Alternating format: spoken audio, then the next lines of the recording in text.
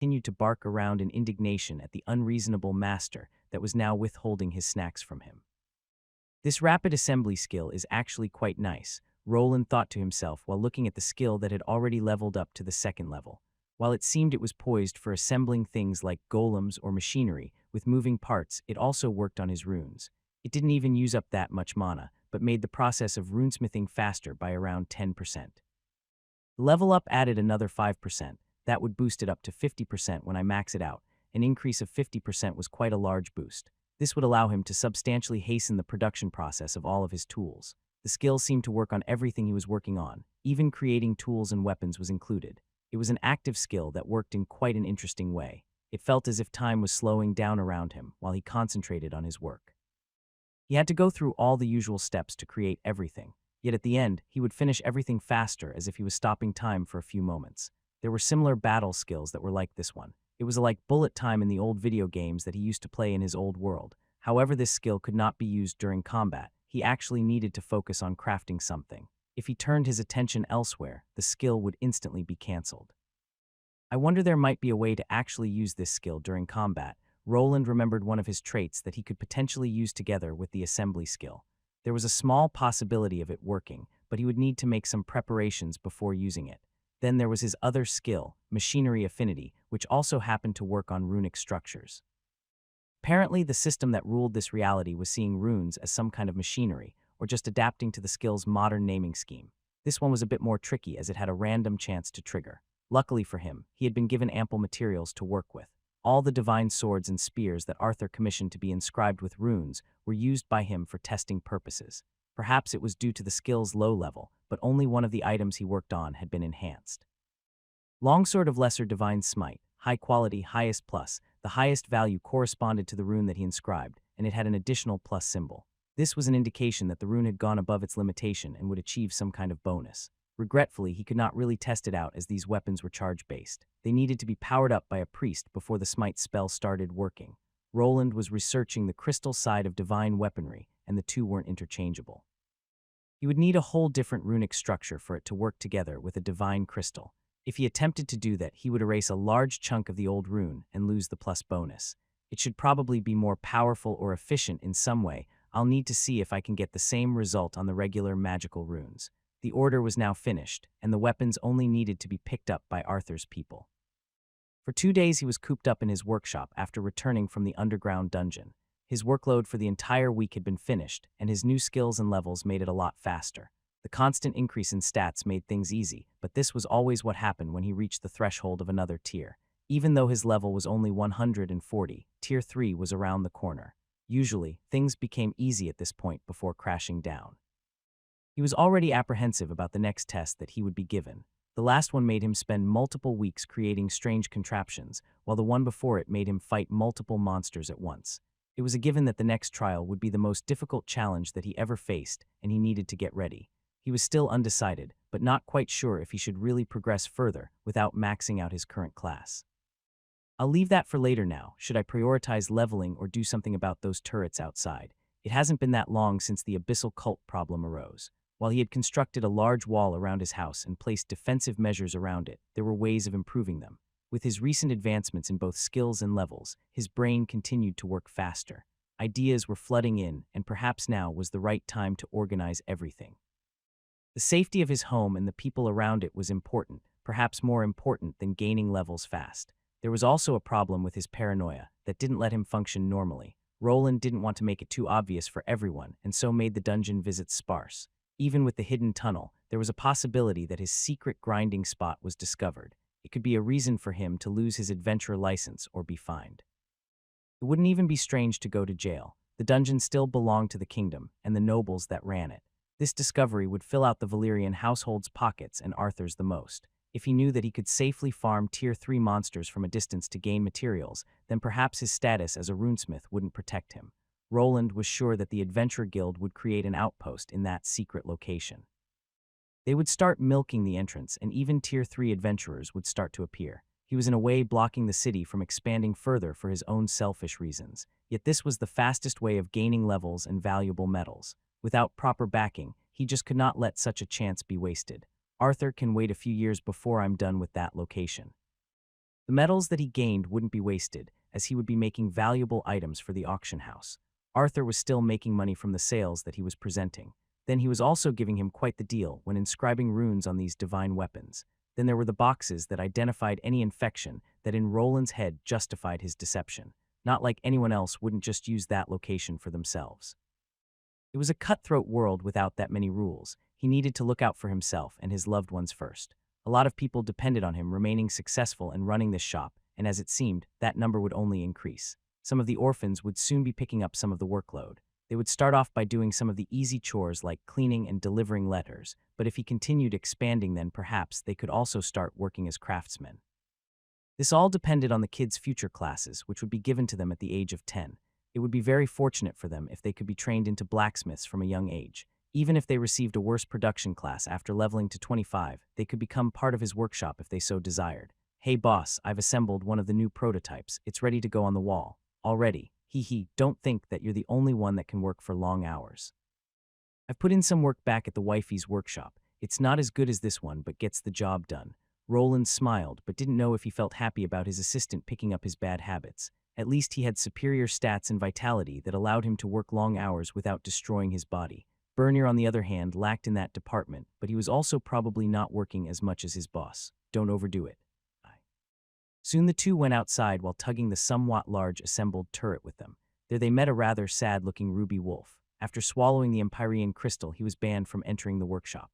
Until the next time that Roland headed into the dungeon, Agni would remain outside. Don't give me those eyes, you know what you did. Worf. It seemed that the punishment was working, but if he stopped swallowing crystals remained to be seen. The turret that he prepared was indeed a bit larger and bulkier than the other ones. Long gone were the cactus-like turrets that fired bolts of energy when something entered the line of sight. This one would be able to follow movements independently while also analyzing its opponents. It was more similar to an actual golem. Roland actually had a lot of freedom with these devices, as they weren't limited by something like guns. The cannon part didn't need to be that long, and most of the runic structures could be integrated into the main body. There was no ammunition or a magazine that needed to be supplied. As long as it remained connected to the generators or a battery, it would continue to function. The golemic turret had a thicker circular base with 6 latches around it. Through those large screws would be inserted to attach it firmly to the wall pillars. The turret would be able to move almost in all directions, with the cannon's maximal upper angle being at 90 degrees. If something managed to get behind it, the turret would need to spin its body around to continue to fire. Its cannon wasn't all that long, and to the sides, it was surrounded by thick angular blocks. On them, there were several runic inscriptions that would allow it to use various other spells. It was not just a device that spammed homing mana arrows like its predecessors. There were several options that would work on various types of enemies. A divine energy option was also in the works, but Roland had still not been able to figure out a way to emulate the godly energy. Everything had been tested before attaching this bulky defensive machine to the wall. Thus, after placing it onto the wall, it only took a few minutes to get it up and running. It was still a feeling that he wasn't fully used to. With only a touch, he was connected to the whole structure, and even though the code was confusing, he understood it all. Everything became a bit easier with his new class that was focused on the crafting part a lot more than the previous one. That looks a bit imposing, boss. Yeah, one blast could critically injure a high-level Tier 2. It should even give a Tier 3 a run for their money if we create enough. A Tier 3? Are you sure, boss? Roland just nodded at Bernier, who wasn't that convinced. It wasn't strange, as he did not really have a reference point. Being a blacksmith didn't give him much insight into the fighting capabilities of such powerful class holders. For Roland, on the other hand, it became less and less difficult. He had already hunted the infernal skeletons and was becoming used to it. The moving cannons would certainly not be able to one-shot any of those skeletons, but they could not be ignored either. I think that these wind generators will reach their limit soon. The biggest problem with the design came from the powering issue. Down in the dungeon, he could just grab the crystallized Alakhan's fluid and use it as a main power source. Here, on the other hand, he was reliant on his wind turbine farm. There was a limit of how many of these turrets could be used at the same time. There were 2 ways of getting over this energy deficiency. One of them was to make more wind generators. He had bought some of the unfertile lands behind his current workshop and could just use it as a power plant instead.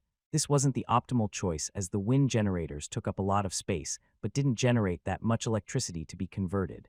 Then there was the other option, which was to expand into different fields of energy generation. He had always seen the underground lava dungeon as a potential resource. It generated a massive amount of heat that, when harnessed, could be changed into geothermal energy. This was the biggest reason that he had created the underground tunnel, not to have a shortcut to the dungeon, but to have unlimited access to the heating it produced. He had already confirmed that it was possible to insert pipes through the dungeon walls without them being damaged. What he just needed to do was to extract all of that heated energy and turn it then to steam that would power the generator. Yet this was easier said than done. The easiest way of producing one would be with a naturally existing water well. The steam that would be extracted from this heated pocket of underground water would make the turbine spin. Afterward, it would cool down and be sent back to the basin that would reheat and turn it back into steam. If he didn't discover any natural pockets of water, then he would need to create something by himself. Water wasn't really required. He only needed to heat up a liquid that could turn to vapor and have enough pressure to spin the generator around to produce energy. There were some chambers in the upper dungeon filled with smaller lava pits close to the edge where he could potentially create something like that. I should probably get my Tier 3 class before trying disclosing the mining spot to Arthur at that point might be wiser. Everything will become much easier with a proper permit. While he could try to be secretive about everything, there wasn't really a need for it. Living under the constant stress of being discovered wasn't his cup of tea. If he could use that spot to achieve a few things, it was enough. There was no need to take the secret to the grave, as there were many other ways to earn money. Roland believed that Arthur would allow him to build a few generators, and it would also be a good chance to propose a business offer. Finally, after the day came to an end, he had a few minutes to himself. Even though his body wasn't much older than 20, he felt like an old man. His wish of becoming a business owner had come true, but it came with a lot more trouble than he expected. Yet he would not give it up even though he was working many more hours. It was a much different feeling when a person worked for their own dream for a change and not for the dreams of others. It gave him the motivation to go on and suffer through the growing pains of his little shop. Time began passing, and the days turned into weeks. The city was quite peaceful at this point in time. Even though a threat lingered in the air, people continued to move forward. The city was showing a lot of growth while others around it continued to fail. The person that had come in close contact with this threat on several occasions continued to prepare for the worst outcome. Producing weapons, improving his armor, and setting up defensive structures while also pushing himself to the limit for his levels to rise. So this is it, level 150, I should probably call it a day. Roland continued to grow at a rapid pace and finally, he had hit that threshold. This could be potentially a new start for him, or just a stopgap for the real thing later. I should see what classes I can take and decide later. He looked at the dead skeleton that he had defeated as many else before it. For some reason, it felt as if something was observing him. However, when checking his radar, he could not spot anything out of the ordinary there. Yet from within that second dungeon, he could see a faint green light. It had continued to appear whenever he visited this place, and was a big reason for the unusual feeling. It's probably a torch or maybe some kind of trap that activates after a skeleton is killed. Without being sure what to make of it, he returned home. There, he would visit the place where it all started. Are you sure, Mr. Wayland? Surely it would help you with that bad reputation of yours if you made an appearance during the event. I'm not very good with things like that, Lord Arthur. I'll have to decline the offer. Well, if you change your mind, then be sure to inform me. We still have some time before it starts. I will, Lord Arthur. Roland bowed before the city lord while quickly walking out of his auction house office. He had been delivering some items for the auction while he was called up. Arthur was organizing a big event to ease the minds of the people. They had managed to clear up the abyssal cult's presence before any substantial damage was taken. Lobelia had informed Roland about the Thieves' Guild dealings. He knew that the hidden lair was discovered, and the cultists were now probably dead. News of smaller outbreaks was going around the whole island, and even the mainland, which still caused some panic. He had been invited as the person that created the divine devices. As Arthur stated, this would be a good publicity stunt for him. All he needed to do was to show up and wave at the people while others did the talking. His reputation was still not that great after the Dwarven Union painted him as a crook. They made sure to try and discredit his work so that no one would buy them. Only when dropping his price and getting a few adventurers to advertise his work was he able to get out of the slump. Yet as the introverted person that he was, it was difficult. Even though he knew it would be good for business, it was difficult to advertise his face so loosely. There was always a chance that he would be recognized by someone or even attacked by some vengeful cultists. Due to this being an official outing where the city lord showed up, he would be able to gear up. Most of his weapons would need to remain outside the venue that they were using, which didn't sit too well with him. Even though Arthur seemed to trust him, his people didn't. Mary, his true bodyguard, would not allow him to come fully armed. It would be a good place for some networking. The vast majority of the merchants are still weary of doing business with me. It would show that I have the backing of the city leader. It would be strange if they came up to me and offered some deals by themselves. Even though he was free to buy up resources from the more trusted hands, he was not offered that many trading offers. While he had a contract with Arthur, that didn't mean that he couldn't do business with other people. What he needed to do was just deliver the minimum required creations to the auction. After that, he was free to do whatever he wanted with his free time. Though at this time I don't really need or want any more work, so might as well wait a bit more until the offers pile up. Roland decided to play the waiting game for now. He did not like the attention, and at this moment didn't really need it. Money was flowing in from multiple sources. The minerals and rare ores that he got from the dungeon were slowly piling up. He was preparing to create a new set of armor when he attained enough red mithril. Together with some of the exotic blends, he would probably be able to make something that would last him for a while. Money was not an issue, and he didn't have enough time for his current project. This was to level up to Tier 3, which he was already able to achieve. His level had reached the minimum requirement, and he was heading home for the big reveal. His runic engineering was only at level 25, and he had gained another useful skill, Basic Runic Region L1. Skill active. Allows the control of runic structures from a distance. The distance is dependent on the skill's level and user's intelligence stat.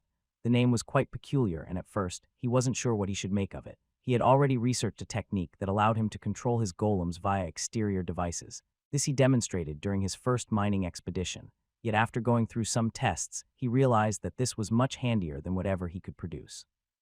With this skill, he could connect to exterior runic devices that were within his range. At level 1, he was limited to something over 7 meters. This was a strange number, but it seemed that for every 100 points in intelligence, he was gaining a 20% increase in area size. Now, he only needed to gain a level in the skill to see how much it would be expanded. He assumed it would be a 5-meter increase with each level. This would put it at over 50 meters if he adjusted it to his current stats. It didn't use that much mana, which allowed him to be connected for long periods of time. Runic items that were created by other runesmiths would be more demanding, and an increase in quality would actually lower the requirement instead of increasing it. First of all, it allowed him to control his golems without the need for voice commands. It was possible to connect to their golemic eyes directly and allow the image to slip into his own field of vision. The first time he used the skill in that way, it was truly surprising. Roland didn't feel that he would be able to use it well if he didn't possess his parallel thinking trait. Controlling things that he wasn't touching while trying to move his own body wasn't that easy. This skill would require some getting used to, but it would probably enhance his combat abilities. It's not limited to golems either. I wonder if runesmith classes focused on golems get the same skill that is just limited to golems. This was a possibility, and the main reason that he decided to go with this class instead. Even though it lacked some of the golem-focused skills and buffs, those could still be gotten by him with the help of some skill books. The only reason that he hadn't been buying those up was the uncertainty of what he would be getting from this class of his. If he received a skill that he spent 50 small gold coins on the previous month, he would feel like a fool. Yet after gaining 25 levels in this class, he wasn't seeing any golem-specific skills yet. This made his theory that this was a somewhat unique class with its own unique skills a possibility. Then there was another, a bit less useful skill that he had also achieved on his way to level 150. Just as the name stated, it allowed him to instantly create copies of schematics and blueprints. As the previous skills, it wasn't limited to runes, and he could actually draw up a schematic of something like a golem. Basic blueprint fabrication. Skill active. When this skill is used, it allows an instantaneous creation of blueprints of anything that the user had created before. He was really getting a lot of new and interesting skills, more than he gained with the Runesmith Lord class. Yet from his point of view, the reason was probably due to some overlap from his old Runic Blacksmith class. That one generated lesser versions of skills that could be then leveled up further with the higher version of the class. This one, on the other hand, had a new set of unique skills that even started at their basic levels. There was a large possibility that they would turn to their regular version, which could also be leveled up later. The auction house catalog didn't really have anything that I wanted. If I want to get more golem-related skills, I'll probably have to order them from the outside or through other means. Tier 2 skills weren't as easy to come by as Tier 1 skills. First of all, crafting-related skill books were controlled by the Dwarven Union. They would buy anything related to crafting and also frown upon people that tried selling them. The best way of earning money was to constrict the knowledge and not allow blacksmiths that didn't sign up to gain manufacturing knowledge or skills. Still, some people don't care and will sell them if they need money. Those types of skill books appear on the black market a lot too. While he had stopped going to the underground market, this didn't mean that there weren't items there that he wanted. Just as the upper city was expanding, so was the lower city. Apparently with time, their own version of an auction house would be created. Their new never-before-seen wares would be placed, some with forbidden knowledge, and perhaps something to give him an edge against the competition. But that would have to wait, as he had more pressing things to do. Only because of the tight schedule, he had to rush towards the auction house after returning from the last dungeon run. Now it was time to reorganize his thoughts and see if his luck was good. However, before he reached his home, he was spotted by some people that recognized him. These were not ones that he knew, but instead a side effect of his recent reputation boost. "Is that Mr. Wayland? Please, you must visit my store. Here, have these fresh apples. Hey, isn't that the runesmith?" Some people pointed from afar while others approached him to give him gifts and invite him to their establishments. Someone had spilled the beans on his involvement in the checkpoint establishment. The only thing he could do was deny the fact that he was the one that developed the blueprint for the divine device. For the time being, it was only known that he had been the one manufacturing them, as he still didn't want to appear too competent to bring in unwanted company. Not this, I have enough food at my house." As always, he tried to ignore everyone while hiding behind his hood. It started to become annoying to come to the city, where previously people were apprehensive about interacting with the strange magical craftsman. With how he was working with the city lord, it seemed that everyone wanted to profit off his good name. This didn't fly with him that well, as these were the same people that ignored him a few years ago when the Dwarven Union was trying to put him out of business. Now when the boot was on the other foot, they started crawling back. Even the guild master was trying to invite him for another business talk, which he was informed by Elodia. "Excuse me, but I need to get back to work. Please give this to someone that needs it." As a rule of thumb, he didn't accept any gifts that could potentially force him to return the favor later. There was no need for him getting any help from the regular business owners, as his earning potential had increased by a lot. The only person that he couldn't really ignore was the guild master of the Adventurer Guild. He had torn up the contract, but he did guide him towards the black market that allowed him to survive until this day. "I can always refuse any business offers now, but I still need to meet up with him. Are you all right? You've been sighing a lot lately. Have you thought about resting?" Roland was now back at his house, and at the entrance, he ran into Elodia that was packing up for the day. For some reason, he felt somewhat refreshed after seeing her face. It did really change things up when there were people that were concerned about him. Perhaps without her and the others that were relying on him in some way, he might have decided to scale down the whole business. "I'm fine. Don't worry, I don't need much sleep, and I don't really get tired anymore." Elodia reacted with quite a weary smile before closing the shop door behind her. Roland had entered through the main gate that now looked like an entrance to some kind of prison. He had placed a fence around it so that even if someone managed to get through it, they would have a second barrier to contend with. This was mostly made for the couriers that could drop the package there instead of leaving it in front of the gate. "Well, don't stay up too late and remember about that thing. It would probably mean a lot to the kids if you were there too. Some of them look up to you." "They do. I guess I need to wear my good shirt then. That would be nice." His joke went past his girlfriend as she gave him a peck on the cheek. After about an hour, she was heading back to her main home. The orphanage was still in the city, and the vast majority of the kids she brought over here were still living there. He had promised to join them for a little event the next day, which was quite important for the ever-growing munchkins. Finally, the time had come. He was alone in his office with a class change crystal right before him. To this day, he had no idea what these things were and how they were created. They were supposedly only created at large temples through some rituals, but there was nothing substantial to confirm the rumors. Within a moment, he found himself at the old apartment building. In the past, this place used to feel like home, but the longer he stayed away, the more it felt alien to him. It was as if the previous world that he came from had been some kind of fevered dream, and this place he was in now was his actual.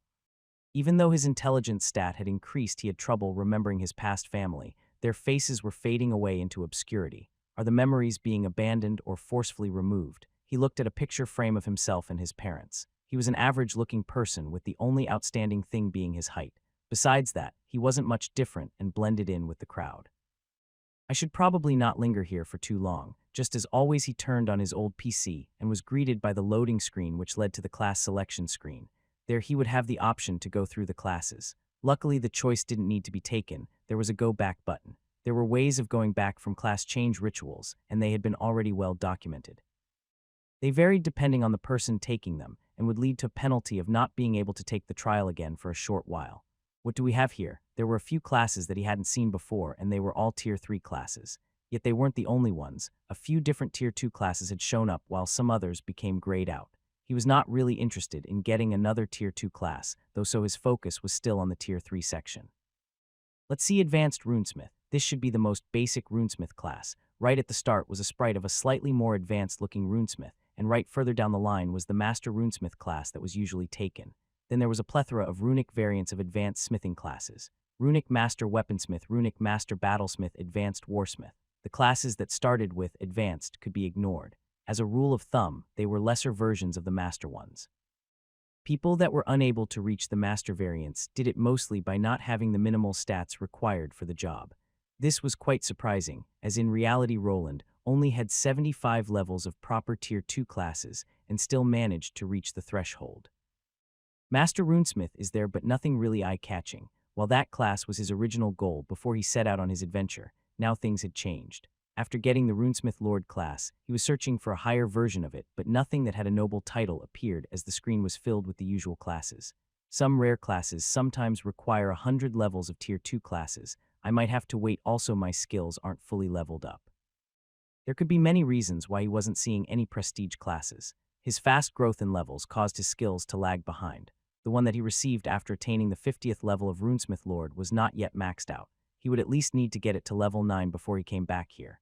This is what I kind of expected. Everything was still going according to plan. There were 25 levels of Runic Engineer to go, and he intended to get them all before the next switch. If nothing eye-catching showed even after that, he would need to focus on the rare skills. Only when he was out of options would he decide to go with a more regular class. If nothing worked, then he would go with the Master Runesmith, which was still a somewhat rare job not practiced by many. Well then, I guess it's back to the dungeon. With that, he clicked out of the class selection screen for the first time. His eyes glanced at the old apartment that he had begun to forget. So how do I get out of here again? The records showed that there should be some kind of exit that isn't always too obvious. Roland gave out a sigh and started going through this recreation of his living space. He needed to get out, but there wasn't really an instruction manual about these things. It was time to investigate this place further. Congratulations, your basic runic region skill has leveled up. Level 4 already. Roland was surprised by the prompt after a certain sword dinosaur had been defeated. He was standing on the side with his hammer being used as a long-ranged weapon. Close to the dead monster was Agni, who was still ferociously biting into the dead creature's neck. While he was still behind in levels, the monster's fighting pattern was already known to everyone here. The new skill that he attained not so long ago was rapidly leveling up even while going against weaker enemies. Just as he speculated, the range increased by 5 meters for each level up, and it allowed him to control all of his golems at a much faster pace. Without the need for spoken commands, the magical machines were directly reacting to his input that he implemented with the help of his parallel thinking trait. The two were tailor-made for each other, and the more he used both of them, the more he felt that his trait was becoming better. It was as if he was close to actually leveling up this trait, which usually didn't happen. Traits were normally attained by fulfilling hidden achievements like killing special monsters or attaining special classes. Yet there were things like growth-type traits, ones that could be pushed further by fulfilling the same achievements. Parallel thinking was gained by pushing himself into a hectic work schedule in which he was trying to multitask. Perhaps controlling golems through the skill would continue to level it up. Good boy, yes, you can eat the mana stone this time, but only if you promise not to eat any more of those divine crystals anymore. Woof, name. Mystical Ruby Dire Wolf, L115, X3, type. Fire Earth Beast. HP 4358, 4358. MP 5524, 5524. SB 62, 62, 62, 62. Strength 144. Agility 204. Dexterity 95. Vitality 168. Endurance 185. Intelligence 167. Willpower 158. Charisma 18. Luck 15. While his furry companion started to make a mess by digging out the mana stone from within the monster's neck, Roland glanced at Agni's stats. There he could see that he was making quick progress, yet not as fast as his master. Some of the experience between them was shared, but it seemed that he wasn't getting as much from the Tier 3 monster kills as Roland was. Perhaps he is standing too far away from the kill. Roland wasn't sure, but it was worth it to instruct Agni to hang out closer to the cave wall. Yet he still feared that he would toss himself at any monster that tried to get through it. Are you done? Let's go. The golems were ordered to cut the tailbone down with the help of their mining tools. With his skill at work, he could manipulate all 6 of them, but he still needed to spread his mind between every single one. At a moment like that, the voiced commands were still better. Unless he managed to split his mind into 6 parts, it would be impossible to control them all at once. Instead, he needed to jump through each and everyone to give the command. This came down to a 2-second lag between the first and the last golem. And perhaps if I implement a central control unit that just relays the commands automatically, I could probably get around it like that. It would also be better to not give voiced commands during a fight. The golems had something similar to an artificial intelligence unit. It was usually a bulk copy of code taken from actual monster golems. Some smart craftsmen had managed to take it apart when they were creating the first golemic products. This had later on been expanded, and some improvements have been made. However, this was protected knowledge, so what made up the golemic brain was kept secret. The components that he was working with were just something regular runesmiths could easily come by. Even though Roland was slowly altering this program, it wasn't that easy. This magical AI had been simplified through centuries of research and alteration. If he actually wanted to get his hands on a more intricate version of it, he would either need to spend a huge amount of money or sign up with the people that were keeping the knowledge a secret. I could also go with option 3 and make my own from scratch. I might be able to copy a golem core with the help of the runic Eye of Truth.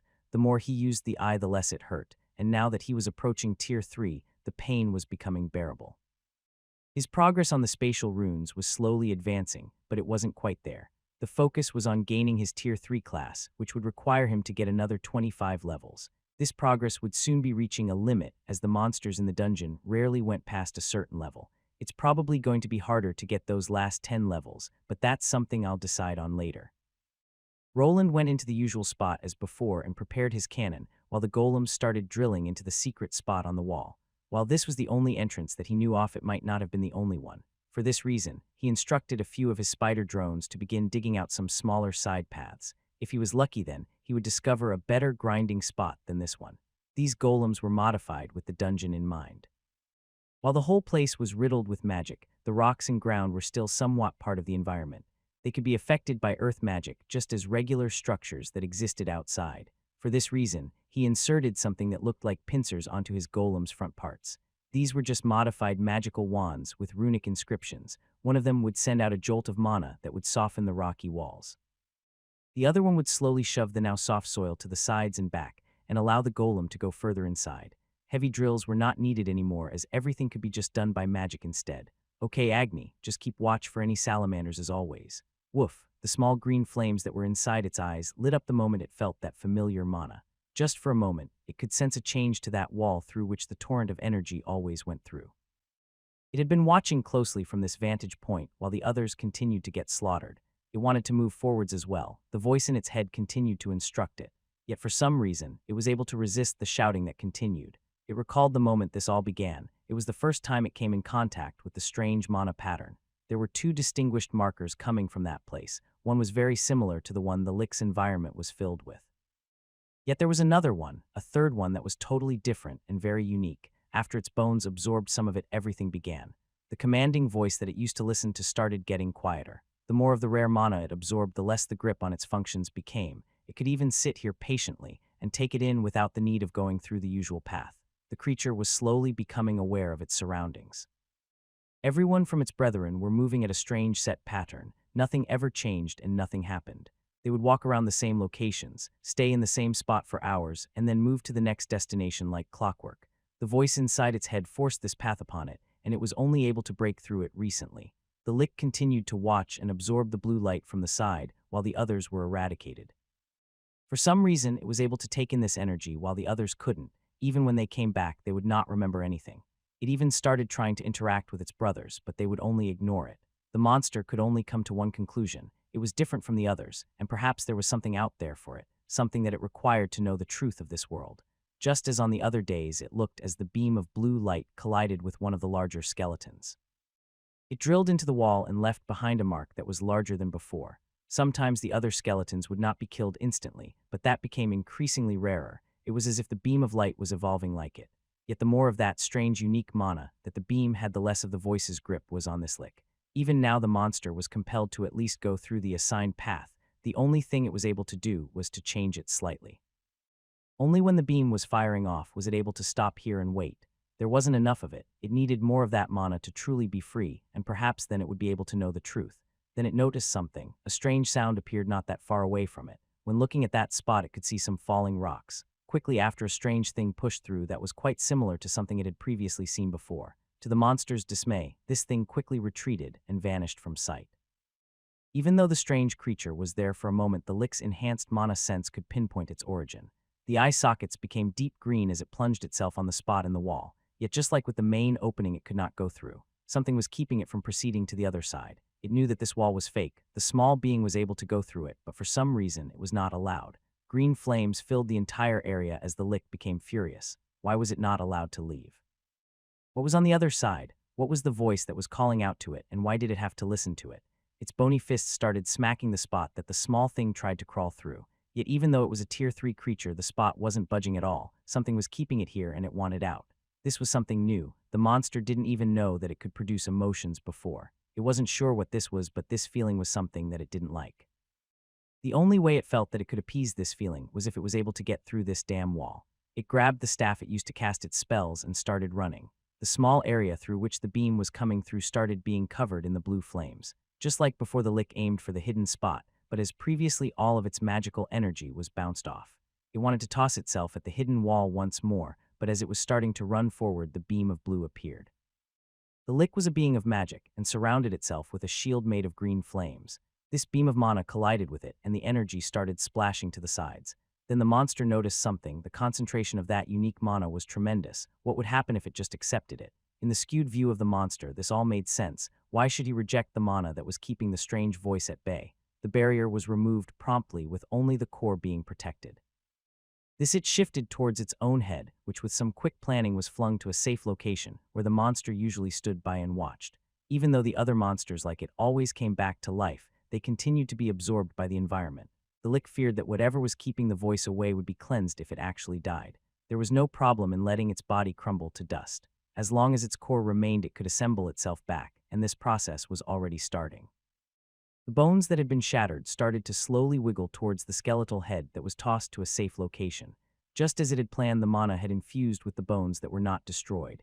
Its being was getting showered by this special mana, and the strange voice that was commanding it had disappeared. What is that monster doing? This wasn't the strange part, as the other monsters acted in a similar fashion. What was peculiar came after that, as the lick started attacking the spot in which the golem was hiding. The spells could not go through, nor could its fist, but the thing still continued. Then it suddenly abandoned that area and burst towards the main one in which he was ready to attack. It was as if this monster could feel where he was and was trying to get through the wall. The others would have gone back to their usual program by that point. Thus, to be on the safe side, he decided to fire a shot, but he was unable to kill the monster. The thing was even able to shield itself for a moment, which made his heart skip a beat. There is no way of it getting over here, right? Roland asked himself while becoming nervous. While he had attained another level through killing one of the previous skeletons, the flaming lick was still above him. If he managed to get out here, there wouldn't be much else than running on his agenda. The golems were already ready to stall the monster, while he and Agni retreated into the secret area. It was not able to get to the golem. Either it can't get through the wall. I need to calm down. After the digging golem retreated to his side, he tried accessing the recording of what had happened there. This didn't help as much as the quality was, as always, abysmal. He could only note this down in his head and be wary around the lick monsters. Perhaps due to it being a creature that was based around a mage, it was more alert to his magical creations and attacks. Hence, while cooling down his weapon, he got ready to shoot the monster again. It had been tossed against the wall, but it wasn't dead. From his experience, he knew that liches had regenerative capabilities and could only die when their core was damaged. However, even after some time had passed, the monster never appeared again. Did its aggro reset and it went the other way? Roland could only speculate, but nothing that he saw indicated that he was in danger of being flooded by monsters. With the appearance of the usual infernal skeleton warrior variants, he was back to the usual grind. Even after a day had passed, the lick had never appeared again, as if it was back to its usual path. "You're back, yes, my lord. Is something the matter? Does anything require our attention?" Well, glad that all that studying paid off. They never let me do much besides read boring books. Think they wanted to sell me off as a pawn to that rich merchant family, remember? Luckily, the girl never did fancy me too much. You mean the one that you tripped and accidentally spilled tea on her very expensive gown? Or was that the one you accidentally bumped into in the restroom? Think that was Lady Alice. Perhaps it was. It was the first one. Stop making me out to be some kind of villain, Mary. I still remember that baffled look on her face. She really could never take a joke.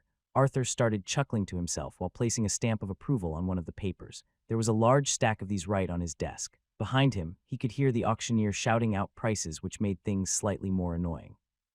But he had grown accustomed to the workload due to a particular person outshining him when it came to work ethic. Anyway, what's the thing that is bothering you, Mary? Have you found someone to take care of these that we can trust? Not yet, my lord. Perhaps getting rid of so many officials was not such a great idea. Perhaps, but at least now I can sleep at night knowing that they won't embezzle any more money from this tiny budget. Then what is it? It concerns the runesmith. I'm not sure we can trust him. Wayland, is there a problem? Is he part of the cult or something? Arthur got up from his chair and turned away from Mary. Instead of looking at her, it was the magical mirror instead. Through it, he could see a golemic product being sold that came from his recent associate. The money he was gaining by selling these high-quality products was quite high, and even people from outside the city were starting to pay attention. If things continued like this, then perhaps more magically inclined types would start showing up. The city lord knew that true power came from magic and things related to them. A person could take a regular-looking sword and place an enchantment on it. The difference in power and prestige such a weapon brought with it was significant. Nothing like that, Lord Arthur. Is it just one of your hunches? I'm not sure. Not much time has passed since we came here, but that man remains a mystery.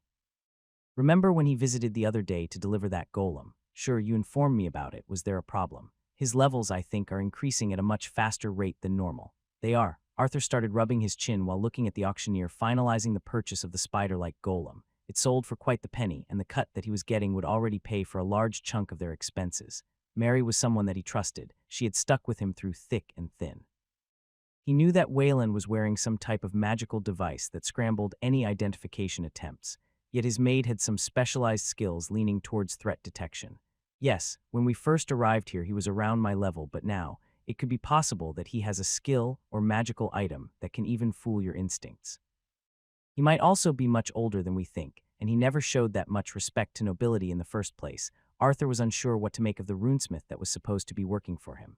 The man was supposed to be around his age range, but he had achieved much more than him already. That compound he was running also was steadily beginning to look more like a fortress. It was clear that he was hiding something and was even involved with the underground. He has helped us in many ways since we arrived here, so I would like to give our new friend the benefit of the doubt, at least for now we need him. I understand, Lord Arthur. Speaking of which, has he agreed to our proposal? Begrudgingly, yes, but it felt like he had other plans. For now, he agreed to assemble those runic devices at the 4 main gates. Good, let us proceed with it then, and if you're still worried then we might have to find someone capable of a second opinion. Yes, Lord Arthur, I'll see what I can do. Mary nodded with a smile and left the room while the young noble sat back on his chair with a tired expression. Things were looking up for him. The city didn't take much of a hit during the whole cult fiasco, and they managed to get rid of their hidden lair before anything got out of hand. Just as he expected, refugees from the cities that were affected started flooding in. This of course brought in more problems, as some of them were found to be afflicted by the strange parasites. Various steps needed to be taken to ensure the safety of his citizens and the growth of the city. Everything is going well, but another sigh escaped his mouth as he grabbed a parchment. Things were proceeding as he had planned, but everything was moving at a snail's pace. Even though he was managing it well, the growth was nothing extraordinary. Something like this would not grab the attention of his father. I should go back to work. Perhaps an opportunity will present itself to me. I can just do my best until then. Hee. Could you stop grinning? But boss, how can I not be grinning? Those union bastards must be seething with rage. I guess they might be. They must. Roland and Bernier were walking towards the city while the large mule golem was lumbering behind them. This time around he wasn't going to the dungeon for more mining materials. Instead, he was going to the city to start a new endeavor. A few weeks ago he was given another business opportunity. This time Arthur wanted him to install a few runic turrets at the city gates. The main reason was due to the existence of the cultists. New city guards were slowly being recruited as the population increased, yet this was not quite enough. They needed more protection for the city, and these mechanical turrets were supposed to be the answer. At first he wanted to decline the offer. Placing his runic devices all over the place would bring unwanted eyes. It would also give anyone that wanted free rein to examine them and find out all of his secrets. Yet after further consideration, he realized that it was already too late to worry about such trivial things at this point in time. The auction house was slowly being filled out with his golemic products and magical weapons. If anyone wanted to examine the runes that he was making, then it wouldn't be that hard. They could also just come to his shop and get them directly from the source. There were no such things as patent laws in this kingdom, so anyone could copy his designs without him being able to do anything about it. This was fine, as he had already done the same exact thing by just stealing runic schematics with his debugging skill. He would be a large hypocrite if he didn't see the double standard in that. While there was a possibility of people reverse engineering his creations to find some type of countermeasure later, he just needed to keep altering his designs. Perhaps if someone actually found some type of backdoor, it would help him progress. Then there was the second reason that he was willing to go through with it. The turrets were still made by him, so he would naturally be able to control them with the help of his skills. He would be placing these throughout the city and could always seek their aid if he found himself in trouble. Even if the guards at the location were against him, he could always interact with the turrets and order them to fire at whoever was against him. These devices would mostly work through an exterior controller, similar to the ones used for golems. Voice commands were possible, as always, and only runesmiths or rune mages would be able to directly interact with these runic machines. Yet even then, it wasn't that easy to go around the locking mechanisms of these instruments. After the master was registered, it took some time for a new one to be integrated into the system.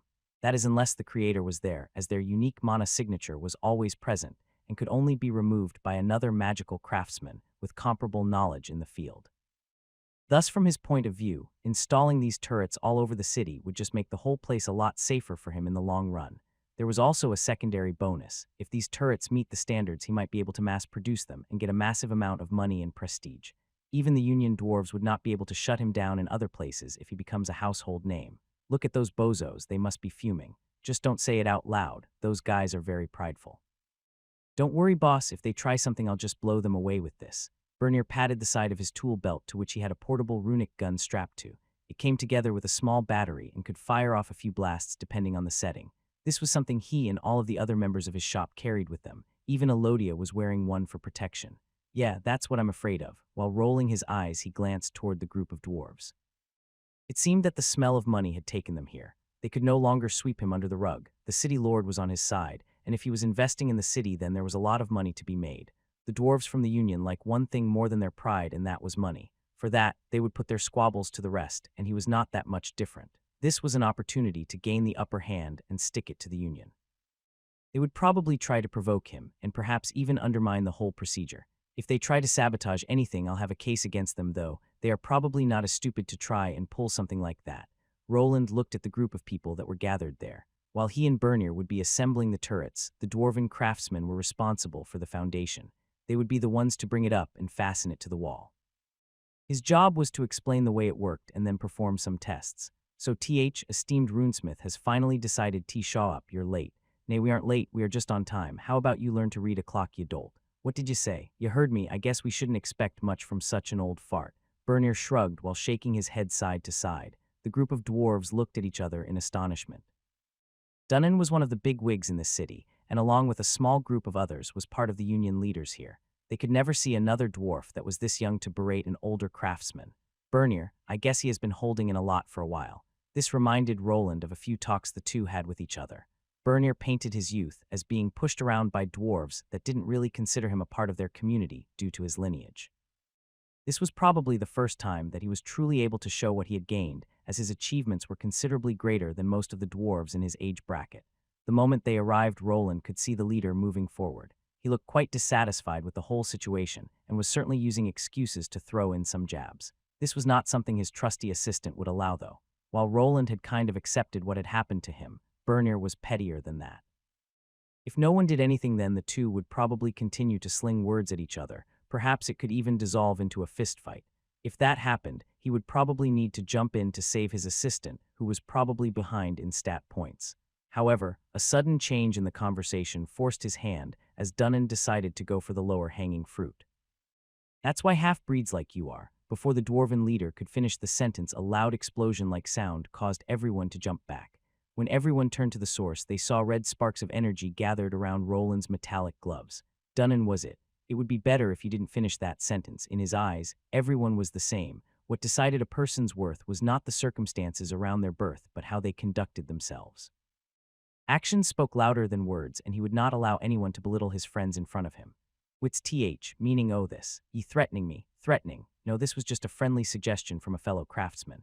My, I was wondering why it was so lively today. If it isn't Mr. Wayland and Mr. Dunnan. Roland's eyes moved to the side from where the woman's voice came from. There he saw the city lords made slowly moving towards them, while not making a sound as always. Her feet weren't leaving any footprints behind, which just made things a bit concerning. Good that ere go and tell Lord about this unreasonable hoodlum. Oh, where is this hoodlum you speak of? I don't see anyone that fits that description. Now then, gentlemen, the Lord wishes to express his gratitude for seeing past your grievances and working together. He hopes that this will be a great opportunity for everyone involved. Opportunity, my ass, they probably just want to see how I work. Roland had to stop himself from rolling his eyes at the speech Mary made.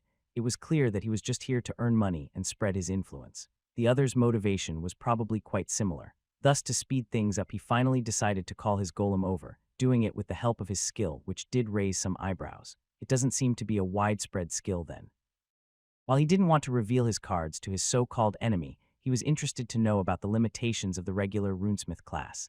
This he could mostly decipher from the dwarves, as they did wear their hearts on their sleeves. They were interested in the slow-moving golem that just went to the right location and started opening itself up on its own accord. From within, everyone could see what looked like a magical turret, along with a few other things. Well then, please carry those out and organize them as I tell you to, of course if that's fine with you. Roland looked towards Mary and then at Dunnan and the rest of the dwarves. Their leader, after glaring back, turned to the maid and just nodded. Finally, they started unpacking. With some luck, they would be able to assemble the two that were brought over for today, and then move on to arm the rest of the city gates. Name: Roland Arden L. 160. Classes: T2 Runesmith Lord L50, Secondary, T2 Runic Engineer L35, Primary, T1 Mage L25, Tertiary, T1 Runic Monoscribe L25X, T1 Runic Blacksmith L25X. Doesn't look like much, but it's become harder now. Roland glanced at his level that had reached 160. There were only 15 levels left, which didn't seem like much, but he had caught up to the monster levels of the creatures inside of this dungeon. It would probably take a while until he maxed out his class, but even then it would be much faster than what a regular person needed to go through. It feels like I'm on vacation. When I'm here, at least I can offset some of the leveling with crafting. Awoof, yeah, I'm coming.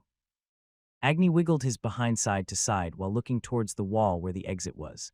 They had stayed here for another couple of days, but more work had to be done. He had just finished outfitting the city gates with the turrets, but the Lord wanted more. Now came his private estate, and then perhaps more orders for armor enchantment or weapon enchantment. Ever since he returned from the gold rank test mission, he felt like he was working constantly. He wasn't even able to enjoy his and Elodia's nights together, as he had to get up early. This of course caused all of his work-related skills to go up. Stress resistance was already at level 6, while resilience was at level 5. He was not sure how this happened, but it seemed that he was under the constant stress of the deadline, which worked wonders in leveling these skills. Then the little sleep he got continued to boost the resilience skill that helped him recover. With it around, there was no need for stamina potions or coffee. After I get to tier 3, I'll take a whole month off.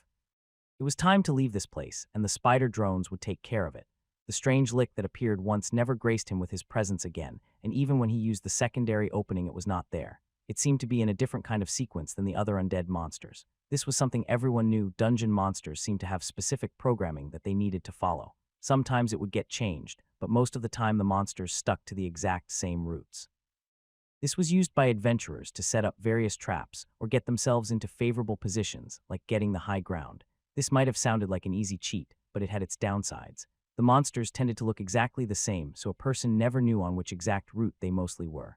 Only the rare field bosses were mostly the ones getting documented. It was the same for the 10th level boss that had its fighting patterns and variations all written down. It made fighting it much easier even for an underleveled party. Awu, here I'm coming. You really don't like to be bored, Agni. Roland didn't experience much trouble after getting back from his last expedition. The weeks continued to pass, and he was slowly progressing towards his end destination. It would probably take at least another half a year or perhaps more to get those 15 levels. This was already an astonishing speed, not normally achieved by people with no backing. I wouldn't be surprised if there aren't that many people within my age bracket that are over level 150. While opening the hidden exit and waiting for the mule golem to get through it, he glanced at the closed dungeon opening. Without this discovery, it would have not been possible. There weren't many places in the world that were this tailor-made for his advancement. In a regular tier 3 dungeon, there would not be a place where he could place a giant cannon and just constantly kill powerful monsters with them. Due to the experience point split, people were unable to power level. If a noble brought many bodyguards that did too much damage, they would not gain much even if they delivered the final blow. Disabling a monster or knocking them out by a strong fighter before the kill would also lower the experience gain dramatically. The only way to really counter these limits was to use powerful magical tools. As long as the skill or spell came from the person holding the tool, it would count. What's up next? Turrets are ready. I should probably make more golems and start looking into that geothermal generator blueprint. After achieving his goal, Roland was ready to give this place up. There was a limit to what he could gain from it. It would probably be better to just allow people to discover the Tier 3 dungeon. Later, after it was somewhat mapped out, he could just enter it to farm the powerful monsters himself. When he achieved his own Tier 3 class, they would probably not pose a big threat. The voice was gone for a while, but it could feel that it was temporary. The strange mana that was absorbed previously wasn't enough, yet it didn't want to risk death. The energy waves that were coming from the hidden wall continued to get stronger. For some reason, the moment the voice died down, it became very protective of its own well-being. It was better to use the other empty puppets to siphon trace amounts of energy. While it continued to seek a way out of this place, it was unable to leave. There seemed to be another invisible wall keeping it from escaping. After going through all the corridors it could find, it discovered 2 flights of stairs. One of them was heading up while the other was down. Regretfully, it was unable to pass through the threshold. Whatever it attempted to do, it had failed. Only inanimate objects were able to get through to the other side, while it and all the other similar skeletal beings were not. This was a prison that it couldn't leave, and the longer it stayed, the more it could feel the pressure of the voice. Even though it was gone now, it knew that it was only a matter of time before it returned.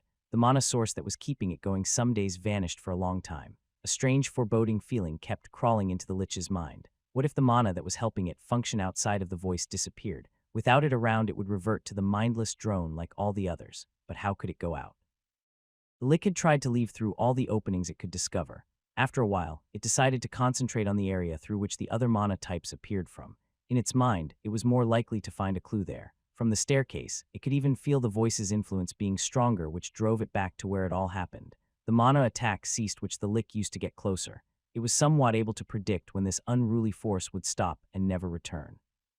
There was always a certain time frame it used and didn't go beyond it for some reason. Perhaps it needed to recharge itself before the next time. Yet after another bout of hitting or scratching the wall, nothing ever came of it. Without any new clues, it returned to the nearby chamber where something it had previously encountered remained. It was stashed in a safe location where the others couldn't get it and still contained a bit of the strange mana pattern. This blue construct that looked like an arachnid wandered into the chamber one day. The Lich was awakened that day and slowly reached this point where it was fully conscious. It cherished this strange wreck that was a mangled mess of metal now. Only parts of it remained, which it tried to reassemble back into its original shape. It was its treasure that allowed it to become what it is today, but it could feel that the dungeon's corruption was running its course. In time, this item would be polluted with the other mana and lose its original worth. The Lich was unwilling to let its treasure be affected by the annoying voice that commanded it to do its bidding. Then it dawned on him, a plan that might actually work. It remembered the other similarly looking metallic bug almost wandering into this place. It was able to pass through the hidden passage. What if this thing that he was holding could do the same? The Lich quickly grabbed the busted-up spider drone and made his way to the place through which the beam of light shot through about half an hour ago. The mana in the air was still filled with the pattern, which would probably make this the best moment. Instead of hitting the wall again this time around, it pushed the blue scrap metal against it. To its surprise, the thing that he was holding was able to push through it. Only when the bony digits holding onto it pressed to the wall was the Lich unable to progress further. A round of tests was started. What remained from the metallic spider was a damaged chassis with some legs dangling from it. The Lich could feel resistance when he tried pushing this rounded piece through the hole. When doing this, it seemed as if the metal was vanishing inside the wall. Finally, it performed the task it came here for. By sticking its hand inside of the golem remains, it tried to push its hand beyond the point it was allowed to. Its eyes lit up with the green flames as it felt no resistance. It had to hold itself back from pushing its entire arm through the wall. It was sure that the moment its bony parts touched the invisible barrier, it would be stuck there. Instead, it pulled out the rounded metal and started pacing back and through the room. Its mind was going wild with an idea that it was trying to justify. If it was successful, then it would be free, but if not, then it would surely die.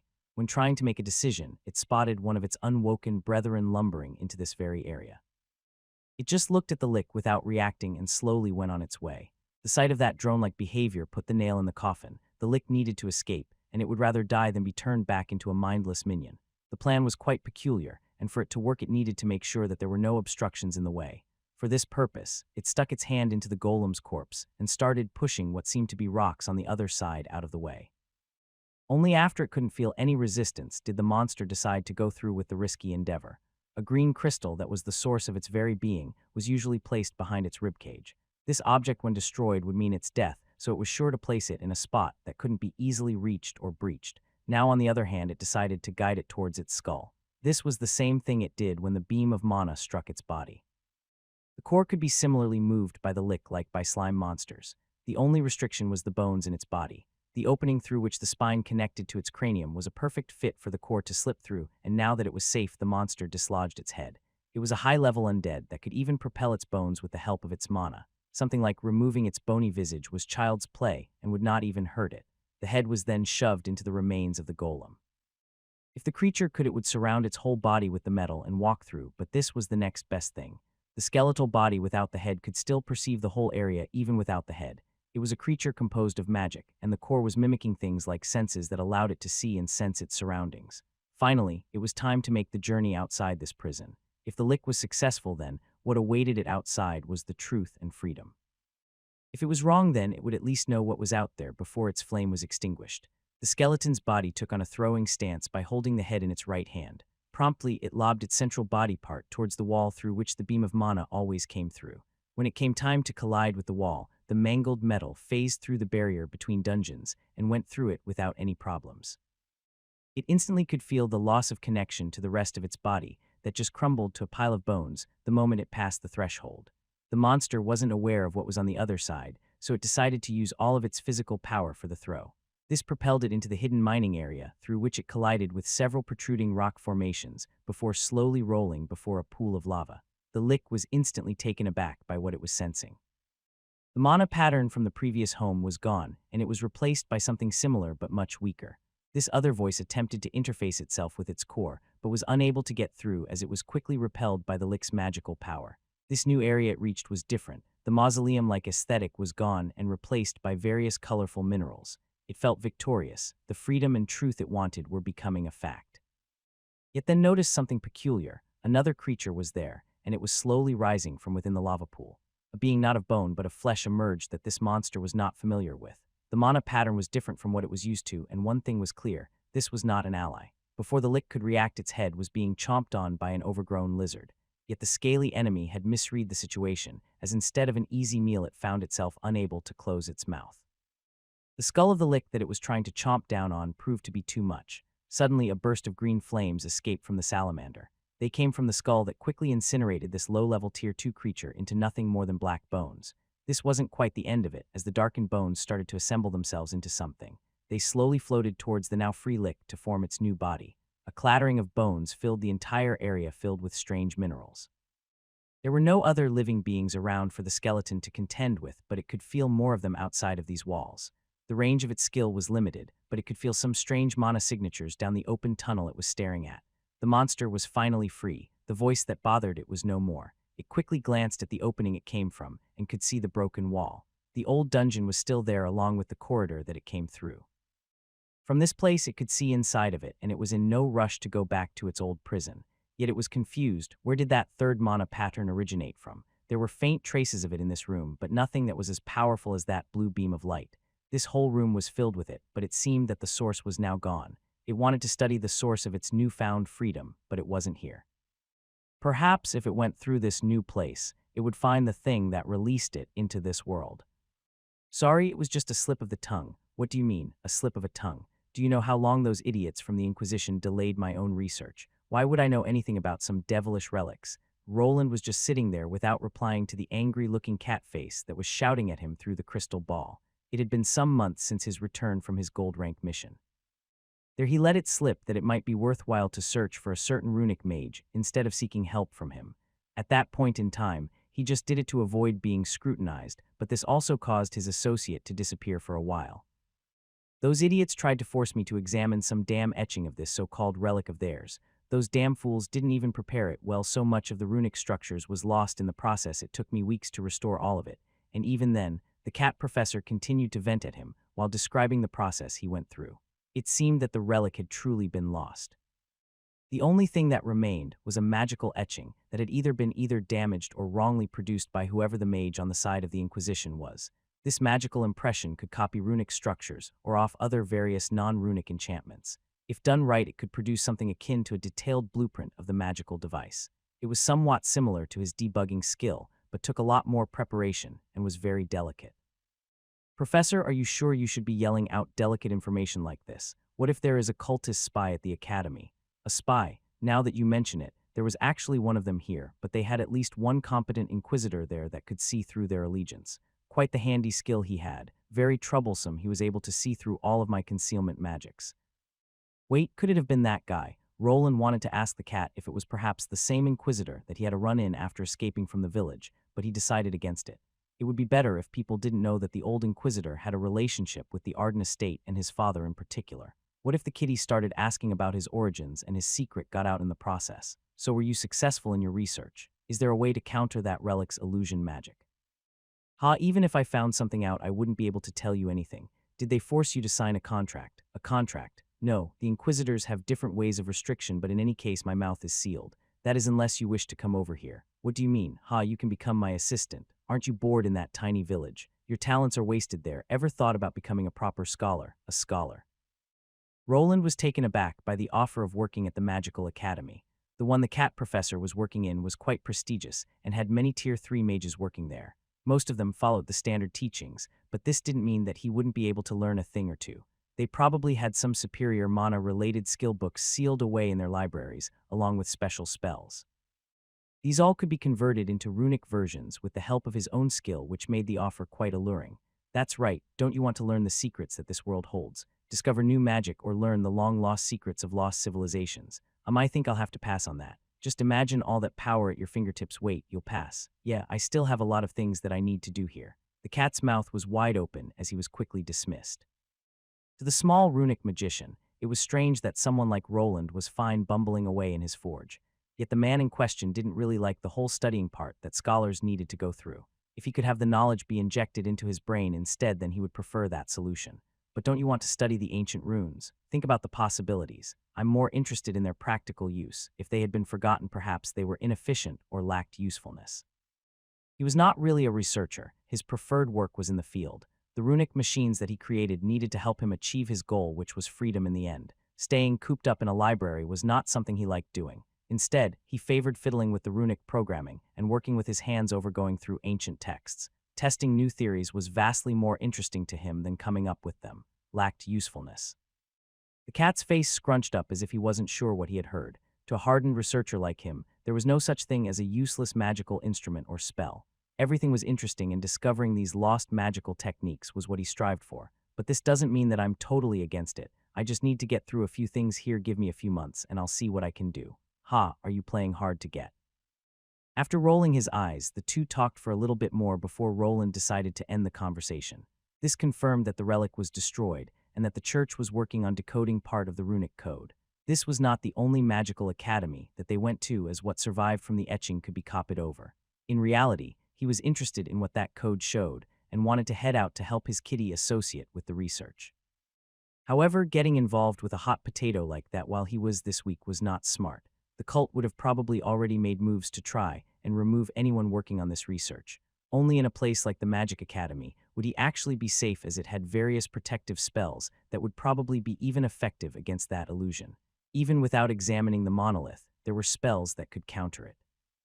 The only problem was that such spells required a lot of magical energy, which could only be provided in select locations. Thus, for the time being, he could not involve himself in this matter, and could only hope that someone made a breakthrough. I don't think the church will make it public even if they manage to crack the code. It wouldn't be strange if they only distributed the knowledge to their most trusted paladins. It wouldn't be smart for the church to point out their countermeasures to their enemies. The cult might be able to quickly change their relics and patch up the loophole. Then it would be back to square one, and the dance between the two religious groups would continue again. The cult decided to go with the nuclear option just to destroy their traces. It wouldn't be strange if they did something drastic again, but that is if they actually know of the existence of those etchings. Perhaps the church had learned from their mistake, and they took the right steps to protect their only clue. If that scary inquisitor arrived at the Magical Academy, then it was a sign of them taking things seriously. Roland had been able to escape the illusion twice already, and was probably the best person for the job. Together with the etching and his memory of the original code that he saw through his debugging skill, he might be able to decipher the mystery. That is, after I get to Tier 3 and get a full understanding of greater runes. After the conversation was over, he decided to pay his workshop a visit. There he continued with his work and also training. His increase in levels was not the only thing he needed to work on. All of his skills were quickly falling behind, and he had to keep up. At a bare minimum, his runic Eye of Truth needed to be maxed out before he attempted a class change again. Without it being at its highest, he did not expect getting a prestige class at the rank of his runesmith lord. Thus the hours ticked, and the next day arrived while Roland achieved a whole 4 hours of sleep. This day was a bit special as some of the orphans had turned 10 within this month. 3 of them were ready to receive their first class, and he was going to be their sponsor. Good morning, G. Good morning, good mornin, G mornin, the 3 children replied to him as he spotted them next to Elodia. The first was a somewhat shy-looking girl with green hair. She was the shortest of the bunch and her ears were a little pointy, but besides that, she passed for a regular human. Then there was the loudmouth of the group that shouted back to announce himself.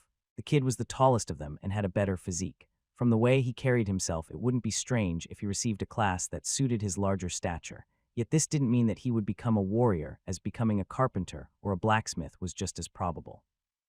The last one was also a boy of 10 years with some stubble around his chin. Similar to Bernier, he was a half-dwarf, and already at this age he was starting to grow a beard. Probably after 2 years, his beard would start covering most of his jaw and he could pass for a very young dwarf.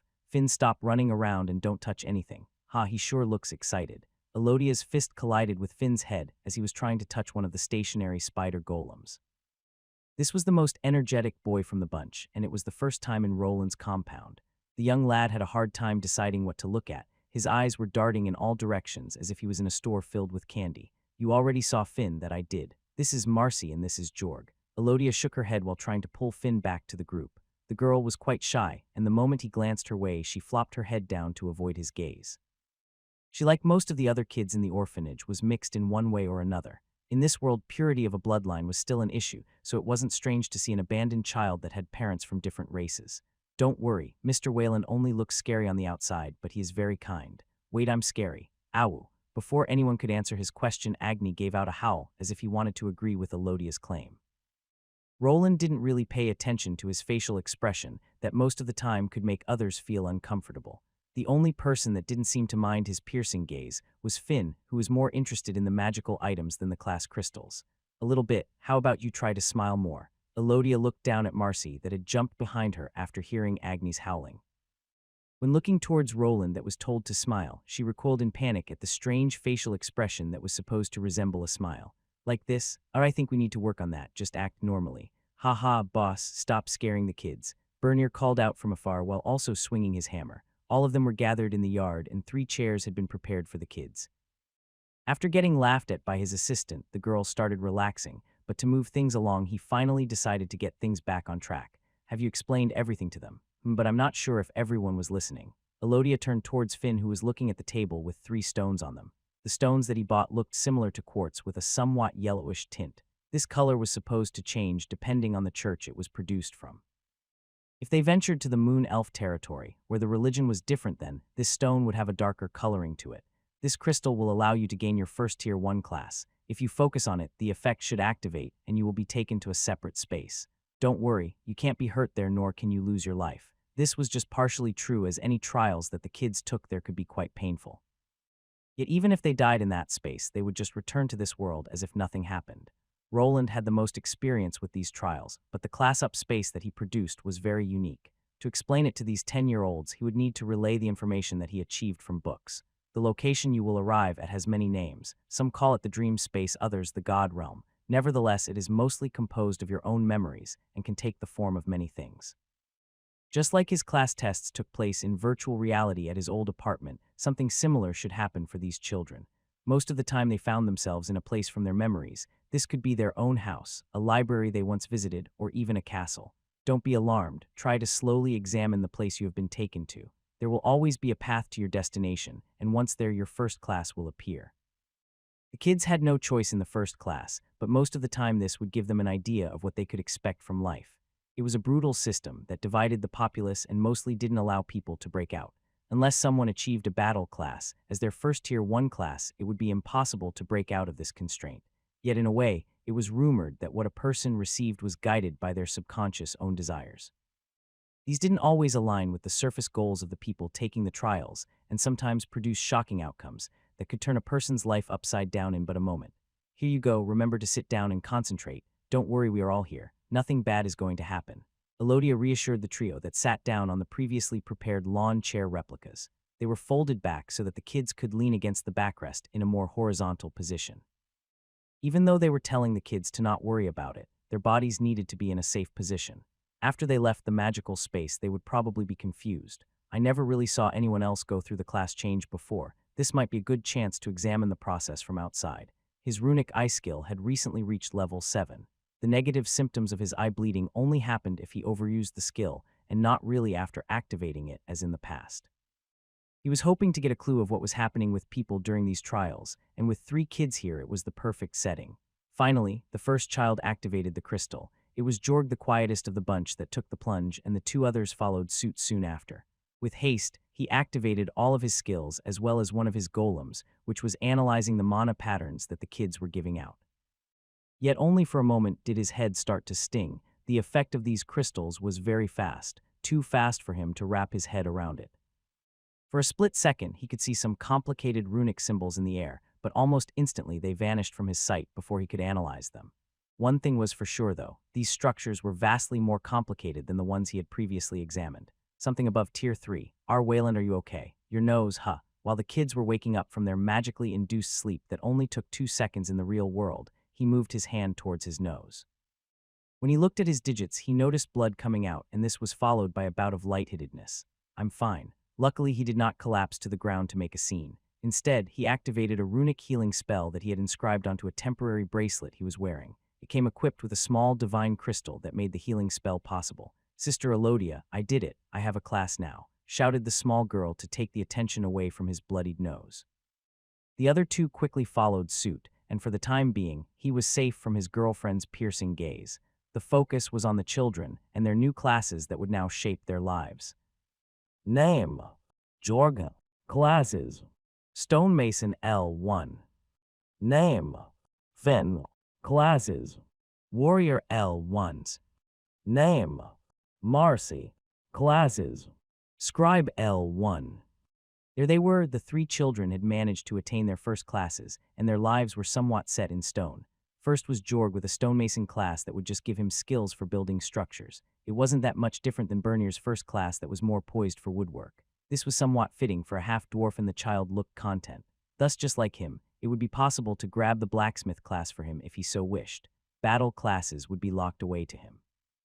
The only way to receive a battle class was through the first class change. After this, the person would need to meet some basic requirements. This would be mostly impossible, as many of those battle classes required skills that could only be attained through unlocking such a class.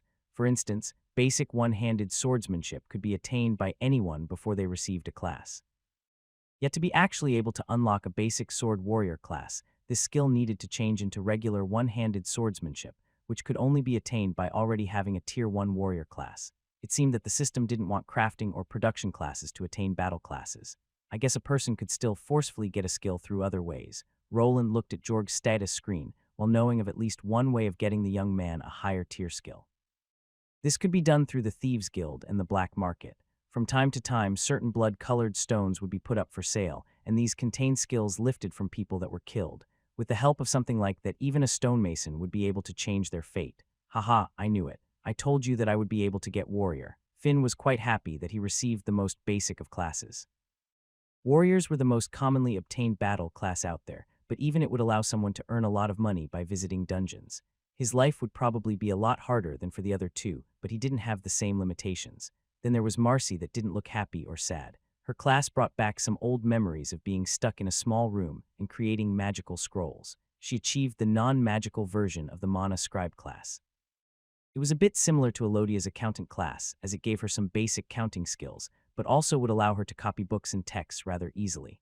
It could be useful for keeping records around here. Roland was still running a small operation here. There were a lot of things going on, but not enough hands to handle everything. Elodia was the only one crunching the numbers, and sometimes even he had to help her out to figure out the budget for everything.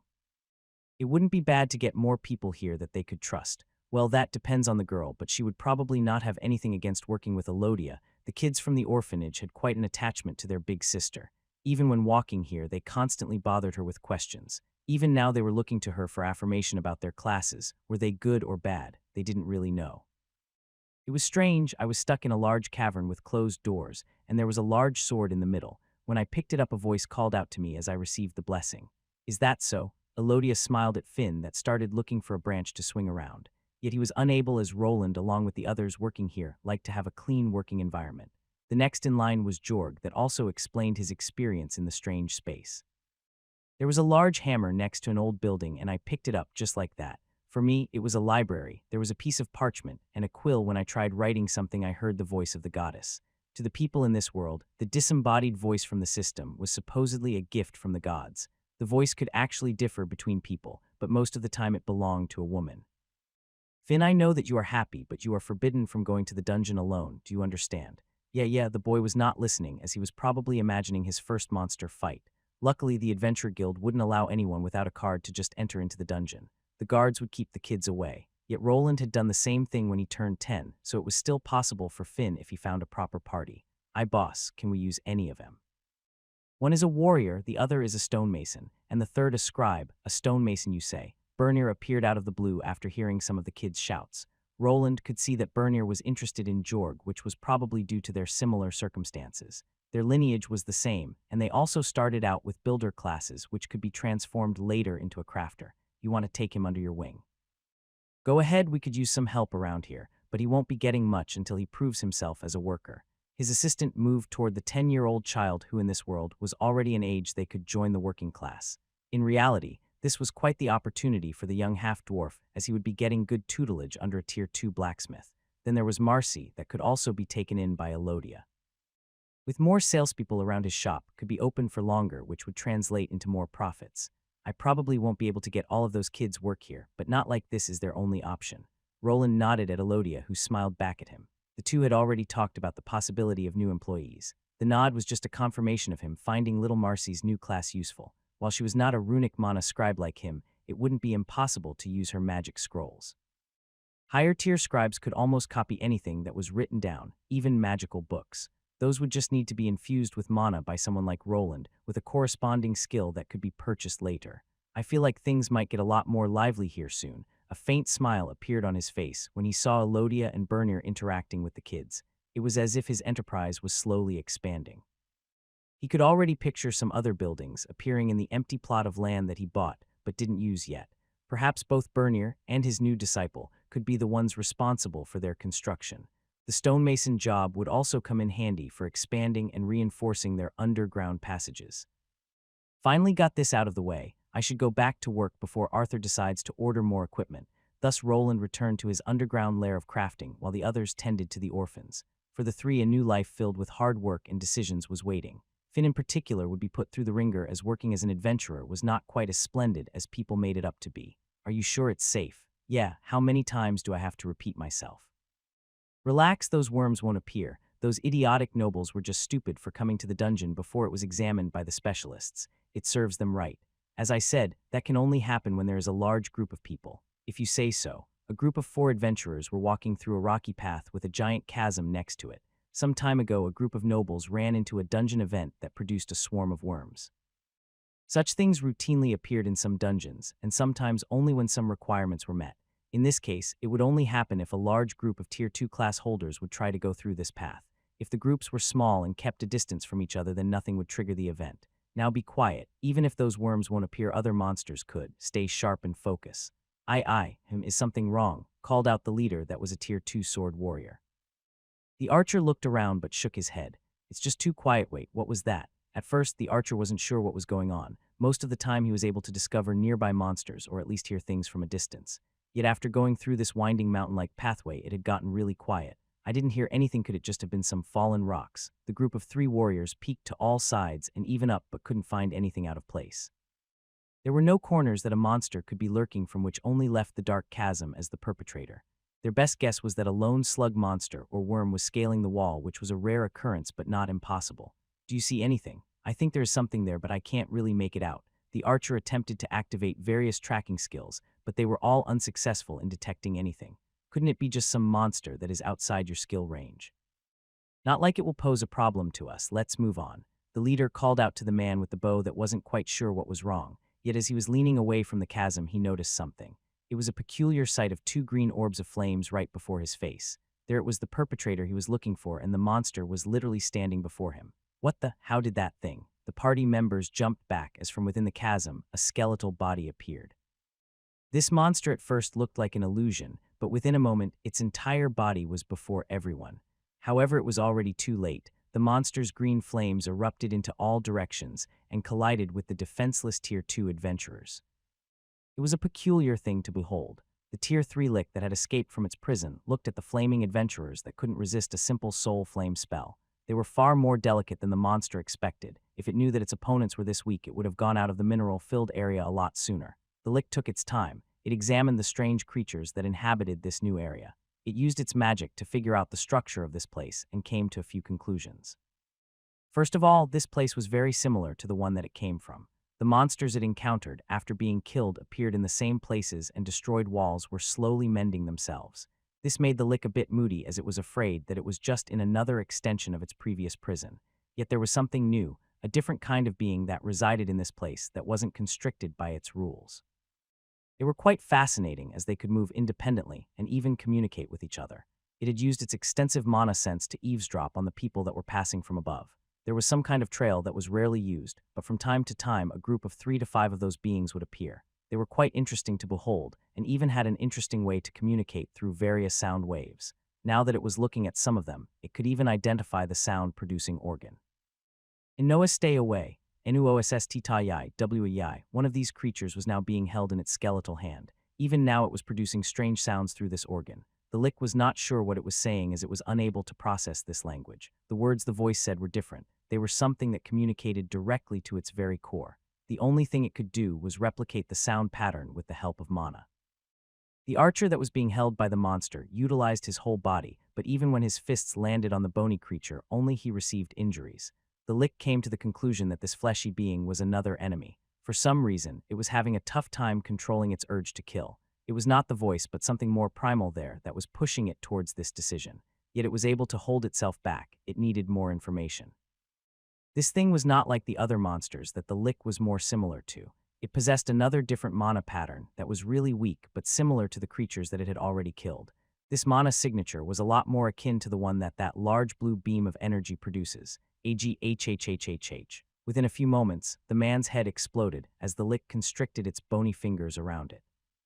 This was not it. This thing was similar but still closer to the dungeon's mana pattern and to what this world was composed of. It desired to interact with the mana that allowed it to break its shackles. There was something very unique about that energy pattern, and it would not stop until it came to the bottom of this mystery. While it wanted to do nothing more and learn about the truth, it didn't have any clues on where that mana fingerprint had originated from. In the mine area, it found no clues, and the traces of what it was looking for had been diluted by the dungeon's own mana. It needed more information and also a better grasp of where it was. Thud.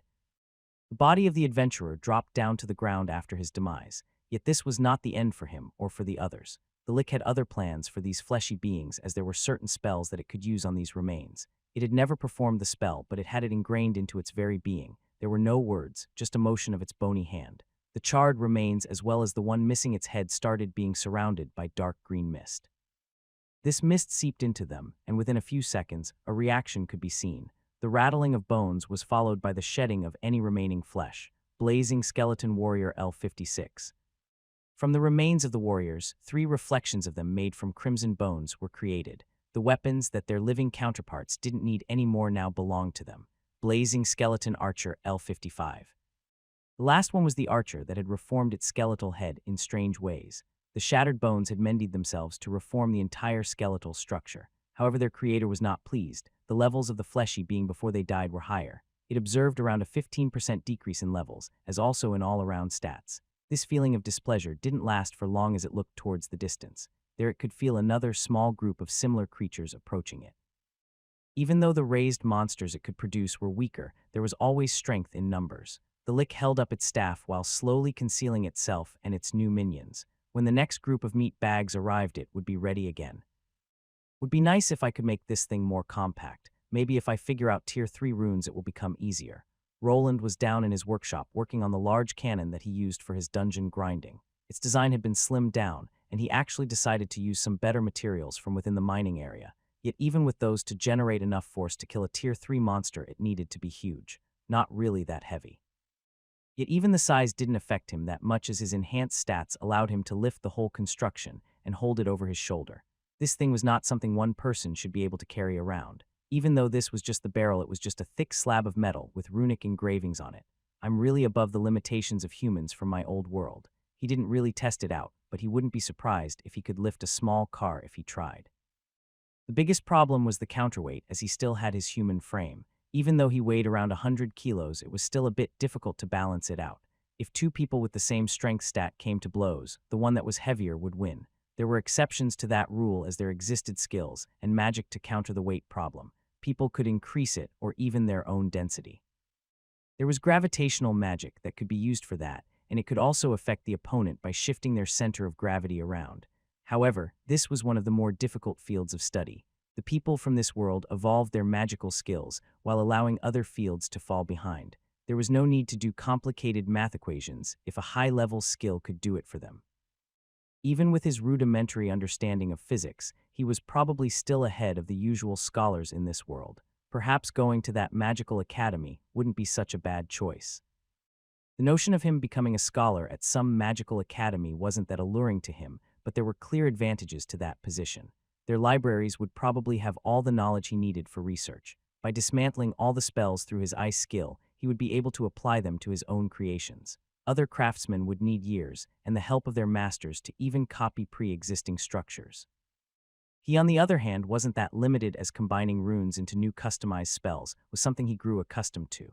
Surrounding himself with a field of gravity, where he was the only one that wasn't affected, would boost his fighting capabilities by quite a bit. If only it was that easy. Roland gave out a sigh while stuffing the oversized cannon barrel into the mule golem. It was time to head into the dungeon to do his usual grinding. His levels had started to stagnate as the monsters that he was going up against were now below him. Yet even when his level was above them, he still didn't feel comfortable battling them by himself. This was the main drawback of having taken a bonus Tier 1 class when he was younger. His stat multiplier was below the Tier 3 monsters he would face in there. Even with his prestige class that went above regular Tier 2 classes, he was still at a disadvantage. The lack of higher tier skills was also a big problem, as there was a huge difference. This difference was greater than the one between Tier 1 and Tier 2 classes. The difference between a Tier 1 and Tier 2 stat multiplier was only 50, but when going up to Tier 3 it changed to 100. This was not such an easy gap to close even with the help of all his buffing spells and his own 2x multiplier. It was still a lot safer to wait it out and slowly kill the skeletons that appeared before him. Or should I just come clean and let the guild examine the entrance? Roland was unsure of how long that would take. The reason that he was hesitating to reveal the secret opening wasn't exactly greed, but the uncertainty of when he would be allowed to get back in there. At this point, he had gathered enough precious metals and minerals to last him for his Tier 3 ascension. Yet the procedures that the Adventure Guild went through weren't that speedy. First, a scouting party would be formed to probably just examine the entrance and the few Tier 3 skeletons that roamed it. Then they would need to petition aid from the larger cities, where the more experienced adventurers resided. It could take from weeks to months before a proper expedition party was formed, then another few weeks to actually delve into the dungeon. Only after everything was somewhat examined would it be open to the public. Perhaps with his current standing, he would be able to get in faster, but he wasn't quite sure. They don't usually allow gold rank adventurers into Tier 3 dungeons. This was the biggest problem. If he went by rank, he would not be allowed to get in there without at least one Tier 3 class holder in the party with them. He didn't know any platinum rank adventurers that would be happy to take a runesmith or someone posing as a rune mage with them that easily. Things got complicated and could cause him to not be able to use his farming spot for even a year. Then if the dungeon was deemed to be too dangerous for Tier 2 class holders, he might not even be able to venture in at all. There weren't that many monsters over the 100th level roaming the deepest parts of the lava zone. This would really slow down his progress to the point of it being better to go to a different city with a more suited dungeon. But I could also just craft instead of killing monsters. While deliberating on his decision, he headed upstairs. There he noticed two new faces that would probably become permanent members of his company. After discussing it with both Elodia and Bernir, both of them agreed to take them under their wing. The two had similar classes between each other, or at least the knowledge of what their skills should be. Tier 1 skills weren't that hard to unlock or to buy when it came to production classes like scribe or crafting ones like stonemason. Hey boss, Bernir was the first one to notice Roland getting out of the workshop. The door opening had a characteristic sound to it. Not soon after, he also heard the voices of the two kids call out to him with quite an interesting sentence. Good morning, boss. Did you teach them to do that? Hee hee. Bernier just laughed while the two kids looked a bit ashamed. Marcy, the girl, stuttered a bit through the greeting and was quick to evade his gaze. Jorg, on the other hand, didn't seem to mind it. Perhaps due to his dwarven roots, it was more acceptable to call higher-tier craftsmen this way. How long before you go? You'll at least eat supper, won't you? Supper? Yes, sure. Elodia peeked her head out of the kitchen. The night was closing in and the shop had been closed for half an hour now. Roland usually made his way towards the dungeon when the sun was going down. It would only take him a few hours to get there, and he wanted to be at the lava lake around midnight when most of the adventurers returned to the city. Soon 6 people were sitting around the table. Bernier, with his wife along with Jorg, was to his left while Elodia and Marcy were to the right. He, on the other hand, was at the end of the table and in the seat that usually went to the head of the household. Roland wasn't sure if they were doing it on purpose, but the closest ones that were sitting to him would usually have a higher standing in the family. By the order they were sitting in, Elodia had the highest standing behind him, and Bernier was to the left, which put him in second place. Finn was the only person from the trio that was missing. Due to him having a combat class of warrior, he didn't really fit between the production and crafting classes that everyone here had. Armand, along with Lobelia, would be responsible for his upbringing instead. The young man gravitated towards the muscle-brained idiot, which was somewhat concerning, but he had the strength to back up his attitude. Finn would at least need to respect that. There was still one use for him at this age. Bronze adventurers were still used by the guild for menial tasks. They made perfect delivery personnel or cleaning crews. Killing small-time monsters didn't really bring in that much money, so they could counteract this by doing odd jobs. Using the boy as a pair of eyes was also an option. He could report back to him and act as an informant on how people treated his creations. It would give him a good idea of how well he was doing on the market. This job would be better served for one of the orphans that would probably not double-cross him, as he was considered part of their family through his relation to Elodia. Hope he won't turn to idiot too, though version 1 is already troublesome enough. After pushing the image of Finn turning into another muscle-bound bro, he looked towards the food. Elodia's cooking skills had only improved through the years of her using them.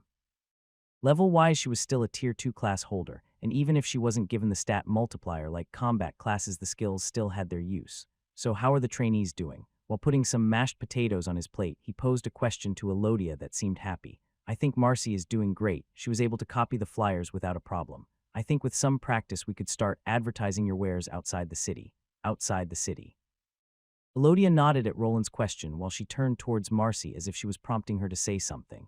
It's fine, you can say it just like we practiced. Roland's eyes locked together with the young girls, who quickly turned away. It was clear that she was about to say something, but after making eye contact she got scared. This caused Bernier to burst out in laughter and was followed by Diana smacking his head. Hey, stop being rude. Ow, that hurts. Why did you do that, woman? What? Want me to do it again? No, Bernier looked at Diana's rather muscular arm that had been toned by years of swinging a blacksmithing hammer. It was quite funny to see the boisterous half-dwarf shrinking back after getting smacked, but it also made Roland appreciate the relationship he had with Elodia. While he sometimes received some light taps, she lacked any physical strength to cause any permanent damage. On the other hand, he wasn't sure if there wouldn't be any long-lasting damage if Diana continued to punish Bernier with those muscular arms of hers. I'm sure she'll get used to it. Marcy said that she wanted to create flyers or new pamphlets for the shop. These could be given to the merchants to other cities. Actually, that wouldn't be such a bad idea. See, I told you that he would like your idea. Elodia smiled at Marcy, who took a quick peek at Roland's face before turning back to her plate of food. In reality, Roland had already been deliberating on such a move. For this, he needed to create a catalog of his wares. It would be similar to what companies did in his old world when trying to entice business owners to buy items from them. The catalogs were usually quite vibrant and contained pictures of the merchandise. They had short descriptions of each item with a price next to them. It needed to be eye-catching and easy to read. Marcy got her skill level up. She would probably be able to copy his writing that they then gave to merchants. Sure, but first I'll need to organize the stock and examine the market outside the city. I knew you'd say that, so I've come prepared. Elodia smiled once more while pointing to a large notebook that was sitting on the cupboard. What's that? Why don't you take a look? They were still eating, but they were not nobles. There was no real rule against talking or doing other things when around the dining table. Roland never really cared about such things, so people knew that he wouldn't mind either. After taking what looked to be a thick notebook, he examined it. Inside, he could see drawings of some of his creations like the runic swords and even golems. A lot of work had gone into this, and it was clear that she had been going through this for a while. I decided to organize our wares by most useful to least useful. Just look at it before you go to bed. This is how long did it take you to make this. I could have at least helped you with the pictures. You're already busy with your own workload. This is the least that I can do. Their eyes met and time seemed to stop. Roland was not really used to people doing things for him without him needing to ask them about it. This might have looked like something trivial, but to him it counted. Yet the moment between the two was short-lived, as the sound of sneezing followed soon after. ACHOO. Hey, why did you do that, you oaf? Huh, what? Hey, stop hitting me already. The one that released a loud sneeze was of course Bernier. He had been eating a bit too fast, and his bushy beard tickled his nose. His wife was grinning wide while looking at the pair of Roland and Elodia, but now the romantic scene was ruined. I remembered something. Elodia went red in the face and quickly escaped to the kitchen area. She was not the type of person that liked showing affection outside of the bedroom or when the two were alone. This he didn't mind as teasing her, for it was always fun. Only after she had cooled down did she return with a bonus plate of roasted chicken legs that he was then forced to devour. Jorg had been also working hard. We might be able to replace the flooring or lay out the yard with bricks. Soon the conversation shifted towards the other child, the half-dwarf Jorg. There wasn't really much to talk about, as the young one had to go through some basic training first.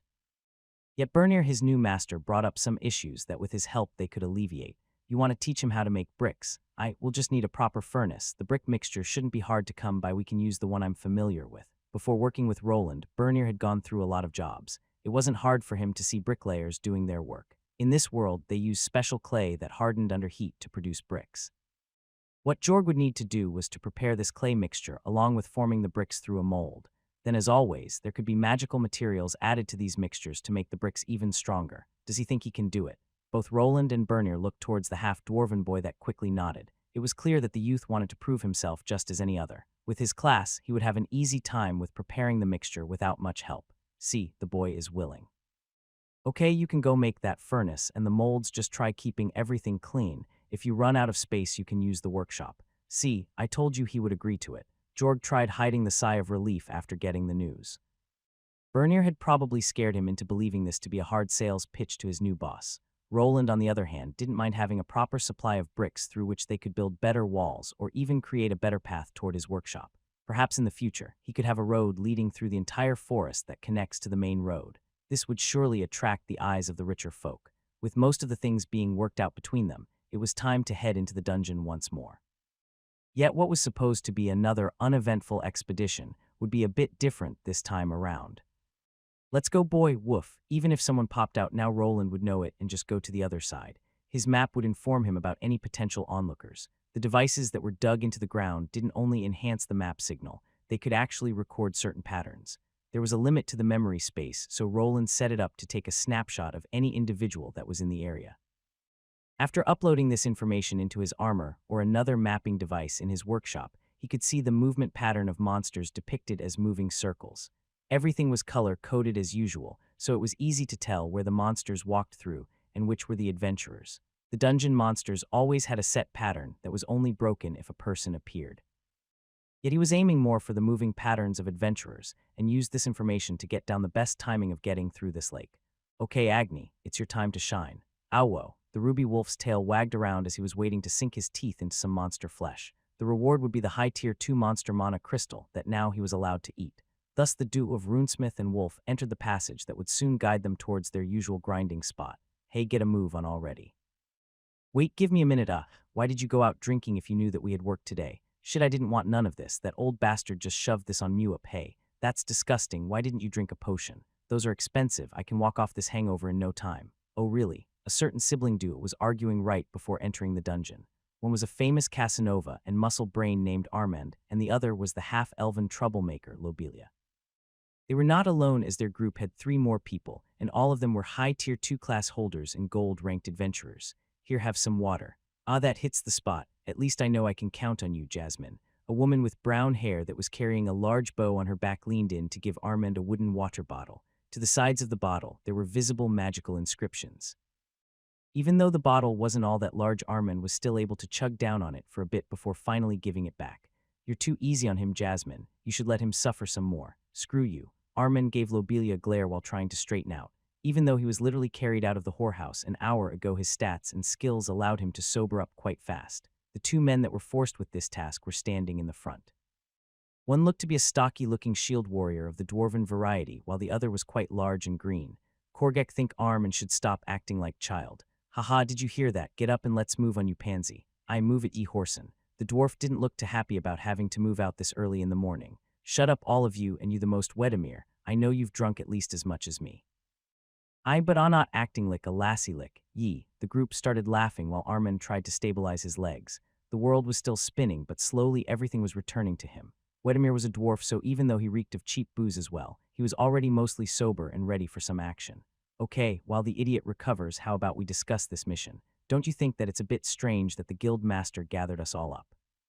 What could there be down there that requires 5 gold rank adventurers? Korgek don't care. With a quick reply, the half-orc placed his oversized finger into his nose and started digging.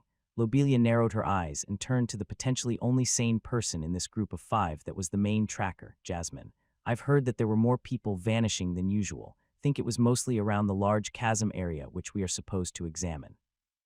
Lobelia nodded while thinking back to the way they were given the mission. First of all, it was strange that it wasn't an official one. The guild master forced them to take this special mission and even promised some nice rewards which she could not ignore. In reality, she was the reason Armin was even on the case, as no one else would probably know where he was getting drunk at. Could dark adventurers be involved? She asked while prodding Jasmine for answers. Dark adventurers was a nickname for people that worked for the guild, but also attacked other members like bandits. These didn't always have roots in the Thieves' Guild, but were more common than most of the citizens realized. That's a possibility, but would we even know when we got there? I think the guild master would have mentioned something. I don't think a dark adventurer would attack us. You're probably right. Then the other option is a rare monster or a zone boss has appeared.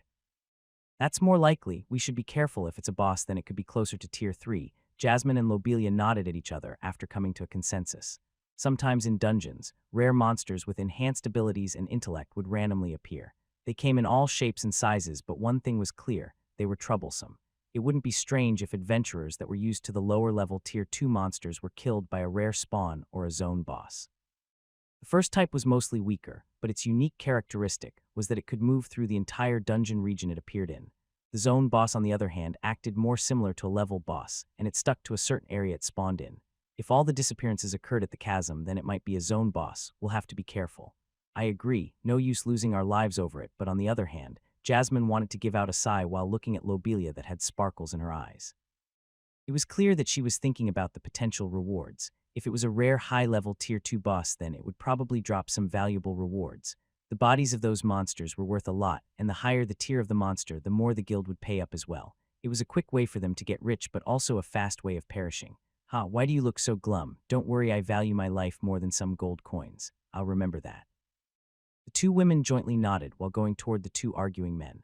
Wedemir and Armin had a short history with each other as they were at a similar level. Both of them had a few run-ins with one another even outside the city, as they didn't really have their own party. They were skillful and young, but this also brought along bravado that sometimes got them in trouble. Are you girls done bickering? Yeah, stop shouting.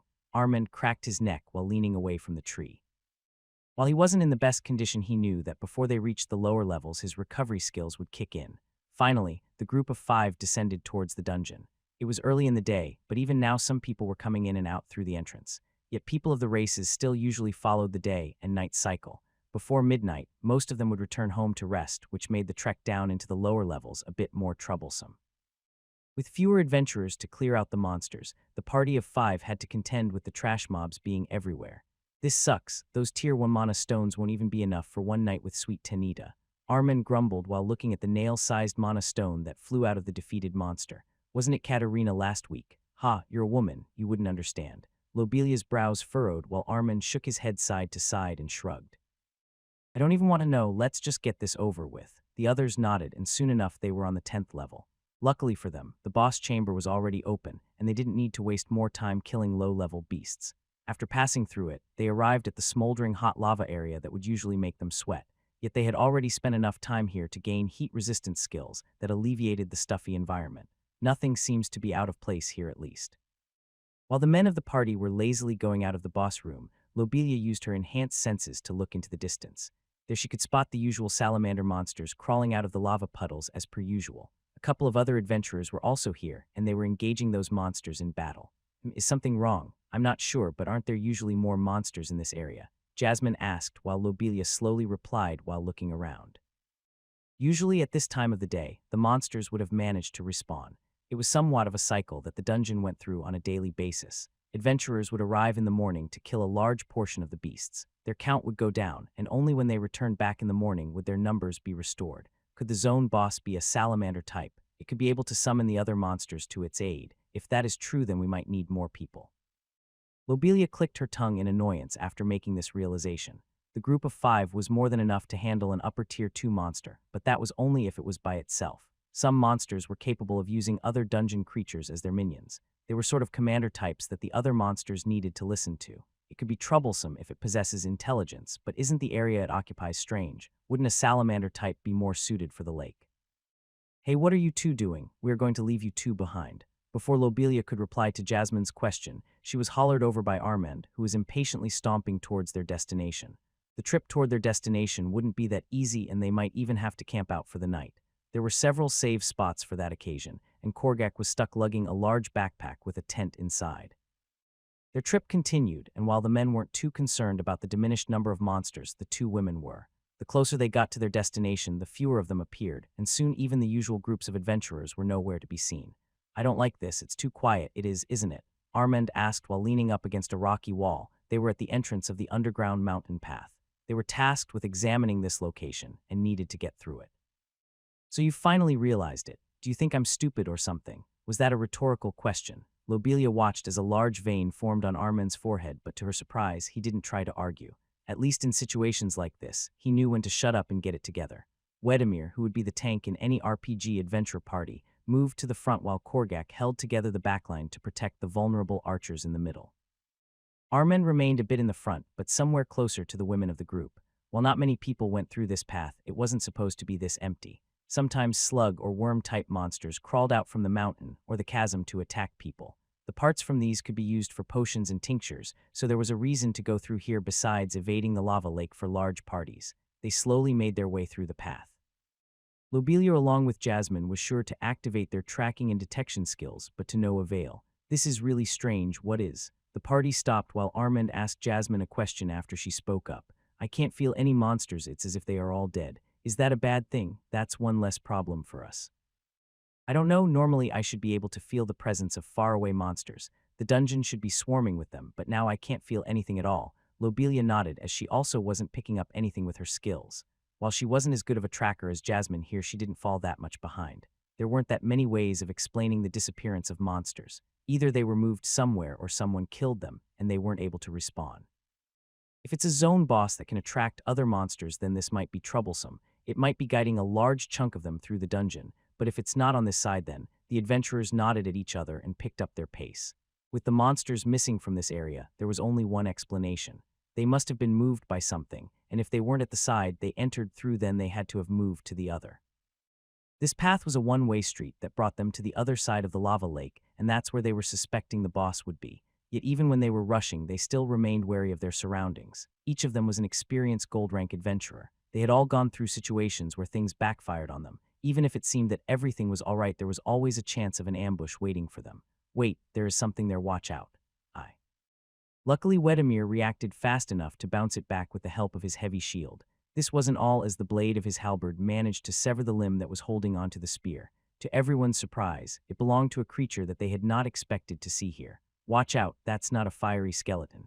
At first glance, it looked to be similar to the skeletal monsters on the upper levels, but the way it moved was different. The fire that was coming from its eye sockets also covered its hands to enhance the power of its weapon. The unexpected blazing skeleton wasn't their only problem. The bigger issue was that it was not the only one here. How are they coming through the walls? The party of 5 quickly found itself surrounded by a swarm of flaming skeletons. None of them could use high-level analyzing skills, but both Jasmine and Elodia had threat detection skills. Both of them knew that each one of these was a lower-level Tier 2 monster. It must be some kind of illusion spell. This might be the reason why I wasn't able to detect their presence, Jasmine shouted out while pulling the string of her bow. The quickly notched arrow made its way towards one of the skeletal enemies, but even though it was able to explode its head in one hit, the fallen monster was quickly replaced by another. Shit, they got us, Armand shouted while preparing for battle. They were clearly outnumbered, and the limited space they could move in was detrimental to their victory. With weapons and fists raised, the group of 5 gave out a battle shout, and the battle for survival began. Where the hell did these bastards come from? Why are there so many of them? Armand shouted while punting one of the blazing skeletal monsters away. To his dismay, even though his opponent's body shattered from the powerful kick, it just collided with a wall made of bones. This barrier of walking skeletons slowly closed in on them in this confined space. Just shut up and keep them away from the middle. Lobelia shouted, while she and Jasmine continued firing arrows toward the monster's weak points. This was not as easy as with the flaming skeleton variants that roamed the upper levels. The lesser versions of these skeletons were quickly dispatched by just shattering their flaming heads. These blazing ones, on the other hand, were more varied. The weak point was still indicated by the flames, but these spread out from their rib cages and spread throughout their whole body. With Lobelia's keen eyesight, she could see where these flames were focusing from. This was the weak spot that needed to be struck to defeat them. If the weak point wasn't hit, then the monsters could still move even if their bodies were shattered. This was happening to the ones Korgak, the half-orc, was contending with. The large green man was just swinging a large two-handed battle axe around. Some of the monsters that were cleaved in half continued with their assault by crawling on the ground. He had to continuously crush their heads and chests with his feet to finally defeat them. "We can't just stay here. We need to push through. Can you do it?" Even though some of the skeletons could be tossed down into the chasm, it was also somewhere they would end up if this continued. Lobelia could only think of one possibility, and that was to use Armen's and Wedemir's strength to push the blazing skeletons aside while making a run for it. Both of them had skills that could temporarily enhance their power and speed. In theory, it could work as their enemies were still only lower Tier 2 monsters that were made up of bones. They weren't all that heavy, so pushing them aside through a combined effort wasn't that outlandish. "Need me to make some space?" Armen looked at Wedemir, who just nodded and pushed the tower shield he was holding towards the monsters. The tactic was easy. The dwarf would go first, and then Armen would burst through the middle right after. His martial artist-like skills required a bit of a charge-up, but they were quite powerful. While he was gathering the required energy resource that his class specialized in, the dwarf was slowly pushing the monsters away with the help of his defensive skill. Wedemir's body gave off a faint blue glow as his skill was activated. His steps became slower, but each time he took it, the ground started to crack. The monsters that tried pushing toward him found themselves unable to. It was as if he had become a moving wall that they couldn't get through. The skill that Wedemir was using was called Moving Fortress, and allowed the tank from the party to increase their weight while also producing an area of impenetrable force around them. The increase in mass and density allowed the user to shrug off a lot of attacks and also go against larger beasts without getting knocked away. In this case, it was enough to push the mass of skeletons away while also managing to make them fall into the chasm.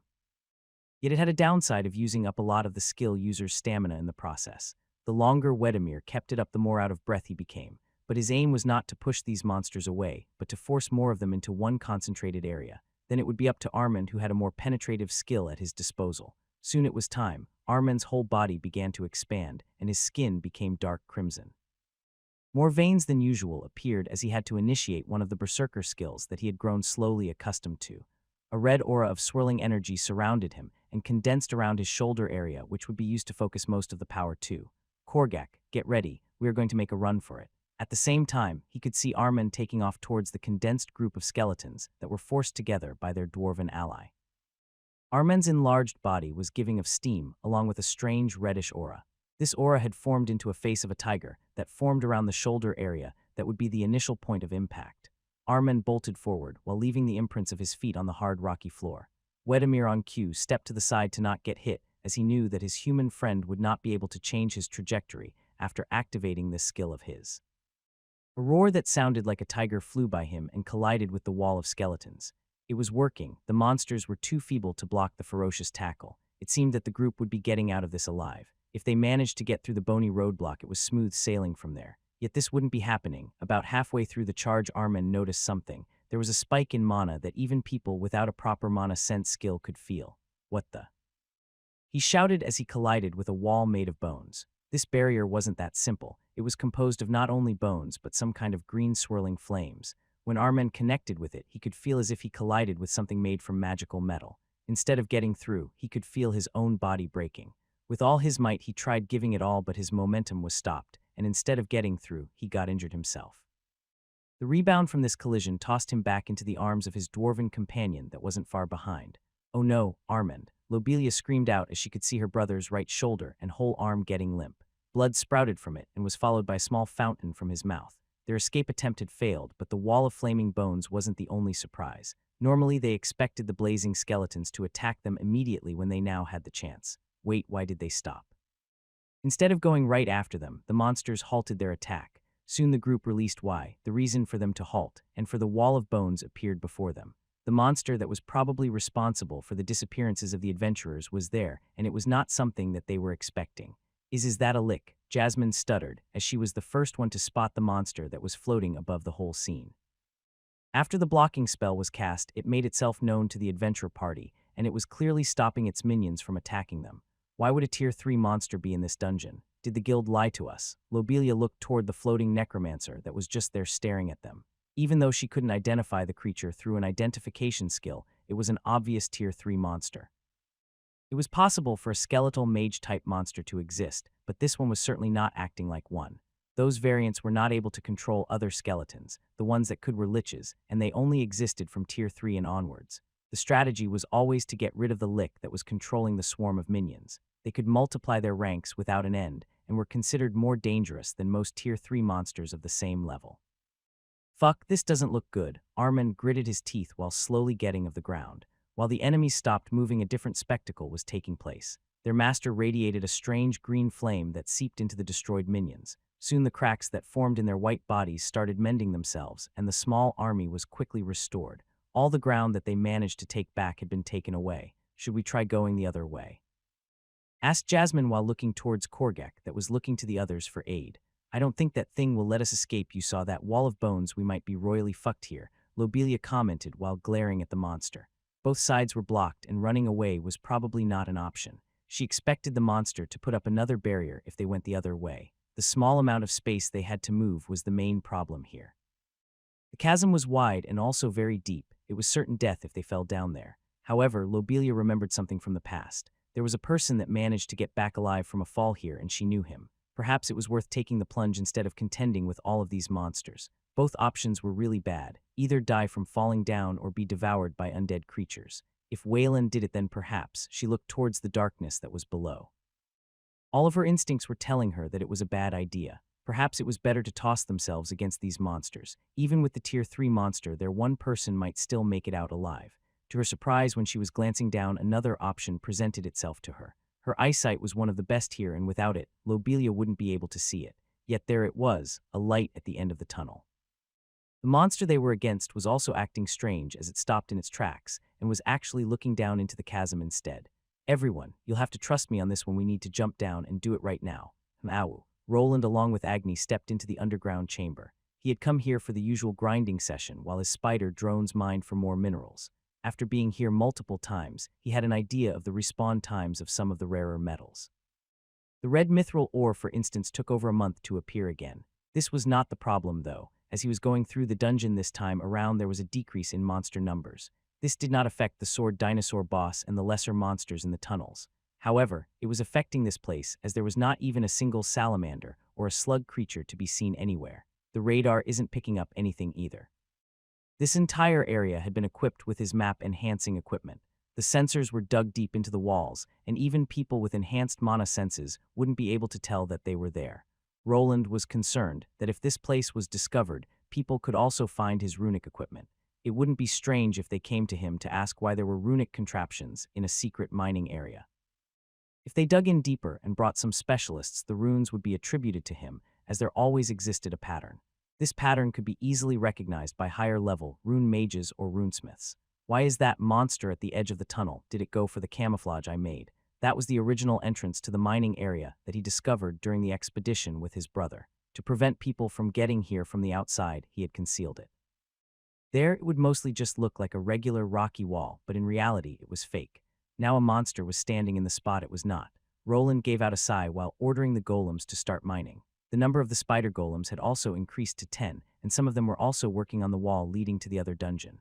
While they got things ready here, he needed to see what that monster was up to there. If he had destroyed his camouflage, then it just increased the workload. Let's go, Agni. Woof. To Agni, it wasn't a problem, as he never really had much to do after getting here. The monster respawned after a day and fell to his fangs quite easily. Now that the usual salamander was gone, he was itching for some action. The two went towards the corridor, and Roland kept an eye on his map for any potential problems. Even before getting in, he felt that something was off. The mine looked the same as always, but for some reason, he wasn't feeling it.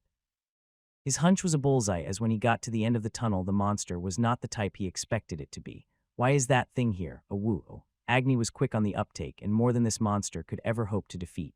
It took a moment for the skeleton to have its skull chopped into pieces and its rib cage smashed. The coast was clear, but what could have made this creature, and why was his whole cover gone? He took a step towards it, and the opening that he tried to hide from the outside was clearly revealed.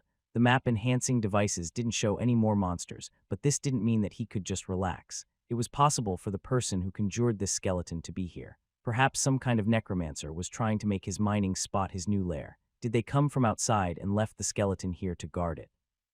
But a reanimated skeleton can't survive too long without the caster being near it. Wait, what if?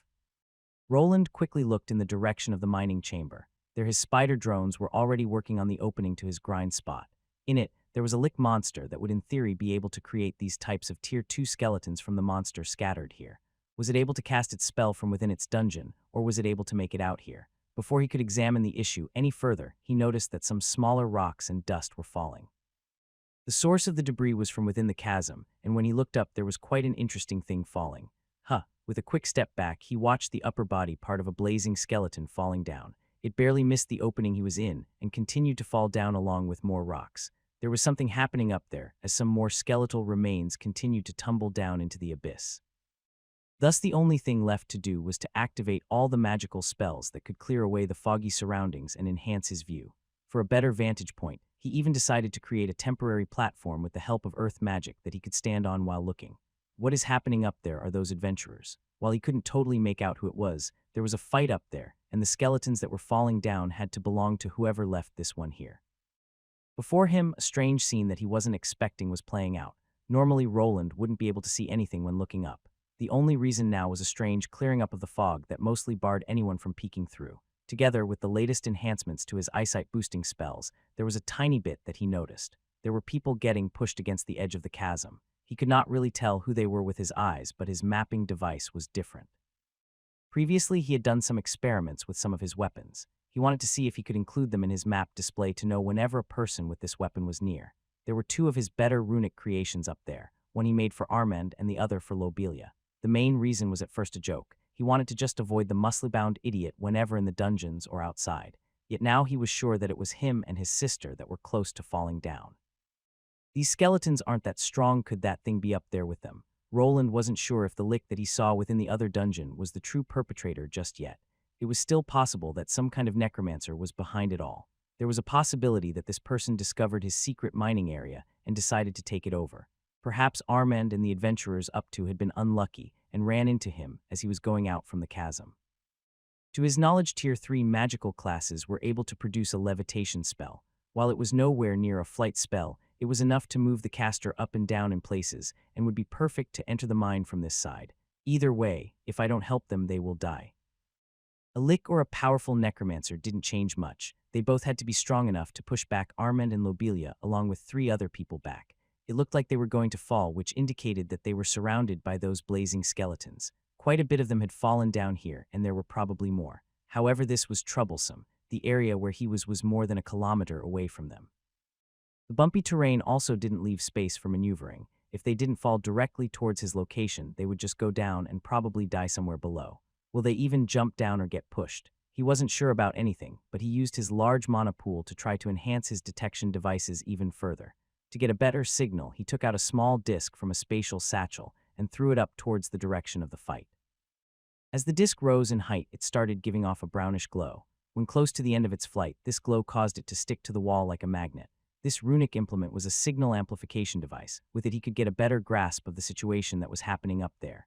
With its help, he could clearly see a group of 5 adventurers that were all above level 100. It was a party made up of gold ranks, and they were surrounded by reanimated skeletons. Yet the more interesting circle was slightly behind the large group of blazing skeletons. With this, Roland had his answer. The one responsible for all of this wasn't a necromancer. It was a high-level monster instead. The color of the dot and its size indicated that a Tier 3 monster was standing a bit away from the swarm of its minions that were pushing into Armand's group. Could it really be that strange lick? How did it get out? Is this all my fault? There were a myriad of questions going through his head, but they mostly went towards one point. How was this thing able to get out of the dungeon? Roland was almost positive that it probably had something to do with his involvement with the other dungeon. It would be too much of a coincidence if it wasn't due to his excessive grinding habits. This was an unprecedented situation that he had no knowledge of ever happening before. Only one situation was somewhat similar, but it didn't really involve 2 different dungeons interacting with each other. A dungeon break was the closest thing he could come up with. It was a situation in which monsters could go outside, and no one had a proper explanation for why this happened to this day. This lick had been able to escape to this dungeon, so it wouldn't be strange if it could go outside of it as well. What will happen to Albrook if that thing gets out? Roland tried recalling the level of the lick. It was close to level 160, but now it had become free of the dungeon. Monsters, just like humans, could raise their levels by killing other beings in this world. It was clear by the many skeletons that it was summoning that it had been clearing out the creatures from this dungeon. There was one difference between necromancers that were still alive and liches. The summoned creatures would weigh hard on the caster's soul. This limited the necromancer's creature pool, but it wasn't the same for the lick. That monster didn't have a soul or was never a person to begin with. Its minion count was mostly unlimited. Until it was alive, it could just produce more and more monsters. Various scenes went through his head in just a fraction of a second before he decided to act. Even though the monster was out there, he could not do anything about it now. The people up there probably needed his help, and the only way for that to happen is if they noticed him or fell down. This would only work if he managed to get Armand and Lobelia safely towards the tunnel. The foundation was created, with somewhere for them to fall towards, but he also needed to make the party aware of his presence. For this he had two options: make himself visible through bright light or through loud sounds. The latter would be harder as to the nature of the walls here. They were from a strange rock that liked to absorb sound. Even if he produced a loud bang, the sound would probably not find its way into Lobelia's ears. This spell wouldn't last forever, as he could already see some dark mist coming back from the sides. Thus he threw a few more discs up towards a few locations. These were not as intricate as the previous one that magnified the signal instead. They just produced a bright blinking light. To top it all off, he fiddled with his runic programming to produce a bright spell which he shot up over his head. If this light show didn't produce the effect, then he wasn't sure what would. There was also a code inserted into the light. This word had its own Morse code analog that he set up with a hidden message. People like Lobelia or any tracker should be able to figure out what the blinking meant. They really jumped down, in all honesty. Roland wasn't sure that even if Lobelia saw him down there, she would just jump. Some adventurers would see a more favorable outcome to just toss themselves against the lick and hope that at least some of them got away. Yet there they were, trusting in the light show that he was producing. To not be a disappointment to the people that put their faith in him, he went to the second phase of his plan. It would have been nice if he had any gravity runes that he could use. They would be perfect to cushion their descent, but he would need to go with the next best thing: wind and water. While he was producing the light show, he had already used his feet to produce a simple water creation spell. The shape of the bowl was to hold it in place, and the wind spell he was about to shoot up would dampen the fall enough for them not to die before hitting the water. The biggest issue here was the limited space, and then the hasty process of this entire construct. I'm going to haunt you forever if I die. Roland could finally hear some voices as the party of 5 descended from above. Most of them were shouting, but one voice that probably belonged to Armand was constantly yelling at someone. Soon they would be hit by a giant twister made up of green energy due to the mana that produced it. This torrent of winds would try to push them up while soon after suddenly pulling them towards the basin of water. This was not an easy feat to achieve even for an experienced mage. Roland really had to strain his multiple pseudo-brains that his parallel thinking trait gave him. When straining all 3 that he had access to at the moment, he was somewhat able to guide the falling people down into the pool of water he created. Shit, it won't hold. Yet after the initial splash, the hastily produced platform couldn't hold, and the group of 5 went through it. Roland had somewhat expected this to happen, and so he shifted to Plan B, which he had also prepared. This one was a lot less refined, as it involved just 2 sturdy magical ropes that he wrapped around his arms. These ropes were made from special materials that would allow the infusion of mana. After injecting mana into them, the caster could make them move like extensions of their body. It took a few tries to get the hang of it, but Roland had already gone through the training. At the moment of impact and destruction of his pool, he executed his rescue plan. Both of the magical ropes shot out to entangle the closest people there. Instantly after the entanglement, he could feel a large amount of force pulling him down. He had to quickly activate all of his strength buffing spells, as well as some that would make his footing stable. Along with these, he also felt a ruby tail wrapping itself around his waist as Agni attempted to aid him in this rescue endeavor. Shit, we are alive. Haha, I'm alive. Will you shut up already? We aren't safe yet. The first one to call out was Armand, and he was quickly shot down by Lobelia. On one side, he entangled Armand, Lobelia, and some dwarf that he had never seen before. On the other side, there was a large half-orc that he was familiar with, together with another woman adventurer that he somewhat recalled seeing at the guild once or twice. Stop moving around so much, Wayland. Is that you? What the hell are you doing here? We'll talk later. I'll pull you up now instead of chatting. He started pulling everyone into the tunnel opening. Armand was quick to quiet down as he finally realized what kind of situation he was in. Slowly, the first person that was Lobelia managed to grab the ledge and pull herself up. Then it was Armand and the other woman that he recognized from the guild. Soon all of them were safe and hugging the ground under them. Let's never do that again. Lobelia gave out a sigh while panting, beads of sweat dripping from her forehead. The decision she made was luckily the right one. During the scuffle up top, she had noticed the blinking lights and the hidden message behind them. It was just one word: jump. Normally she wouldn't have taken this gamble, but the image of Wayland popped into her head, which pushed her into going with her instincts and jumping. Wedemir slowly dusted himself off while glancing down towards the rest of the chasm. Even before the jump, he was forced to let go of his tower shield, which a large number of monsters was clinging to. Now he was only left with his halberd, while Korgek on the other hand was missing his axe. Korgek glad. The half-orc nodded towards Roland that was standing there and also sweating. The whole rescue mission was over, but now he had some explaining to do. He was sure that the group would ask about the reason for him being here. While perhaps Armand and Lobelia would keep their mouths shut, the other three were different. Before they could work this out, however, they needed to make sure that they were truly safe. Are you just going to be quiet, or will you explain yourself, Wayland? What are you doing here? The one prying wasn't actually Armand. Instead, Lobelia quickly jumped off the ground and started shouting at him. She was clearly shaken by the near-death experience, so he decided not to get into a shouting match and first to calm things down. This is a secret area that I discovered. A secret area. There was no use lying about it now. For them to get out of here, he needed to guide them through the secret passages anyway. It was better to just come clean, but he still just could keep the other dungeon secret for the time being. Even if it was revealed, his connection to the lick could probably not be proven. Nothing like this had happened before, so he was not actually sure if this wouldn't have happened eventually, even if he didn't come here. At least that was what he was trying to tell himself. If this was all his fault, then he was probably responsible for the deaths the lick had caused. While he wasn't directly responsible for the lick coming here, probably some fault was on his side. Yes, you'll see it soon, but could you explain one thing to me? What happened up there? What's with all those skeletons? Roland also wanted some answers. What was the lick doing up there? There was still time to get out of the dungeon and seal it.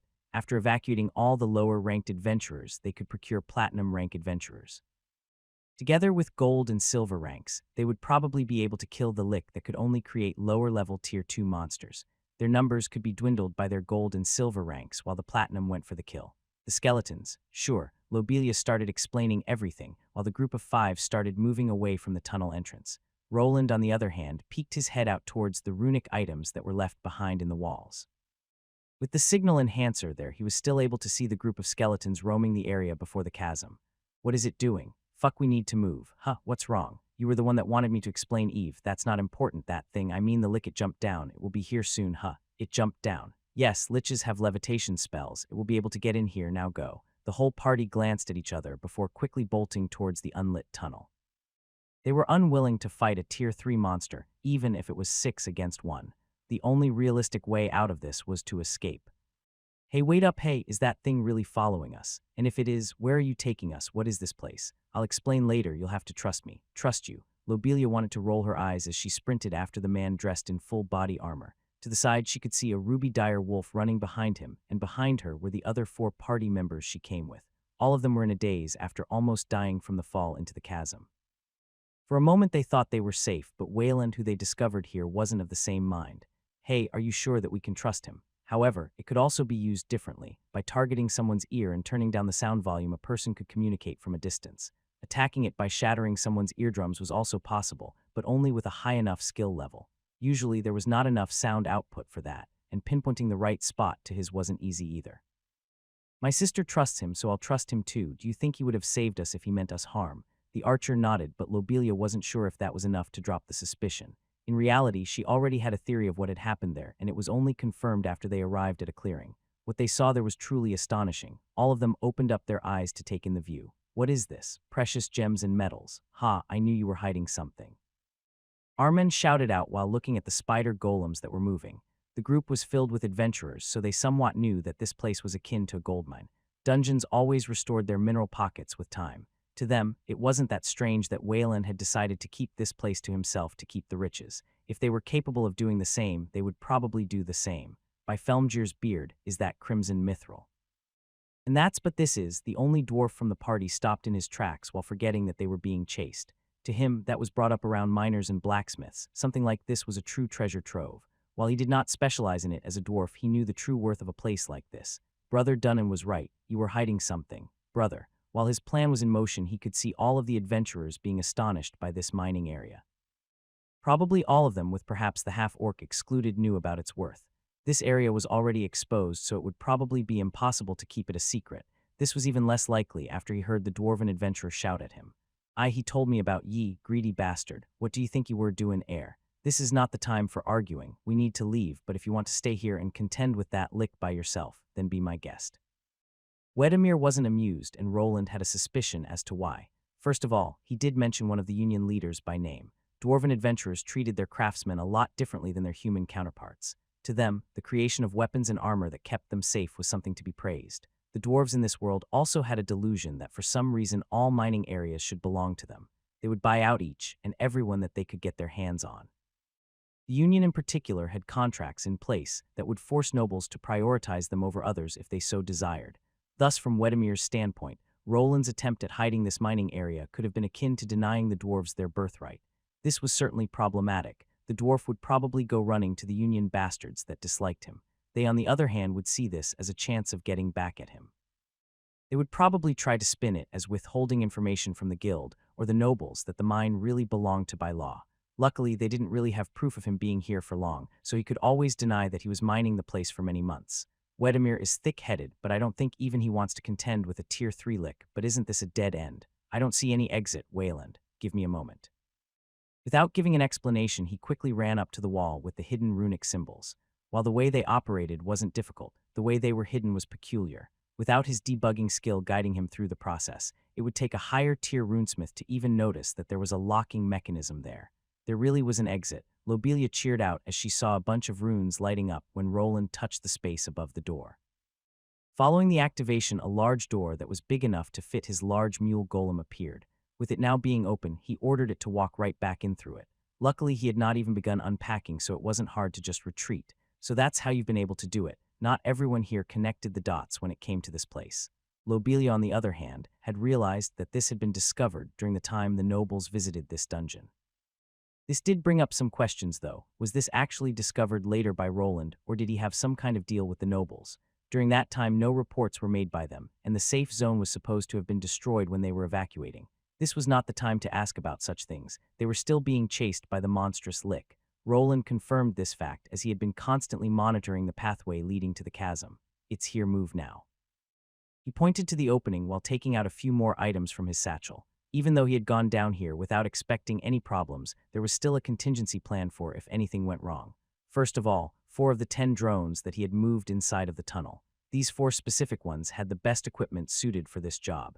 It was a new model that integrated the new turret technology that he had been experimenting with. They had a technical name that Roland gave to each new iteration, but in short, he called them sentry golems. Their bodies were slightly larger and their mechanical limbs were also bulkier. On top, they had a large turret that could move in a wide area. It was not omnidirectional due to the bulkier form, but while aiming down limited spaces like that tunnel, it was the perfect monster killer. To supplement their escape, Roland had also laid out a few traps. While they were running away, he had been attaching explosives to the walls. Almost all of the ones that he had were now stuck to them, and would detonate the moment someone passed by them. At least that was the plan, but his map was telling him otherwise. The view was quite limited, but he could see the dot that represented the lick start to move through the pathway. The mines that were placed there and that were supposed to react to his presence didn't activate for some reason. Perhaps the lick had some kind of skill to detect or disable the runic bombs that he placed there. They were still only simple runic devices that would activate when someone moved in range or stepped on them. If the monster was able to evade his traps, he would need to place more elaborate ones instead. His new improved bombs could be thrown from a distance just like the signal magnifying device before. The disc shape allowed for a better throw, and the flat surface could easily stick to rocks. One of these bombs made its way towards the entrance to this mining area. As it connected with the wall, it started to glow. This glow caused more rocks to appear around it for camouflage purposes. It was in short a self-hiding bomb. The earth magic runes that were there could imitate almost any terrain. While he was preparing the second line of defense, and the adventurers were going through the exit, his golems finally picked up the enemy. Their golemic eyes could see the skeleton surrounded by some kind of flame barrier. Through them, Roland could tell that this was indeed a lick from that dungeon. It was also probably the one that jumped into his cannon beam. A barrage of blue energy blasts shot out from the sentry golems. They were all enhanced mana arrows that used a similar spiral motion to drill themselves through armored opponents. Before they collided with the lick, they started to decrease in size. With the decreased magical output, they were then unable to contend with the magical barrier the monster surrounded itself. What is that? A mana canceling barrier. No, it should have something like that. Instead of canceling mana, it was doing something else. The monster was a tier 3 being and someone that had high control of magic. It was probably exerting its control over the mana being shot towards it and weakening it in the process. It was a similar effect but not as strong and had more weaknesses than outright canceling the mana particles. The golems that he created would be great against non-magically inclined opponents. When two spellcasters contended with each other most of the time, the one with more mana or control over it came out victorious. The toughest part was getting through their shields that protected them from harm. Even Roland would be able to extend disperse enemy mana with his own abilities, and also had some runic contingencies in place for such an occasion. It's here, get in. Shit, are you sure about this? Can't we just make our stand here? There are 6 of us and that thing is alone. It won't be alone for long, now get in. Armen was the last one in line of getting in. While they had the number advantage, it wouldn't be for long. Roland wasn't sure how the blazing skeletons were getting down from that cliff, but he was picking it up on the radar. They were making their way down here. Even if they could take out this monster together, if the swarm of tier 2 skeletons arrived, they would be done for. There were too many variables, and he could see that his magic attacks weren't as effective. Roland didn't have much experience against other spellcasters. Usually, the spells overpowered his opponents as they weren't very experienced with them either. He had never faced off against a mage on his own level, and this lick outranked him by a tier and also level. The better way would be to make a tactical retreat for now and bring some tier 3 backup later. No adventure guild would let such a strange monster roam the dungeon. They just needed to evacuate to the higher levels and wait for help. The monster would probably remain to roam this level. For the time being, at least that was what he was hoping for. This monster was quite impatient. After the barrage coming from the golems, it charged forward as if it was maddened by something. The turrets continued to fire, but they could not pierce through that magical barrier. Soon the monster was upon them, and without even bothering to properly attack the mechanical beings, they just began to melt. The monster's dark flames filled the entire area, quickly corroding through the golem system and disabling them in the process. This monster didn't stop and continued to speed up as if he was after something. That something was just around the corner and already shoving Armand into the tunnel that everyone was escaping into. Right as the angry glowing skeleton was charging through the entrance, Roland detonated the charges there. The explosion rocked the entire area and caused the rock from the ceiling to fall down. This measure was supposed to at least stall this angry-looking monster, but this lick had other plans. What the? Roland backed away as he saw a massive surge of green energy wash all over the place. It was as if some fluorescent water was being churned out from within this monster. Instead of water, it was just really thick magical energy that was used to stop the mine entrance from caving in. The blasts that he detonated didn't even manage to halt the monster's approach, and now it was time for his trump card. A beam of condensed energy traveled from a gem inside of his chest almost instantly. This was the weapon that served him well during his gold rank exam, and his current stats had been enhanced further. Yet to his dismay, when the beam collided with that green barrier, it just couldn't go through. This creature was well equipped in defending itself against magical attacks, and with everything that he threw at it, the monster swatted it back. Shit, Roland quickly ducked into the secret passage as it was closing. His last line of defense were the mining golems that tossed themselves on the monster. They had a self-detonating option, and while some started shooting mana bolts, the others attempted to grapple the monster's skeletal limbs. After getting a good grip, they would overload their runic battery and produce a large explosion. At least that was what they were supposed to do, but instead, they found themselves being pushed back by more green energy that took on a more flame-like consistency. Luckily, even though all of his creations were shoved to the side, they still bought him enough time. The monster's empty eye sockets burst forth with angry flames as it charged at him. This was the last he saw of it, as the wall slammed shut before the being could make it inside. There he started backing away while frantically opening up the mule golem. Inside, he found the improved mana cannon. Realistically speaking, this was the only thing that could save him now. If the monster made it inside, he would need to shoot it. However, as he was trying to connect the cables to his own armor, he noticed something. The monster had stopped in its tracks, and the thumping on the wall began to decrease. This whole area was surrounded by thick rock that was somewhat resistant to magic. Even Roland needed many hours of drilling to get anywhere within this dungeon. This wasn't all. He felt that the moment the licks started attacking this wall, some kind of safety spell was initiated. It seemed that he wouldn't need to use this cannon. The monster couldn't get towards this side, or at least, not before they were long gone. Thus, after quickly getting up from the ground, he turned to the party of 5. "We need to go." It has been many days since it stepped foot in this strange location. The beings around it were weak, but it still wanted to spend some time examining them. It was a stroke of luck, but it found a hidden passage containing strange worm-like creatures. Their nesting ground was transformed into its lair, and the bodies that continuously respawned were turned into flaming skeletal minions. Yet what interested it more were the other beings that rarely came to this place. In contrast to the worms and other dungeon monsters, the Lick encountered they varied vastly. Some were large and some were small. Their skeletal structure was different, and some of the organs were also rarer than the others, which made the monster divide them into groups. A strange thing happened not soon after it left. Before it wasn't aware of it, but after killing some of the dungeon creatures, it had become stronger. There was no prompt or system relaying the information, but the Lick certainly knew that it had leveled up. Slowly as its forces grew, it was getting stronger. The feeling of making progress was intoxicating, so much that it even forgot about leaving this place for a moment. Its strengthening drive was interrupted on this faithful day. The strange bags of flesh began to appear less and less, until a group of slightly stronger ones came close to its lair. Previously, it didn't even need to come out itself, as its large number of minions was enough. Yet this small group proved itself somewhat stronger, but not strong enough to escape. Then a peculiar thing happened. It could feel it. The minion that it left behind in the area it first appeared had been defeated. The link to its minions became weaker, but after it died, the last thing it saw flashed before its eyes. It was some strange wolf-like creature that it had never seen before, and behind it stood a strange armored being.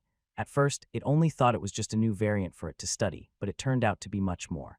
This armored being began giving out a unique mana signature that the Lick grew accustomed to. It was the same one as the beam of mana that collided with it. Could this be the source of it all? Could that armored thing be the one that gave it freedom? It was momentarily stunned as it just continued to focus its mana sense down into the chasm. A light show ensued soon after, and the 5 creatures its minions were contending with did something strange. They jumped down. Did they give up on their lives? It didn't seem so, as they had managed to survive. This was a chance for the Lick. It needed to find who that person was. It descended down the hole it had previously come out of with the help of the lesser levitation spell. Slowly but surely it arrived at the tunnel, and there it could feel the mana pattern it had grown accustomed to. A strange feeling went through its empty head. The answers that it was looking for could be around the corner. There was a problem. The armored being that was using the strange mana pattern was moving away. Was it aware of its presence and decided to flee? The Lick grew angry. How could the thing that awoke it deny it? Why would it be unwilling to give it the answers it desired? It wanted to know what this world was, and no one would stand in its way of discovering the truth. Without hesitating anymore, it stepped forward. Quickly it would capture the one that set it free to examine it thoroughly. Its approach was met by the blue arachnids from before. Their form was slightly different, but the spells they produced were similar to the ones it knew. With how much it had studied the mana pattern, it was quite easy to disperse the particles before they collided with its own shield made of corrupt energy. The Lick wanted to stop and examine these spider golems, but there was a bigger prize before him.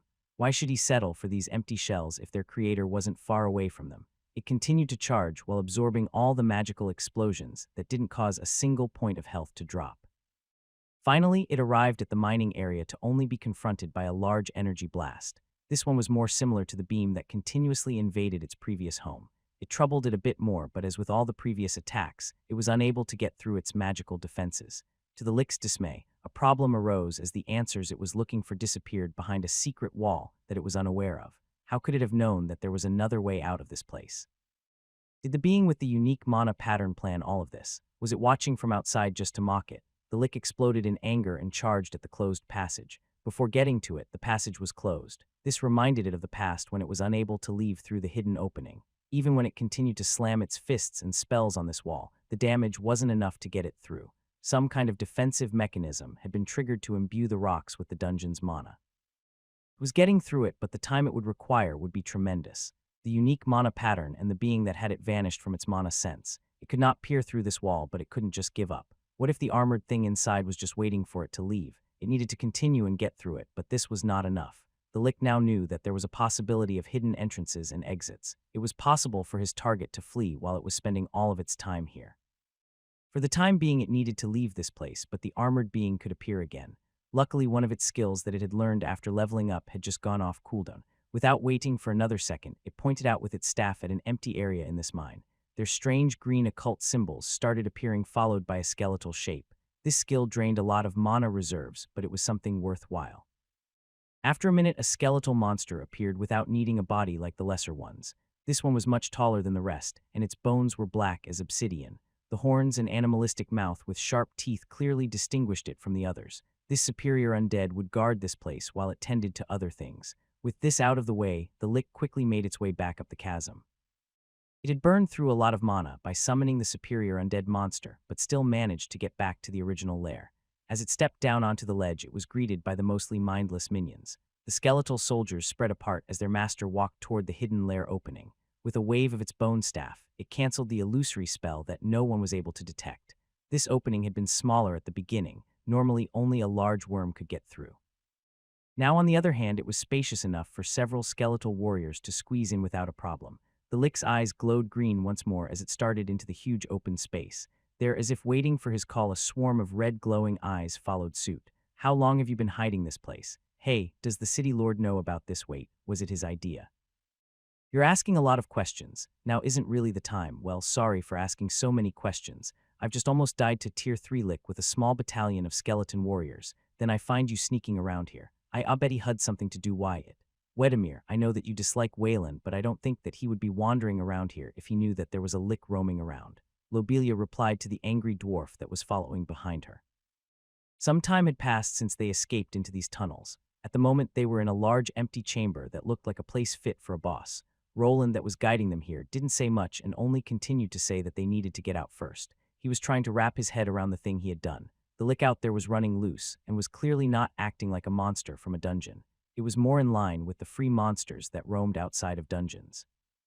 Roland didn't have enough time to use his analyzing skill, but he wouldn't be surprised if the lick's level was higher than before. While the other continued to ask him questions about this place, his mind was elsewhere. Somehow he had to come to terms with his blunder, and that he was probably responsible for releasing that monster. Perhaps he couldn't be totally sure if he was the only reason, but all hints pointed his way.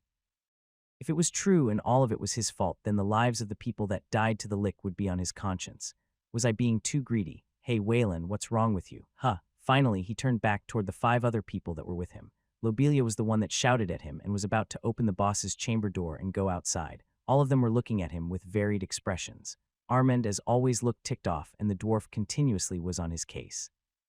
I guess this isn't the time for self-pity. After giving out a sigh, he had to rethink this whole scenario. He could not change the past and needed to live with the actions that he took. While people had died due to the lick, it was still possible to save others. The monster was stuck before the secret entrance, and perhaps this was enough time to evacuate. Roland had been spending some time in this dungeon, and even more down in these secret tunnels. It was easy for him to write the entire place with his detection devices. When the monster finally broke down the wall, he would know. Its area of operations also connected to the lava lake that he had outfitted with the same map enhancers. Sorry, I spaced out for a moment. We need to leave and inform the other adventurers about the lick. I agree, only a team of platinum adventurers can handle it. We need to evacuate as soon as we can. Jasmine, the archer adventurer that was with them, nodded at Roland. Lobelia and Armand, as well as Korgak, were people that he already knew. The only person that needed convincing was the dwarf. Luckily, he just gave out a grunt before trekking behind the group that was moving towards the exit. Don't think this is Endo this. You will have to explain Ursel TTH Guild later. Roland had thought of the possibility of bribing everyone here to downplay his involvement, but the dwarf was the most problematic. It probably wouldn't be possible to change his mind even if he dangled coin or even superior magical equipment in front of him. Wedemir apparently had ties to the Union, and those guys hated him. This would really be a troublesome situation that he might not be able to weasel out of. So what, he was mining a bit in the dungeon. Give it a rest and move on. At least Lobelia was on his side as she delivered a small nudge with her foot to Wedemir's behind. The way towards the lava lake area was already cleared up as he had not even been here for a day. Within a few hours, the monsters would not respawn, so they could quickly get through the winding corridors to the space under the lake. So that's how you did it. Let's go. We don't have much time before the lava floods the lake again. Soon the party of now 6 adventurers and a ruby wolf popped their heads out the exit. There they saw the middle of the lava lake that had just subsided to the sides. They had enough time to get out and found themselves on the side closer to the exit. Okay, shit, what do we do now? I'm the fastest here. I'll go ahead and inform the guild. We might have to lock down the dungeon. Lock down the dungeon? Armand asked Lobelia that was about to sprint towards the exit. To them, this all looked like a unique rare monster spawn that was on the level of a floor boss. It was unknown to them if this lick could leave the lower level, but there were cases where it happened. Only Roland was somewhat aware of the whole picture, yet even he didn't know how this lick operated. If it came from another dungeon, it might also be stuck in this one. There was no real way of him knowing until the monster took a step outside of it. If it's a tier 3 monster that can roam this place freely, then it will kill everyone. There are also non-combatants here. Damn, miners. Wedemir was the one to shout out now as he remembered that the Union had placed some mining camps here. The hidden area that Roland found was not the only reusable mining spot in this dungeon. All the other ones that had been found were being used by the Union or people affiliated with them. This sent Wedemir into somewhat of a panic, as one encampment was on the other side of the lake that was closing itself. Hey, what are you doing? Get back here. Hey, Armand, give me a hand. Lobelia, along with Armand, had to pull the dwarf away as he was about to attempt a run through the molten lake that was going to close itself. The next cycle of opening would be in 15 minutes, which Roland already knew. While he had no love for the Union and would actually love to see their mines being destroyed, the people working there didn't deserve this. The lava will open up again in 15 minutes, but I'm not sure that going over there is such a good idea. He is right, that path around the chasm will bring those skeletons there. What if that lick is with them? Ah, done care, ah will help ma brothers. While the others were fighting, he decided to do something about this problem that probably arose due to him. Even though the lick could be anywhere, he felt that in this wide open area, he would have enough time to retreat.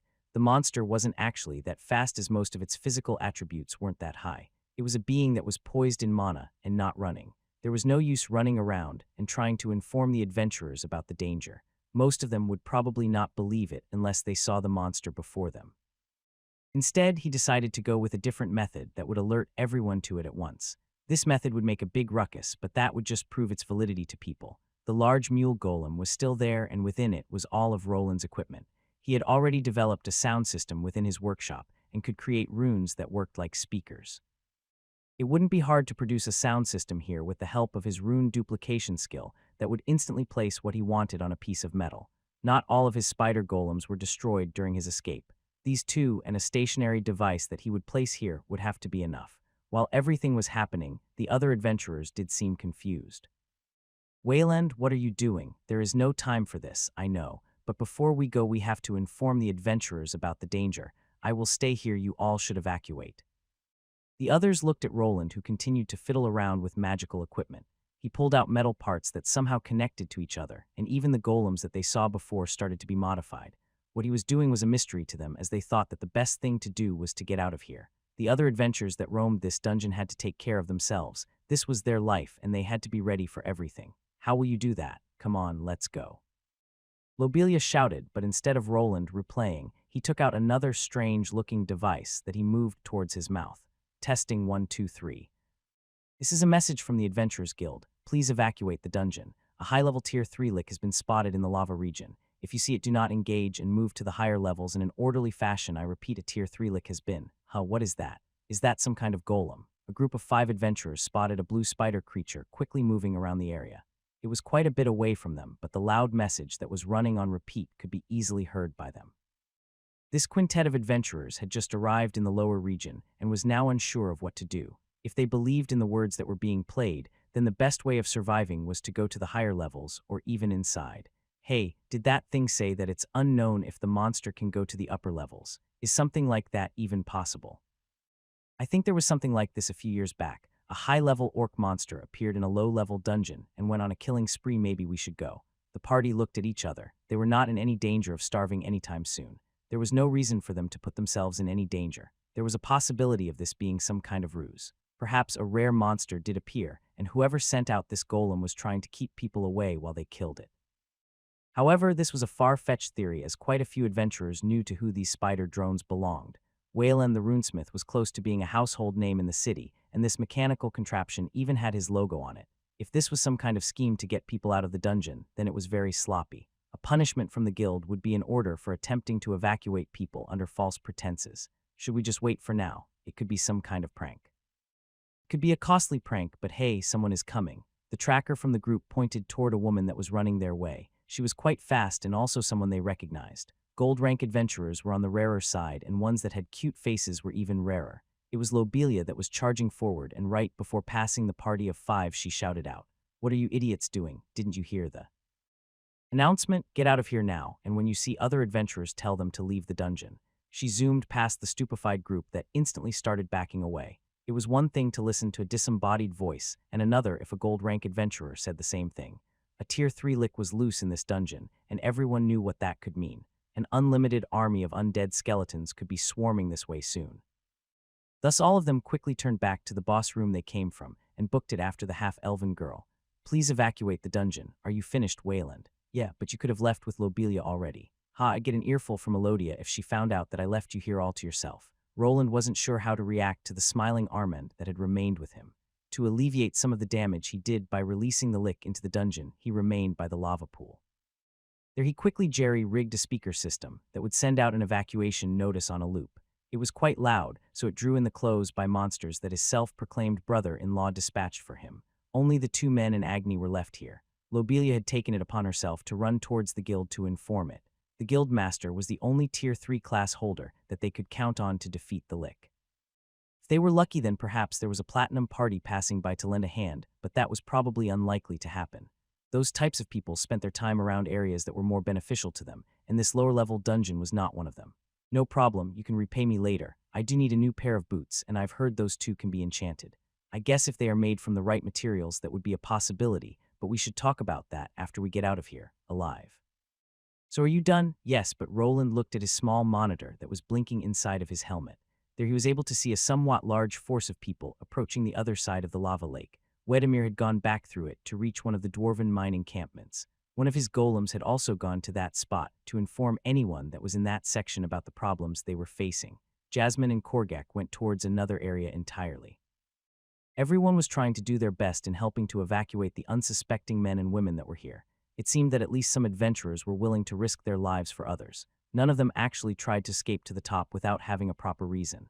In reality, he could do the same, but due to the fact that this was somewhat his fault, he felt that he needed to stay here. You should probably go where Korgak and that girl went. They might need your help. What about you? Armand answered while seeming a bit confused. There wasn't really much left to do here, and the skeletons might soon arrive. There was also a possibility of the lick appearing on either side of the lava lake. Roland's plan was to remain here and help with the evacuation effort. He was on the stronger side with his level probably being the highest down in these dungeons. I'm going to stay here. I can at least stop some of those reanimated skeletons from killing people. That's surprising. I didn't think that you were the heroic type. Armand laughed while shrugging, but it didn't seem that he was about to leave. Roland wasn't sure why Elodia's adopted brother was willing to help him, but he wouldn't refuse it. The help from a higher-level Tier 2 berserker was always appreciated. Heroic type, Roland wanted to laugh as he was anything but a hero. First off, this all happened due to his fear of the abyssal cult. The only reason that he was remaining here was to soothe his bad conscience. It wouldn't be hard to just run and leave everything in the hands of the Adventurers Guild. It wouldn't be hard to deny that he was involved with the lick, and there was also no solid proof of how long he was using the secret mining area. If he just ran to the city lord that he founded a few days ago before the lick appeared, he could be in the clear. Perhaps he could even spin it in his favor. He could play it off that discovering the mine could have triggered the lick as a defensive mechanism that no one could have predicted. You probably couldn't be more wrong with that one. Huh, what did you say? Roland mumbled to himself while Armand was trying to look to the other side of the lake.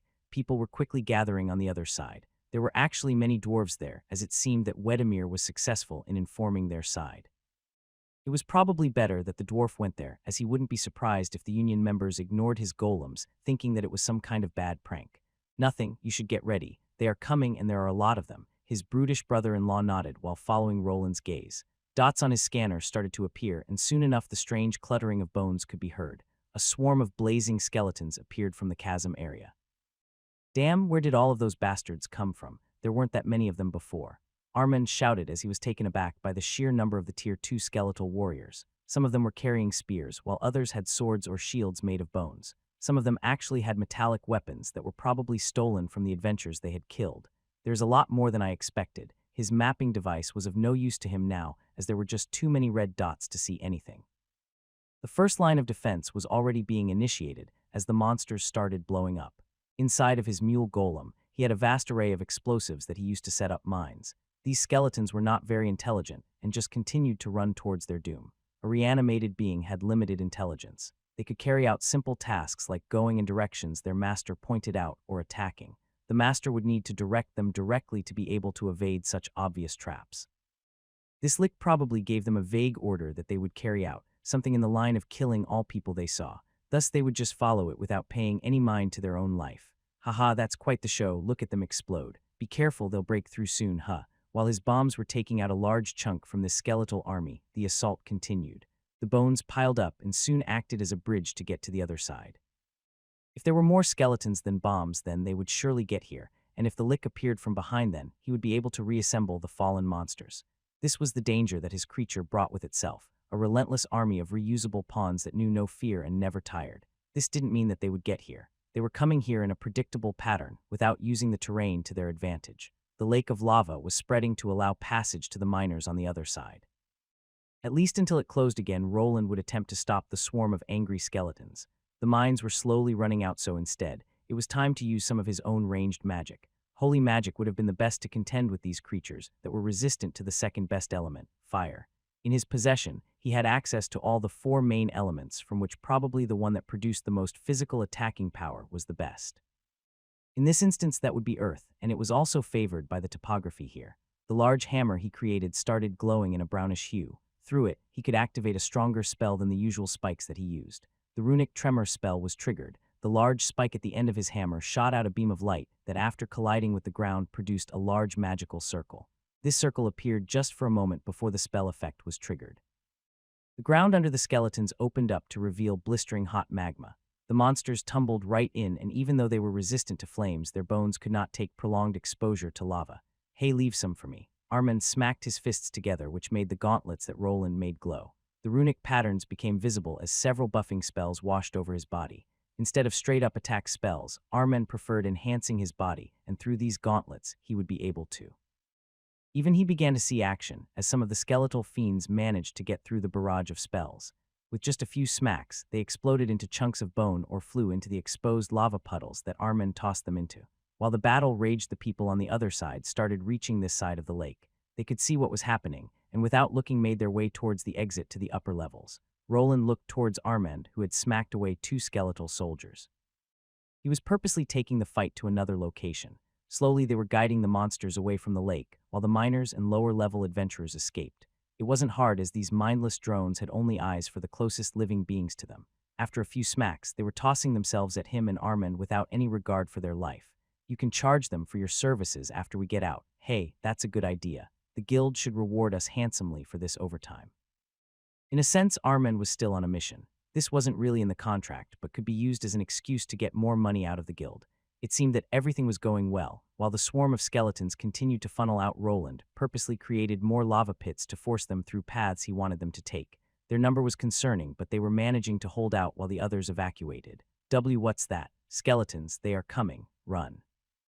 To his dismay, another small army appeared. They came from the other side and reached the lake before it started to close. The miners and workers were still carrying a lot of their equipment, which made them slower. Without the ability to bring animals down into this dungeon or large carts, they were left carrying everything in large spatial bags. Those could fit a lot of items inside themselves, but still didn't fully cancel out the weight.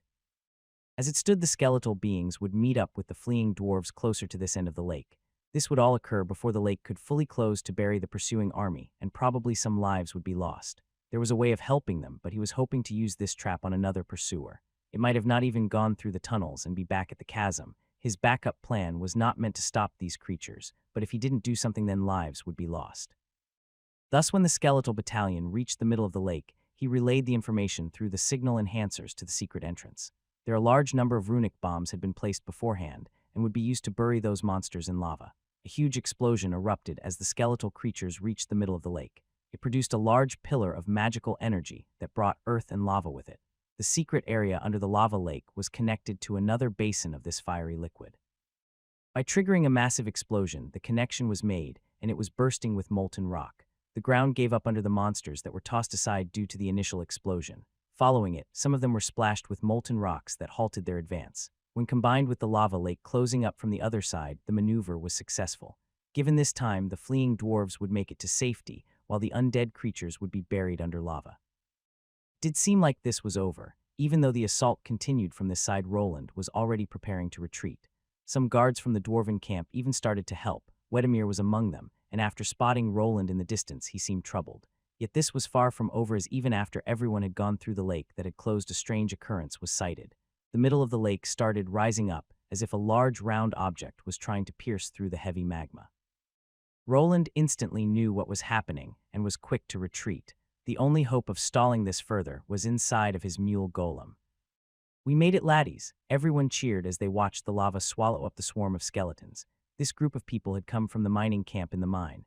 Everyone had somewhat expected this line of work to be dangerous, but they never envisioned themselves fleeing from a small army of skeletons.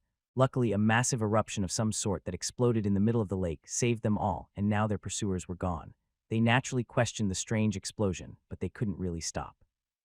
While the enemies from the rear were gone, another large group of them was coming from another side. This area had also become flooded with magma, which was proving to be a stopgap for the monsters. There they also noticed two humans that were keeping the monsters at bay. One was swinging a large hammer around to produce various spells, and the other just crushed the skeletal heads with his fists. Wedemir, who reported the monster attack, had gone over to offer some help, and it seemed that everything was going well. However, just when everything was going well, a strange phenomenon started. Shit, get these people out of here, make them toss all of their equipment away and run if you want to live. You can't expect us T-Jewist, just do it. Roland grabbed Wedemir by the collar while shouting. There was no time left as the lick was here, and while the others couldn't see it yet, it was there. The multiple explosives were supposed to stop it, or at least keep it from progressing, as the underground would flood with lava. His plan was to set off the explosion, while the lick was inside the secret chamber below the lake, but he had to detonate it prematurely to save the miners. Now the creature was slowly lifting itself up from the underground. This was presented to everyone through a strange red sphere rising out from the ground. Roland knew that inside of it was the lick, and the circular shape was just the mana shield it was producing. It was coupled with the levitating spell to make it look like some kind of large bubble. There was no time to lose. Roland only had one weapon capable of contending with a Tier 3 monster of this caliber. This was the large cannon that produced the mana drill spells he used for farming experience. At this moment, it was inside of his mule golem that he quickly sprinted towards. Common, open up. He already sent the order to his golem to turn around and open the large latch, but this model wasn't really built for speed. In his hurry, he had to actually tear it open to get to the equipment he needed. There was no time to actually attach this cannon to a stable base or to the battery unit that used the mining area Alakin's crystals. Luckily, he had updated this cannon to be used with other attachments. It was still an experimental model that could go together with this slightly upgraded runic suit of armor. The cannon already came with thick cables that would carry the required energy. What he needed to do was connect them to his armor. Small blue sparks flew as he attached the last one to his neck. The other ones were tightly connected to his back and chest without getting in the way of him holding it up on his shoulder. The small turret that he had on the other shoulder that previously continued to shoot at the skeletons had to be turned off. The mana it required needed to be moved towards the large cannon. What are ye? I told you to go. That thing is here already. If you want to save your people, you should run. Wedemir, that was somewhat away, continued to ask questions while batting some skeletons away. Finally, as he noticed the lava bubble rising up, warning signals started going off in his head. Body, listen, the human. Your lives are more important than equipment you're carrying. Ye can't be serious. If anyone listened to him, everything that ye lose will come out your salary. The dwarven adventurer wasn't the man in charge. This title belonged to a foreman that was overseeing the entire mining operation. He was an old dwarf that clearly saw that the company that he was working for was above the simple miners. Probably the punishment for him would be severe if all of this equipment was lost here. It seemed that for him the miners were more replaceable than the pickaxes that they were carrying. It was understandable that the foreman didn't want to get in trouble, but he was underestimating the threat here.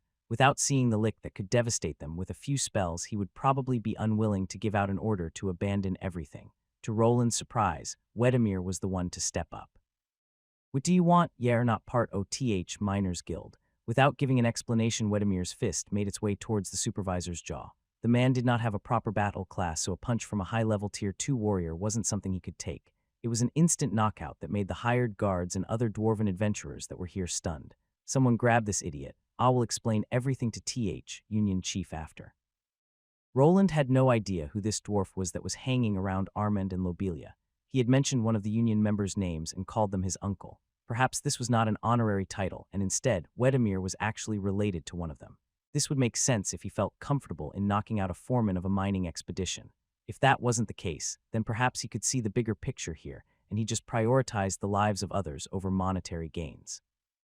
Roland didn't really have the time to worry about the Union's dealings, as his current situation was also dire. At least now that the miners were dropping their heavy tools and bags, they had a better chance of escaping. As if right on cue, the smoldering hot bubble of lava rose high enough to reveal the monster inside. The green flames that accompanied this lick became visible to everyone. Roland had remained vigilant even while the dwarves were having their little argument. The cannon that he was holding over his shoulder was already ramping up. Lick L171. His analyzing skill couldn't fully identify the monster. The question marks represented the type of the monster before him. Liches were already Tier 3 monsters and were an evolution of a mage skeleton. This one was in possession of some kind of special class that he could not identify. The only thing that gave him some information was the creature's level. Its level is lower than that of the abomination at the village, but its defenses against mana are vastly superior to that monster's. The biggest problem wasn't the monster's level, but how it was able to shrug off every magical attack that he produced. In theory, his chest cannon should be able to at least deal a good amount of damage if it connected, but the mana was being affected by something. At first he believed that it was just some type of skill or spell, but the longer he thought about it, the stranger it became. Normally, a battle between mages was decided by their mana.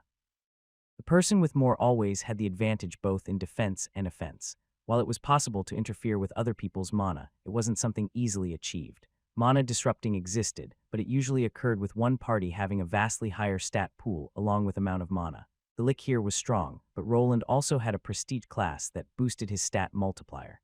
In his opinion, the monster shouldn't be able to disperse his magical energies this easily. There was one way of this being probably, though. If the mage grew accustomed to an enemy's mana pattern, they would be able to affect it to a greater degree.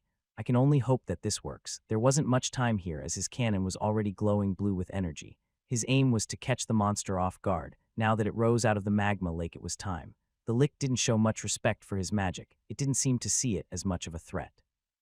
To some degree, it even looked as if it wanted to get hit by it.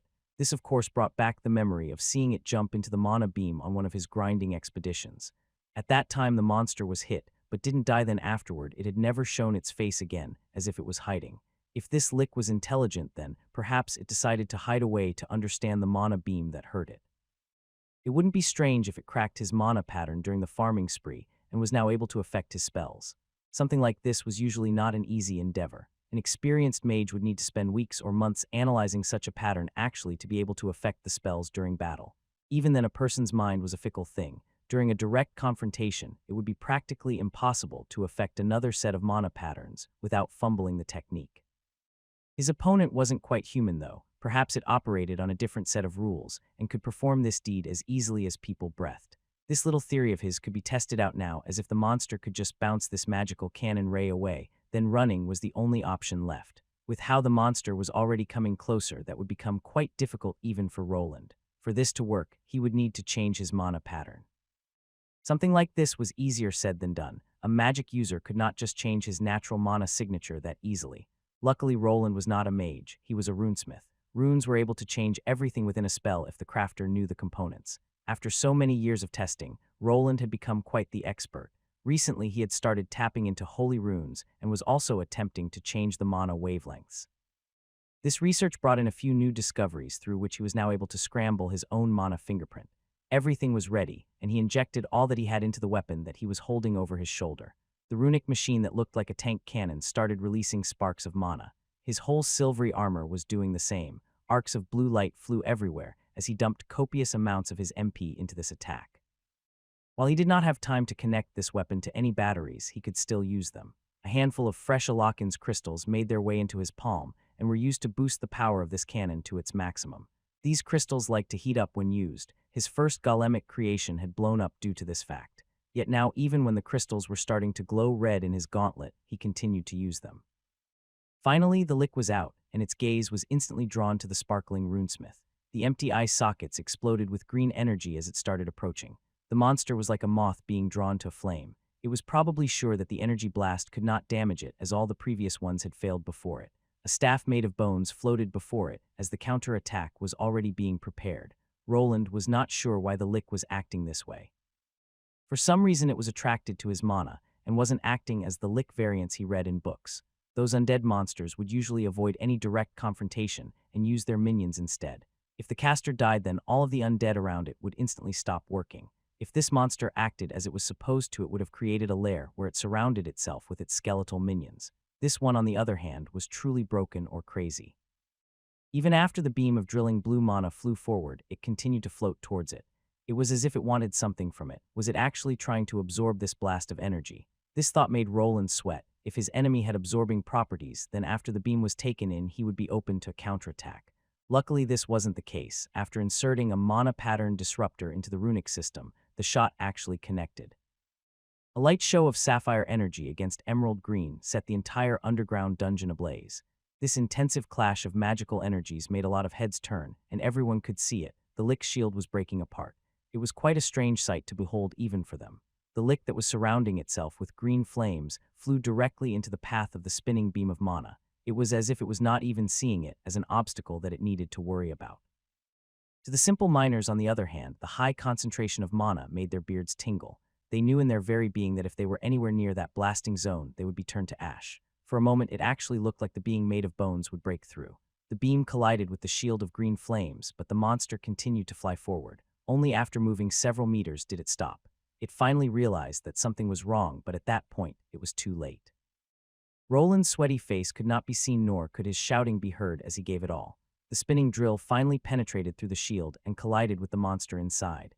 It was practically cleaved in two as it impacted the monster's chest area where presumably the core should be. This amount of damage could not be ignored even by this creature, and it lost control of its mana shield and levitation spell. It was falling down into the lava below. Ha, he got it. Armen shouted out while holding his fist high up. Everyone that was fleeing halted in their tracks as they saw the light show coming to an end. It looked like the Lick was going to fall into the lava, and even it without the protection of its shield would suffer a devastating blow if it was directly submerged under lava. Did that do it? While the monster was falling down, his armor was on fire. Various skills like Rune Overload and Empower Rune were used to boost the spell past its limits. The smoke that was produced from his machinery was due to the runes burning through the metal. Even though his equipment had been damaged, if the monster fell into the lake of lava, now it would have all been worth it. I didn't get its core, which is a shame, but that doesn't matter. Please just fall in. His reserves were drained, so he didn't have anything left for a follow-up attack. If only the monster fell into the lake, then this all could be over. Yet it wouldn't be so. Suddenly something burst forth from the middle of the lake. It was a skeletal monster just like the rest, but it was much bigger and of coal-black coloring. Before the Lick fell into the pool, the monster produced a set of wings that propelled it towards its master. Within a few moments, the skeletal mage was being carried to the other side of this lake to safety. Everyone looked in horror as the one responsible for this predicament had not been killed. Instead, it would be safe on the other side to recover and return to haunting this dungeon again. Roland was stunned and shocked just like the others. The arrival of this creature was something that he didn't factor into. After a quick scan with his analyzing skill, he was even more perturbed. This creature was one of the Lick's minions, and it was also a Tier 3 being. Obsidian Skeleton Gargoyle, summoned, L150. Shit, could there be more of those around? This was no time to take a rest. While he had gone through most of his mana, they still needed to evacuate. The skeletal soldiers continued to arrive, and they were not alone. From the corner of his eye, he noticed the appearance of another one, another large skeletal monster made from black bones. Summoning existed in this world. It was a separate field from elemental magic that was considered extremely strong in the right hands. Like any other school of magic, there were variations in the techniques used. One subsection utilized ritualistic ceremonies with offerings to the being it wanted to procure. Other ones were dedicated by simple class skills, contracts, and occult sacrifices. One thing united all of those types of summoning practices. The creature that appeared always required something for their services. It could be something simple as the magic caster's mana, or something darker like a part of their soul. This was one of the reasons why demonic magicians were so feared, as they could offer up other people as sacrifices to gain a fast boost to their power. Demons weren't very particular about who they were getting their part of the deal from. If a demon summoner rounded up a village of people and performed the desired ritual, the monster would oblige. A contract between the summoned creature and the summoner would be formed. After, the contractor just needed their mana to jolt their contracted being over to this world. A lot of things depended on the type of contract. The summoned creature could constantly siphon mana from its user while it was on this side, or just take a bulk cut at the beginning. The first type could potentially put the contracted being into an almost permanent summoning. The caster just needed to have enough mana regeneration to offset the amount being used. It was somewhat similar to the buffing runes that Roland used in his armor, which took a fixed amount of mana. Thus he asked himself this question: what was the type of summoning that the Lick was using? Did it offer up the flesh of the monsters and people it killed to get it here, or was it just offering it mana? Did the black-boned skeletons have a time limit, or did the Lick need to spend his own magic to prolong the stay here? There are always rare summoning skills that don't cost anything and are on a timer. That one was the worst-case scenario. A person could just use a timed skill to summon monsters with almost no penalties. Most of the time, such skills had a limit on the creatures that were summoned. The high-tier undead summon had flown away with its master, but it wasn't the only one there. Just as those two vanished into the horizon, another one appeared before them. "Hey Wayland, stop spacing out. Think we might need some of that magic over here." Roland had to turn his head towards Armand that was shouting. While the injured Lick made his escape, another problem arose. The army of lower-level Tier 2 skeletons continued to attack, but they were getting dispatched by the adventurers and guards that made it safely from the other side. Normally, this would be a great chance to set up a barrier while the miners fled. To everyone's surprise, not one but two strange-looking undead appeared before them. The one in the front was a lot larger than the rest. Just like the obsidian gargoyle that escaped with the Lick, the two had charred black bones. Obsidian Skeleton Beast Soldier, summoned, L150. Obsidian Skeleton High Mage, summoned, L150. He could see their names and levels. It seemed that their levels were all uniform. This was probably the limit of the skill their master was using. The beast soldier's body was around 4 meters tall. It had long limbs and claw-like hands with a skeletal structure similar to that of a gorilla. The head looked similar to that of a stag with sharper teeth than usual. The other one wasn't much bigger than the other regular blazing skeletons. Its face was similar to the other one, as the antlers were poking out of the pitch-black robe it was wearing. In its right hand, it was holding a staff that radiated green flames just like the ones its master flung around. Shit, his ears were on fire as he was hit with the sound attack. It was a wide-range, disabling attack that caught all the adventurers off guard. Even Armand and Wedemir, that were high-level Tier 2 warriors, could not resist it. They went down to their knees while clutching their ears. Luckily for them, they had a member in their party that had prepared for this type of occasion. Roland's armor initiated an automated defense spell that canceled out the sound from reaching his ears. He needed to work fast as the skeleton beast soldier continued to howl while his ally pointed his staff made of bones up.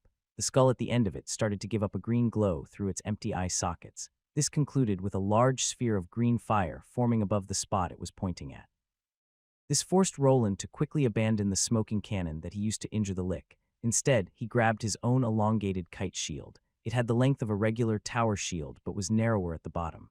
With it in his hand, he jumped towards his allies that were holding their heads together. Even when trying, they were not able to shake off the stunning effect. When he arrived before them, there was not much time. The only reason he was able to activate the shield's defensive spells was due to it being a runic item. The skeletal mage was still forced to chant out the spell that looked like a giant ball of green flames. Without help from others, mages like these could not utilize grand spells to their full potential. Yet during times of war, there was no greater weapon than a battalion of mages flinging powerful destructive spells. Finally, the ball of green flames was flung forward by the monster. It collided with multiple layers of shields that Roland set up in a hurry. The first one shattered almost instantly, and the second one took only half a second to burst as well. Only when the spell arrived at the last one did it stop in its tracks before exploding. Even when his spells managed to block most of the damage, he could feel his health dropping. Armand and Wedemir that were behind him tumbled away but were mostly fine, but this was not the end. The skeletal mage raised his staff up again and was already preparing to cast another spell. His ally, on the other hand, was luckily out of breath and the stunning effect of his shout wore off. "We need to retreat. You don't have to tell me twice." The 3 men were of the same mind. There was no way of them winning this, and the miners had been evacuating for a while. After dropping their tools earlier, they had made some space between the main skeletal forces. Only a few adventurers had stayed behind, as they thought that handling the lower Tier 2 skeleton soldiers wouldn't be that hard. No one expected 2 Tier 3 monsters to quickly appear out of the blue. The monster is clearly a Tier 3, but the spell it used was somewhat on the weaker side. Roland came to this conclusion after standing up. Normally, he shouldn't be able to take something like that with this little prep. He expected the last magical spell to burst before activating his armor's defensive mechanism to ride the shockwave. Instead, his shield was able to last through it by just burning copious amounts of mana instead. This was probably a limit of the high mage class that this monster had. The spells weren't quite at the Tier 3 level. Perhaps the initial level of 150, and his own raised stats put him somewhat around these two creatures' level. Yet he was just one man and didn't think he could handle both of them alone. Not even if Agni or the adventurers helped out, it wouldn't change much. Escaping was still the most sensible conclusion, and for that, he at least needed to shake these two off. "Hey, keep them back from me for a second." Wedemir was startled as Roland threw the shield at him. Even though the 2 obsidian undead were the main problem, there was still a swarm of the blazing skeletons to tackle. After a quick glance towards Armand that nodded to the dwarf, the two put themselves between the charging monsters while Roland looked up. This area was vast, but they were still underground. The ceiling above them was filled with stalactites formed from hard rock. Normally, no one would be stupid enough to attempt blowing up the ceiling, but all of them were in a life-and-death situation. There was a nice row of pointy rocks right above the black skeletal mage. The other larger monster was keeping a close watch on the caster. It seemed as if these two were ordered to stick together. The large one would perhaps stun and bat away any people trying to get close to the mage, while it used the wide area spells to kill everyone around them. Thus, while Armen and his new dwarven friend were distracting the skeletons that got through the puddles, he grabbed the rest of his throwable discs. These were quickly flung up into the air. With the help of his throwing skill and their self-sticking properties, they made their way up to the ceiling.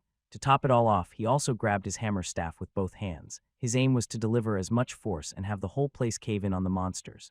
The mage could see what he was doing, and so did the larger skeleton. It didn't seem that these two were intelligent enough to see through the tactic as they remained at their spot.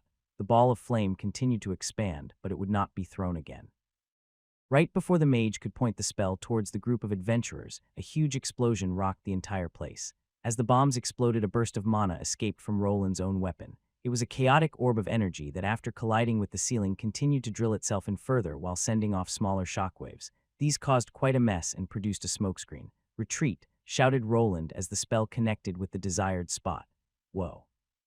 Armen shouted back while glancing up towards the destruction. No one really needed to hear the retreat order as they booked it for the hills. The whole upper area of the dungeon quickly came crashing down. This was coupled with lava, ash, and debris that made their way toward the skeletal forces and their two commanding officers. Roland was running as well, but his gaze was pointed in another direction. There he locked eyes with the mule golem that started moving in the opposite direction of the fleeing people. It pained him to do this, but he wanted to have a secondary plan that would guarantee their escape. For this reason, he needed to sacrifice one of his creations. The only thing that he rushed in for was the cannon that he discarded after the blast. This thing could still be used, so after grabbing it, he started running. Agni was right next to his master. When one of the weaker skeletons approached, he was quickly dispatched by an angry dire wolf.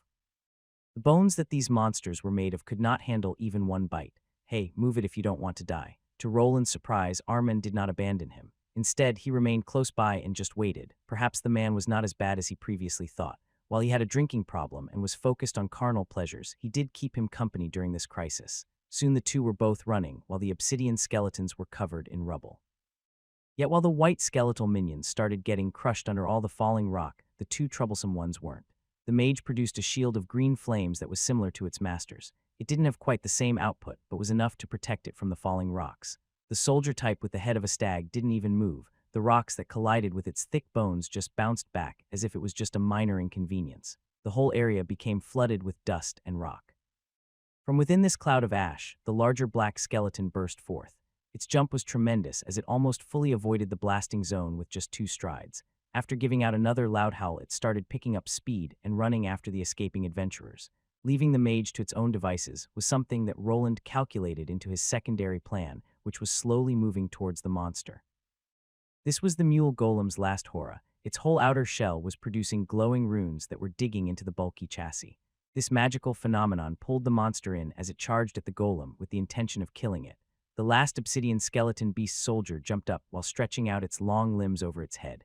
Its intent was to slam those large fists of it on the slow-moving golem before chasing after the others. This was of course a trap. The moment those hands collided with the mule's glowing shell, another explosion rocked the entire area. This one was on the same level as the one in the middle of the lake, but much brighter. The black figure of the monster was fully swallowed up by the bright light. The adventurers that felt the surge of mana taking over could not help but look back. There they could see an armored man sprinting towards them who was not looking back at the explosion he produced. Over his shoulder, he was carrying a huge cannon, but it didn't seem to be weighing him down at all. Without saying anything, Roland caught up to Armen that instantly followed suit. Everyone was in full evacuation mode, and quickly they caught up to the miners that weren't boosted as much as the combat class holders. This should give us some time. Roland started slowing down as his group reached the miners. Other people started crowding in from the sides. It was clear that the message had gone through, and everyone was on board with the evacuation effort. Some adventurers had even formed a defensive line to block any potential monsters. Others were moving forward to battle the creatures on the upper levels, which were also a potential risk. "You have gained 1,000 experience points." The system message rang in his head, indicating that he had defeated a weak monster. Normally he wouldn't be interested in it, as similar ones had ringed in his head, but each one had given him 10 experience points. Reanimated skeleton soldiers gave considerably fewer points for killing them. Perhaps this 1,000 came from one of the black summoned creatures that would also give a diminished amount of experience. It seemed that something had put in place a barrier for grinding. It would not allow people to farm summoned creatures that could be easily replaced by mana or resources. While the explosion proved that the summoned monsters could be killed by his creations, it didn't fix the problem. The Lick could probably create more of those soldiers, and they could even work with each other. Even though their tactics were crude, they would still make things harder for anyone facing them. With a lack of a proper platinum rank party, this dungeon was a lost cause, and perhaps the swarm of skeletal soldiers that they faced was only the tip of the iceberg. Where the Lick took off was a mystery to everyone, but with the flight capabilities of that gargoyle, it could have made its way to ledges people would not be able to reach. It would not be that simple to find the injured monster, and he was not in a state to hunt something like it down alone. His only option was to return home and prepare for the worst, but as he was evaluating his choices, he heard a characteristic rattling of bones coming from the area they just fled from. Damn, my head is killing me. I should have not gone with that girl. Did you do it again? Didn't I tell you to stay away from those flowery district girls? They are nothing but trouble. Don't be like that. I couldn't refuse to get those drinks when she asked so nicely. Speaking of which, don't tell me you want to borrow more money, just a tiny bit. We just got our wages a few days ago. How are you already broke? Well, you know how it is. No, I really don't. Two guards at the entrance of the Albrook City dungeon started arguing over some petty issues. It was early in the morning, and their work day had only begun. One of the two was quite chatty and continued retelling his escapades from last night. The men were tasked to guard this dungeon entrance, but nothing ever happened that warranted their attention. Their only real task was to look at everyone's adventure card before letting them pass inside. While sometimes some young men tried to sneak in without one, it wouldn't really affect them. If someone died to the monsters on the inside, then it was their fault. They were only there to minimize the damage if they spotted something. Just like any other day, this one was turning out to be a snooze fest. Both of them didn't even look at the cards correctly while continuing to chat. Suddenly, however, they heard someone shouting from within the entrance. Make way. It was an elven woman that was running quite fast. The two guards had a knack for spotting beauties, and this gold rank elf was quickly becoming one of the fan favorites. The first thing that they spotted was that she was quite sweaty. It dawned on them that she had to have been running for a while. What could have caused a gold rank adventure to be like this? Even in the lower levels, there weren't that many monsters that reached over level 100. Something had to be wrong. Hey, watch it. A few of the steel rank adventurers quickly ducked to the side, while some almost tumbled down the stairs as the golden-haired woman ran past them. She did not say anything as she just zigzagged between people that were trying to clock in for their morning grind. Everyone was left annoyed, and some even said a few chosen words at the runaway woman. The two guards wanted to ask what was wrong, but it wasn't really in their job description. Probably someone had died down in the dungeon, and a rescue party needed to be formed. Something like this happened on a weekly basis. There were large numbers of bronze and steel rank adventurers never returning. People sometimes forgot that the monsters inside could easily overwhelm them if they didn't pay attention. The upper levels weren't as vast as the lower ones, but it was also easy to get lost. After maps were made, the death toll decreased, but some newbies continued to die without seeing worth in spending money on pricey help items. What's up with her? Beats me, you know those gold ranks. They really want to reach that next rank. That's true. The guards laughed as in most cases the in-between ranks were the most dangerous. Many adventurers would put themselves in danger while trying to gain those higher-tier rewards. A lot of steel and gold ranks had fallen due to pushing themselves too hard and too soon. Yet after the young woman vanished into the horizon, a peculiar thing happened. Around 30 minutes later, another adventurer arrived, one of the silver-grade variety, just as the half-elven woman before the man was quick to run up the stairs to dash into the distance. Soon after, more and more adventurers came pouring out, which indicated that something was afoot. What's happening? Hey. Why are you running? What happened? Finally, after several people had gone through the entrance, one of the guards grabbed a man by the shoulder. The person recoiled in fright as if there was something wrong that spooked the guard. What could have happened to garner this type of reaction? Was some kind of strong monster loose in the dungeon? If it was, it shouldn't be able to get to these higher levels and the safe zone that was at the entrance. Well, a Lick has appeared. Now leave me be. The man wrestled out of the grip and quickly took off with all the other adventurers that started to flood out from the inside. Some of them were screaming, telling the tales of strange skeletal monsters appearing in the lower regions. But the scariest bit wasn't that they were undead. No, it was that they could enter the upper levels of the dungeon. A Lick, hey, aren't those things considered really dangerous? Yeah, don't you need a high-level priest to kill one of them? Didn't they need a battalion of knights to kill the one that appeared on the mainland? I think Sabat that one was a free Lick and it took over a whole village. This one is in a dungeon, so it shouldn't be that bad, right? The two guards looked at each other with fear in their eyes. Why was everyone running away? Could the Lick get out here and get to them? That should not be possible. Monsters from a dungeon should not be able to escape. There was only one instance where that could occur, and it was not something anyone had an answer for yet. A dungeon break, huh? So you're telling me that it was a tier 3 lick all along. Yes, you need to contact Platinum Adventurers or get that Valyrian asshole to penny up some nights. Time is running out. Armand and Wayland are still in there. Hey, calm down. You can't just go insulting the nobles. If they catch you doing it, they'll flog you in public. I don't care, we have to do something. How about we get those guys from the Golden Order? Aren't they around here somewhere fighting with that cult? Aren't liches something they swore to eradicate? A rather angry-looking Lobelia was shouting at a grumpy-looking bald man. To the side stood a beautiful-looking elf lady that had just closed the door behind Lobelia that had rushed in during the morning meeting. It was clear that there was a problem, but the two guild members here didn't truly believe that it was as dire as the half-elf painted it to be. Lassie, you can't expect me to call the Solarian Church for unconfirmed news, but I'm confirming it now. Lobelia stomped her foot down on the ground while almost kicking the large desk behind which the guild master was sitting. While he didn't want to jump to conclusions, he could not just ignore the claim that a tier 3 lick was loose in the dungeon. Apparently, the person that delivered the news already caused some havoc and would cause monetary losses if the claim was faulty. Solana, I'll contact the other guilds, guild master. Ordhin nodded at the quick reply from his assistant. While the claim needed to be authenticated by more people, it could not just be ignored. If what Lobelia was telling was true, then the dungeon would need to come to a stop. The guild master was not quite that perturbed about the safety of the adventurers, though the bigger loss would be the amount of money the guild would lose. The dungeons around the kingdom were bona fide gold mines. They could be used to farm various materials and even experience. It was a free training facility for the kingdom's citizens that they didn't need to pay for with their own taxes. A lick subjugation could set them back by weeks or even months if there was nothing done. He had sent the group there himself, but never expected a lick to be a problem. If this wasn't taken care of instantly, then perhaps it would set him back by more than a few months. What if this was some kind of recurring thing? He could not expect tier 2 adventurers to hang out in a hazardous dungeon like this, nor would the tier 3 wait to kill a lick that could appear at random intervals. Hey, are you listening? We need to get Armand out of there. I heard you already. Stop screaming in my ear and get out. Hey, you can't just— Yes, I can. I'm the guild master. Go cool down your head before I throw you out the window. The guild master slammed his large palm down onto the desk, which caused the whole room to shake. Lobelia narrowed her eyes at the man that was more than twice her size. At first, she was going to say a few chosen words, but the intimidation factor was there. Instead, she just scoffed at the bald man before rushing out of his office. Her destination would be the dungeon yet again, where Armand had stayed behind.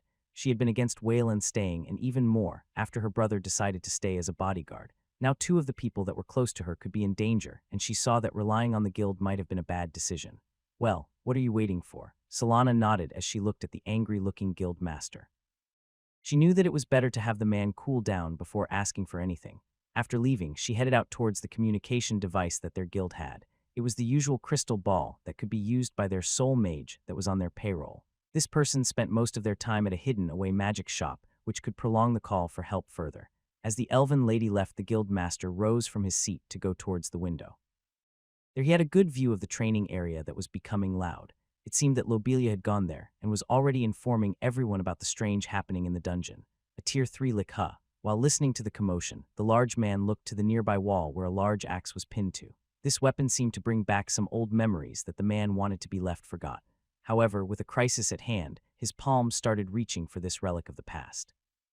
Let's not get hasty, there is still time. How about I let the young ones take care of it? After stopping himself, he moved towards his own personal communication crystal ball. This one was a bit different and didn't require a separate mage to dial the number he required.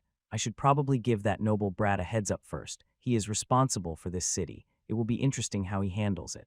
The leader of the city needed to be informed about this predicament. Arthur Valyrian had a big stake in the dungeon that was almost the lifeblood of the city. He didn't expect much from the young upstart, but it might have been interesting to see what the young man did. Luckily, as a noble, Arthur also had a crystal ball in his possession, which would make the whole process a lot faster. How many of these fuckers are there? More than we can handle at th moment. Hey Wayland, you wouldn't have any more of those exploding things on you, would you? No. Roland answered while looking around at the landscape filled with white skeletal warriors. The group had retreated all the way to the lower level's entrance. The only reason he remained was that he felt bad for releasing the lick into the dungeon. Now that there was no one else that he could rescue, it was time for him to evacuate. For some reason, Wedemir had decided to remain here. Perhaps he was feeling more cooperative after seeing Roland help the miners, or maybe it was due to the magic shield he was lent.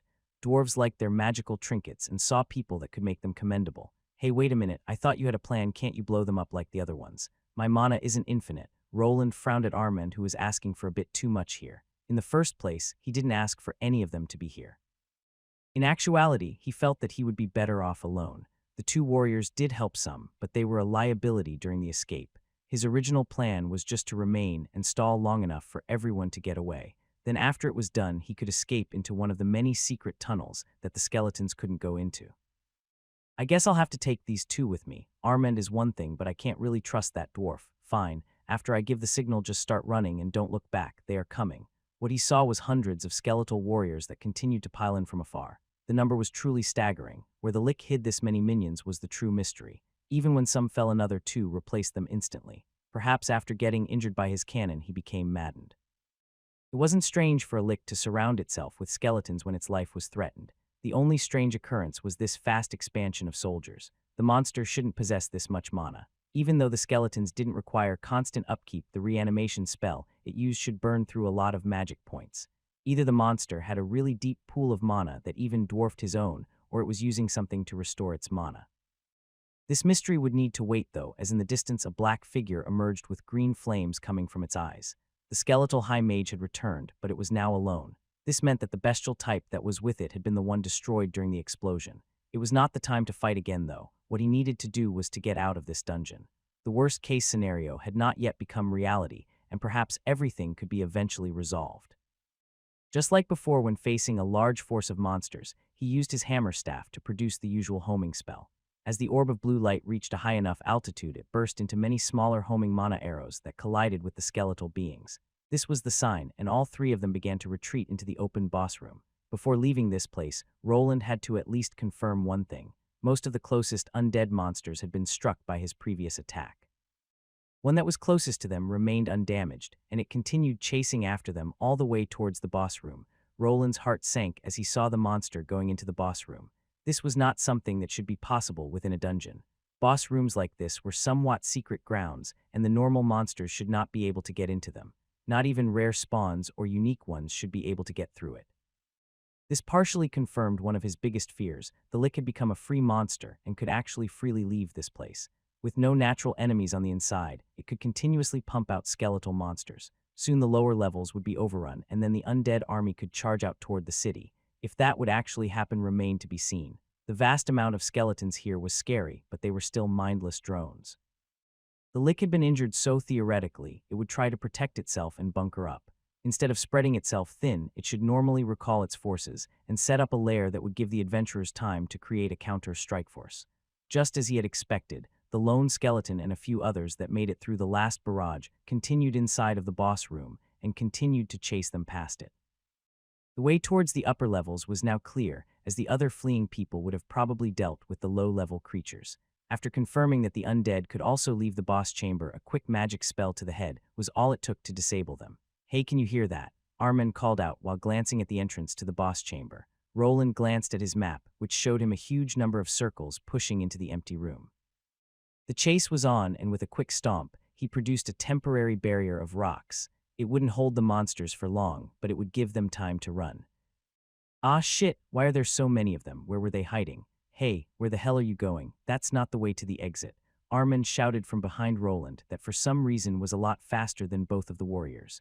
Wedemir had it the worst as due to his shorter legs and shield warrior class, his agility stat was the lowest of them all.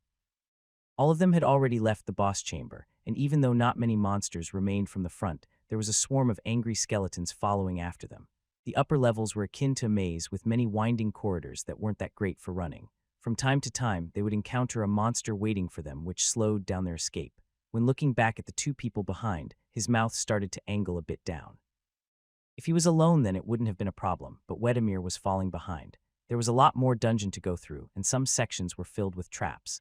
They had stayed behind for longer to let the miners and weaker adventurers escape, but this could end up in them being overrun. For a moment, Roland's mind went to a dark place. It wouldn't be that hard to just abandon the dwarf here. Armand might even agree with him, considering the history with the Union. This would perhaps keep the information of the secret mine from reaching the other dwarves in the city. Jasmine, the other adventurer that he didn't know, would probably report it to the guild master, but that person might still be on his side. It wouldn't even be that hard to do it. One well-placed spell could cause the dwarf to trip and be quickly overrun by skeleton soldiers. Armand, who didn't have a mana sense or any detection abilities related to it, would not be able to tell that it was Roland. To him, it would look like an unfortunate trap being activated. Then even if he figured it out, the possibility of Armand taking his side in the whole debacle wasn't that low. Where he was leading them to was a detour to one of the secret passages. It went through a section of the dungeon that wasn't that easy to get through. It wouldn't be that hard to cause a commotion where the dwarf lost his footing and wasn't able to follow them. However he hesitated, it wasn't really in him to go through something like this. This thought of committing murder quickly faded away. Getting rid of others that weren't involved just to save his own skin wasn't something he was able to do. Enough people had already died in the dungeon due to the lick being loose. What the Dwarven Union did after this whole debacle was over had to wait. Everything depended on Arthur, and not them, as the young noble was the person they all answered to. Pick up the pace, there is a path that leads outside here, just trust me. A woo. Armand didn't answer, but just continued to run after Roland and Agni that were in front. The armor that he was wearing started glowing, and the runes on top of it produced a magical effect. An increase in speed was noticed as he continued to sprint through a large corridor. Normally, something like this would have been a dangerous feat. The whole place was filled with traps and avoided by everyone. Didn't seem that Roland cared for this, as he didn't bother to avoid the tiles that activated the traps.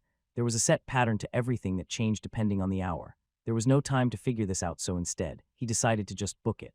The moment he tripped one of the traps, a poison arrow shot at him from the side. This sharp projectile collided with the red shield made of fire and was bounced back instantly. This continued to happen as he ran through the middle. A vast number of poisonous arrows continued to fly at him, but with the help of his magical defenses, they weren't able to harm him at all.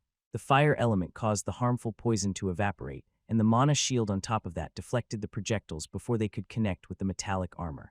Both Armand and Wedemir were surprised by the method that he used, but knew that if they followed right after him, they wouldn't set off any of the traps. The path was straight through the middle, which didn't allow for any missteps even for the rather unwise warriors. Soon enough, all of them found themselves at the end of this corridor that was behind the corner. Hey, didn't you say that this path led somewhere? Yeah, it does. Give me a second. What do you mean there is nothing here but this damn wall? Do we need to destroy it? Armand started panicking as he almost slammed into the dead end after going around the corner. Wedemir was still further behind the two, but he could also hear the commotion.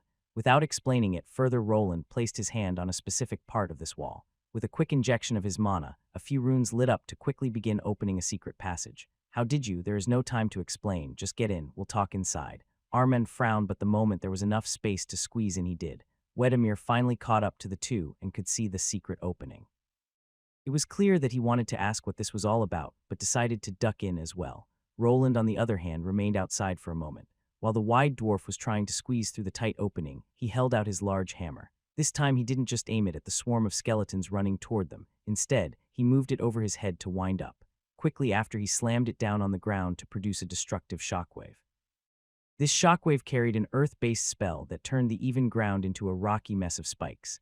Even though the skeletons didn't have any flesh to feel pain from the spikes, they were a lot lighter. The shift in the tunnel caused most of the ones at the front to tumble forward, and it quickly cascaded into almost all of them falling over. With a couple of other smacks now to the walls on the side, Roland produced another earthquake that would create another safety barrier before ducking into the safe room behind. When on the inside, he quickly activated the locking mechanism that slowly closed the secret door after them. Perhaps this was a bit of an overkill against the lower-level skeletons, but there was always a possibility of one of the obsidian ones popping up out of the woodworks. Phew, that was close, but where are we and why is it so dark here? Roland's helmet had a function to see in the dark, so he never really bothered with light spells. Skills like this also existed in the world, but they were usually given to assassination and tracking classes.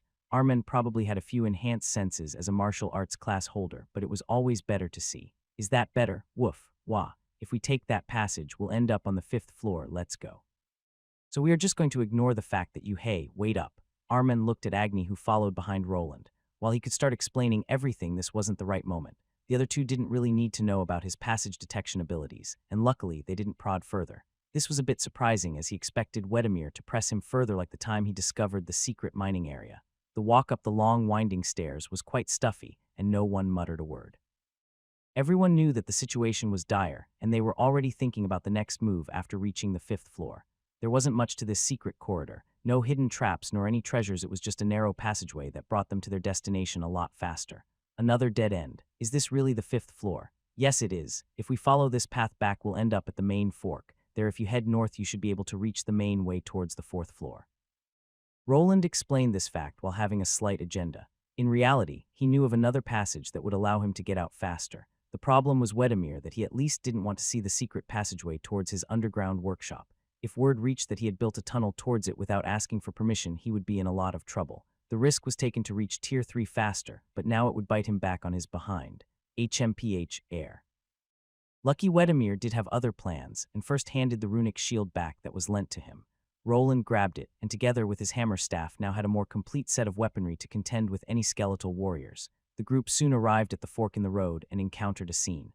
That was really a big shortcut. There were people making their way through this hub area. Some of them were adventurers that had retreated a lot earlier than they did.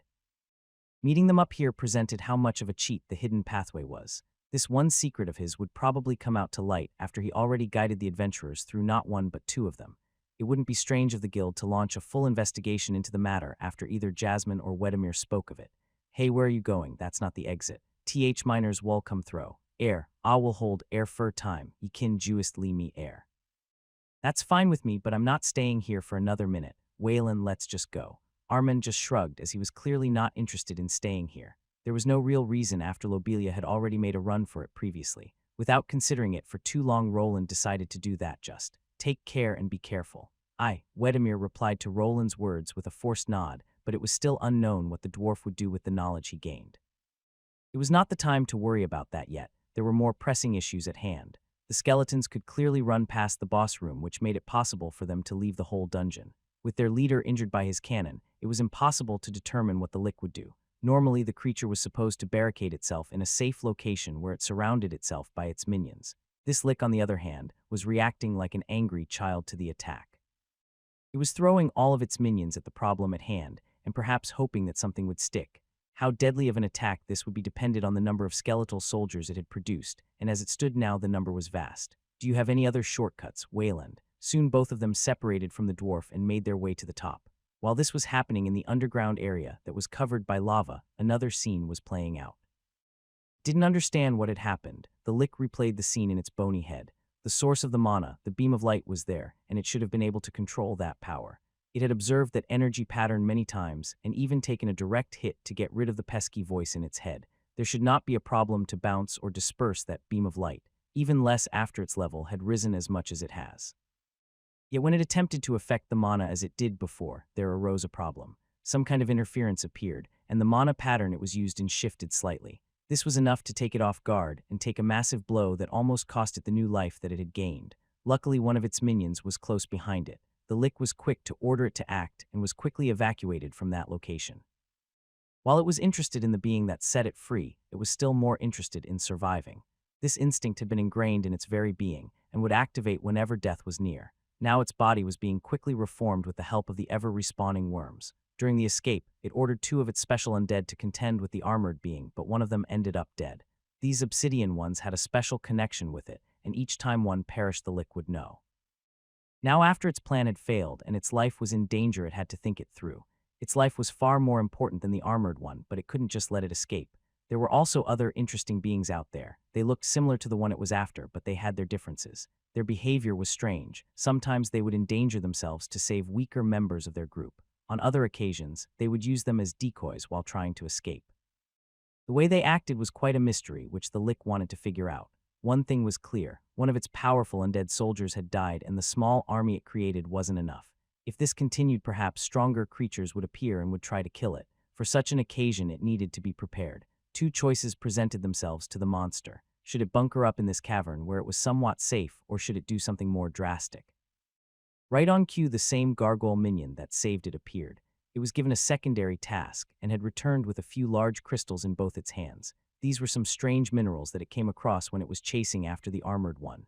Inside of them resided a vast amount of mana, and it would attempt to harness it. Its body had recovered enough for it to grasp one of the glowing minerals. The lick had a vast quantity of mana inside of itself, but even it had a limit. After getting blasted and using a recovery skill, it was now almost drained. To create an army worth its level, it needed some help, and this would be the weapon that it needed. While this would help it produce more soldiers, the real reason it was able to get this far was a bit deeper inside this cavern it found. When entering further, a large open area with lava flowing from the sides appeared. There in the middle of this large area, a strange being that the lick decided to use was. This creature was quite strange. It covered half of this cavern, and its body was tremendous. Yet even with the help of those dimensions, it couldn't do anything. It just sat there and produced eggs that within a few hours turned into the earth-traveling worms. The production never stopped, and each time the egg hatched, a skeletal soldier could be created from it. The number of these fleshy containers vastly outpaced the mana the lick had. Now with the mana mineral it had grabbed from the secret mining area, it would finally be able to use all of this biomass, and with it, the creatures on the upper levels would know its wrath. Can't believe that we are already on the first floor. That saved us several hours of walking. Armen was looking at the path leading towards the exit. While they didn't get here faster than Lobelia, they weren't that far behind. With the shortcuts, Roland had always minimized the trip into the larger dungeon area, even when lugging the mule golem with him. You'll have to show me how to open those tunnels when this all blows over. What are you going to do now? I need to get back to my workshop. Elodia and the kids should be there. We need to prepare for the worst possible scenario. Worst possible scenario? What do you mean, isn't it over? We just need to wait for a team of platinum ranks to arrive and take back the dungeon. Haha, this will be quite of a payoff. I bet they will need a lot of gold ranks to handle these weak skeletons. Armen smiled while nodding to himself. To him, this looked like a chance to earn it big. With the lick loose in the dungeon, it was an opportunity. They would certainly be tasked by the guild with taking out the creature, but as a gold rank, he didn't need to worry about facing any dangerous monsters. That would be all up to the platinum ranks that were all tier 3 class holders. There won't be time for a platinum party to show up. Huh, what do you mean? Didn't you notice it? Those skeletons were easily able to get through the boss chamber. Have you ever seen monsters from a lower level going through one of these? Now that you mention it, Roland could see the cogs turning in Armen's brain in him, finally realizing that there was a bigger problem at hand. Wait, but doesn't that mean? Yes, this will probably turn into a dungeon break. Hold on, a dungeon break here off all places. Armand and every other adventurer knew what a dungeon break was, but it was not something that just happened. It was hard to even see one of those happening during a person's whole adventure career, and now one was upon them. This was even less likely when new dungeons like this were involved, which was a hard pill to swallow. We need to get to the city and warn the others. Fuck, I need to get home to the kids. Wait, what about the rest? Aren't some of them at your place? Armen started panicking the moment the scenario changed. The swarm of skeletons that was in the dungeon could emerge from within and turn their sights on the city. Depending on how many of them there were, and also the tier 3 variants, it could potentially be a bloodbath. The biggest problem was the lack of tier 3 and above class holders that lived here. Roland knew of the existence of one tier 3 class holder in the whole city. This was the guild master, who was of an unknown level and could potentially be able to defeat the Lick in a fair battle. Then there was also an unconfirmed one, the guild master of the Thieves Guild. However, that person was a big mystery, and no one truly knew the extent of their power or their real gender. Thief classes were masters of disguise, so it was almost impossible to tell when a tier 3 class holder wanted to hide. A person like that couldn't really be trusted with anything, and it wouldn't be strange if they just bunkered up in the underground for everything to blow over. Perhaps if the monsters made it far into the city and affected their bottom line, then there was a possibility that they would act. These were the only permanent members in the city, with sometimes platinum rank adventurers passing by. Normally, the city lord would at least have one powerful knight that was at this level. Arthur Valerian didn't gain enough favor with anyone of that prestige to swear their allegiance to him yet. As it stood now, Roland was probably the strongest member of that faction that he wasn't really a true member of. He was just working together to make money, but after this blunder, he would really need those connections to not get thrown in prison. As I said, I'll take care of Elodia. She's probably still at the shop, and as long as those higher-tier skeletons don't leave the dungeon, it shouldn't be that much of a problem. All right, I'll leave her to you, and I hope you're right. Leave getting in touch with the guild to me. Armand and Roland nodded at each other before parting ways. Normally, Roland would use the secret tunnel toward his dungeon, but for the time being, he needed more information. When going up the stairs, word had already reached the guards, and people were evacuating.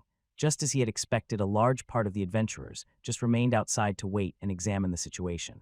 They differed vastly in ranks, and ranged from newbies that weren't even level 10 to people close to level 100. The latter were quite rare, so if the early level tier 2 monsters actually burst through the entrance, it wouldn't be strange if some of them died. This wouldn't do. He needed to inform the guards about the potential dungeon break. Armen would inform the guild of this new finding while he needed to get everyone's attention. I never liked public presentations. Roland thought back to his past life and the weird period of life that was high school. Even to this day, he never understood why they forced the students to perform annoying presentations to each other. The vast majority of the time no one was listening, and if you made a blunder then everyone made fun of you for it. Now that he was an adult, the uneasiness didn't really go away as he didn't really have that much experience with them. Can I have everyone's attention? His voice was magnified by a quick rune alteration in his helmet.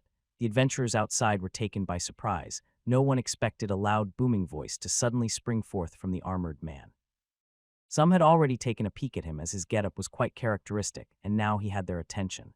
The situation in the dungeon is direr than the guild had expected. It is believed that a dungeon break is going to take place. What did you say? A dungeon break? Are you crazy? There must be something wrong with your information. Who told you this? Please calm down and let me explain. You expect us to be calm. Who the hell are you anyway? Isn't that the runesmith? Why would he be speaking for the guild? He should go back to the workshop. Yeah, go back to making swords and leave the adventuring to the pros. Who would believe this nonsense? The people that were listening from afar didn't give him the chance to explain. The moment he claimed that there was a dungeon break waiting to happen, they didn't believe him. This was a hard pill to swallow for people who only heard distant rumors of breaks transpiring in the distant past. They all were more inclined to think that he was lying to vacate the premises or to do something unsavory when they panicked. Hey, will you idiots calm down? Mr. Wayland is not a liar. That's right. What if he is telling the truth? Let him speak and just shut up. To his surprise, a group of 4 young adventurers stepped forward. 2 girls and 2 young men with familiar faces. It was the same group that he saved from a trap and also his first real customers after he opened his shop. With them staring down at the others, he was finally able to speak. A tier 3 lick. Why would something like that be down there? They got past the boss chamber. But that's not supposed to happen. For now, Roland was finished with his speech. Even though he was responsible for releasing the lick into the dungeon, he could not be responsible for the people here if they ignored this information. Some of them would probably believe him and return to the city to seek shelter, while others would remain to see it for themselves. Others might even see this as a chance to gain some money. The tier 2 bones left over by the skeletal soldiers could be sold as crafting materials. Are you speaking the truth? I'm not sure how fast the skeletons will reach this level, or if they will, but it would be wise to be cautious. One of the guards that were stationed at the entrance walked up to him while the adventurers were discussing. The man's face went quickly pale as he was required to stay here and guard the entrance. If monsters actually started pouring out, he and the few sentries that were placed here would be required to act. If they didn't, then they could be sent to prison for desertion. Don't worry, the guild should have been informed, and so should Lord Arthur. I don't think he would blame you if you retreated in these circumstances. Roland took a glance at the soldier before him. His level wasn't high at all. It wasn't over 50, which would put him below a skeletal monster. Besides these 2 guards here, there was a small camp set up around here. There were perhaps 20 soldiers here, with the captain being the only person over tier 1. With the current lack of resources, Arthur was just unable to place more forces outside the city. This was mostly due to the fact that there wasn't really anything worth protecting here. What happened inside of the dungeon was outside their grasp, and every adventurer still needed to go to the guild to sell the resources they gathered. That is all. Decide for yourselves if you want to stay here, but be warned, these creatures should not be handled by anyone below the silver rank. Roland was through with his quick speech. When looking at the group of 4, he just nodded as a sign of gratitude. The one that went by the name Ruddy smiled back as if being glad that he could be of some use. Now it was time for him to return home, and so he quickly activated his stat boosters and took off. It was quite a surprise to see the speed he was capable of, and only made the whole thing seem more serious. What level is that guy? If even he is afraid of those monsters, then perhaps we should really go back to the city. Not long after the armored man was gone, a large chunk of adventurers started backing off. More and more of the people remaining in the dungeon came pouring out, which only fueled their worries. It was clear that this was too much for a single lick sighting. There must have been more to it. A dungeon break wasn't that outlandish anymore. Mary, is this true? My lord, I see that you spoke to the guild master already. Yes, he said something about a lick being sighted in the dungeon. He didn't really explain himself and said that the guild would handle it, but can they? He really requested quite the sum. Arthur Valerian had a big frown on his face.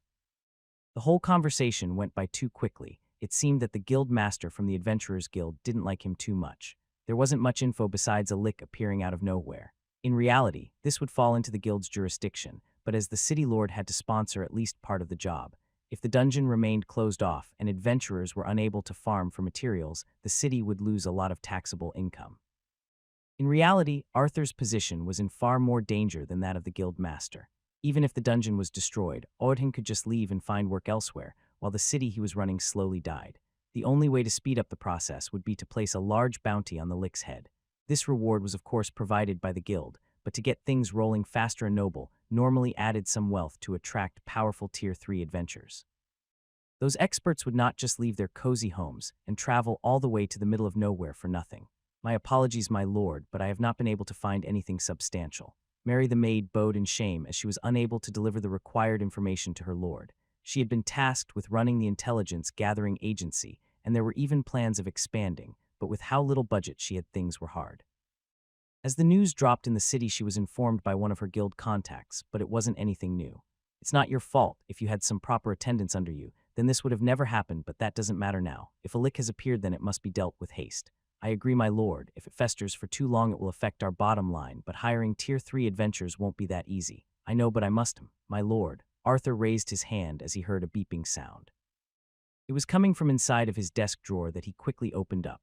Mary was curious why the lord was raising his hand to quiet her down, but soon she realized that he was holding a small crystal ball. It was the one Wayland the runesmith had offered the lord not that long ago after setting up the turrets around the city.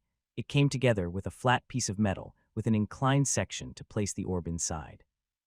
At first, both of them thought it was some kind of toy version of the usual magic ball, but in actuality, it had an ingenious function. Instead of seeing the person on the other side, only a short text message would be sent through it. The buttons that were on the plate had pre-programmed texts that Arthur could send towards Wayland if he ever needed him. It was mainly a device to inform him about a meeting, with a function that toggled through the times of the day. In the end, something like "meeting tomorrow afternoon" would be sent without the need of sending a letter and letting anyone know of this ever happening. Now, on the other hand, the device was beeping and flashing without him activating it. There was a small pocket for mana fluid for such an occasion, but a secondary battery needed to be attached for the message to get through. Just as he was instructed, Arthur brought out what was supposed to be a runic battery and placed it on the designated spot on the plate. After a little clicking sound, the orb began glowing brighter and text started to quickly appear. "What is it, my lord?" "This is..." Mary was surprised by Arthur's behavior and wanted to peek over his shoulder. It took a few seconds for him to rapidly raise himself from his seat, his hand slamming hard on the desk where he placed the magical orb on. "This can be. How can there be a dungeon break in this city? Am I really this unlucky? Dungeon break?" Mary was even more stunned. Was there really a dungeon break happening as they spoke? If it was, then it would certainly bring everyone's attention to this area, but for all the wrong reasons. Would you like to test this runic dagger before making a purchase? We also offer a second one at a 5% discount if you buy two. If you find the runic enchantment to not be satisfactory, we can also offer a different one. Do you wish to see our enchantment cat catalog? A discount. 5% that would be what's a catalog. Elodia smiled at the man that was looking at the bladed weapon section of the store.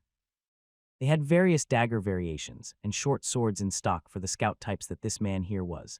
A person could even order a custom rune engraving with a spell they wanted for a higher price instead of buying the standardized weapons with the usual spells on them. You can see the catalog there. It has pictures and explanations of all the spells and prices. She pointed the adventurer towards a large book. It was attached to a large stand that couldn't be moved. When flipping through the pages, the man could see various colorful depictions of spells with detailed information. There were even some damage numbers depending on the spell. For instance, the easiest sharpness spell could be enhanced with a chilling effect. It explained that the flame-based creatures in the dungeon would succumb to this type of runic enchantment a lot easier than to others. There were a few other common combinations that went well with each other besides these. "The prices aren't that bad," the man commented after going through what he could get. Compared to the dwarven stores, the prices here were slightly lowered. The quality of the magic was on another level, while the weapons in themselves weren't that far behind. "Wait, I can have my own weapon enchanted." "That's right, sir. You'll just have to leave it for a few days. Our runesmith will enchant them with the spell that you desire, but if the weapon is of bad quality, he might deny the request." The man nodded while thinking over this proposition. When going by the catalog, this would be the cheapest option for them all. It seemed that the craftsman needed to analyze the weapon first before deciding. Not every item was meant for enchanting. He needed to bring over a weapon made from at least deep steel. "I'll have to think about it. Take your time, sir. Our runesmith will be accepting new items in a week." Elodia bowed to the man that after going through the book finally left the store. This catalog was an idea brought up by the store owner along with the pictures. It was a simple idea, but she could already see the power of visualization. The adventurers were inclined to buy more after going through the flashy drawings and good prices. She wasn't sure why, but if they listed something with a price that ended with 99 or 95, the item sold better. It was as if the price dropped by a whole gold coin, while it only decreased by a single silver coin. "Not that many customers today. How is it going, Marcy?" "I'm finished with one." In a smaller side room, Marcy, the new scribe worker, was sitting at a small desk. On it there was ink and various quills with which she could practice her craft. As a scribe, she could write a lot faster than a regular person as well as copy down what had been put to paper. Her task was to duplicate some flyers Roland had created with his own superior drawing skill that a scribe could also procure. It was different to a painter's painting skill, which was focused on canvas paintings and multiple colors. Let me see, well done. The lines are a lot better this time around. Did your skill level up? Hee hee. The girl nodded with a smile on her face, which caused Elodia to brighten up as well. Ever since she got the orphans to work here, the place felt a lot warmer. Marcy spent a lot of time with her in the shop, which made time pass faster. Then Jorg was inside of the crafting compound going through some tasks that Bernier gave him. Even Finn showed up from time to time as he was working as a delivery boy during his trial for the guild. Everything is moving forward. I'm sure all the kids will be able to find jobs. Things seem to be going well, with more of the children working. The weight on her shoulders started to decrease. Money was not a problem anymore, and within the next few years, all of the kids would be able to start their journey into adulthood. While she didn't think that she would ever stop worrying, everyone would at least have a brighter future waiting for them, and that had always been her main goal. The shortage of customers brought her outside. The weather was nice and the green grass was surrounding them from all sides. With the inclusion of Jorg, the idea of developing a stone pathway had been brought up. This would be a long-term project, but would also allow the child to level up his class rather fast.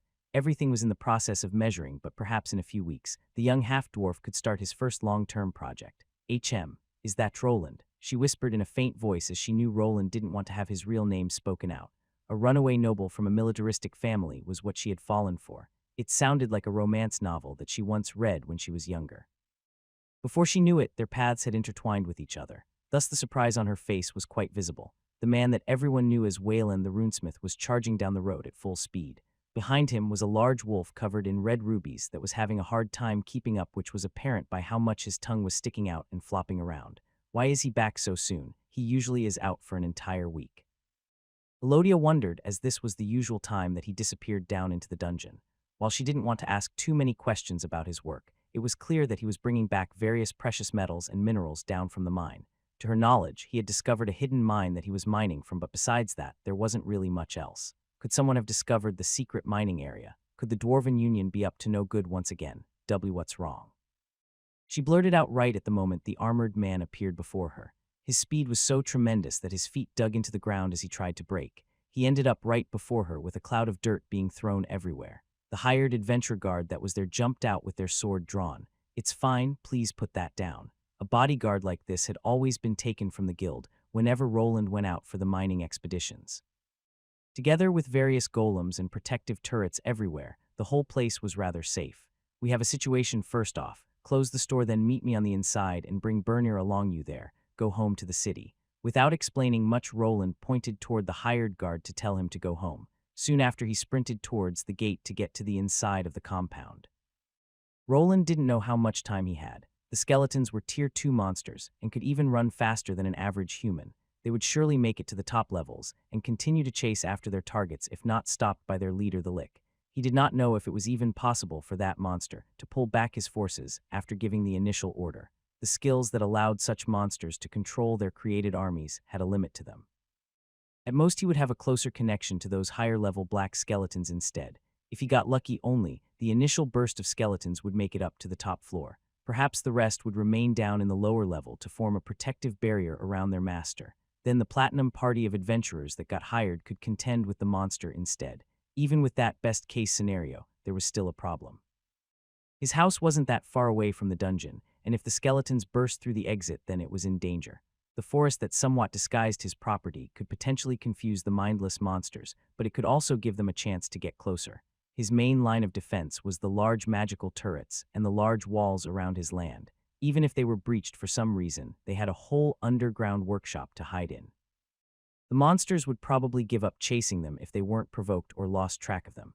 The biggest problem here was all the magical devices. Monsters were always attracted to mana, and skeletons made by that Lick could be troublesome. His enemy had gotten used to his unique mana pattern. Perhaps it had some kind of interest in it that couldn't be excluded. It did toss itself right at him, and even into the mana beam. The same thing could happen here after they spotted the runic turrets or the weapons in the shop. Could that monster be drawn to me or something? Will it try to find me if I stay here, or am I overthinking this? He was not really a monster specialist, and whatever knowledge that he got from books couldn't really be confirmed. One thing was set in stone: he would not abandon his home in the face of this crisis. The defenses that he was setting up for all these years weren't just for show. This had all been prepared for a situation like this. If the skeletal forces came here, then they would be met with turret fire. I should probably give Arthur a heads up after, using a shortcut to get out of the dungeon. He had a leg up over the miners. Considering the skeletons weren't that far behind that group, they would probably arrive sometime after them. There was still some time to warn people and prepare for a counterattack. Luckily, he had given his noble associate a communication crystal that he had turned into something similar to a phone.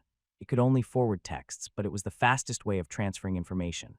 While Arthur could only send pre-integrated sentences, Roland wasn't that limited as someone that had access to the runic system. He was planning to develop something similar to a keyboard for it later, yet the thing was far from being able to imitate modern-day smartphones. First of all, the mana requirements were immense. It burned through mana fluid or his batteries rather quickly. Unless he improved the runic design, it would only be fit for mages or people with way too much money. That should do it. After a quick message of the impending dungeon break, he went back to scrambling around his home.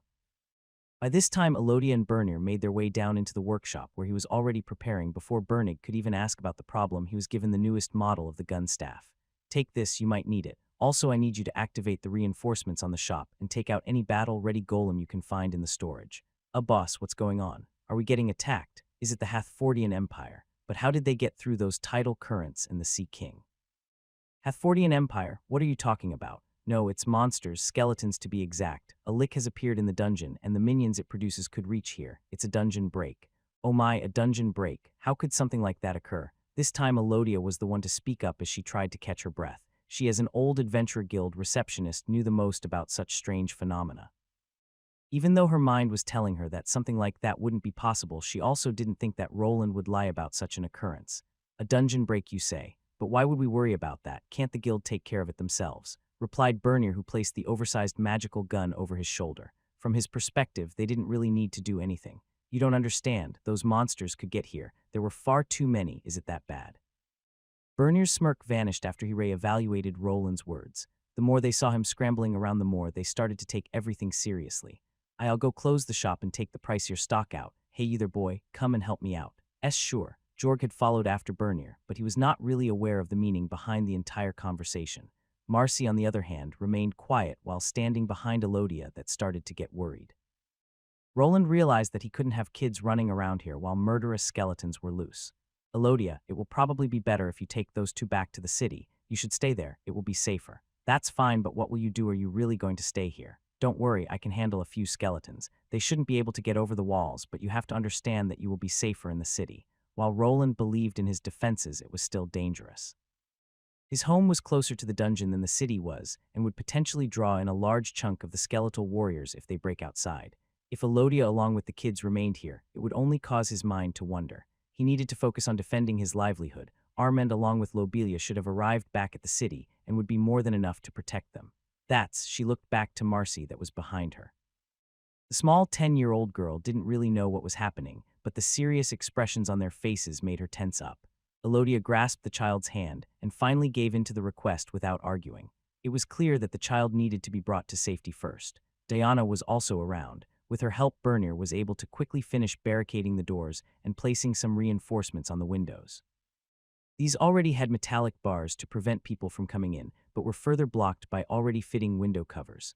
On the outside, the confused adventurer finally left for the city after being informed about the dungeon break. The whole compound was surrounded by a large wall and barbed wire above it that could be electrified. The skeletons didn't have flesh, but they were not resistant to magical energies either. It all depended on their numbers, but Roland was somewhat confident in being able to protect his property. Don't worry, boss. I'll get them all to safety, but you have my gratitude. Now go, I'll be fine. After some time passed, the whole area inside was occupied by spider drones. Bernir, Diana, Elodia, and the two children had all gathered together. All of them were on their way to the city where Roland hoped for everyone to seek shelter. He did not believe that the monsters would be able to storm the city. There were far too many adventurers living there, and if one of the Tier 3 monsters appeared, the guild master should be able to contend with it. It was more dangerous to remain here in an enclosed space that could be easily sieged by the monsters. He was the only one that needed to remain to monitor the runic turrets and order his mechanized company of spider drones into battle. Without others around him, he would be able to focus on the task at hand. Awu, yes, you too, Agni. Get Elodia to safety. Keep her and the little ones safe. That's your mission, do you understand? Woof. The wolf looked a bit concerned but nodded as he understood the meaning of those words. Soon the group of 5 was delving back into the forest area while he continued to watch. Perhaps he was alone, but he would not let any monster touch the property he had been working so many years on. All of them should be in the city now. How much time do I have before the shit hits the fan? Roland had gone through the compound to check if everything was in order. His whole house had been turned into a fortress throughout the years of development. He had created the defensive structures with the cultists in mind, but angry skeletal monsters weren't that far removed from the equation. In a sense, it would be a good test run if ever the time arose that he needed to face one of those cultist monstrosities. At the moment he was making his way through his secret tunnel, his aim wasn't to fight or set up any traps but to gather intelligence. While this was the longest one, it was not the only secret corridor he dug out. Another one that led out to safety had been created as well. If all failed and he was overrun by the monsters, there was a way for him to get out. This was of course something that he would only do in the worst-case scenario. His escape would be accompanied by some fireworks that would probably take out even a cult abomination. However, his home would be gone, and it was his last ace in the hole that he wouldn't play lightly. At least they aren't able to detect these secret passages, and they do have that defensive mechanism the lick triggered. Roland had arrived at the wall leading toward the dungeon. When descending to the secret area, he had dug through it and made a person-sized hole. Now only a fist-sized opening remained that allowed him to glance towards the inside. There he saw the usual room he visited to start his journey to the mining area. He would not be going in there or digging up the path again. Instead, he just needed to stay here to magnify the signal with the help of his suit. During his many trips down, he had continued to search for the best path.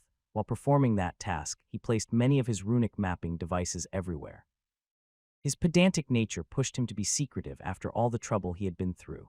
Now that the mine was discovered, this process would help him in denying some facts. No one had seen him wandering the lower regions, and the guards rarely saw him going through the main entrance. Even the large golem that was used to carry all the loot had not been inspected by anyone. I should probably stop worrying about that. What's done is done. After giving out a sigh, he turned his eyes to the mapping device. There was an option to enlarge the minimap to encompass the entire visor, which he decided to use. There was actually a possibility to show the map in a 3D-like render, but then it became a bit harder to read.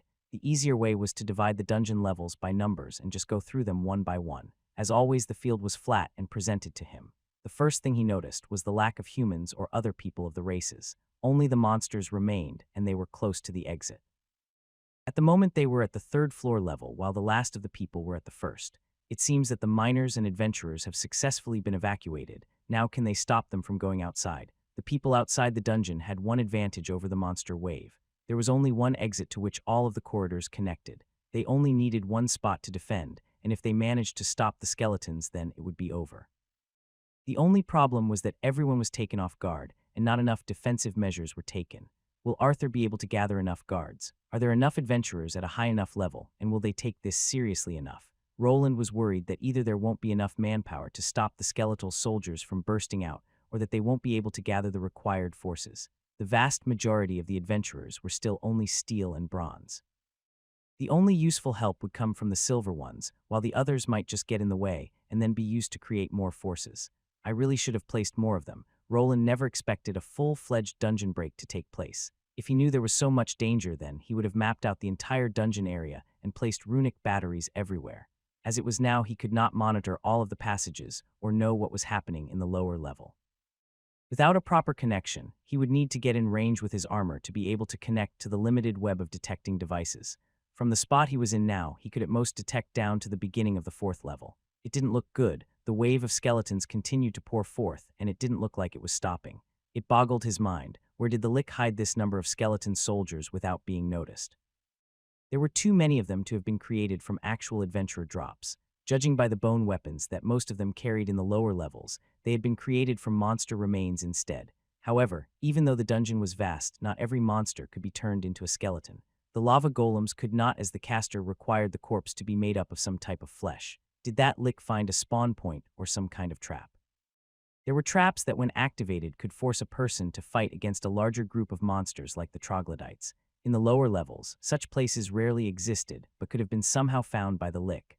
Roland was unsure when the monster escaped. It could have even been a month or two before this whole debacle started. For the time being, he remained here to watch over the situation. While he felt somewhat responsible for this predicament, it wasn't like he could control what others would do when reacting to the threat. He helped out the most to his ability, and now needed to think more about his own side than the others. The thought of going up and helping the guards defend the entrance did cross his mind. However, it would be quite a dangerous endeavor, and the time spent blasting away the skeletons could be used differently. Thus, after staking out the dungeon from a safe location, he decided to return back to his home to prepare for the worst. This content has been unlawfully taken from Royal Road. Report any instances of this story if found elsewhere. First of all, he needed to restore the large cannon that proved capable of harming the Lick. It was his best bet at destroying that thing, but there weren't many more shots he could take with it. The whole thing wasn't designed to use his armor, which was also deteriorating quickly. His trip here was not only to peek at what was happening inside of the dungeon. He had also used up the last bit of runic wire, along with a large quantity of smaller runic batteries. With them, he had placed several detection devices inside of this tunnel at the ceiling area. In the past, before he even came here and back in his old world, he had slowly gotten used to solitude. When he appeared in the body of Roland Arden, he was ostracized by his own family, which didn't really bother him as much. He was used to it and thought nothing of people avoiding him. It was the reverse. When finally he started gathering friends and acquaintances, it became uncomfortable. At first, he didn't know how to handle the attention he was getting. Slowly with time, his heart started opening up, and finally, he got used to the chaos that all of it brought along. Bernier's badly timed jokes, Diana's outbursts of anger, and Elodia's calm demeanor, all of it was different, and found a way into his life that he would do his utmost to protect. He even started to get used to the constantly annoying Rugrats. I guess I'm getting sentimental in my older years. Finally, he delved back to work. With the help of his new skills, he was able to give orders to both his spider drones and the turrets on the walls. With his brain and all this firepower, he should be able to direct it all at any potential enemies. However, just as he was going through them one by one, he noticed a dot on his screen. There was someone running towards his house.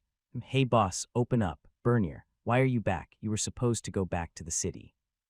"Ha, you didn't think that I'd leave you to fend for yourself here, now did you? Now could you open up the gate? I'm feeling vulnerable here, ow." Roland could see his assistant outside with the help of some golemic eye cameras. He was standing there with the weapon he was given to protect Lobelia and his wife. Next to him was a large dire wolf that continued wiggling his tail. While he expected Agni to return, Bernier was a surprise guest.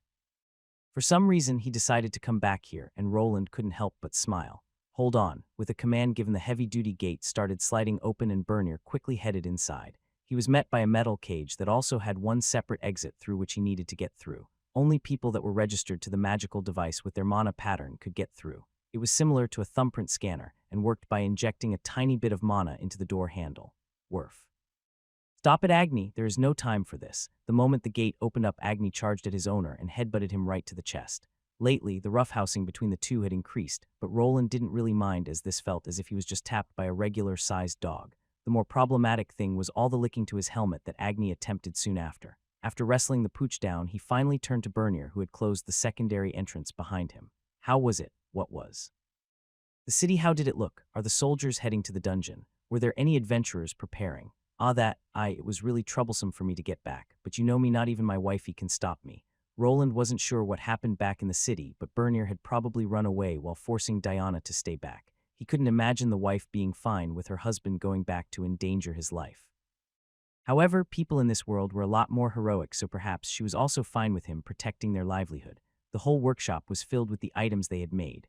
Bernier had also built up his own little workplace that turned into a full-fledged smithy. In a way, they had a stake in all of this. If this workplace collapsed for one reason or another, they would lose a lot of money. All that hard work they had spent would go up in flames if his home was destroyed. They had kind of threw in a lot of eggs into this basket that needed to be safeguarded. All right, but if things get too dangerous, just run and don't look back. I'm not stupid. I don't really have a death wish. Even more now. For a moment, Bernier seemed to be in deep thought, but Roland didn't really want to prod.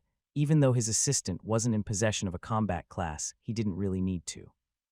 There were multiple weapons that he could use, and a lot of runic batteries or even cables that connected to the compound's power source. Then they also had a stash of Alakin's crystals that could be used with other types of weaponry. "I also really wanted to try that thing you made." That one. Are you sure you can handle it? Last time you fell over and almost blew a hole through the entire testing chamber." "Don't worry, boss. I've been working out." The thickest part of his walls was at the main gate. It was quite a similar setup as at a castle gate, with a narrow walkway going up. There he could stand along with Agni to look out into the distance, though the entire place was rigged with sensors and active turrets which could be set to auto-fire. For the time being, they were set to only aim at monsters, but targeting humans was of course an option. It was quite a boring display. Time continued to tick, but no monsters were appearing. Soon enough, he started hearing footsteps from the back, which were accompanied by a clunking sound. He didn't really need to look back to know that it was Bernier with the oversized prototype strapped to his body. The contraption was quite clunky and hard to move with, but was simple. First of all, there was a large battery pack strapped to Bernier's back. This was the power source that could both use the crystals they had stored and the runic batteries. The rest was just a set of cables that connected to a control rod in the front. It kind of looked as if he was carrying a flamethrower with fuel in the back, but the magical weapon could do much more than that.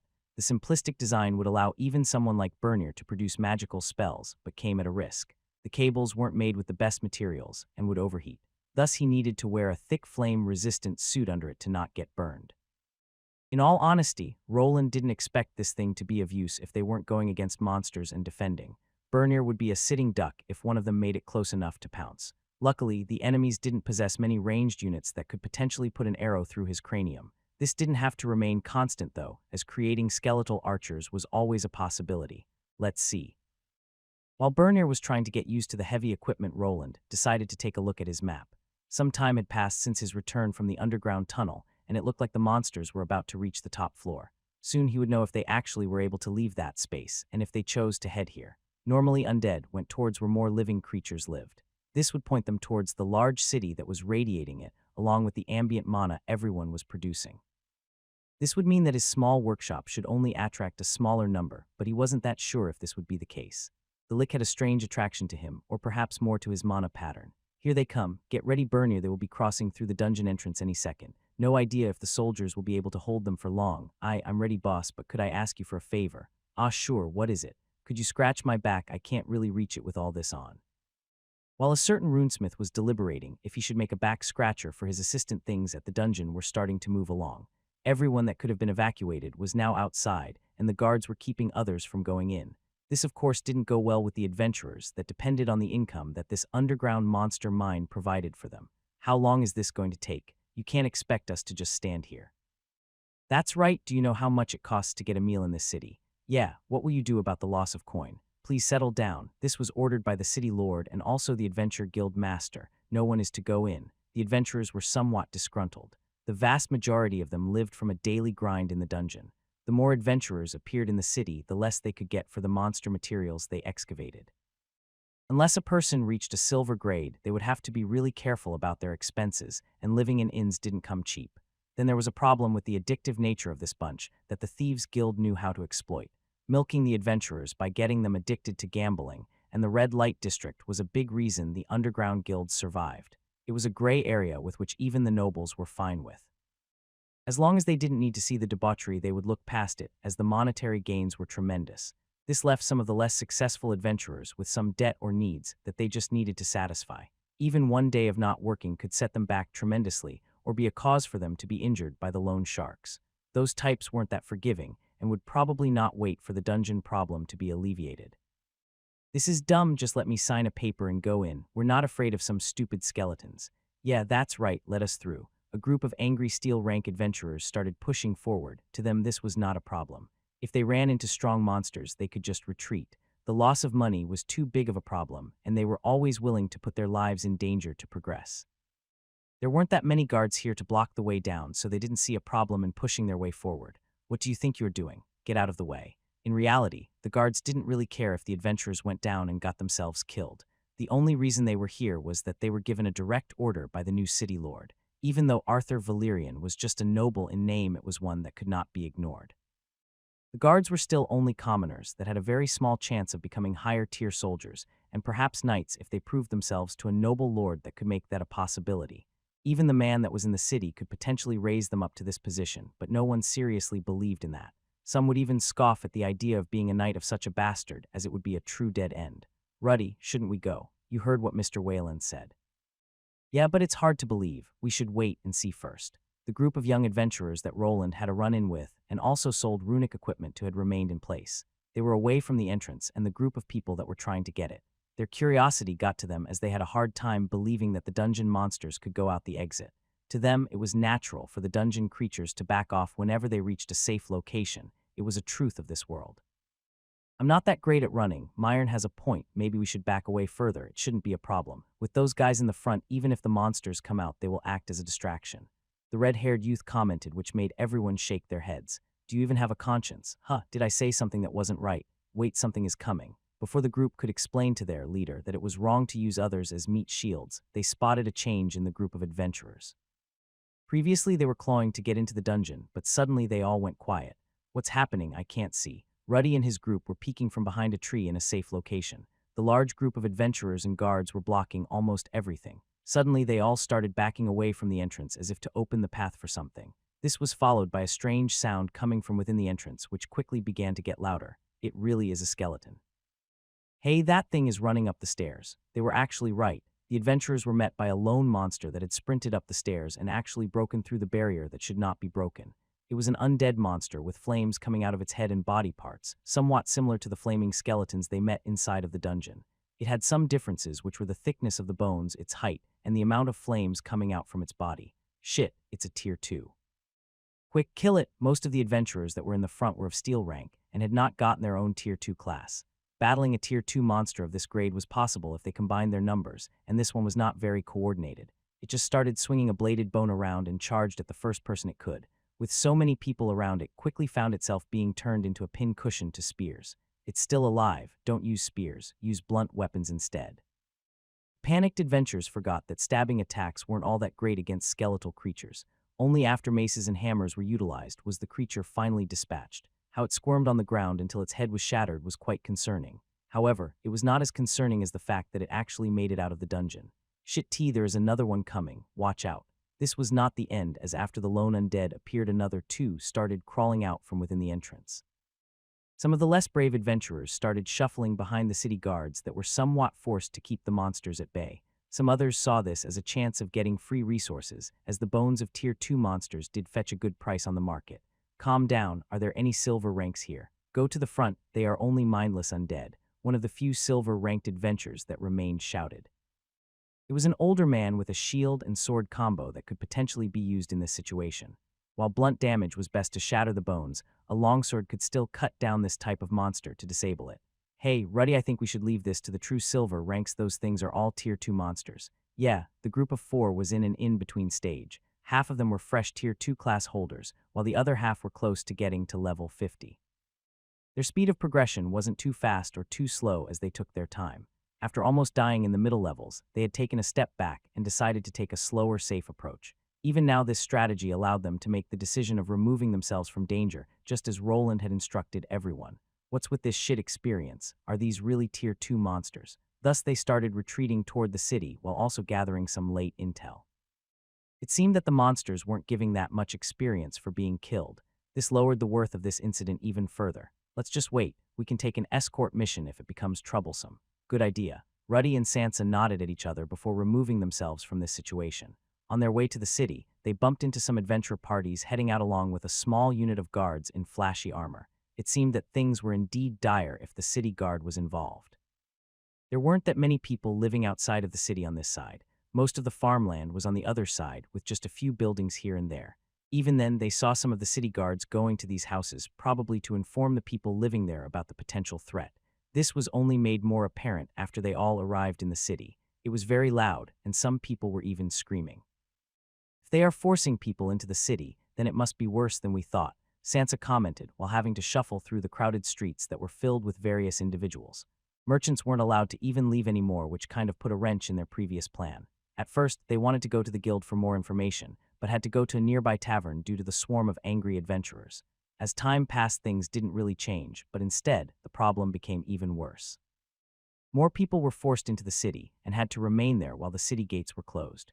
It was clear that this dungeon break wasn't that simple if they chose to barricade the citizens behind the freshly built-up walls. Only when the city bell resounded through the entire city did everyone realize just how much trouble they were in. So these red dots are the skeletons. Yes, and this here is the dungeon, and that oval thing is where we are. Yes, but that means that they are coming this way. Yeah, they are, and they will be here in a few minutes, so you should get ready. Roland replied to Bernier that was looking at a little map interface that was inside the workshop.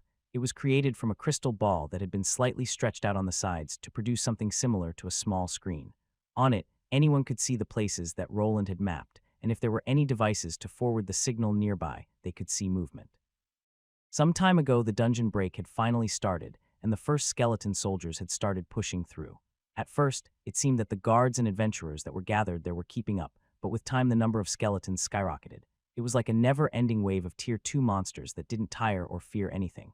They just pushed on towards the nearest living being to slay. They had made it up the stairs a lot sooner than he or probably anyone else had expected. There was just not enough manpower at the time or willing participants to block their ascension. Perhaps if so many adventurers didn't retreat so soon, it would have been possible to block the monsters inside. Collapsing the entrance or barricading it with something was also an option, but shoving a wagon in the way of Tier 2 monsters wouldn't block them for long. No one expected this to happen, and a closed dungeon entrance would open itself up again, even if we blew down the ceiling. From the literature he read about dungeon breaks, creating a cave-in could be counterproductive. Dungeons were strange things, and creating an entrance was something it would just do. If the entrance was forcefully closed, a dungeon would create another one. While this could produce some time, the next entrance could pop up anywhere. This could complicate things if it spawned inside the city or too close to it. The monsters on the inside would still be there, and sometimes just multiplied to no end, which made things a lot harder to contain. Do you think that those monsters will come here? I don't know, they might find Albrook more interesting. Bernier nodded while looking out towards the forest area. The two had gone outside and gone up to a higher vantage point. They had a lot of things going for them. Having the high ground and magical weapons were quite a promising defensive measure. The monsters were practically immune to arrows and would require blunt weapons and a lot of force to shatter. These enemies were even somewhat problematic for magic users. Undead creatures weren't that affected by cold and frost spells. Thus, it would make it harder to kill them by freezing, as it would not halt their advances as much. Instead, something more neutral like an earth bolt or regular mana bolt would have been more effective. Exposure to mana would interfere with this undead monster's peculiar core. Just like Golem's skeletal undead came equipped with a similar feature. This core wasn't quite as round or big, but it worked in a similar fashion. Only when it was destroyed would the monster truly die, and magical attacks could directly affect its integrity, with divine-based ones being able to completely shatter it with little to no effort. Burying all those sensors in the forest doesn't sound like such a paranoid idea now. Bernier was not aware of this as he just stood there, while squinting his eyes to potentially discover a monster between the bushes. Roland, on the other hand, was tracing the walking path of the monster that was moving fast but without any sense of direction. It even ran around in a circle before deciding to go in a straight line. These creatures seem to only charge forward. It seems to be evading the trees and then just charging forward in a straight line. It was not the only one there, as more dots started to appear, and finally one of them bumped into the road leading towards his compound. It was just a regular dirt path, a bit wider than usual, with most of the branches taken to the side to make it easier for his customers to arrive. This apparently was enough to make the monster that found it follow it, and finally one of them arrived at his doorstep. "Be boss, I see it, calm down, there is only one now, let the turrets handle it." The flames within the monster's eye socket made it stand out instantly. Even Bernier finally noticed that it was there as it jolted forward. It did slow down for a moment after arriving at the open area, but the moment it discovered his home and the people that were looking at it, the monster charged. Its angry rush was quickly halted by a blue bolt of energy that collided with its chest. The whole place was surrounded by turrets which were now on high alert and would instantly shoot whenever they identified a monster. Their power was at around the second tier of a lower-level magician, and quite enough to take out a skeletal minion. "Ha, that's it, ow." Bernier gave out a sigh of relief as he saw the charging monster be blown back by the energy bolt. Then as it tried to stand up, it was just pelted 2 more times until it was fully dead. It seemed that around 2 or 3 shots were all it took to get this undead to stop, but this didn't mean they were in the clear. The turret's cannon shut down the firing mechanism but was now smoking. There was a short cooling period that this weapon needed to go through, so depending on how many unwanted guests they got, it could get spicy. "Get ready, more of them are coming. Woof." "But not you, Agni, stay behind the wall for now. Woo." It seemed that the path paved by his customers, and somewhat by Bernier, had become a gathering point for the undead. Perhaps they had some senses after all, and could tell that it led somewhere. The map was slowly becoming covered in red dots, and all of them were in a conga line toward his home. For the time being, he would leave it to the turrets, as they were the main line of defense. If they became overrun, then his golems, and also Agni, that was looking sad, would finally join the fight. It started out slow, 1 or 2 skeletal fiends at a time. The turrets didn't have a problem aiming at the undead creatures that just rushed without any fret for their own lives. They were like guiding missiles aiming for the closest living being or magical object in the vicinity. In this case, it was one of his turrets that didn't even need to move to shoot at the charging blazing skeleton. Each time one of them was dead, he was given a very minimal amount of experience points. This was quite annoying, as otherwise killing the vast quantity of these creatures would help him achieve Tier 3 a lot faster. However, he would need to worry about that after he took care of the problem before him. There was one main road leading from the dungeon to the city. Roland had already witnessed the monsters following even smaller paths like the one to his house. Probably the majority of these monsters would end up at the city gates, while a smaller number was funneled towards his side instead. Hey, boss. What is it? Did they sneak around the back? No, it's a message from the missus. Roland turned towards Bernier, who for the time being had gone down from the walls. Instead, he went to the workshop to look at the map there. While the minimap in his armor was similar, it was a much smaller screen. It was a lot easier to look through the larger one that was down in the workshop. Besides it, there were the usual communication crystal balls. One of them he had lent to Elodia a few weeks before. It came equipped with a few battery packs and had a speed dial connection to his workshop.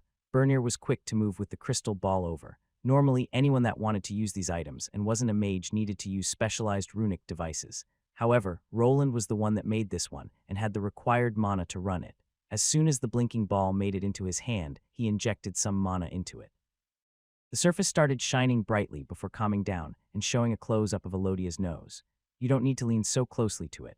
He smiled slightly under his helmet as he saw her jolt away to make her face fully visible. The crystal ball that was in the orphanage was hidden away in a sturdy cupboard. Thus, after opening it, Elodia usually just leaned down really closely without realizing that it would mess up the image. There was a solution for this. If he implemented a golemic eye, it could function as a webcam. Crystal balls came equipped with this feature as a default, so no one really bothered to change the design. Perhaps it was a quality of life upgrade, but it would still be hard to sell it to people that were used to the old technology. I see that you are safe. Are you all at your house? Yes, Lobelia is with us. For a moment he could hear some sounds coming from behind Elodia, which made it hard to hear. Elodia wasn't the only person in the room as the orphans were there. The young kids had never really had the chance to play with a magic device like this, thus they continued to ask questions with eyes wide open. Hey, is that Uncle Wayland? Is it? Why is he wearing that funny helmet? That's enough, everyone out of the room. Boo! He could hear Lobelia's voice squabbling with some of the orphans. Luckily, within a few minutes, they were able to clear out the room and he could finally talk to her in private. How is it? Did they lock down the city? Yes, they did. They sounded the warning bell and aren't letting people leave the city. Lobelia was outside. The soldiers are forcing people to go back to their homes and the rest are at the square. What is the guild doing about it? Are they organizing something? There was an announcement from the city lord. They are going to form a militia, and Armand decided to join it. It seemed that Lobelia was the only combatant left in the orphanage. Armand, as always, probably saw it as a chance to show off. However, he wasn't that stupid. He must have been convinced that Elodia and the kids would be safe in the orphanage, otherwise he would have stayed with them. He did. That's like him. What of the outside? Did they spot any undead? Yes, but they had managed to dispatch them before they got to the gates. They are reassuring everyone that this won't take long, but what about you? Are you safe? I'm fine, though I didn't expect Bernier to show up. Diana must be livid. But she managed to calm down, but she understands. Roland nodded as he knew that Bernier's and Diana's success and livelihood were tied to his workshop. If it was overrun by undead creatures, then it would take a while to recover. Don't worry, the skeletons are relatively weak. There won't be a problem. The runic turrets will be enough. Elodia nodded, but he wasn't sure if she believed him. In reality, he wasn't sure how this predicament would play itself out. The monsters weren't that strong, but there were a lot of them. Then there were the superior undead that were quite troublesome. If one of them showed up at his doorstep, then it would get spicy. Are you sure? Wouldn't it be better if you come back to the city? I'm sure, yo. We can rebuild everything later. There is no reason to put yourself in danger. No reason, huh? Roland knew that if he just went back to the city, then everything would probably be fine. Everything would probably work out in one way or another. His home might not even be destroyed, as what was important was the underground workshop and not what was above. However, after living in this house for so long, he was getting sentimental. He could not stomach just letting this place be destroyed. There was another reason as well. He was tired of constantly running away. This was a chance for him to finally fight back and not run away like the two last times. At the moment, he had amassed enough knowledge and experience to stem the tide. I can't do that and stop worrying. I'm not going to put my life in danger. Me and Bernier are just going to stay here for a few days until the city lord calls for a platinum party to take care of the lick. It won't be a problem. But I'll be fine, just trust me. Elodia gave out a sigh and nodded. The crystal ball started blinking a bit as the time for conversation was coming to an end. Just as any magical device, there was a certain time limit. In this case, it was built in to limit the deterioration of the runes. If the call took too long, then the ball could even shatter. The crystal ball is at the limit. I'll contact you later. Stay safe. You two don't do anything danger. Elodia was cut off at the end of the sentence, but he knew what she wanted. While his workshop and home were important, they were not worth giving his life for. As someone that was close to getting his Tier 3 class, there was always a chance to rebuild. Even seeking shelter at the magical academy would be an option, as he could also moonlight as a runic mage with his skill set. Boss, we have a situation, there are a lot of them coming. Finally, one of the monsters made it through and started pounding on the gate with its bony fists. The creature had a surprising amount of power, as each fist strike made the metallic construction rattle a bit. Roland reacted accordingly and used a few well-placed guiding mana arrow spells to take the monster out. This was not over though, as more and more began making it through the defenses and the turrets finally reached the limit. As the smoke coming from them increased, they started to initiate the cooling procedure to conserve their runic structures. With them in a momentary shutdown, it was up to Bernier and him to contend with the increase in targets.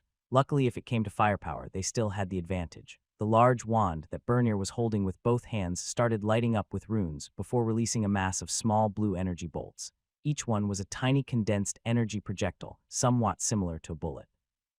While this weapon didn't have much accuracy when it came to hitting a large number of targets, it was superior to others. Bernier just needed to point it in the general direction of the 4 skeletal monsters that were charging at him, and they would be riddled with mana bullets. Before they could reach the wall he was standing on, they were riddled with holes. It was a brute force way to get to their cores, but worked fine in this situation. Roland looked at his assistant that was screaming loudly and wanted to laugh at the Rambo impression he was performing. He, on the other hand, went with his trusted method of locking onto the monsters with the help of his armor's targeting system. There was no need to use large attacks if the homing magical missiles were enough. A large ball of energy flew out of his hammer and exploded up in the sky. The mana bolts rained down like meteors and cleared out a vast number of enemies at a rate much higher than of the turrets. His stats were so enhanced that it only took 1 shot each to explode a monster. With the 2 blacksmiths defending their workshop now in active combat, the turrets had enough time to cool themselves down and go back into action. The whole area turned blue, and the sound of magical explosions was everywhere. Agni, who was initially ordered to stay behind the gate, joined the 2 on the upper wall as well. Even though his specialty was fire that the skeletons were resistant to, they weren't immune to it. His high level compared to theirs was enough to make the fireballs he shot out to deliver critical damage. While he took his time to make each spell appear, it was at a rate that was indeed helpful. At first, it might have seemed that the undead monsters could be able to overrun the runic smithy, but soon a critical error in their approach became apparent. Even though they strayed off the initial path a bit, there was no intelligence in their approach. They did not try to surround them or use the trees as shields. The skeletons just poured in with no worry for their own safety. Their numbers were vast, but the firepower on Roland's side was overbearing, and with time those numbers started dwindling. Roland wasn't sure what was happening in the city, but if the monsters acted like this, then there was hope. With all the preparations against the cultists, the side that faced the dungeon was also equipped with his turrets. The soldiers were also in possession of divine weaponry, which would be devastating against the undead. Stop, that was the last of them.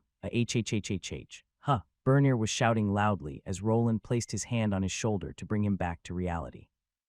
The monster wave was over, but the rain of magical bullets from Bernier's weapon continued to fly toward the trees. Was that it? Did we win? For now. Roland saw Bernier drop down onto his posterior after the confirmation about the attack being over. Even though he looked fine, his whole body was covered in sweat and his legs were shaking. The weapon he was using had an exterior energy source, but that didn't mean that it wouldn't be tiresome to shoot with it for this long. For now, what does that mean? Are there more of them coming? Ow! Agni called out from behind with perked up ears as he was sensing something further in the first, and his master was able to finally notice. No, I don't see any in the vicinity, boss. Before he could answer the question, he noticed something on his map. A moment before it was devoid of any dots representing the skeletal monsters, but now another one had appeared. This would normally be fine. One more skeleton soldier wouldn't change anything, but this dot was a lot bigger than the rest. It represented a monster that was above tier 2. This wasn't the only strange thing about it. The dot that was right at the edge of the area he could see stopped. It was standing on the path that the other monsters followed almost instantly after discovering it. The monster was acting strange and was probably not one of the lesser blazing skeletons. Did that lick come out of the dungeon? Now, this was a dangerous predicament. If it was the lick, then he would be in a lot of trouble. While he was on his home turf, this didn't mean that he could just take out a tier 3 monster by himself. The turrets that were firing, even with a change in the mana pattern, would not be able to pierce through the undead mage's shield. Or is it one of his minions instead? That would make more sense. Why would it go out by itself without that many minions around? This was the more realistic turn of events. The dot he was looking at probably belonged to one of the obsidian skeletons. They were somewhat comparable to adventurers with lesser tier 3 classes of the same level. With his current assortment of defenses and his armor, it might have been possible for him to come out on top. The spider drones were still waiting for a command to attack, as for the time being he had conserved their runes. Then there was also the ace in the hole that he had saved up for a fight like this, the experimental divine spells. There could be a big one coming. Get ready, but leave most of the fighting to me, and don't be afraid to retreat to the workshop if it gets past the wall. Shit, a big one. Bernier wasn't sure what to expect, but if Roland was taking it seriously, then it had to be a serious matter. However, a minute had passed and then another, and soon a quarter of an hour had passed, and no enemies were in sight. This finally caused Bernier to look to Roland, who had remained silent for a while. So, is it coming or not? It seems to be coming here, but very slowly. The monster was acting strange. Could it have not been an undead? Could there be another Tier 3 monster that had just walked into the forest for a different reason? This was a possibility, but considering that there were other monsters slowly walking behind it, it was more probable that it was part of the undead army. Soon it arrived at a close enough range for Roland to see it. He had used spells to enhance his vision to zoom in on the thing that had arrived, and just as he expected, it was a skeleton composed of black bones. It was the same mage type he had seen down in the dungeon, perhaps the very same one he had escaped from. It was probably not here to avenge its comrade that had exploded, but it was also not here to attack him. After it was discovered by Roland, it continued up to a certain point until stopping. A group of around 15 skeletons was together with it, but they were acting differently. It was possible that the monster had some type of control over this unit. The black skeletons had shown a higher level of intelligence than the others. Perhaps they could even act as proxies to their leader and command smaller groups of the lesser undead. Soon enough, before a fight could break out, the monster turned around and left. When looking at the path it took, it was going back to the dungeon where they came from. Did this mean that the battle was over, or was it preparing something? This feels off. Was it gathering information for its master? Are liches normally this intelligent? This whole scene left a sour taste in his mouth. It made it look like the monsters were just testing out the people outside to see how they reacted to the skeleton onslaught. If they were left alone for too long, then it was possible that they would try another assault, but this time around they might come in larger numbers and with a plan. Lord Arthur, the monsters are retreating. They are retreating. Yes, Lord Arthur. Why would monsters retreat from battle? Isn't that rather odd? Yes, Lord Arthur. Usually undead creatures like skeletons don't have the wit or danger assessment abilities for battle tactics. That's what I thought. It must have been the lich controlling them. That is a possibility, but liches are said to be able to create high-level undead that have higher intelligence and are capable of ordering the lesser ones. Didn't the scout spot a strange-looking skeleton among the others? Yes, Lord Arthur, that one could have been capable of ordering them to return, but it could also be possible that the lich is somewhere close.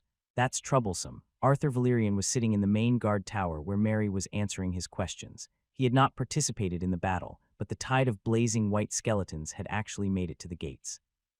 The foes were quite troublesome, as conventional ranged weaponry didn't work too well. Arrows that weren't magical wouldn't have any flesh to stick to, and poking holes in the bones was not very effective. It would require quite the archer to connect with the monster's magical core from within the city walls. However, Arthur's forces had one ace in their sleeve. To combat the evil cultists, they had been developing holy weapons. They had been mostly manufactured by the city runesmith, and were quite potent when going against these monsters. The whole siege didn't take that long first. It started with many of the adventurers and dungeon guards fleeing back to the city. It started out small with a handful of skeletons, but soon turned into a small battalion of around 200 skeletal monsters trying to get it. There was no rhyme or reason for this charge, and they beelined it for the front gate, which was a hard point to besiege. The magical turrets that were installed played a big role in the defense, as they were able to successfully bring down a large chunk of the skeletal monster charge. Yet after the monsters attempted to climb the walls, the defensive turrets started to have trouble with the angle of their targets. The soldiers had to poke the monsters away with their long spears, while also barricading the front gate that was being pushed into. The monsters looked light, but they had a surprising amount of power and didn't tire. This small city didn't really have that many soldiers. The weapons that were assembled by the runesmith amounted to a little over 100. This left the 300 remaining soldiers and guards with lesser weapons, but enough to stem the tide. Soon the adventurers joined the battle, and together with the guards were able to push back the maddened monsters. The divine swords, shields, and spears were rather well designed to go against these monsters. With a good poke of a spear tip and activation of the smite spells, it only took one hit from a Tier 2 class holder to defeat one of these skeletons. However, these weapons had one large downside. They held up to 10 charges of this spell before they needed to be refilled by the priests. Luckily for the city, the priests were more than willing to combat the undead monsters. They had sent over their priests to recharge the weapons. They truthfully expected a bit more resistance from the monsters that soon retreated back towards the dungeon. This was at the same time, as a strange black skeletal monster was spotted, which was probably the one in control. So how you feeling after your first battle, little lord? Although I don't think we can consider those lesser undead much of an army. How dare you? It's fine, Mary. The conversation that the two were having was broken by a large man appearing in the guard tower. The room they were in belonged to the guard captain, but was now occupied by Arthur, his knights, and aides. Mary didn't appreciate the nonchalant tone the guildmaster had, but she could not really go against a Tier 3 person. Her side lacked someone at this level, which would make things problematic. I see that you noticed. Indeed, do you think that it could have just been a scouting party? That's unlikely. Probably the Lick pulled its troops back out of fright. Those undead tend to be very cowardly. It's more likely that it will retreat to its lair and surround itself with more undead. Perhaps after bolstering its forces, it will make another attempt. It seemed that Audhin the guildmaster didn't believe in the undead uprising. It was more probable that it would start playing the waiting game. This would give them enough time to get a platinum adventurer party over for help. With them around and some help from gold ranks, the dungeon could be taken back. But Audhin rubbed his chin before dropping his body on a nearby chair without really asking for permission. His expression changed to a more serious one, as well as his tone, which was not something Mary appreciated. There is a possibility of it being unique. The chances are low, but it could be planning something. It's already using higher tier undead as proxies. This could become troublesome.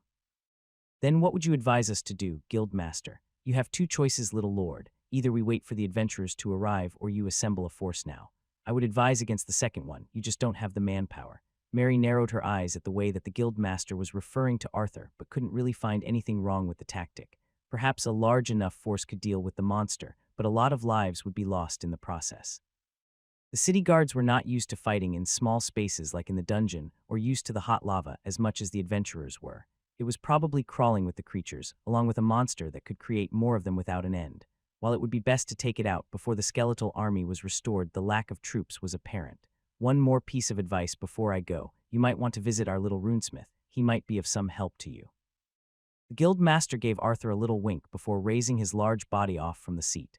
He was not really given permission to leave, but Arthur didn't really mind. He knew that respect had to be earned, and this was a chance. If he performed well, then he might gain some of it from the guild leader. How dare he act this way in front of the Lord? Give me an order, and I will. That's enough, Mary. We need that man to protect the city. The black skeletons are considered to be Tier 3, right? That is correct. The cat girl's head lowered slightly, as she knew that at the moment only the guildmaster would be able to protect the Lord. She felt somewhat inadequate with her level, which had been stagnating lately. She had focused on furthering her spy network and creating an information guild. Through it, she knew that there was potentially another person on the guild master's level, but that one would probably not move without a hefty bounty. But why did he mention Wayland? Could he know something about the Lick? Arthur stood up from his own chair and walked over to the window while posing the question to Mary. The two knights were outside the door while he and the maid were the only ones left now. Through this guard tower, he could see into the distance where the forest was, and in it the runesmith. Judging by the fact that the skeletons came from the dungeon, it was probably that they gave his associate a visit. We don't have much information yet. People had seen Mr. Wayland at the dungeon before the skeletons broke out. He had apparently given a warning to everyone before vanishing. So he left before it started. He must have contacted me at around that time. Did he stay at his house while knowing of the outbreak? What was he thinking? Mr. Wayland's home is very well guarded. There are magical devices he called runic turrets surrounding his home. I'm sure that he believed that he would be fine. There is more to it, though, something about a hidden mine. A hidden mine. Are the dwarves involved with it, too? I regretfully don't have enough information. My people are seeking out the source of the rumors, and I believe that we will have more information soon. He had been seen in the dungeon when the break happened, and did help some dwarven miners escape. Is the Union involved with this in some way? Arthur murmured to himself while trying to paste some things together. Could there be more to this than just a random monster spawn? Did his associate or the dwarves dig it up somewhere? Were they working together without him knowing? There could be many possibilities, but he wanted to at least exclude that possibility due to the history between Wayland and the Dwarven Union. Very well, keep me informed and also contact Mr. Wayland. I think the runic devices he installed need some maintenance. We can use the crystal ball to call him over. Could you fetch it? Yes, my lord. Mary smiled while knowing that repairing the turrets was a great way of forcing the runesmith to come over. There was something wrong with this situation, and it seemed that Wayland was involved with it. Her presumption was somewhat confirmed by the guildmaster that for some reason mentioned the man in question. It was clear that he knew something about this whole predicament, and his involvement with rescuing some miners was already known. What are those skeletons trying to do? Roland had some time to evaluate the situation after the monster had retreated. With the monitoring devices he left by the secret entrance, he could somewhat observe the situation. Judging by the dots, their 2 Tier 3 skeletons were guarding the entrance to the dungeon now. Around them was a large group of blazing skeletons as well. It was clear that they wanted to safeguard their only exit out of the dungeon.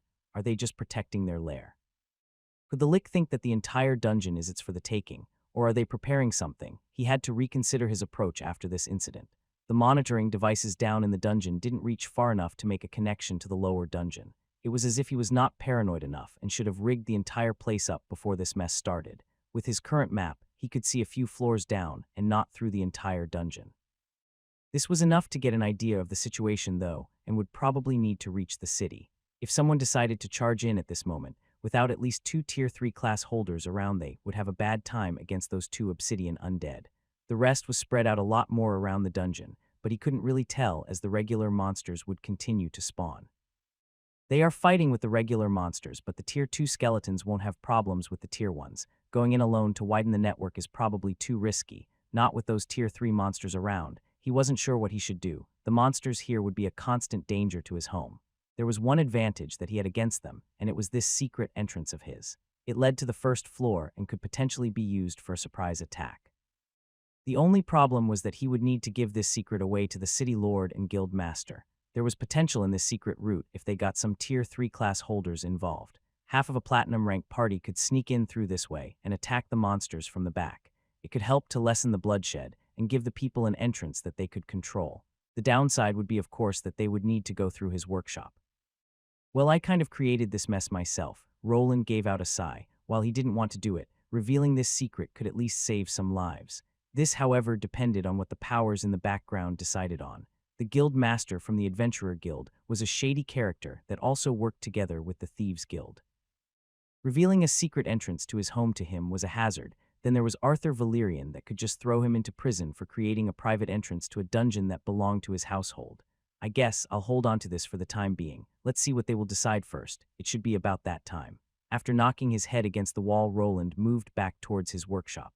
In his hand, he had a crystal ball that started to glow.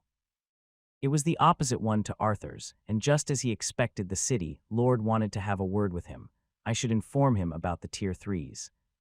This runic texting orb was just the tool that he needed to forward his findings. At least Arthur would pull back some of his scouts that would soon be ordered to gather information. The monsters might have been ordered to protect a certain zone, so they might remain at the entrance even if they saw a person there. Let's see. Danger. 2 Tier 3 monsters are at the entrance of the dungeon. While it was the superior way of talking between 2 individuals, it was slower. There of course existed magical incantations that could generate letters to faraway places. They usually required specialized classes, rituals, or materials. With his technology, they would need to build a few relay stations to forward the signal. It would cost a bit, but the almost instant exchange of information and orders could revolutionize the war machine. He wants me to come over. After sending his message, he saw an almost instant reply. It was the usual pre-programmed text that he had read through multiple times, but this time around it carried a lot more weight. He knew that instead of a friendly business meeting, he would have some explaining to do. Hey boss, is something troubling you? I need to go to the city. The city lord wants to talk to me. That pretty boy. Don't worry, I'll keep this place safe while you're gone. Woof, Agni, you're helping too. Roland made his way outside of his workshop to give Bernier the news. While he didn't want to leave the 2 here with those Tier 3 monsters running around, he needed to answer Arthur's call. Asking a noble to move to his location instead would be considered quite rude and could get him in a heap of trouble. Yeah, I know, if it gets too troublesome, I'll just use the escape tunnel. Don't worry, I like this workshop, but I still like my life more. Bernier started laughing while hoisting his weapon over his shoulder. After some repairs, the turrets were back in order, and the heavy gun he was carrying around too.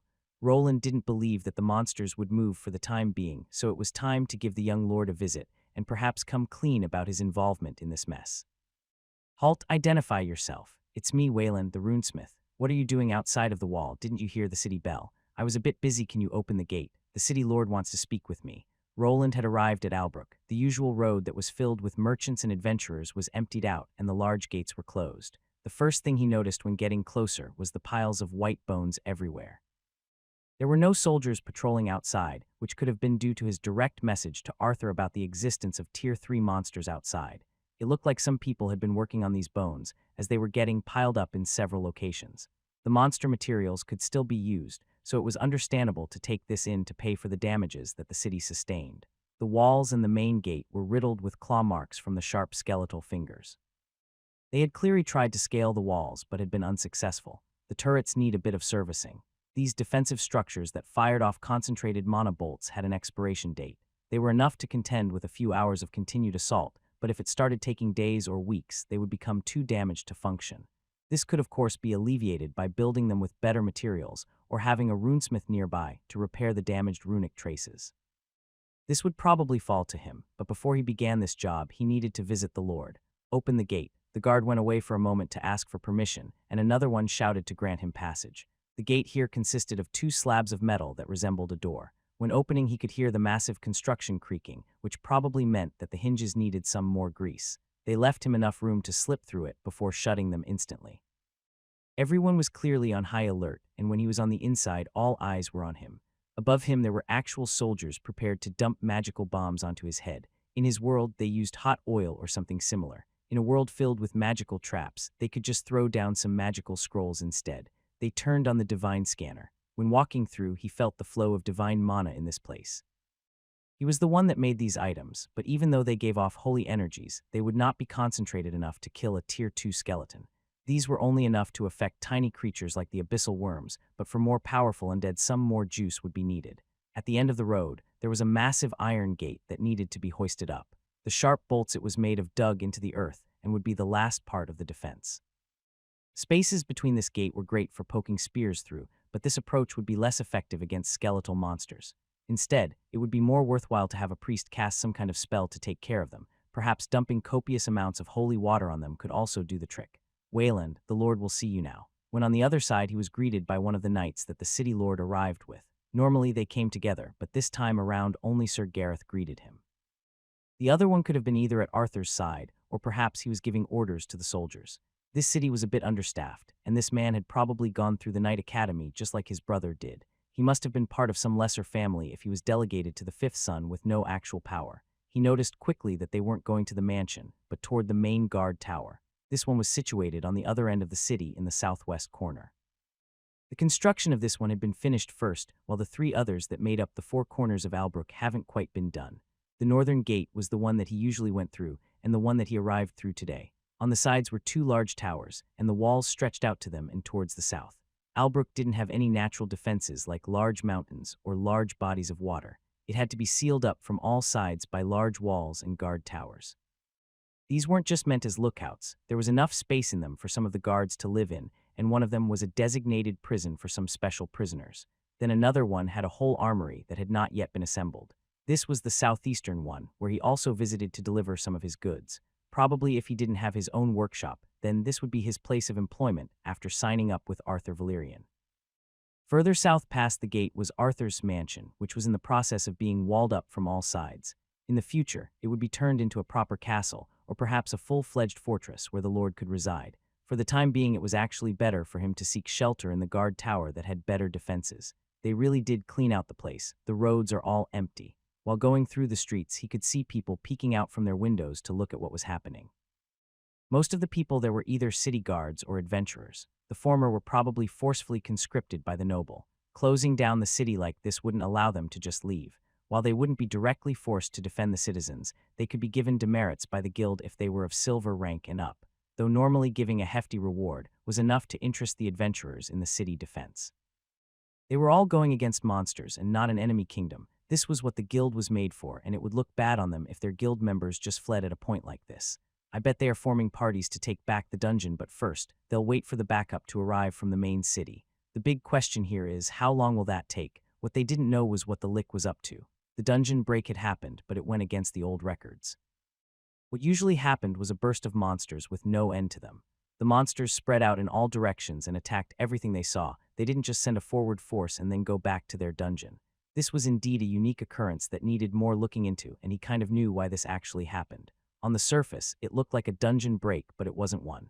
Instead, one monster had become sentient and was quickly building up an army. The sooner they descended into the dungeon, the better. The more they waited, the more skeletal monsters would be created. But if that Lick stays in the dungeon, then it's better to wait for the platinum ranks instead. As long as the city can defend itself, it will be better to wait it out. He was not sure what to do. There were a few ways of taking care of this situation, but they would need a large force and the help of the guild master to lead them.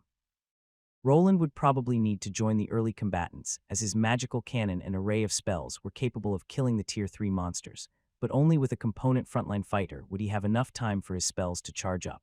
After nodding, he finally arrived at the guard tower. He had never been to this place that had been built from scratch. It was a bit over 30 meters tall and had winding stairs that led to the guard captain's quarters. From the outside, a person could see tinted windows on the top floor, and that area was where he was going. During his walk, he also arrived at the middle floor, which connected with a large wall. Each other tower could be traveled on foot when following the walls and had an iron gate that could be lowered to block the path as well. When he arrived on the top floor, there was a small ladder that led to a lookout spot and another closed door that had Arthur's other knight guarding it. I guess this is it. The buildup of butterflies in his stomach was starting to bother him, but with the help of his stress resistance skill, it was manageable. The man that could decide his life was there. Perhaps coming clean about the lick wasn't the best idea. It was likely that everyone would point their fingers at him, even if it was a random chance that the lick was able to get over to the other dungeon. He was partially responsible for the whole debacle. If the reigning city lord decided that all the responsibility lay on his shoulders, then getting thrown in prison or to the gallows would be his fate. "Excuse me. Welcome, Mr. Wayland. Please take a seat." The knight that was standing at the door opened it for him, and on the inside, he saw the usual maid and noble combo. Just as usual, the two guard knights retreated to the outside while he was left alone with the city lord. From his point of view, this was somewhat of a risky maneuver. Roland was wearing his side armor with magical runic capabilities. He had left his weapons outside, but a fast runic spell could incinerate the entire room quite fast. It was clear that they would not try to capture him, considering that there wasn't enough manpower available. That was the case, or either the guildmaster was waiting somewhere to jump him, but it didn't seem so. The windows on the sides were potential escape routes, as he did have some spells that could cushion him from a 30-meter fall. After getting his escape route in a place, he decided to take a seat in front of the city lord. There didn't seem to be any traps or anti-magic devices that could hinder him in any way. Arthur was probably incapable of procuring such a pricey treasure, but perhaps he was overthinking things. Troubling times we live in, don't you think so as well, Mr. Wayland? I guess. Who could have expected a lick to suddenly appear in the dungeon and cause a dungeon break? The moment he sat down, Arthur asked him a question that he answered. It was indeed quite the peculiar mess. Even though he was the one that unearthed the other dungeon, that the lick escaped was not something that should have happened. Even now he was unable to comprehend how this had happened. It didn't make sense after seeing it, or the other Tier 3 monsters not being able to get to his side of the dungeon. Roland wanted to speak about what had truly happened, but he stopped himself from speaking. At first he wanted to lie or at least deflect the allegations, but perhaps there was another way. Arthur, as of this day, had been very helpful to his cause. The problem with the union was cleared up by him, and so was the drama with the orphanage. He had been given more by this noble than by others, and he didn't want to be ungrateful.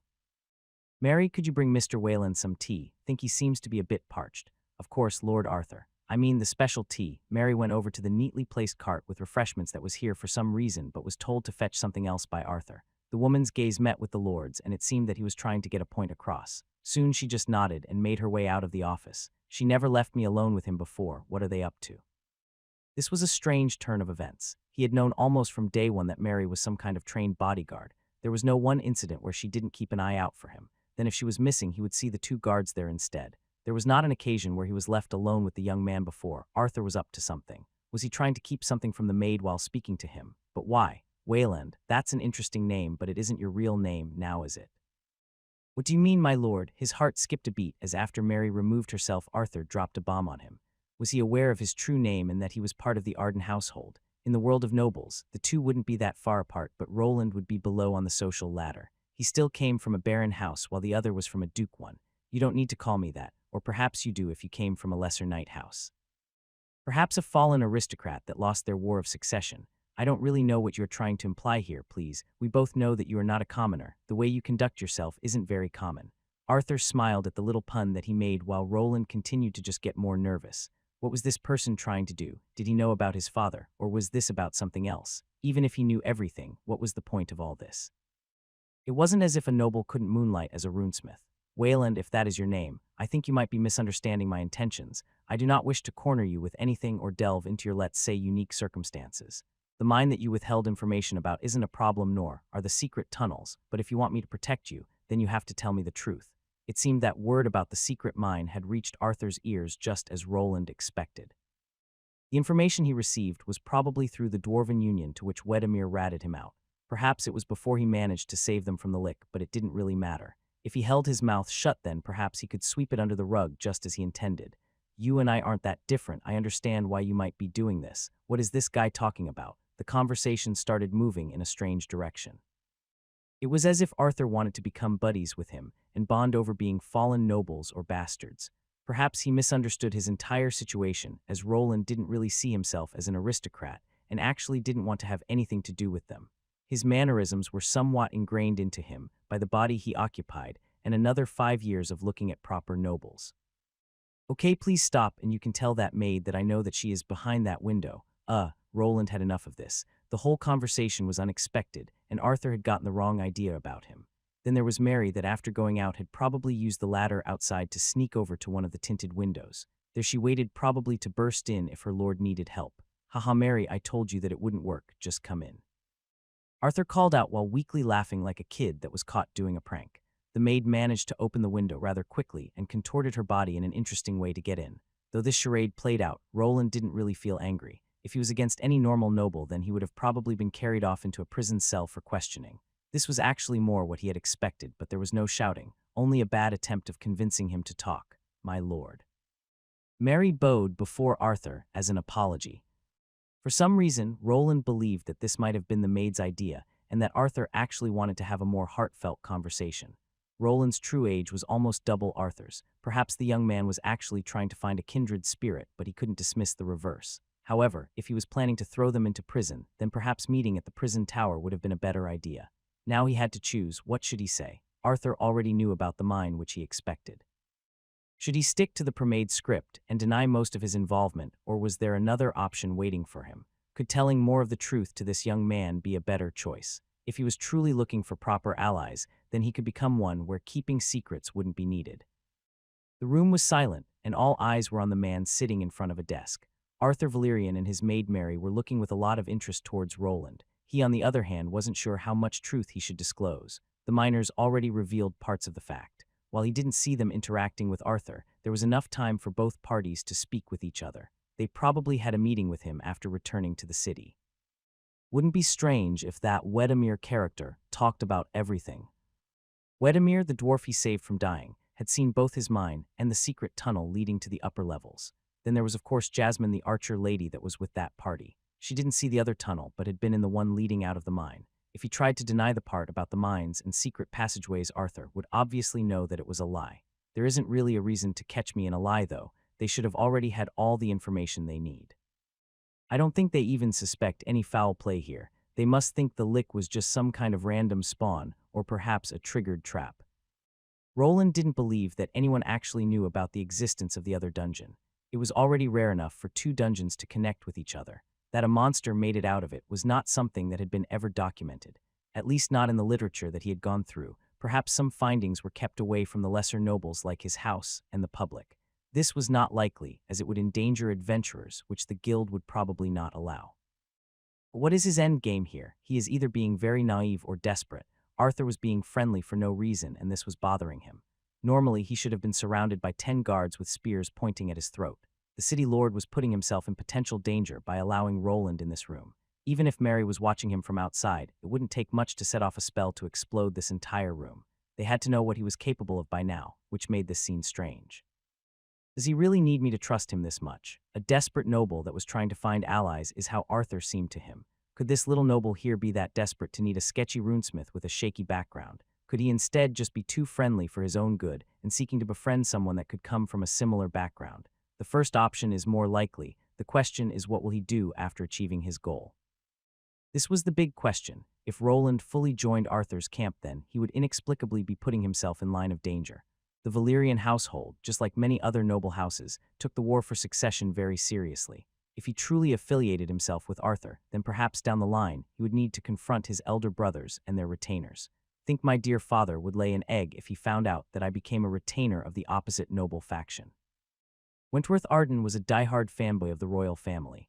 While that faction was strong, it wasn't the only one around. Many powerful old aristocrats formed a separate side to balance things out.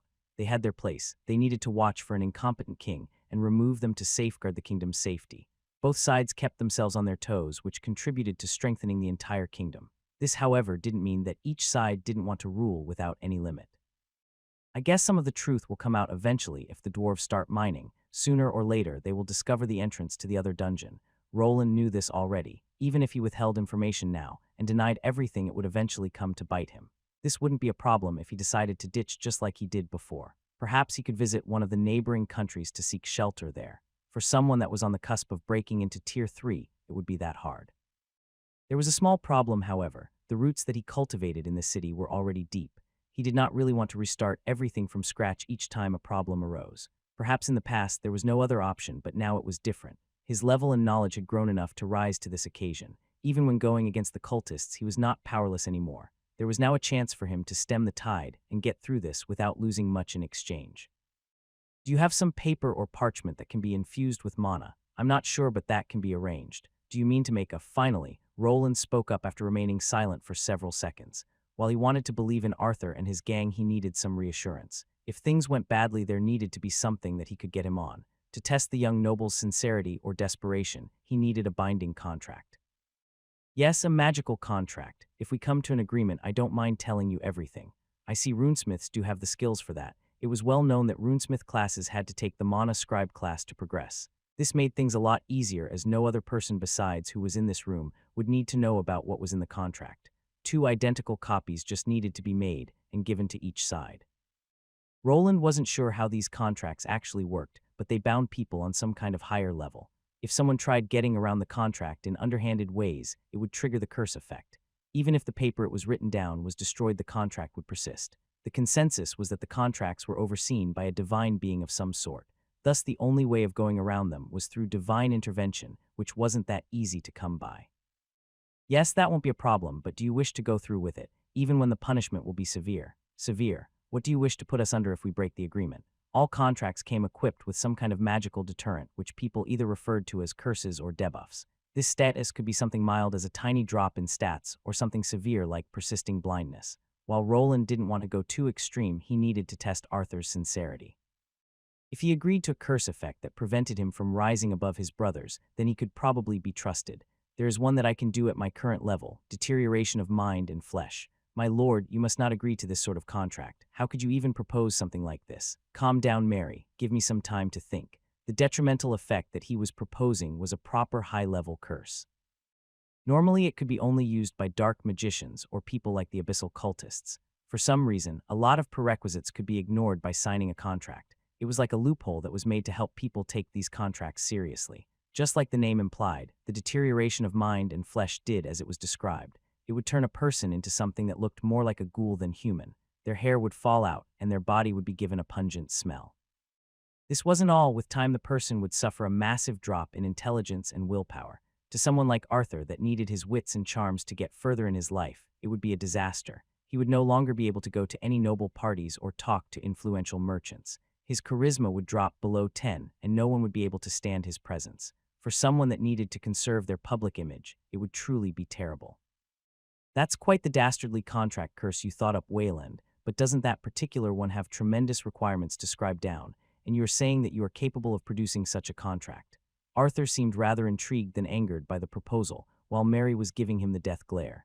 Deterioration of mind and flesh put a strain on the scribe, creating a contract that could only be alleviated by pure stats.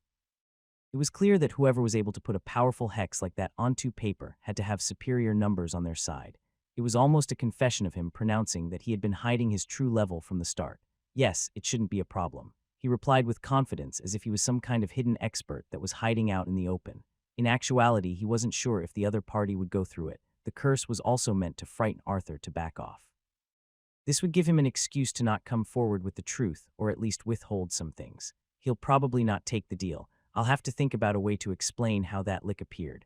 Maybe telling them that I sprung some kind of trap when I found the entrance to that other dungeon will be enough. It's probably more believable than telling them that it just somehow walked out of it when I wasn't looking. I'll take you up on the offer, but don't think that you'll come out in one piece either. Mary, bring over the magical parchment and bring me my pen. I'll need to go through a few drafts with Mr. Wayland before we decide on the contract. My lord, are you sure you want to do this? Please think this over. What if I have been thinking things over for years? Now is not the time for that. We must act before this city gets overrun. Don't worry, I don't intend to sign a one-sided contract either. Arthur had some kind of glint in his eye that reminded him of his old boss from Edelgard. This man had probably studied a lot in the island capital before coming here, while Roland had more of an unorthodox upbringing. If the contract was actually going to be written down, then he would need to read it many times over to not get swindled. You don't seem to trust me, Mr. Wayland. We will do it your way. Are you sure? After you sign it, there is no turning back. Roland wasn't sure why the noble was smiling after being told to sign a somewhat unfavorable contract. First of all, he wanted Arthur to promise to not leak any personal information relating to him. He also wanted to be exempt from any jail time if that was possible. It didn't seem that it would be that much of a problem, as Arthur's aim was gaining his trust. There was of course a limit to what he could put in there, but his new friend here seemed like he wanted to pour his heart out. I am, but are you? It does seem like you don't really want to part with the truth even if I sign your contract. This was not wrong. Roland didn't really want to delve into his past and unearth any buried skeletons. If he wasn't invested in the city as much as he was now, he would have probably been gone after exiting the dungeon. Gaining a new identity in a world like this wasn't that hard. He had done it before and would be able to do it again. Let's say that trusting people doesn't come easily for me. I hope I can remedy that characteristic after we of course come to an agreement. Roland nodded his head, as in actuality he would rather be around people that he could trust. This lord, on the other hand, was a mixed bag. On one side he seemed desperate for his approval, but on the other side, he could see getting used by him as a stepping stone the moment a problem arose. For that reason, he would need to think of a way to discount future betrayal or at least minimize it. The curse wasn't omnipotent, though. There were costly remedies that could alleviate the state of decay, and it would not last forever. He didn't want his paranoia to get the better of him, but he still needed to be cautious. Here, my lord, these are the best magical parchments that we possess. Great, well then, let us discuss the contract before we prepare it. I'm sure you'd like me to withhold the information that you disclosed to me, Mr. Wayland, but I won't just let you walk all over me. Arthur started grinning while he pulled out a well-used quill. It looked like it had gone through a lot of paperwork, but was still holding together.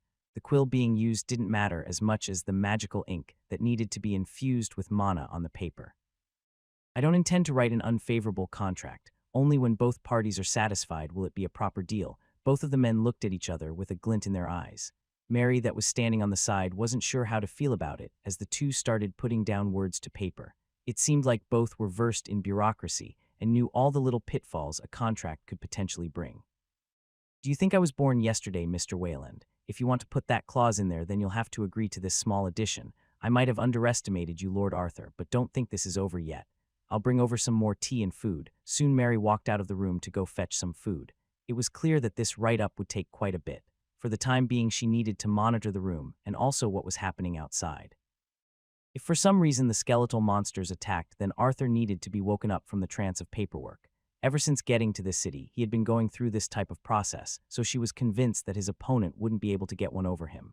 The contract might have contained a troublesome curse, but if the paper was worded correctly, there would be a slim chance of her master actually getting it, though his opponent Wayland could not be underestimated.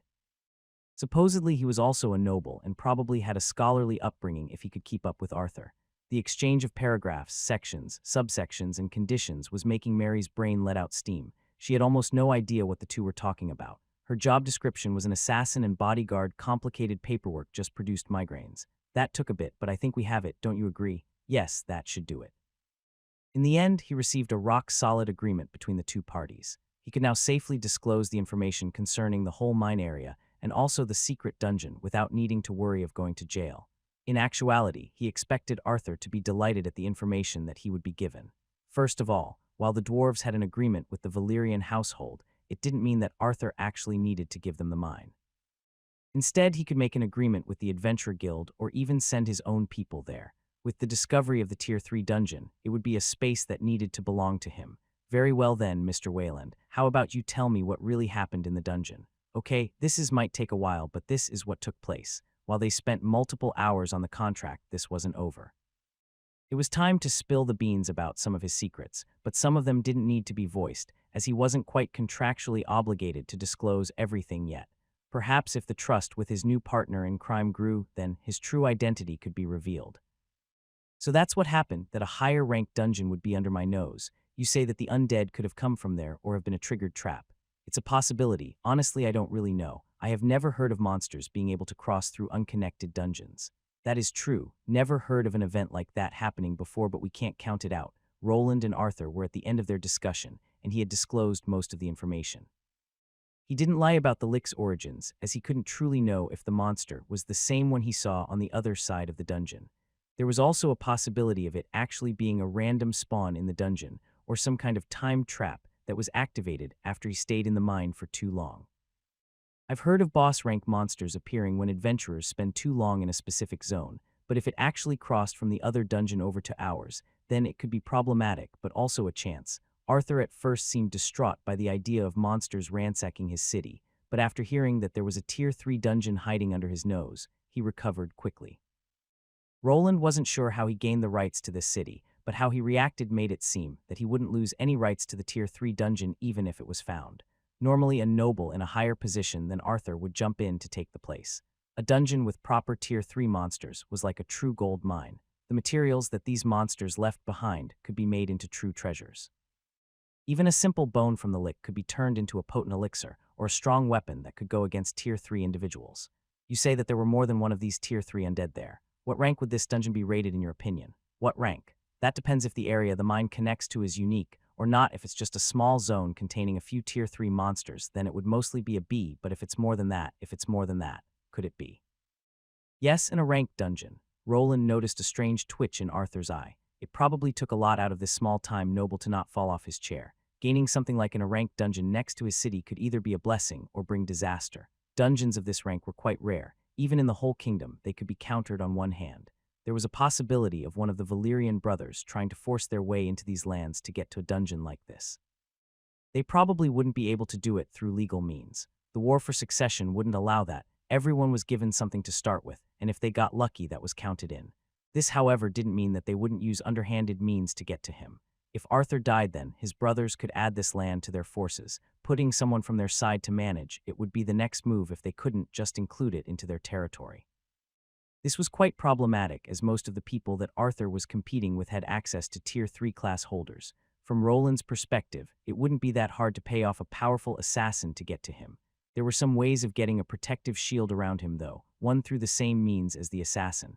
But there is another possibility, another one. He spoke up as in his mind there was another probability. It was strange that a ranked dungeon was just hovering in this place without producing an exit. These strange underground structures wanted to be discovered. The way they always produced one entrance was proof enough. This one, on the other hand, didn't seem to have made one yet, but it was already this rare. It made more sense that something else was happening here. It might have already had an entrance somewhere else. The S-ranked dungeon in the middle of the island, this might be part of it. Mr. W. Wayland, you must be joking, right? How could it be part of that dungeon? Those kinds of lick monsters do appear in that dungeon. Could it be part of the infernal worm maze? Wasn't there an incident a few years ago where some miners unearthed a secret passage? That, Mary chimed in from the side while Arthur slumped against the desk before him. This was no laughing matter. Gaining access to an S-ranked dungeon would be tremendous. What was an S-ranked dungeon?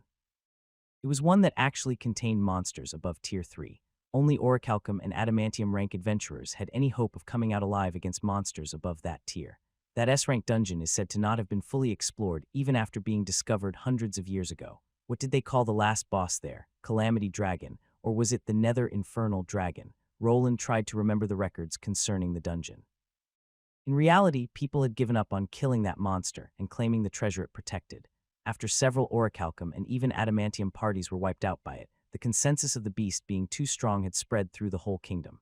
You'll have to excuse me for a moment, Wayland. This is quite a bit of information you have brought me. I understand, but Lord Arthur, you can just call me Arthur when we are here. Roland nodded, as his being a runaway noble was somewhat known now. He had not mentioned his roots and was allowed to forsake his old name after answering some questions. The contract compelled him to prove that he was not part of any of the opposing factions, a spy from Arthur's brothers or another kingdom. After confirming that his background didn't really matter, he was in the clear with Arthur and Mary. Fine, Arthur, I'd advise you to think about the hidden dungeon later and focus on the problem that we have now. First, we should get rid of the lick and then tackle the other issue. I'll guarantee that unless you let someone else mine that area, they will not discover the secondary dungeon. You don't really even need to disclose it as another dungeon yet. Oh, what do you mean? How about we just say that it's another part of the Albrook dungeon? If you let me work on the entrance, I can create a permanent entrance. If you're talking about that guildmaster, then he would probably go along with it. He would. Yes, that man's greed knows no bounds. The image of a grinning bald Audhin appeared in his head. Roland had interacted with this guild master on a few occasions, and he knew the man was always willing to try a good scheme. With his help, they could slowly examine the dungeon without news spreading. He had enough contacts to hire a platinum-ranked party for such an occasion. This plan that he was thinking was quite simple and would allow Arthur some space to breathe. They would explore the new part of the dungeon and see if it was a new rank or a connection to the S-rank dungeon in the center of the island. Even if it was an S-rank, they could give it a fake grade with Audhin's help. Roland had already tested it out, and it was possible to force doors into this dungeon.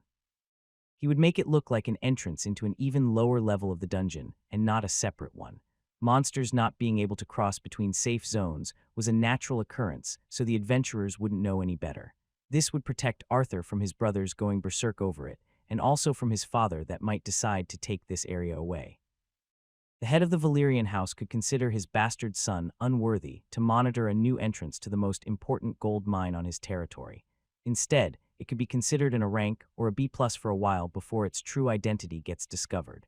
The super dungeon was truly tremendous, and this one could be a section of it that never was discovered.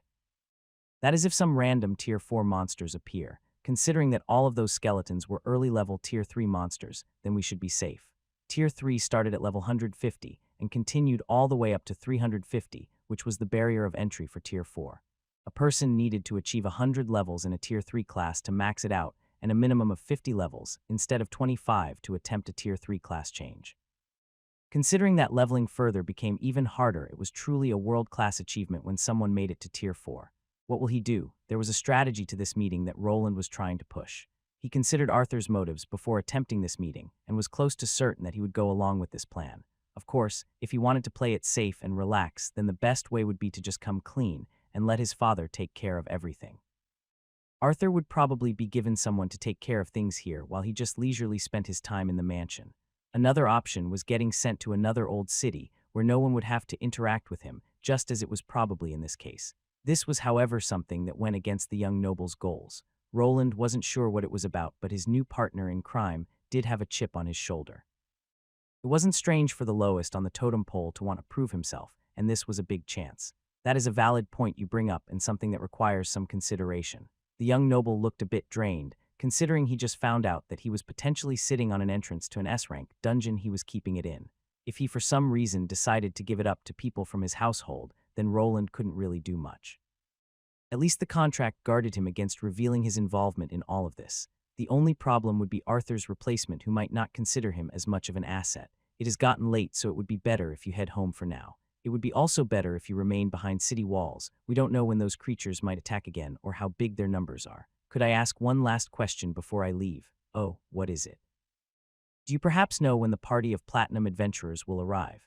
The guild master said that it will take at least a week for them to arrive or more. There has been an outbreak of monsters recently, and most of those parties are preoccupied. I see. Don't worry, Wayland. Those monsters will more than likely remain at the dungeon, and considering that we are sitting on a potential ranked dungeon here, losing a few weeks or even a month of resources won't affect our bottom line. That is true. I'll keep you informed if I see the monsters move. Ah yes, the monitoring system was it. That is certainly an ingenious creation. We will have to discuss its implementation in the dungeon after this little event is done with. Of course. Roland replied in short sentences as always, which made Arthur chuckle slightly. Their little day-long discussion was over, and he had somewhat been able to get out of it without landing in prison. With the contract signed, Arthur has somewhat proven his desperation, which he could use now. However, this was just a small band-aid on an entirely bigger issue. A whole new can of worms could be opened now, as he would have to put his eggs into Arthur's basket and hope they don't break during the bumpy road ahead. That was his takeaway from the conversation that they were having. He would aid the young lord with his runic expertise and counseling, while the other would see past the current events. In reality, this was something he was eventually planning to do. The Tier 3 monsters next to the mining area couldn't be withheld for all eternity. He just wanted to do it after he achieved his next class change to be in better standing. If that was the case, the contract he prepared would have probably been a lot more in his favor, but due to his blunder, he needed to give up on some things. While he wouldn't be giving up his autonomy, Arthur would be able to call for him for help if it was needed. I hope that one clause won't bite me in the ass later on. Not everything went his way with the contract, but it was already a done deal. Now he needed to focus on the present. He was already in town, so before going back to his workshop, he decided to pay Elodia and the orphans a visit. Bernir didn't trigger any alarms, so it was probably safe for now. Later, he needed to return him to his wife, as there was no need for him to remain after the small attack was over. Arthur should be right. The Lick will probably remain in the dungeon and try to amass a new army, but I'm not sure if it will stay there indefinitely. This was the big question. Would that thing be content in remaining in that dungeon as a regular Lick would, or was it going to come out? A lot depended on the platinum rank adventure party that they were scrambling for, and that was currently indisposed. Even if they gave out a mountain of gold, if the adventurers were busy, then they needed to wait. I don't think Arthur can call up any of his brothers for help either, not after he knows that he is sitting on a gold mine. If Arthur had proper backing, he would have enough power to call over some Valyrian knights. Within a few days, they would be here to kill the Lick that compared to the monsters inside the S-rank dungeon was a speck of dust. This speck of dust could be a potential giant wall that they get crushed by. Time was ticking, and another wave of angry skeletons could arise at any moment. Hey. Our Wayland, you're okay. Yes, I'm fine. Just came to the city to check up on a few things, but mostly you. Roland said with a straight face which caught Elodia a bit off guard. Considering that the city wasn't breached, it was obvious that everything was fine, but other means of trouble could arise even without any monsters present. If the city remained closed off for too long, there was a possibility of riots and pillaging. There weren't that many guards around, and they were already busy watching out for the possibility of a monster uprising. It didn't look so bad, but since coming to this world, Roland knew well that it was always quiet before the storm. If his life here taught him anything, is to prepare and over-prepare as much as possible, because when it rained, it always poured. So people are already sneaking out. Yeah, business is booming. Some of those merchants are willing to pay top coin just to get out of here. Roland nodded at Lobelia, who was drinking some hot chocolate right next to him. Most of the orphans were tucked away in their beds, which gave them the opportunity to talk in peace. After his visit with Arthur was over, he decided to stop by Elodia's home to see how she was doing. There he ran into Lobelia, who was his Thieves' Guild informant. It seemed that the Underground Guild wasn't that worried about the angry skeletal army forming. To them, it was meaningless, as the problem concerned the Adventure Guild and the nobles. The only thing that affected them was the limited passage through the city which stifled their business. The black market was in actuality occupied by a lot of regular merchants. They needed a way to smuggle in the commodities, and this was usually done through regular means. This was a requirement as they still needed to hire adventurers to protect their wares from being stolen by bandits or destroyed by monsters. I guess some items are sought enough to pay a premium smuggling fee through a secret entrance. Do they just prepare a carriage for the merchants outside? Yeah, one of the fledglings will go to the nearest city to get one, and it will wait close to the exit where the merchant can use it. It will be quite costly, but these merchants are loaded. Lobelia continued to explain while he listened. Whoever had enough money could even be escorted out of the city under Arthur's nose. Roland wasn't sure how he should feel about this as someone that had signed a contract with the man. A clause, in particular, implied that he had to report unfavorable things to the lord that he knew of. This would probably be one of them. Luckily, it was really vague, and he didn't prod Lobelia for specific names to get anyone in trouble. I don't think Arthur can really do anything about it for now, not until he expands his forces and gains some actual power here. If he tried, then someone might die, probably not him though. The Valyrian name carried a lot of weight behind it. Even if Arthur started cracking down on the Thieves' Guild and affected their bottom line, they couldn't just kill him. At most, they could sneak in and rough him up a bit as a warning. What was more likely to happen is for his people to be targeted. Those two knights and Mary were the closest people to him. It wouldn't be strange if the guild went after them, instead to send him a warning if he ever crossed the line. Well, it's not strange for the city lord to have some kind of agreement with the Thieves' Guild. Sooner or later, he will have to make some kind of decision. Arthur did seem a bit like the righteous type, but considering that he was fine with keeping Roland around and lying to his people about the involvement with the Lick, he would bend the rules in his favor. The young man was like a politician, telling one thing to the commoners around him, but working on multiple fronts behind the scenes. Not like anyone can gain anything from tying a noble to Thieves' Guild dealings. Perhaps one of his brothers could use it as a way to get him punished, but gathering evidence for something like that wouldn't be easy. Perhaps in the War of Succession, pining a crime on the competition could work.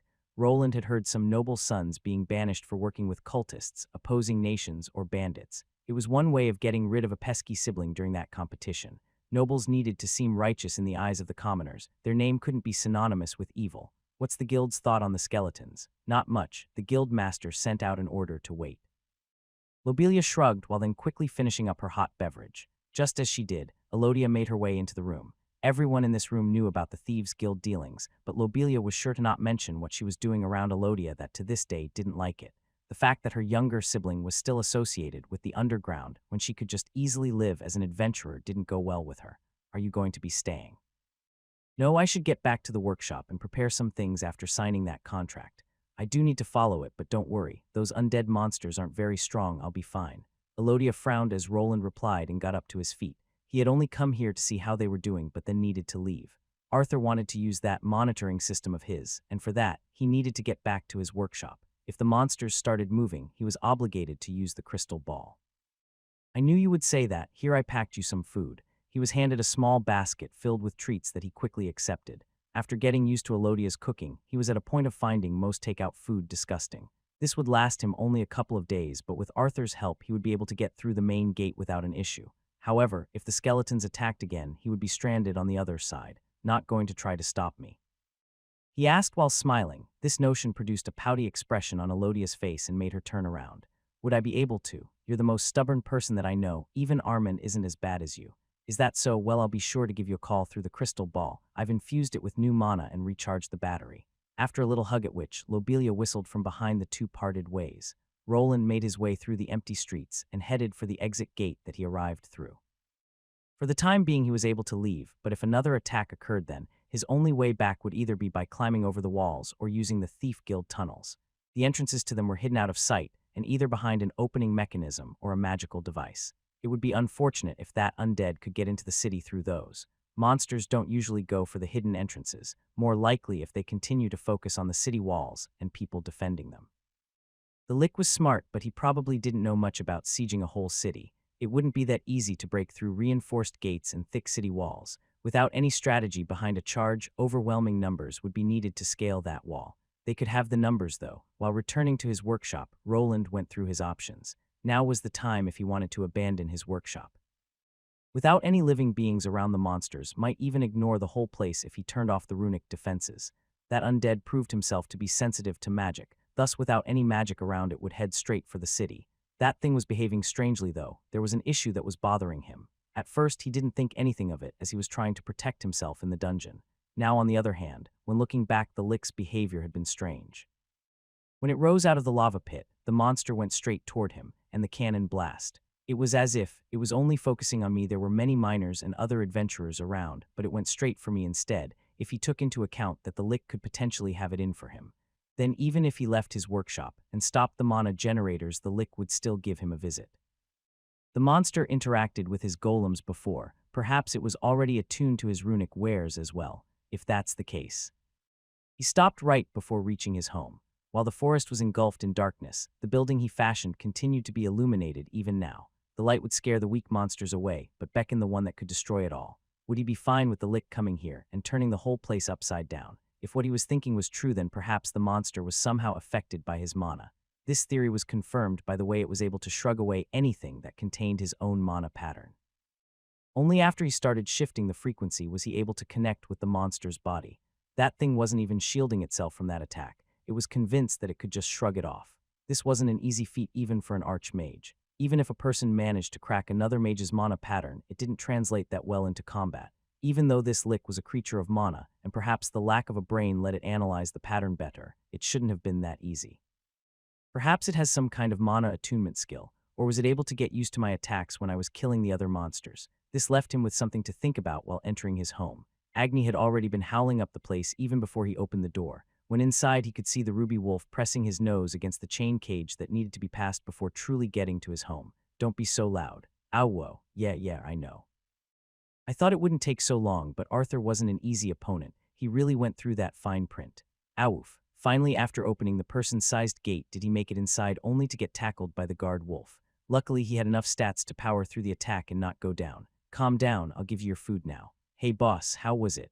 Bernier was there to greet him as well. Due to the monster problem, he had remained here to contact him if any problem arose. With nothing happening though, he was now free to go back to the city where his wife was probably waiting for him. Not that much. Let's go inside first and I'll tell you everything. After a moment, he was back inside his home, and Agni was munching on some regular monster food. Monster meat was the main cuisine that he liked to go through, while mana stones were the appetizer. While looking at that silly dog face munching away, Roland relayed everything he found out to Bernier. So everyone is safe then. Good. Yet you can head back to the city tomorrow. Just identify yourself as my assistant, and they will let you through. That's quite handy, but are you sure we can trust that noble brat? No, but at the moment we will have to. Bernier nodded while getting the intent behind the words. For the time being, working with the city lord was a must. Without him, jail time was still a possibility. This was not something Roland was worried about at the moment, though. Instead, his mind was wandering in a different direction. Would he need to make a stand here, or would the Platinum Adventurers arrive to solve all of his problems?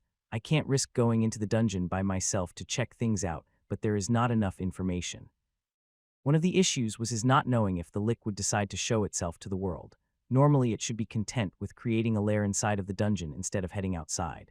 This was no normal lick, and it was possible for it to crawl out of there, and when it did, it might go towards the place with Roland's mana pattern. That obsidian undead could have been a scout sent by him to find me, but if he throws all of those undead monsters at me, then I won't stand a chance. There were 2 Tier 3 undead monsters standing guard in front of the dungeon. If the lick went out and threw all of his forces at his compound, then he would need to contend with multiple Tier 3s. While those black skeletons were at the lower end of Tier 3, they were still formidable. Perhaps if one at a time came at him, then it would be manageable, but with an entire army of bone shields along with them, he would be in a bind. Should I send my golems into the dungeon? His golems were getting updated with more intricate runic intelligence, but they weren't quite there. Roland didn't believe that his creation would be able to conceal itself fully from the monsters inside. If it was discovered, it could potentially irritate the lick, who could send another wave of undead monsters after him and the city. It was better to wait for the Platinum team and perhaps work with them on the issue. As Arthur's aide, he could easily join the party and help them map everything out to make their mission easier. Is everything okay, boss? Yeah, I just need to get some sleep. You should get some rest too. I don't think we'll be getting any visitors tonight, if you say so. The lights around the compound were dimmed down to allow the moonlight to shine through. When in his bedroom, Roland continued to have trouble sleeping and instead used this time to monitor the monsters with the help of his helmet. They didn't even move a millimeter from their spots. They were just standing there as if they were inanimate objects, which they weren't far from. It was really true. After these undead were given an order, they would just carry it out without thinking about anything else. For now, they were in a defensive formation as if waiting for something, and that something was causing Roland to be restless.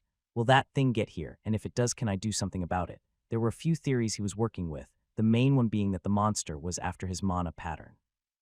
This he was almost positive, as whenever that monster came in close proximity, he went berserk. The same thing happened when it jumped into his beam while still on the other side of the dungeon, as well as when it emerged from the lava lake. If he considered this one pattern of behavior, then there were ways of preparing. I don't think I'll be able to sleep tonight. This was not the time to sleep. He needed to get ready. Just like before, he couldn't just give up his home if it was attacked. Perhaps he was overthinking this all, and the adventurers would solve all of his problems. However, he had lived long enough in this world to know that it was not good to rely on others. The fewer blind spots he had, the better his chances were. Thus, at around 2 in the morning, he made his way down to the workshop. Where did I put them? I know that there were a few samples left. Shit, did Agni get to them? When down in the workshop, he started going through some of the shelves. They were filled with various colorful crystals and minerals that he sometimes experimented with. This time around, his plan hinged on the particular holy mineral that Agni tried to munch on whenever he had the chance. Finally got it. In a lockbox, he found a few small yellowy gems that were radiating a unique mana frequency. This he tried to copy with the help of his runic eyes skill that he was given at the end of his runesmith lord class. While he wasn't yet successful with emulating the energy pattern for this project, he didn't need to. Good now to prepare a nice welcome for that lick. With the materials in one hand and his hammer in the other, he moved toward his workshop. There was much to be done, and time was potentially running out. When the next wave came, he needed to be ready. What could they be up to? Why didn't they try to retake their old territory? Were they planning something? Did the one that freed it run away, and what was that great beyond that was outside? The lick was constantly asking itself these questions while sitting on a throne made of bones that it created. It had been a week since it had interacted with the strange creatures. Their uniqueness was not that they covered their bodies with a layer of flesh and blood, but in how they acted. It was as if they were all singular beings working independently of each other, which for this lick was a strange occurrence. In its experience, there always existed something controlling the various creatures around here. This would be it with the skeletons and the unfamiliar voice coming from the dungeon. The monster looked at one of its minions. This one was quite similar in appearance to itself. The magical energies coming from it were weaker, and the bones were black like coals, but in essence, they were magic users. This thing could not function without getting orders. It was similar to the lick before it was freed from the voice. Could it be the voice to its minions like the dungeon was to it? That was the conclusion it came to, and for some reason, it had an interesting thought. What would happen if it introduced that mana pattern that freed it to one of its minions? Would they start thinking for themselves just as it did and perhaps create an interesting result?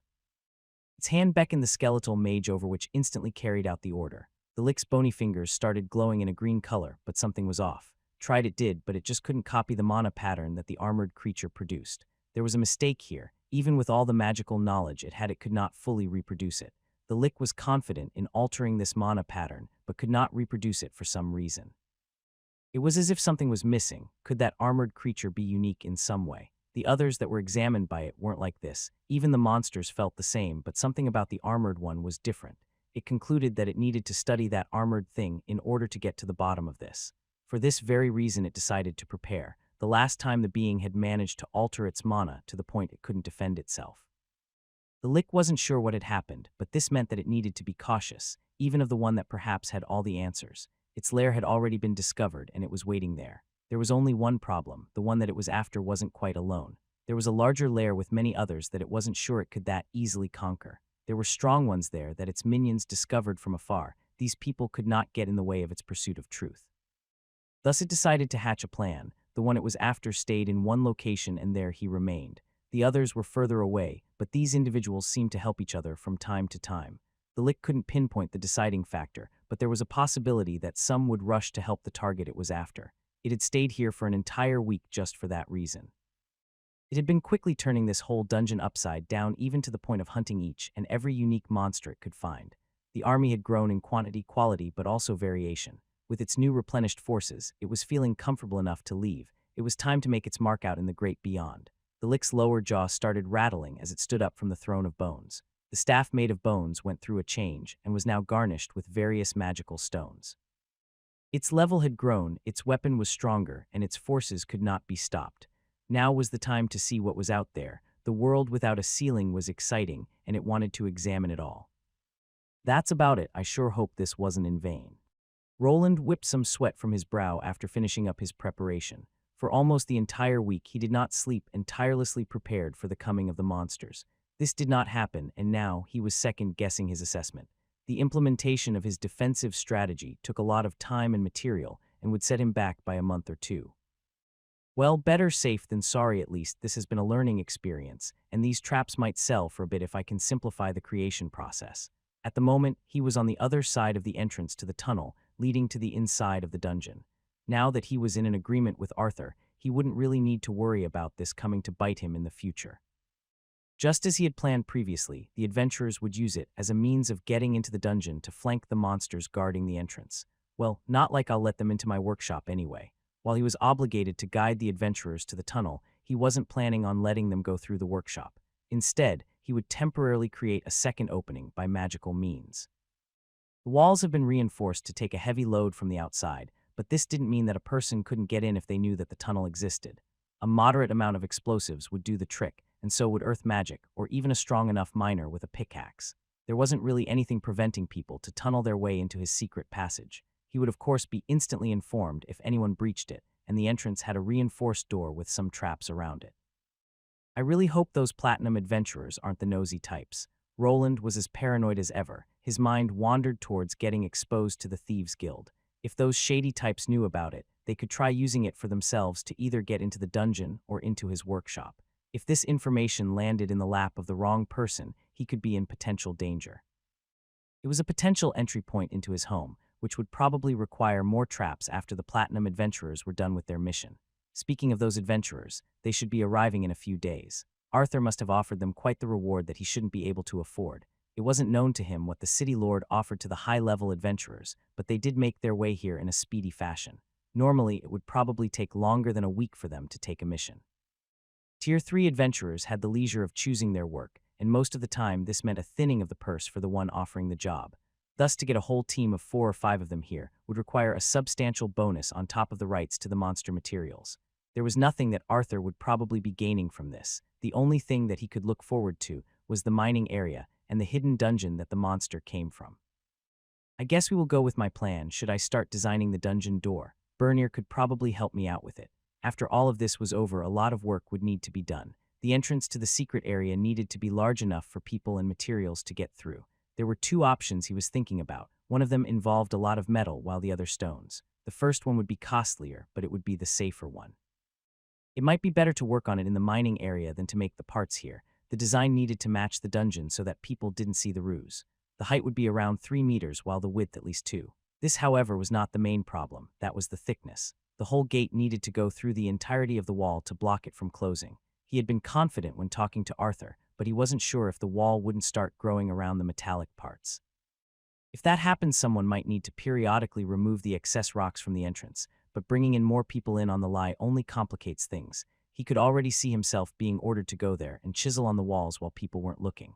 Luckily, this was a mining area that would be mined and filled with workers. They also needed to think about a good way to get them there. Going through the route he took wasn't that great and required battling the dino boss each week. The tunnel that led outside was also unfit for miners to go through, but perhaps his mule golem could help out with that. It was already used to the path and was the perfect transportation vehicle for materials. The only other way was through the top, but that spot would generate a swarm of worms if too many people ventured through it at once. Then creating a full flight of stairs that went into the chasm would be quite the costly endeavor. While thinking ahead to his future dealings with Arthur and the new mining team, he noticed something. His suit of armor picked up a change in the movements of the skeletal creatures that were defending the dungeon. For the whole week, they had remained in the same exact location and only moved when sensing a living person or other creature outside. The City Lord and the Adventurers Guild ordered everyone to stay clear of the dungeon entrance, but that didn't keep some people from endangering themselves. This, however, allowed Roland to measure the senses of the undead monsters. Their range of senses was at around 600 meters, and unless someone stepped into that range, they wouldn't react. That is, unless some kind of attack was started, then the monsters would crazily charge in the direction the attack came from. Roland wasn't sure who it was, but someone had shot out an arrow toward one of the monsters, which pinpointed the trajectory almost instantly. Luckily, even though the black skeleton gave chase, at exactly a kilometer away from the dungeon it stopped in its tracks and returned. This information he fed to Arthur, as it would help them form a good counter strategy to lure the monsters out when the platinum rank adventurers arrived. Did another idiot come, or maybe a wild animal? These monsters also reacted to animals of specific dimensions. They would not go after rabbits or birds, but if something like a deer or a wolf appeared, they would give chase. Thus Roland went through his limited map area, but could not spot any movement. All the wild animals that were in the area had already been killed or chased away. The stench of blood and decomposing bodies kept them from moving closer. Perhaps a carnivorous monster had wandered into their range, but if it did, then they were behaving strangely. They aren't chasing anything, they are moving too slow. It's as if shit. It really was too good to be true. The strange movements could only mean one thing if there weren't any enemies outside of the dungeon. It had to mean that the undead creatures were given a new order. They were on the move, and this could be it. What he was seeing was the skeletons spreading to the sides and gathering at the exit as if forming a column. Then there were the ones that were in the dungeon. They were moving to the upper levels, and they weren't alone. A new wave of skeletons was coming. I need to contact Arthur. Quickly, he ran to his communication crystal to send a message to the City Lord. It was still unclear what was happening, but an increase in the numbers of the undead could mean another dungeon break. This time around, there were actual Tier 3 ones mixed into the groups, which complicated things by a degree. All he could see were dots moving on the screen, but that gave him somewhat enough information to paste some things together. Wayland, is there a problem? Yes, we have a situation. The monsters are moving, and they are moving in large numbers. Do you mean that they are going to attack the city again? I don't know, their number has increased, and they are moving to the upper levels. There is at least a new Tier 3 one among them. A Tier 3, could it be the Lick? It's another one, it should be one of the obsidian ones. Roland already mentioned to Arthur everything that he knew about the Lick, and the City Lord also consulted with some specialists in the field. The skill that the monster was using was not yet clear, but some kind of limit had to exist. Either there was a limited number of these black skeletons it could produce, or a timer. It had been around a week since the dungeon was sealed off, which gave him some time to replenish his forces. This couldn't be helped, as without a proper Tier 3 unit to take care of them, it was too dangerous. Wayland, that's enough. You should start evacuating to the city. It's too dangerous for you to remain there. I'll have to refuse that order. Don't worry about me. I can handle myself. For some reason, I thought you'd say that. Stay safe then, and don't do anything foolhardy. I won't. Roland could spot a small mocking smile on Arthur's face, which implied that he didn't trust that statement. But what of the Platinum Adventurers? Have they arrived yet? About that, I think it will take them at least a day to get here. Maybe even longer. That's why you should. I'll be fine. If it gets too dangerous, I'll retreat to the city. Arthur finally stopped prodding, and the conversation soon ended. Both men need to prepare for the oncoming incident. Arthur had the city to worry about, while Roland had his workshop that he spent many years building up. He was certain that if the Lick crawled out of the dungeon, he would make his way here. Even if he took Arthur up on the offer and hid in the city, the monster would come. Its interest in his mana was too strong, and thus his workshop would be ransacked. He at least wanted to make a stand, and all the weekly preparations were just for that reason. Luckily, Bernir went to the city yesterday, so I don't need to worry about him. At the moment, he and Agni were the only people that remained. While Bernir was helpful during the first wave of skeletons, he wasn't sure that he would do much if the Tier 3 ones or the Lick came along. It could be the reverse, and Roland feared that he would expose his back to the enemy if he needed to watch out for his assistant's life. A WWWO. I see that you know that something is wrong. Woof. Roland's hand moved to Agni's head for a quick pet. The connection that he had with his tamed beast was strong, and when the master was becoming alert, so would Agni. He knew that there was some trouble coming, and by the way Roland was acting, it was clearly serious. Good boy, if we get through this, I'll let you eat some better mana stones. Agni started wiggling his rump behind as he heard that he would receive some treats. Instantly, he bolted towards Roland's lookout gate where he and Bernir previously used to shoot at the skeletal monsters. There the wolf stood with his ears pointed in the direction of the woods, listening to anything that could be a potential enemy. What are they up to? Roland smiled at the way that Agni was acting, but then brought his attention to his map. There he saw more and more dots appear on the screen. The monsters were acting strange. Their movement was less erratic and more organized. It was as if this time around they were being led by someone. That thing is coming. I guess preparing for it won't go to waste. Don't forget to follow, favorite, rate.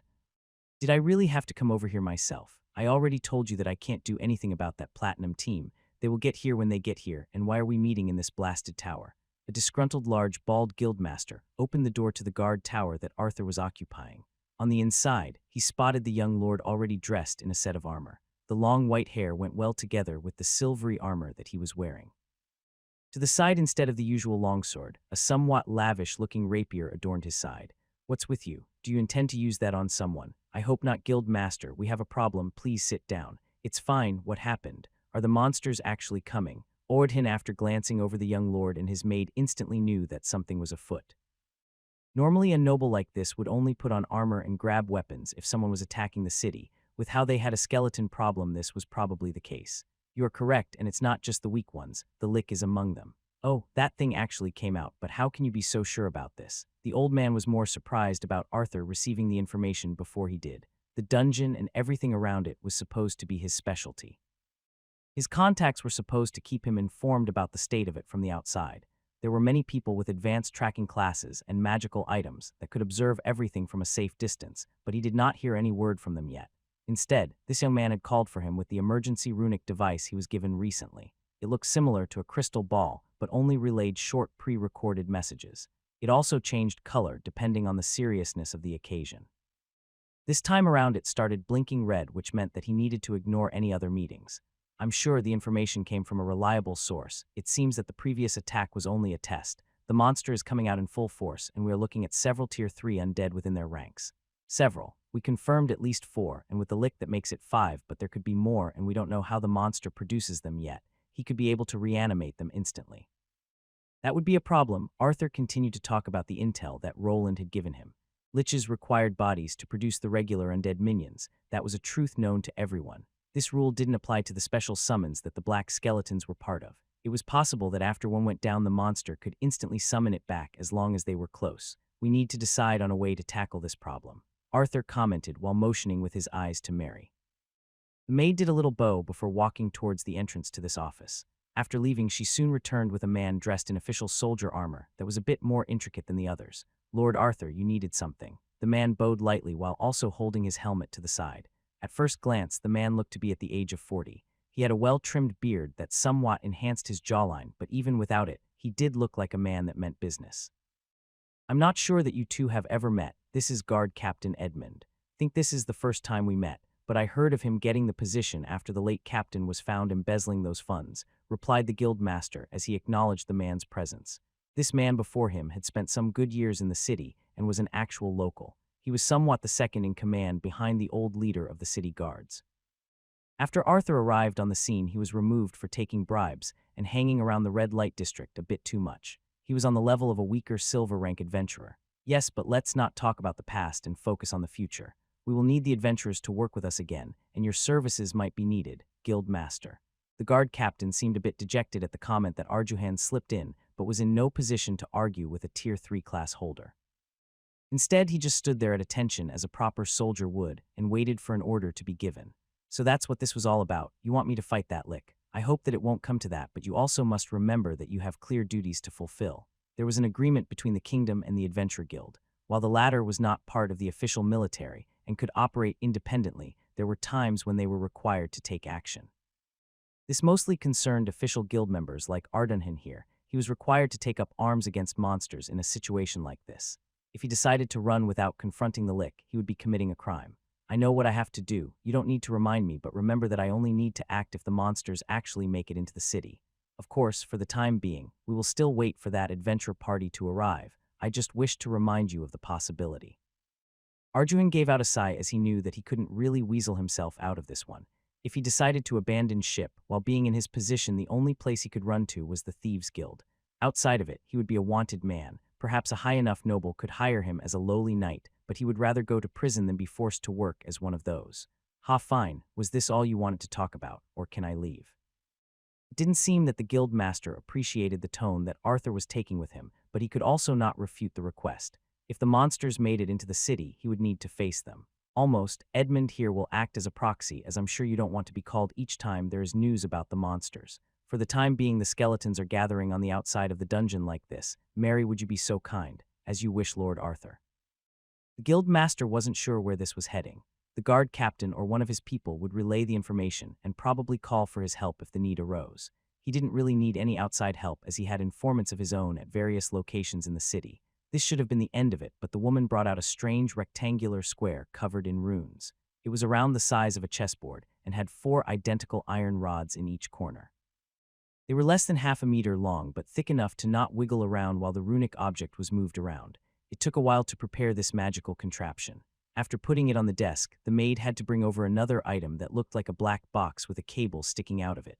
This cable was then connected to this board, and only after did the runes start to activate. This looks like Waylon's handiwork. Yes, he does give his works a certain flair. Yeah, they tend to look like junk an old wizard flushed down their toilet. Quite, but to his defense, I don't think he had much time to make this, and at least when it comes to the magical effect, it's truly amazing. Everyone nodded as they looked at the rough shape that wasn't very pleasant to the eye. Most of the time, runesmiths would spend some extra time to make their designs somewhat eye-catching and streamlined. This runesmith didn't seem that bothered by people scrutinizing some of his designs. If it did the thing it was supposed to do, then he was fine with it. What does this tool do? If those monsters are gathering outside of the dungeon, I don't think we should be wasting time on some magical gadgets. Don't worry, Guild Master. This one could save a lot of lives. Finally, at the end right before activating the device, a map was placed on the flat surface and over the runes. Then when the preparations were finished, the maid tapped a rune on the side which made the whole contraption glow in a blue color.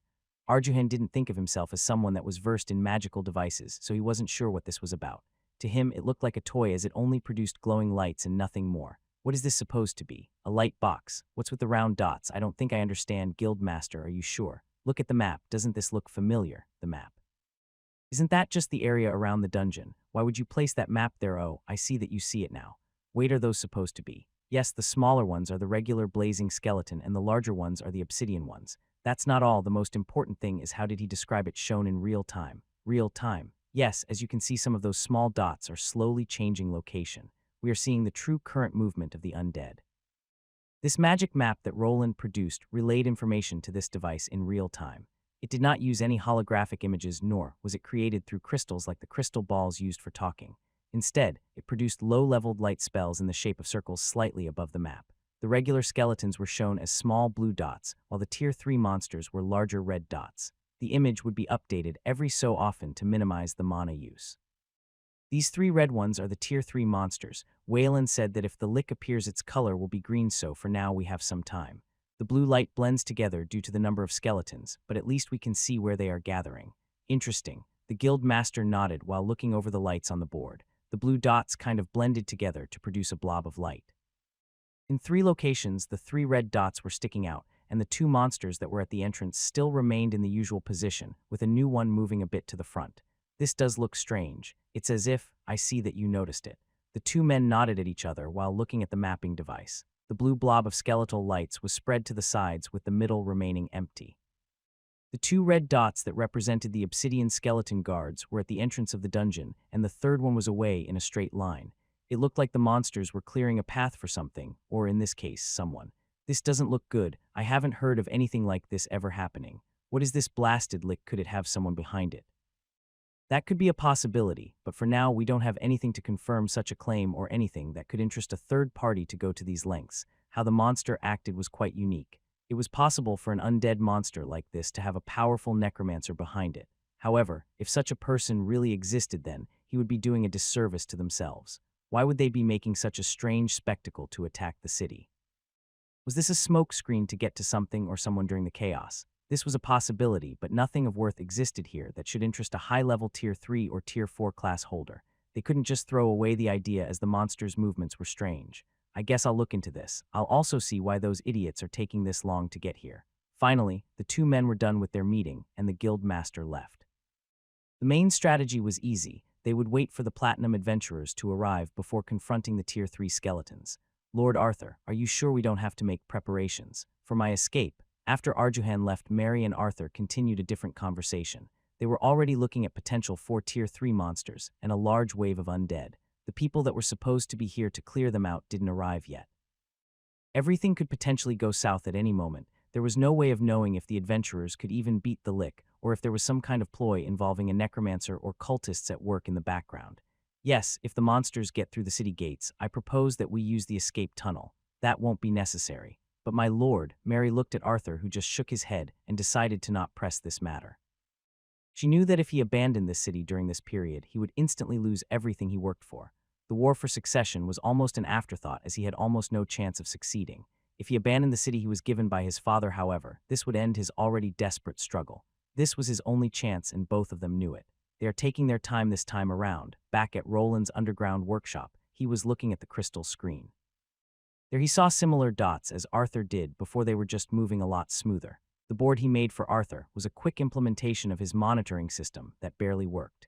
It would be updated by another device that was here, and every 10 seconds an update would be sent out. One of the reasons for this was to give the city lord an idea of the situation, and also so that he wouldn't need to make constant reports. There it is, and he isn't really in a hurry. Finally, on the map at the furthest part of the dungeon, he could see a large dot appear. It was a lot larger than the ones representing the obsidian undead, and it was easy to compare. There are 2 obsidian ones next to it. 5 could be the limit. 5 obsidian undead had now been identified by him, or at least they were on par with the others. The dots kind of informed him about the level of the monster there, but not about their true form. This meant that the city would be facing 5 lower-level Tier 3 undead, and a lick that had control over them. Why couldn't those idiots have gotten here by now? Arthur should have given them enough of an incentive. The most stressful part about this all was that the Platinum Party of 5 was missing. Together with them, it wouldn't be outlandish for them to achieve victory. They should have been at least able to contend with the 5 black skeletons. The lick could be taken out by the guild master, who was probably of a higher level than the average Tier 3 class holder. Roland had even told Arthur to increase the reward, which he would even cover part of. Being a runesmith allowed him to earn a lot of money that he could use to take care of the blunder he was part of. Now the monster that he helped create was coming here, and he was already convinced about its destination. After it was outside, it would probably detect the whereabouts of his home and either send its troops toward his location or perhaps do something a bit more drastic. I hope my preparations will be enough. Otherwise, while looking at the map, he went over his armor once more. It was mostly the same model that he used during his gold rank quest. It had been repaired, and the runes were enhanced slightly. The factor that made him stronger, though, was the higher level that he now had. There was one more thing he could do to help him go through this incident, a thing that he would rather avoid. It should be possible, but it will destroy my future prospects, and rebuilding this place is always possible. The runes on his armor started glowing brightly as he attached his helmet. A faint reddish glow filled the visor as he connected with the mapping device. It was finally time. The monster was going out of the dungeon, and his next destination would be where Roland was staying. The moment that he was trying to avoid was right around the corner. He prepared as much as he could and would not give up this place that he created without putting up a good fight. All the times he was forced to run had been slowly building up to this moment of stubbornness. He would not stand for it anymore and finally defend what was his. Don't forget to follow, favorite, rate. The lick hesitated. The stairs leading up to the great expanse were right before it. Its minions had already paved the way forward, but it was still second-guessing itself. Something deep inside of its very being was telling it to go back and wait. The army it had now was huge, but with time it could get bigger. Was there a reason to rush? Just as anxiety about leaving the confines of a dungeon filled its core, there was also immense curiosity about what was out there. This second feeling overshadowed its fear and made it take the first step up. It had been able to defeat its enemies before. It should be able to get through this again. The fleshy ones that had run must have been trembling out of fear as they didn't enter the dungeon at all. This was a confirmation of its power, that nothing out there would be able to stop it. There was nothing it should fear, and thus it started walking slowly. Up and up the stairs, it went all the way to the promised land that it had imagined for its short existence. Finally, it was there. The monsters it created spread to the sides to make a path for the lick. A gust of wind hit its bony face, which it couldn't really feel due to its physiology. There was one thing that it could feel, however, and this was the ambient mana in the air. To its surprise, the concentration was lower than expected. Considering this was the region that the armored one came from, and the beam attack was quite concentrated, it was a bit confusing. This lick was expecting a bit more from the great beyond. It was hoping to find a place filled with magic and answers. As it stood now, there wasn't really anything here besides large green objects that were somewhat alive, but didn't seem to possess any intelligence. All of them had a faint trace of mana, but it was so minuscule that it wasn't even worth investigating. What the monster desired was the place that the armored one came from. One of its creatures discovered the location it was staying, but the lick needed to make sure it was still there. For this reason, it moved forward to a place where it could use a spell. The monster army that it created started shuffling their feet to make way, while also a large part was still walking through the dungeon entrance. Soon the result of the spell started taking shape. A large amount of green mist started swirling around the menacing lick. This mist started taking shape of small skulls with glowing eyes. Within a minute, a huge number of these swirling ghost skulls was hovering around the skeletal caster. The monster raised its staff into the air, and the dancing skulls followed after it. A sudden high-pitched screech escaped from each skull's mouth as they suddenly burst forth in all directions. Some of them flew up into the air while others sunk down into the earth while traveling in all possible directions. Were it trees, stones, or even living beings, nothing could interfere with these green phantoms. They just passed through everything they came in contact with while constantly releasing a banshee-like wail. The lick remained locked in one spot while moving its staff around. The spell continued to feed it information as it spread its mana senses into these fast skulls. It could see it all. The whole landscape of this world revealed itself to it. Previously, it could only contemplate the information its undead minions related to it. Their senses were dull and could not really interpret this world as well as their master. Before, it was a large walled-out fortress, not even an hour's walk from this location. It was clear that the fleshy beings it met in the dungeon had their nesting ground there. If it could take that place over, it would allow it to create an even better army. This was only the tip of the iceberg, as one could see many roads leading from this settlement. The monster knew that wherever there was a path, that something had to be at the end of it. Even the dirt road leading from this dungeon brought it to that city. The world was truly vast, and the monster could not stop shaking from all the possibilities. Even though the city was revealed to it, this was not the first act it was going to perform. No, there was something else that it was targeting, a vastly smaller building about halfway toward this settlement. This was the location that it needed to go. The being that allowed it to exist in this state was there. The mana pattern that was inside of it needed to be studied further, and perhaps making that creature into one of its minions would produce an interesting effect. It just needed to know. There was a problem as the skulls that it sent out started being snuffed out. When trying to pass through the city walls, a strange energy dissipated them. The phantom skulls were able to relay a lot of information along with the mana pattern. The moment it felt it, the lick felt disgusted. What was that dreadful mana? It felt like it was something that went against its very being. It felt instant animosity. This mana could not be left alone to exist, and anything that was able to produce it needed to die. It was as if a switch was triggered inside of its head that it almost failed to control. This was not the only setback that it had noticed. The same energy existed in the lair of the armored one, and its spell had been eradicated as well. To add insult to injury, there was a large number of fleshy beings hidden in the woods, examining it, and even hidden corridors that were filled with more beings. The lick was becoming conflicted. What was it supposed to do first? Should it go after the larger threat that was the city filled with strange creatures, or do what it wanted and pay a visit to its armored benefactor? What if the beings from the city decided to interfere with its plan? What if the armored one decided to run to that city to seek shelter? After the incident in the dungeon, it knew that it wasn't truly invincible. That beam of mana could kill it, but only if it continued to not dodge it as previously. It had made a blunder of focusing on the mana pattern too much. If it increased the strength of its magic shield, then even that beam wouldn't be able to make it through. The decision was practically made for it as a familiar construct appeared near it. It was one of the blue armored insects, and for some reason, it was generating the armored one's mana pattern. It was as if it was being beckoned there by it. Something inside of it continued to push it toward that direction. It was unable to keep itself from pursuing this truth that it had been waiting to unearth for its entire existence. Finally, it had made a decision. It just had to go after it. There was no other way to scratch this itch that was forming inside of its core. It just needed to get to the source of that magic pattern. The city would have to wait for it, but this didn't mean that the troops that it gathered here would remain stationary. It beckoned the skeletal mage over that was part of the obsidian ones.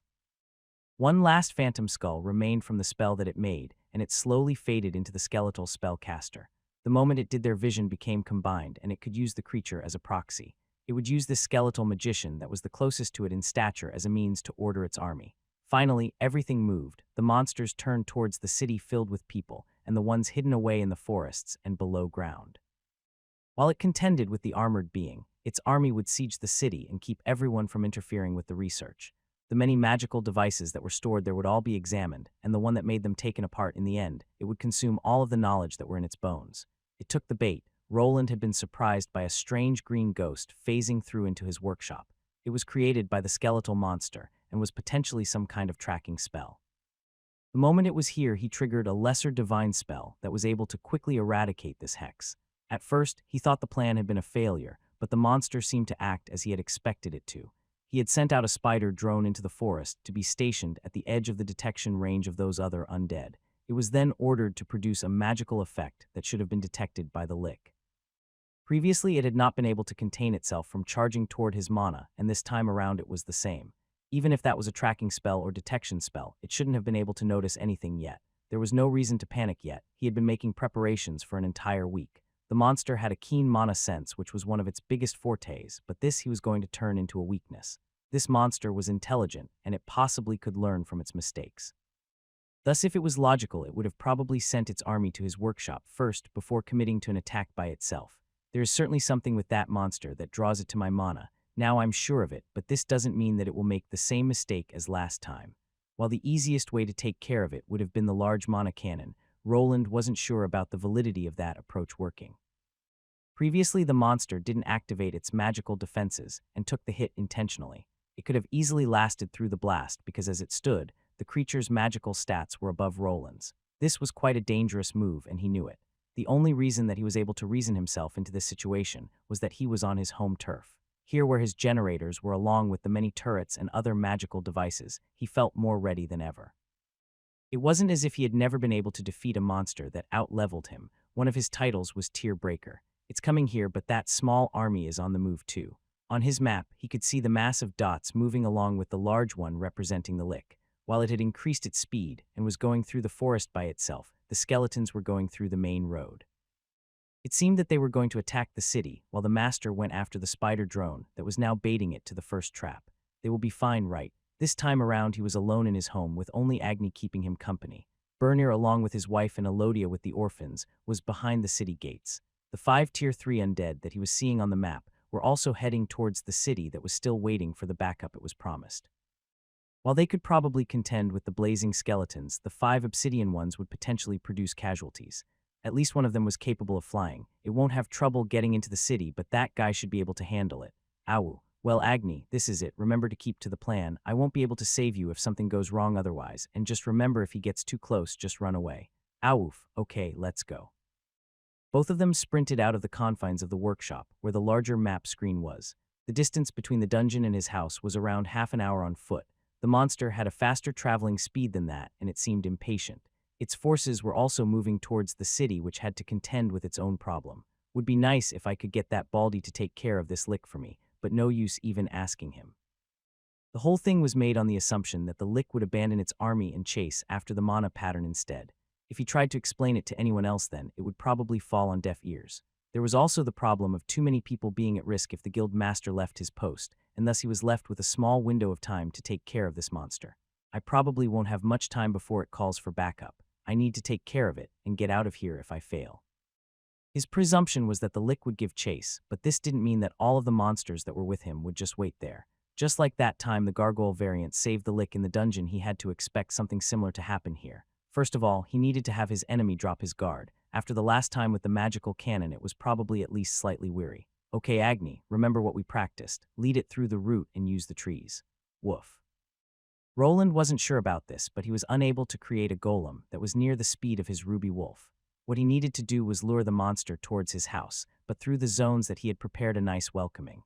As it stood now, the golem that was baiting it here would be caught up to around the halfway point towards the destination. From that point forth, it would be up to Agni to get it here where he was waiting, and the final trap awaited. I wonder how those guys are doing. Those monsters are acting a bit strange this time around. It's as if they noticed something. Wait, isn't that the location of that tunnel? While Agni was going for his designated spot, Roland took time to look at the situation. He could see 3 of the Tier 3 undead going towards the city by following the main road. The 2 other Tier 3s, on the other hand, were going in different directions, and it wasn't his house. One of these locations contained an entrance to the Thieves' Guild that he actually knew about but wasn't available for merchants like him to use. Could that spell have revealed some of the hidden locations? Now, this was quite the predicament. The Thieves' Guild tunnels went under the city. Even if the wall held out, it would be meaningless if the 2 undead monsters went through the tunnels and sprung up inside the city. Roland quickly sprinted back to his house, where the crystal ball was connected to Elodia's house. Shit, Lobelia better be there. I should also probably contact Arthur. Maybe he can get something done. His plan involved taking the Lick on a hike through the forest, and during that time the monsters would surely attack the city. Now, with the threat of them getting into the Thieves' Guild tunnels, everything got a lot more complicated. Woof, a strange crystallized creature appeared before it. The Lick had seen something similar, but not quite as large down in the dungeon it stepped in. Normally, seeing this creature before him wouldn't be a problem. It didn't pose any type of threat to it.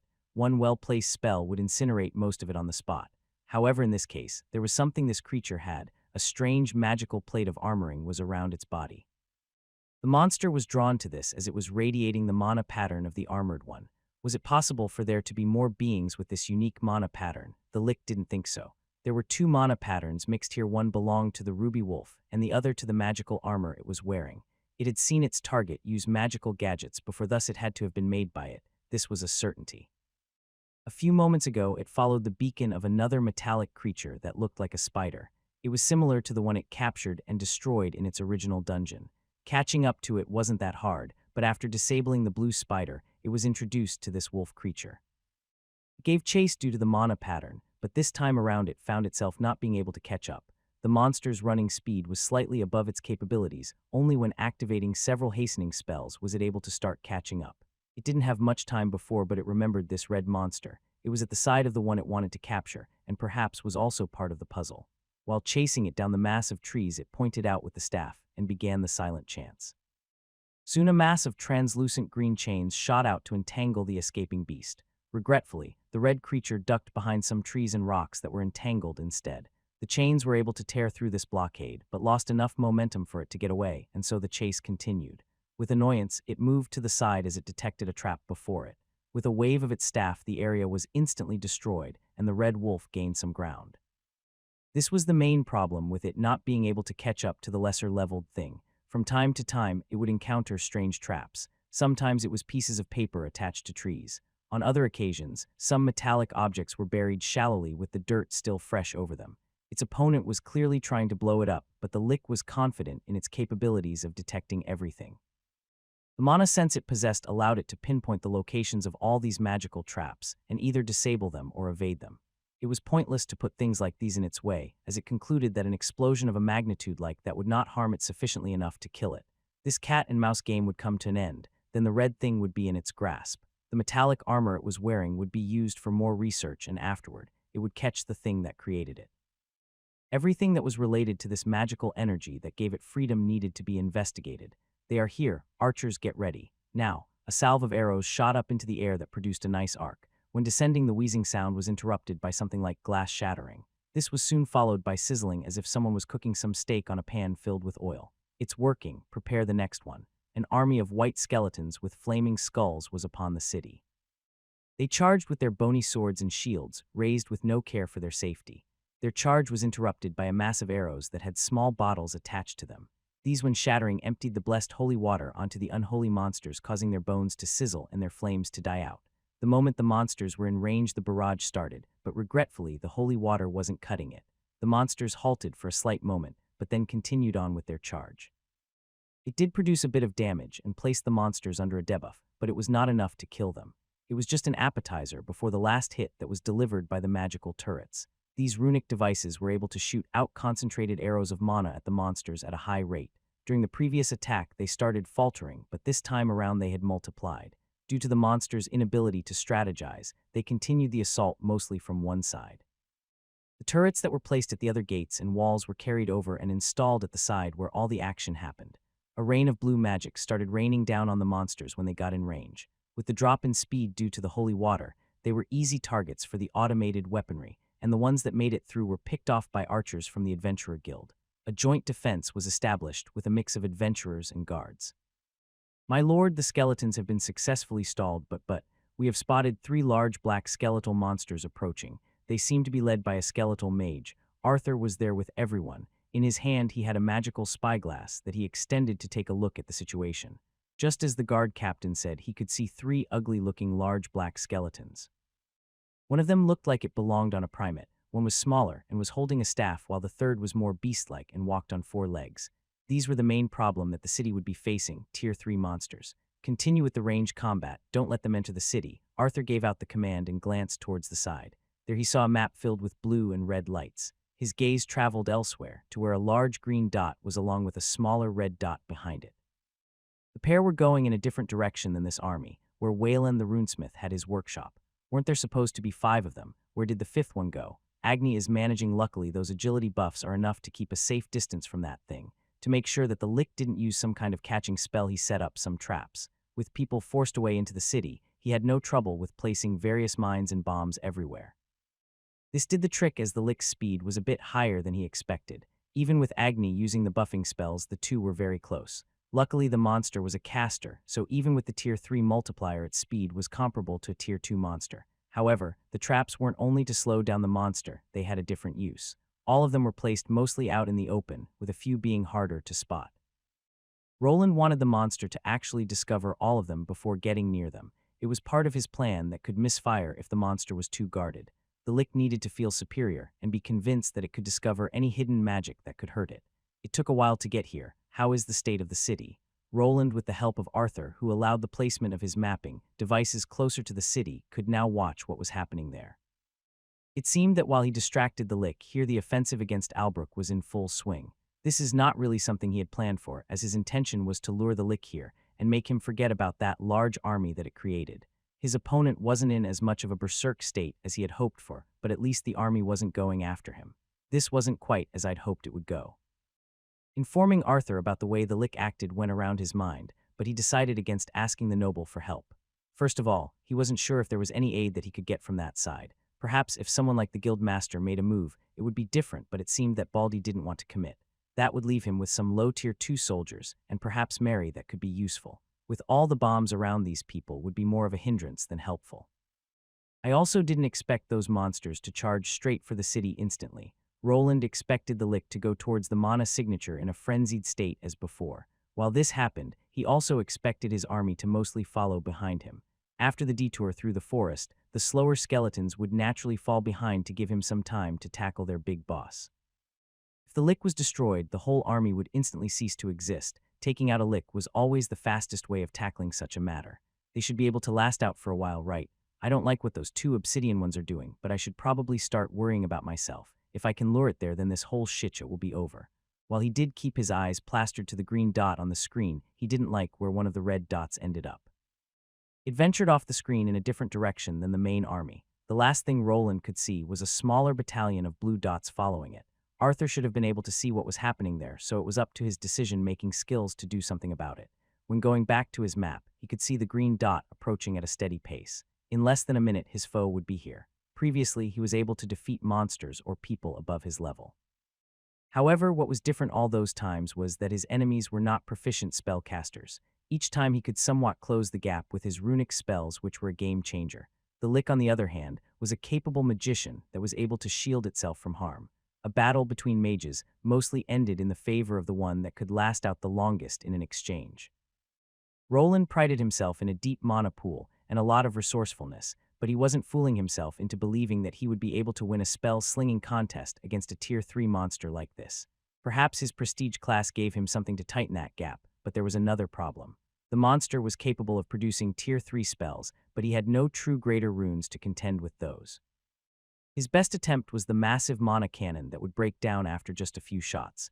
To contend with something like this, he would need to be able to implement such spells into smaller weapons like his armor or hammer, otherwise he stood no chance. Oh woo, here they come. Finally, in the distance, the figure of a panicking ruby wolf was seen by him. Behind him, following an explosion, was an angry-looking skeleton surrounded by green flames and holding a staff. It was wearing a loose-fitting black robe and clearly meant business. Did you hear something? It's probably those skeleton bastards running around. What are you scared of? Just let those noble fucks do their job. If we're lucky, we can get some of those bones for ourselves. I heard they go for a lot these days. Why would I be scared? Fuck off. Haha, you are, aren't you? Just don't piss your pantaloons. It already stinks in here. Two men with yellowish teeth were arguing with each other. One of them was mostly making fun of the other while sitting around in an empty tunnel. The only source of light here were the two torches on each side. Both men looked to be bored with nothing much to do than look at some tree roots and bugs crawling on them. Why are we even here? No one is going to use this passage with those damn skeletons up there. That's true, we could be getting drunk at the pub instead. Yeah, some of those new girls there are worth every silver piece. Hee hee, did you see the size of those? Wait, did you hear that? Huh, stop trying to scare me, you idiot. Shut up, be quiet, the man shouted out while placing his hand on the wall. This tunnel hadn't been here for long, but no one that didn't belong to their faction had been able to discover this entrance yet. The man activated one of his detection skills to feel the vibrations of the earth through which he could determine if a foe was close by. Something is there. In a hushed tone, he whispered to his ally that knew that it was no time to ask stupid questions.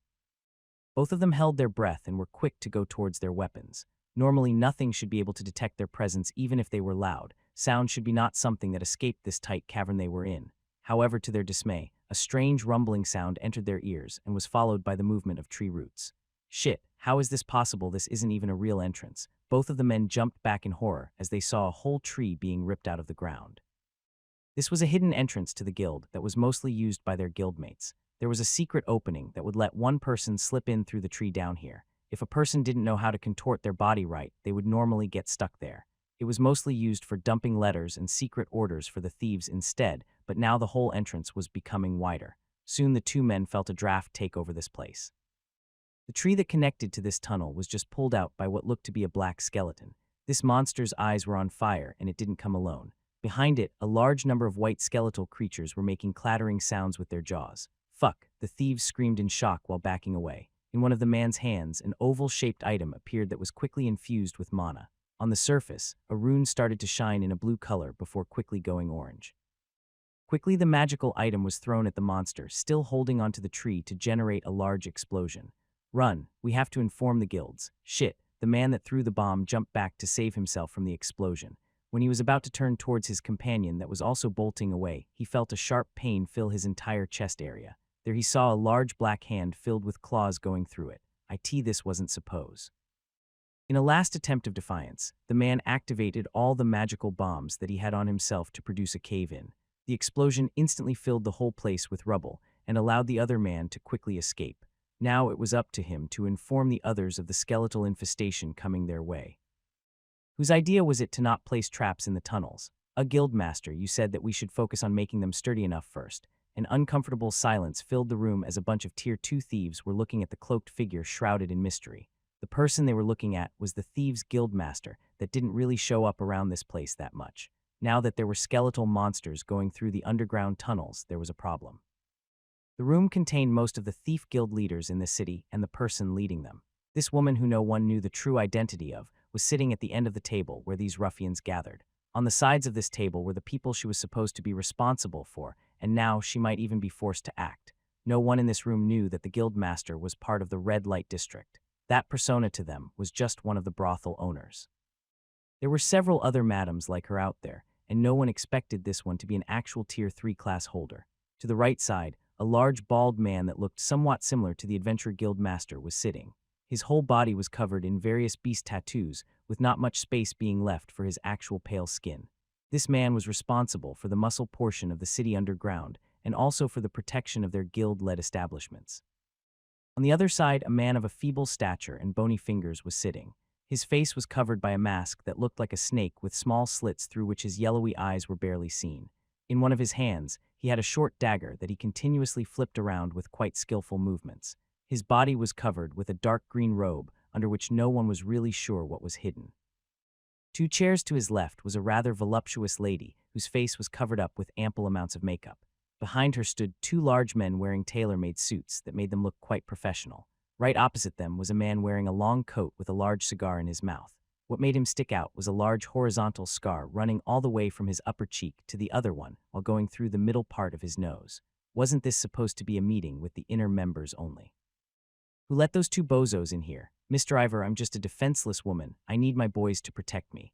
I wasn't asking you. Who? The man with the large scar leaned back while scoffing at the woman. She, in contrast to the others, possessed no real combat class worth mentioning. Without the guards behind her, it wouldn't be hard for any one of these thief guild members to kill her in one swift move. Before he could finish the sentence, though, the lanky man with the mask flung the short blade in his direction. It embedded itself in the table right next to where Ivor was resting his hand. The two men on one side of the table started to get up from their chairs. However, all of them stopped in their tracks before even being able to fully stand up. Everyone felt as if there was a hungry beast looking at them. They turned towards their guild master that was just sitting there without saying anything.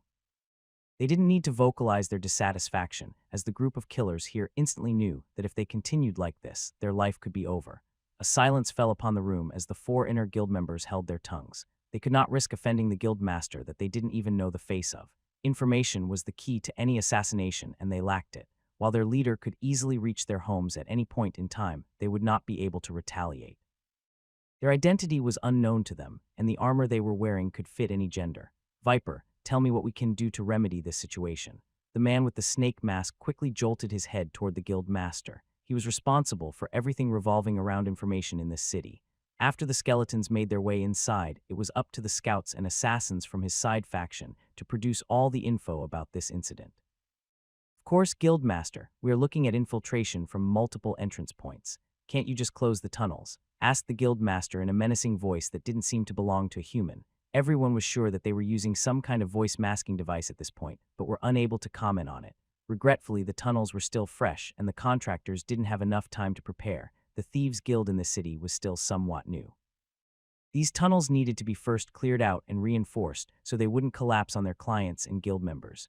The funds required for this were fleeting, and in this case needed to be siphoned into different projects first. This left some of the tunnels without proper mechanisms that would collapse them onto anyone that dared to enter. The guild leader didn't answer as they murmured to themselves.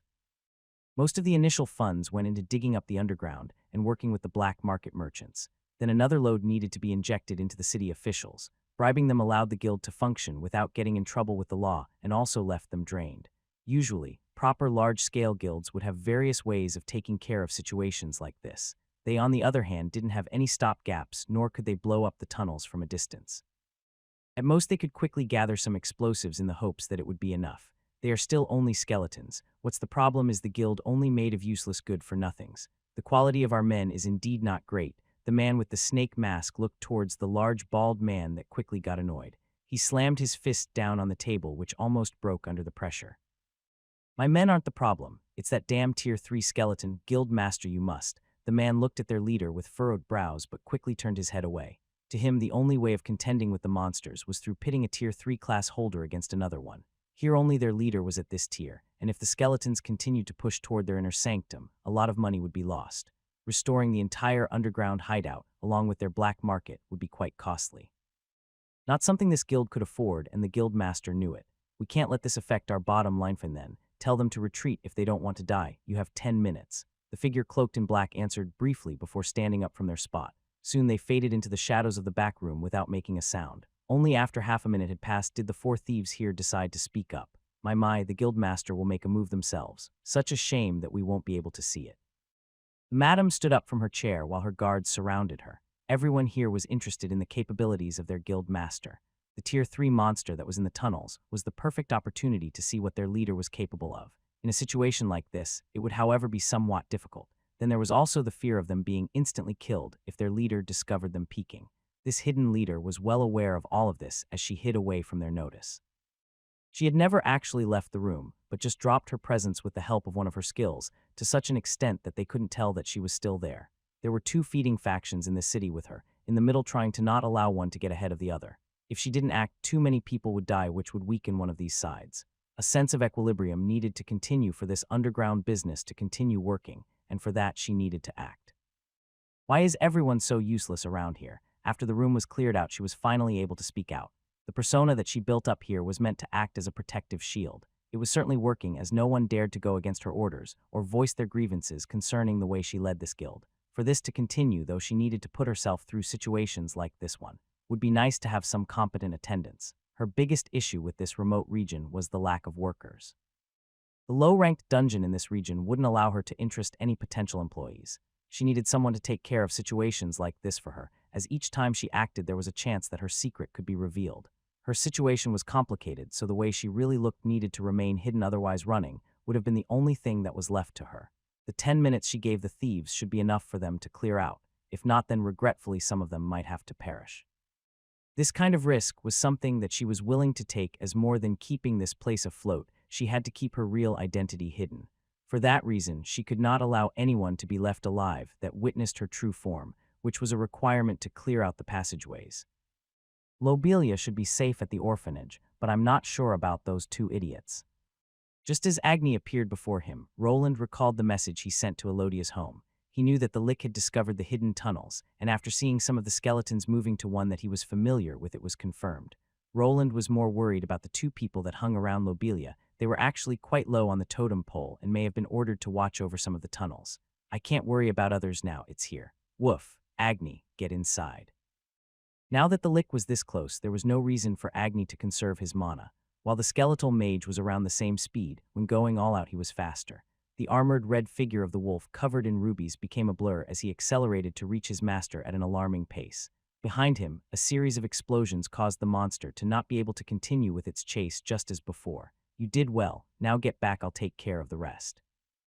Awo Agni's muzzle was open wide as he continued to pant. He had really given his all during the game of tag around the forest. He wanted to do more but was also aware of his shortcomings. Remaining at the side of his master would only slow him down. The plan was not over yet, so the only thing Agni could do was replenish his stamina and wait for Roland to give him an order. Let's assume manual control first. The walls to his home were high, but this monster here knew the levitation spell. It would be useless to assume a defensive position behind them. Instead, his first attempt would be through conventional means using superior firepower. 4 turrets and another 4 spider drones looked toward the emerging skeletal lord. Its body was shrouded in a strange layer of energy, which was a superior version of a mana shield. A tier 3 spell, probably a mystical mantle spell. This version, on the other hand, didn't need anything like that. After the initial activation, it would surround the body of the caster with a thick layer of mana. The shield would counter a lot of effects depending on the type, and this one was probably focused on mana. Roland, of course, expected this to happen and had worked without much sleep through the week. Lock on and fire. He didn't get much practice before, but in this situation, he had no other way. Controlling the turrets along with the golems took a lot of his brain power. The upgraded parallel thinking skill was just what he needed to make all the calculations in his mind. All the turrets and the spider drones with a large cannon attachment took aim at the charging monster. A massive aura of mana radiated from the entire Wayland compound that he created. The drones weren't just using their battery packs to pelt the Lick with low-level mana arrows. Instead, they had large cables connected to their abdomens that overloaded their systems to the absolute maximum. With his main battery fully charged and locked away in the underground workshop, coupled with the wind turbines that were constantly spinning, he had a reason to believe that taking the Lick down was possible. The salvo of blue lights flew toward the approaching target. This time, however, the Lick didn't just charge like a maddened bull when seeing red. Instead, it stopped in place right after it was out of the forest.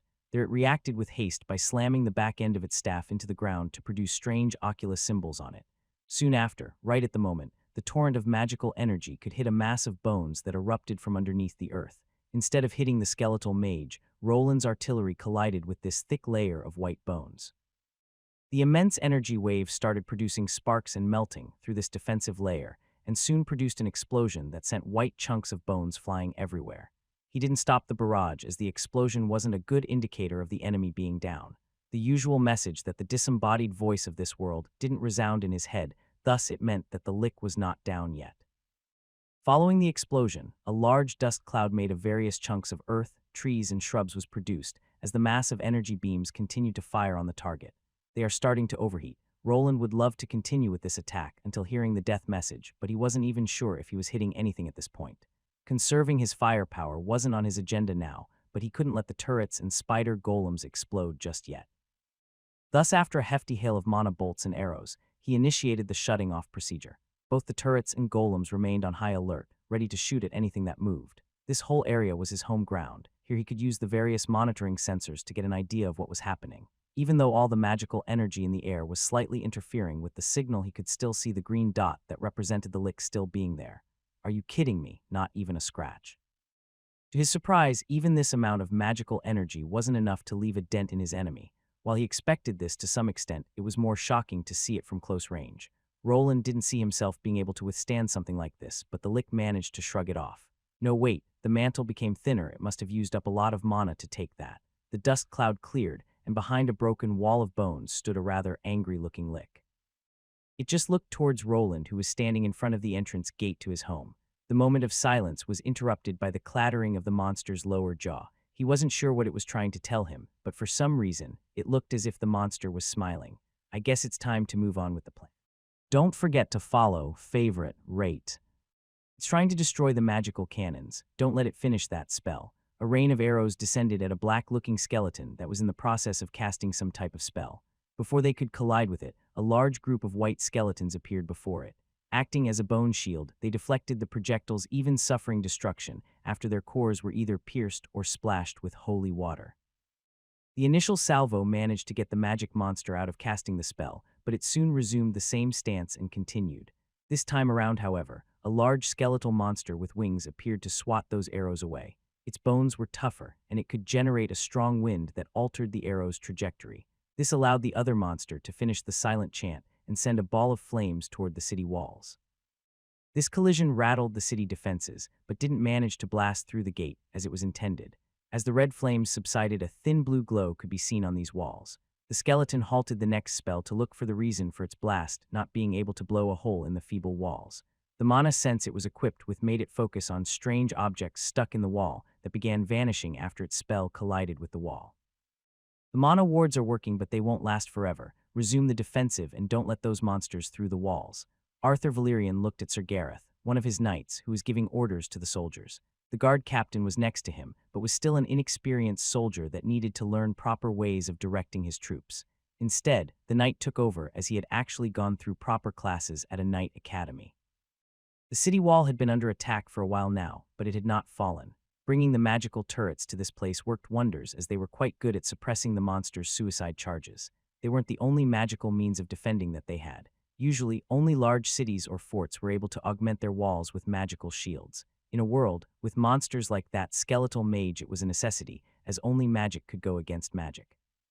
The walls wouldn't last through many of those fire blasts, and even with the magical shielding through various runic talismans and other implements wouldn't last forever.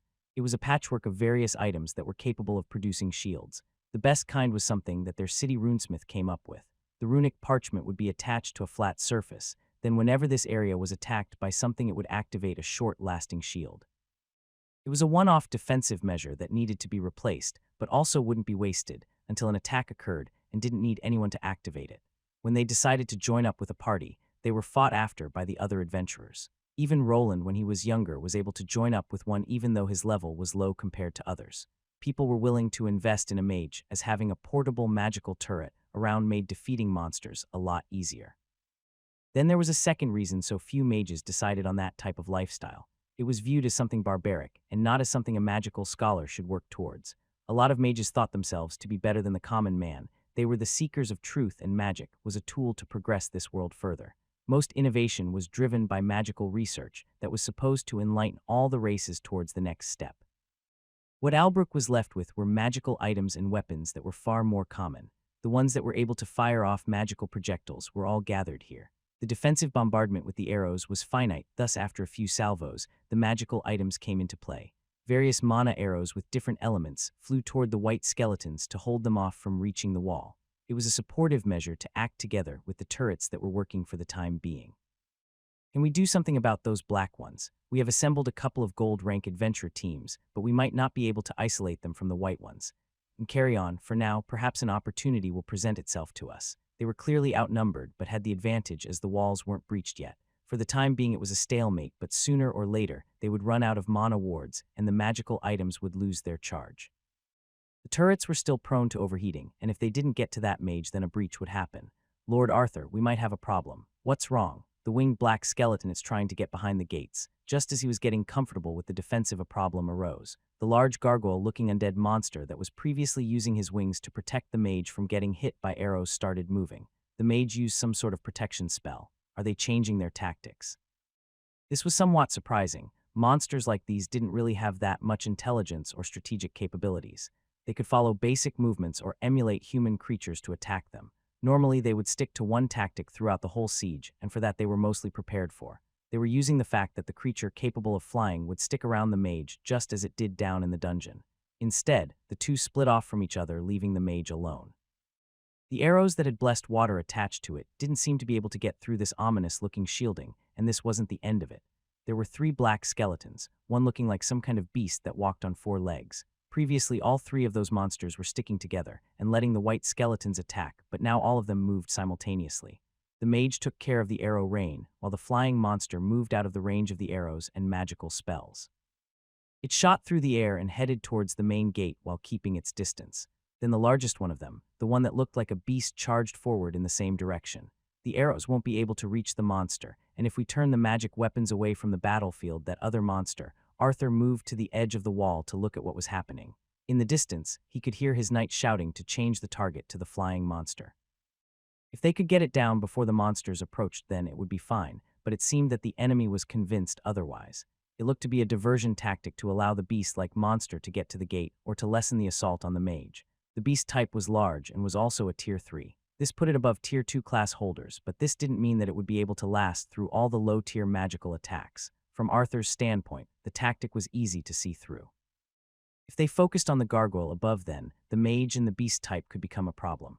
The caster would be able to resume casting while the other tried to maul the entrance gate.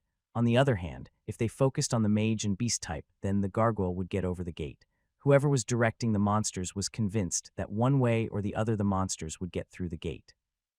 Either from inside or from outside, with the city defenders not having enough firepower to stop them, at least without directly engaging them in combat. Sir Gareth, focus your attention on the mage and the black skeleton charging at the main gate. Let the flying one through. My lord, understood. You heard the lord. Take aim. Lord Arthur, don't worry. That thing won't be able to do much even if it crosses the wall. Mary didn't press further as she was aware of what her lord knew. Instead of focusing on the flying monster, the city guard continued pelting the other monsters with their ranged arsenal. Besides the magical turrets, various more conventional cannons had been placed there as well. The lighting mechanism was through magical means, but the result was very similar to an older model cannon. The charging monster's approach was stopped by one of the cannon balls colliding with its skeletal form. Even though it was a Tier 3 creature, it could not just shrug off attacks like this. At least not too many, as even after taking a few, the black bones only showed a couple of fractures. These broken bones were quick to surround themselves with a strange green glow that started mending them back to health. While the frontal attack was unsuccessful, and the mage continued to be unable to cast a spell, the flying monster made its way into the city. Even though it was made of bones, it could generate a screeching sound that started shattering the windows to some of the homes. Its target wasn't the citizens, nor was it causing panic inside. What it needed to aim for was the gate through which its friends would be able to come inside, and then the true battle would begin. However, after landing on the ground and examining its surroundings, the monster felt that something was off. It expected more of the little soldiers here, but instead only one of them stood before it. This one was different. It didn't radiate fear like the others. I hate doing things for 3. Your bones better be worth the hassle. A large, bald man approached it. Over his shoulder, he was resting a gigantic-looking axe made of dark metal. It was clear that the man was not perturbed by the large monster before, as a faint smile was forming on his face. Might as well enjoy this. Haven't been able to let loose in a while. The skeletal gargoyle spread its wings wide to intimidate its foe, but it didn't look like it resulted in any flinching. Instead, the bald man that was of similar size charged forward. Cracks appeared in the spot that he started from, and that massive axe made a clean arc toward the monster's head. If regular mana doesn't work, then perhaps. Roland's attack continued, as after the smoke had cleared, the monster still remained standing. Usually he would pick off a monster's weak point and use it against them. In the dungeon where he lived, next to this element was ice or water. There was a problem with this type of undead creature, though, as its nature made it immune to any cold effects. With this element not being effective, there was no real advantage over using other elemental spells besides earth that was better at producing blunt damage. This, however, was a lot more mana-intensive, which was why he first attempted an elemental-less approach that could potentially damage the monster's hidden core. Normally, in a spellcaster battle, the one with more mana and intelligence would win. In this case, however, Roland had one advantage over the being of magic that he was facing: speed. The lick was able to silently chant, and perhaps even counter spell interruptions, but it could not produce these effects with the same speed as a person using runic weapons. At this moment, the lick's lower jaw opened wide and began clattering. It was as if the monster was smiling while moving the bony staff covered with mana stones forward. This item surprised Roland slightly. It looked like it had gathered various mana stones and other gems together to fuse it to the skull. He didn't fully understand the process, but he could tell that it was amplifying the monster's magic even more. Too slow. While the lick could probably produce spells faster than the average magician, he could not contend with something like runes. These marvels of magical technology could almost instantly produce similar effects. There were no interruptions unless the runic structure was damaged, and a person could activate them whenever they pleased. In the middle of a battle where mistakes could be made, something like this had a drastic advantage. The spell activation was only affected by the quickness of injecting mana into the runic system. Even with this drawback, the lick would not be able to contend with Roland's speed. Just as the monster was raising his staff to produce some type of spell, his opponent was doing the same. Roland's left hand, which was not holding on to the large hammer, started glowing. The coloring was ambiguous and blue, lacking any unique elemental pattern. Only as the spell structure outside of the gauntlet started to condense could the lick sense the earth elementals around the magical construct. Many small bullet-sized rocks appeared before his hand. Almost instantly as they appeared, they were already gone and traveling towards their destination. The mantle that the lick was covered in contended with these high-speed rocks that were comparable to a machine gun.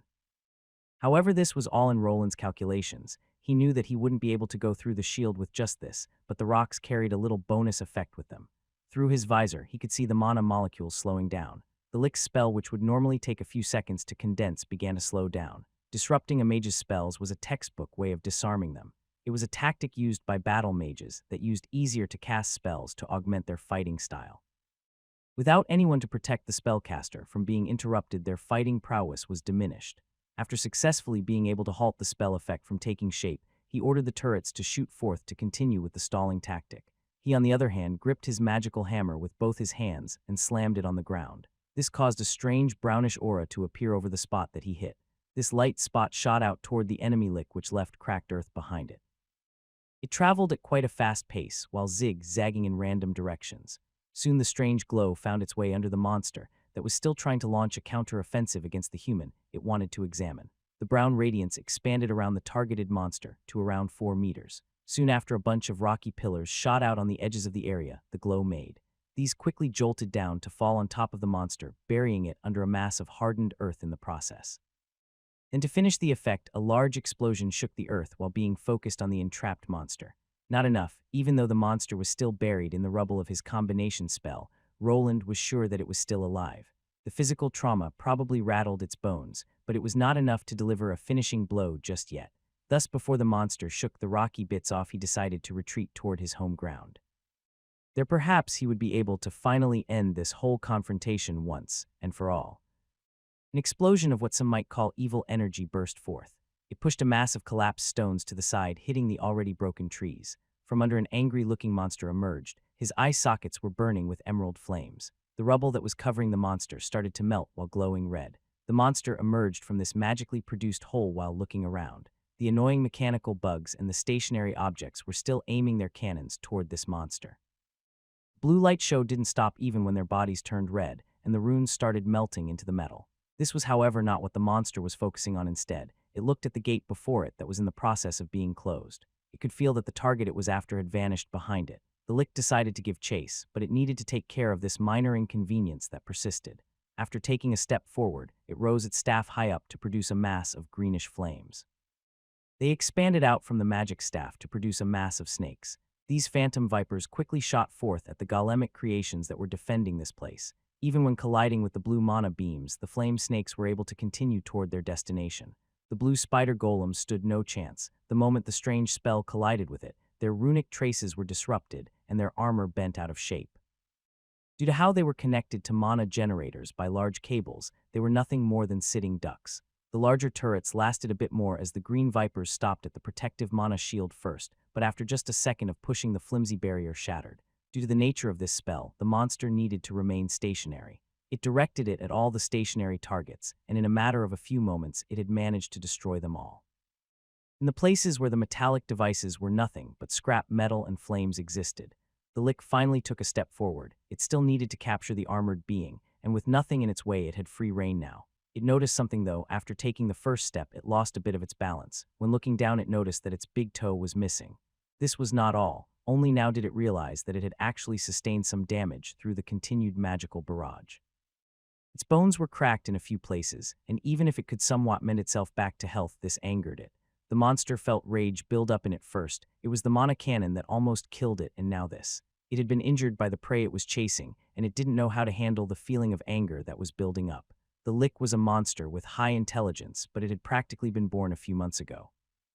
It didn't know how to handle something like that, and the instinct was to lash out at everything that was around it. Even though it was a being made of magic, with no flesh, the feeling of hate and anger was something it was capable of emulating.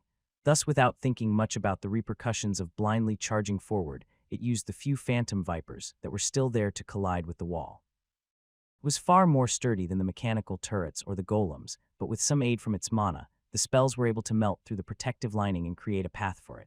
It sounds mad. Roland was on the other side of the wall. He scrambled behind the front gate and into the fence made from thick wires. At the end of this cage was another door made from metal that he quickly sprinted towards. Behind it, Agni waited with lowered ears, clearly afraid of the predicament that they found themselves.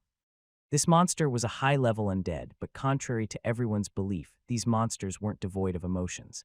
It was actually the reverse. They magnified all of the negative ones to the extreme. Roland used this knowledge to lure the monster here. The few wounds that he managed to deliver would surely madden the monster, sending it into a frenzied state. It was a well-known tactic when going against such creatures, and the more intelligence they possessed, the higher the chance of actually affecting those negative emotions. The monster was making a lot of noise outside. Without even looking behind himself, he could see a deep emerald glow emanating everywhere.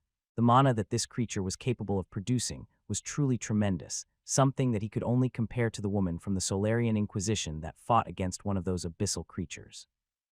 Now something on that level was after him, and he wasn't sure about his chances of victory. Agni, I told you to get back. Go to the extraction point as we agreed. Woo. To his dismay, his ruby wolf didn't seem to want to budge from the spot he was in. He had specifically told him to wait in the workshop where he would be safe if the lick managed to get through the main entrapment. Perhaps it was due to Roland lacking any taming-related skills, but Agni developed his own way of thinking and handling things, and loyalty was one of them. Perhaps if this was any other moment, Roland would have given Agni the boot, but right then, he noticed a lot of heat colliding with his reinforced gate. This gate had been produced in his own workshop and worked on by Bernier. Even now, he remembered all the trouble of getting it there. Now a huge hole was burnt in the middle of it through magical means. There it was, just walking through the molten metal like it was nothing. The drops of red, blistering hot liquid just dribbled down on the monster as it was stepping through. The mana mantle it was clad with was still there, but to Roland's keen eye he could see a difference. It's not as thick and the mana is becoming unstable. This monster was clearly in a state of engagement. This would momentarily boost some of its stats, but also lessen others. Something like this was just what he wanted. For creatures that required intelligence for their attacks, like this one, going into a maddened state wasn't favorable. Its casting times would be reduced, and it would probably have trouble reacting with the correct spells. Instead, it would probably attempt to use its sheer superior mana to get ahead in this fight. There it was at his entrance gate. The cage made from wire was already heating up with the monster standing in it. The path it needed to travel through wasn't far, around 10 meters, until it would reach Roland, whom it was after. Thus, without much thought to it, the lick charged forward as if it had become a monster that fought at close range. This, however, was just the thing he was waiting for. Right as the monster was around the middle of this cage, he sprung the trap that he had been building up for almost a whole week. Everything was building up to this very moment, and he needed to make sure that the monster didn't see through it. It was very important to enrage the monster before this process, as he wasn't sure if it wouldn't be able to detect the ruse it was standing on. With his connection to the entire company through his recently gained basic runic region skill, everything around here could be activated remotely. Soon a large runic mana pattern started shining through the ground and quickly changing color from the usual pale blue to a deeper yellowish coloring. This elemental mana was the main weakness of all undead and evil creatures, the holy element. The glow encompassed the entire cage and turned the thick wires into something that looked golden. Everything became illuminated in a divine glow that instantly caused the monster a massive amount of pain. Its movements became sluggish, and the trajectory it was on had been broken. Instead of colliding with the door on the other end, it stumped forward and onto its own knees. It's working better than I expected. Roland gave out a sigh of relief as he saw the monster drop down to its knees around a meter before reaching the end of the cage. A lot of smoke had been kicked up, and the creature was kicking up a fuss. The green flames that it was usually producing started subsiding as it tried to gather mana around itself for protection. The mana mantle spell that it was using had been degenerating even before being hit by the holy trap and was quickly fading away. The moment the monster's bones were exposed to this divine energy, it wouldn't take that long for it to suffer critical damage. He was surprised at just how well his hastily constructed plan had worked. First, he placed the dummy traps around the forest to make the monster drop its defenses. If it convinced itself that it could detect any tricks, then it would have been easy to make it walk into one. This he achieved by creating this new buried invention that had been hidden from sight. The glow and runic symbols started slowly burning through the hidden soil. Under the monster's feet was a large plate of metal. It had been magically welded together from many other plates and connected to his underground generator, along with Empyrean crystals that were the power source of this improved undead ward spell. Usually, this spell was used to ward undead creatures away by creating a shield that they wouldn't be able to transverse.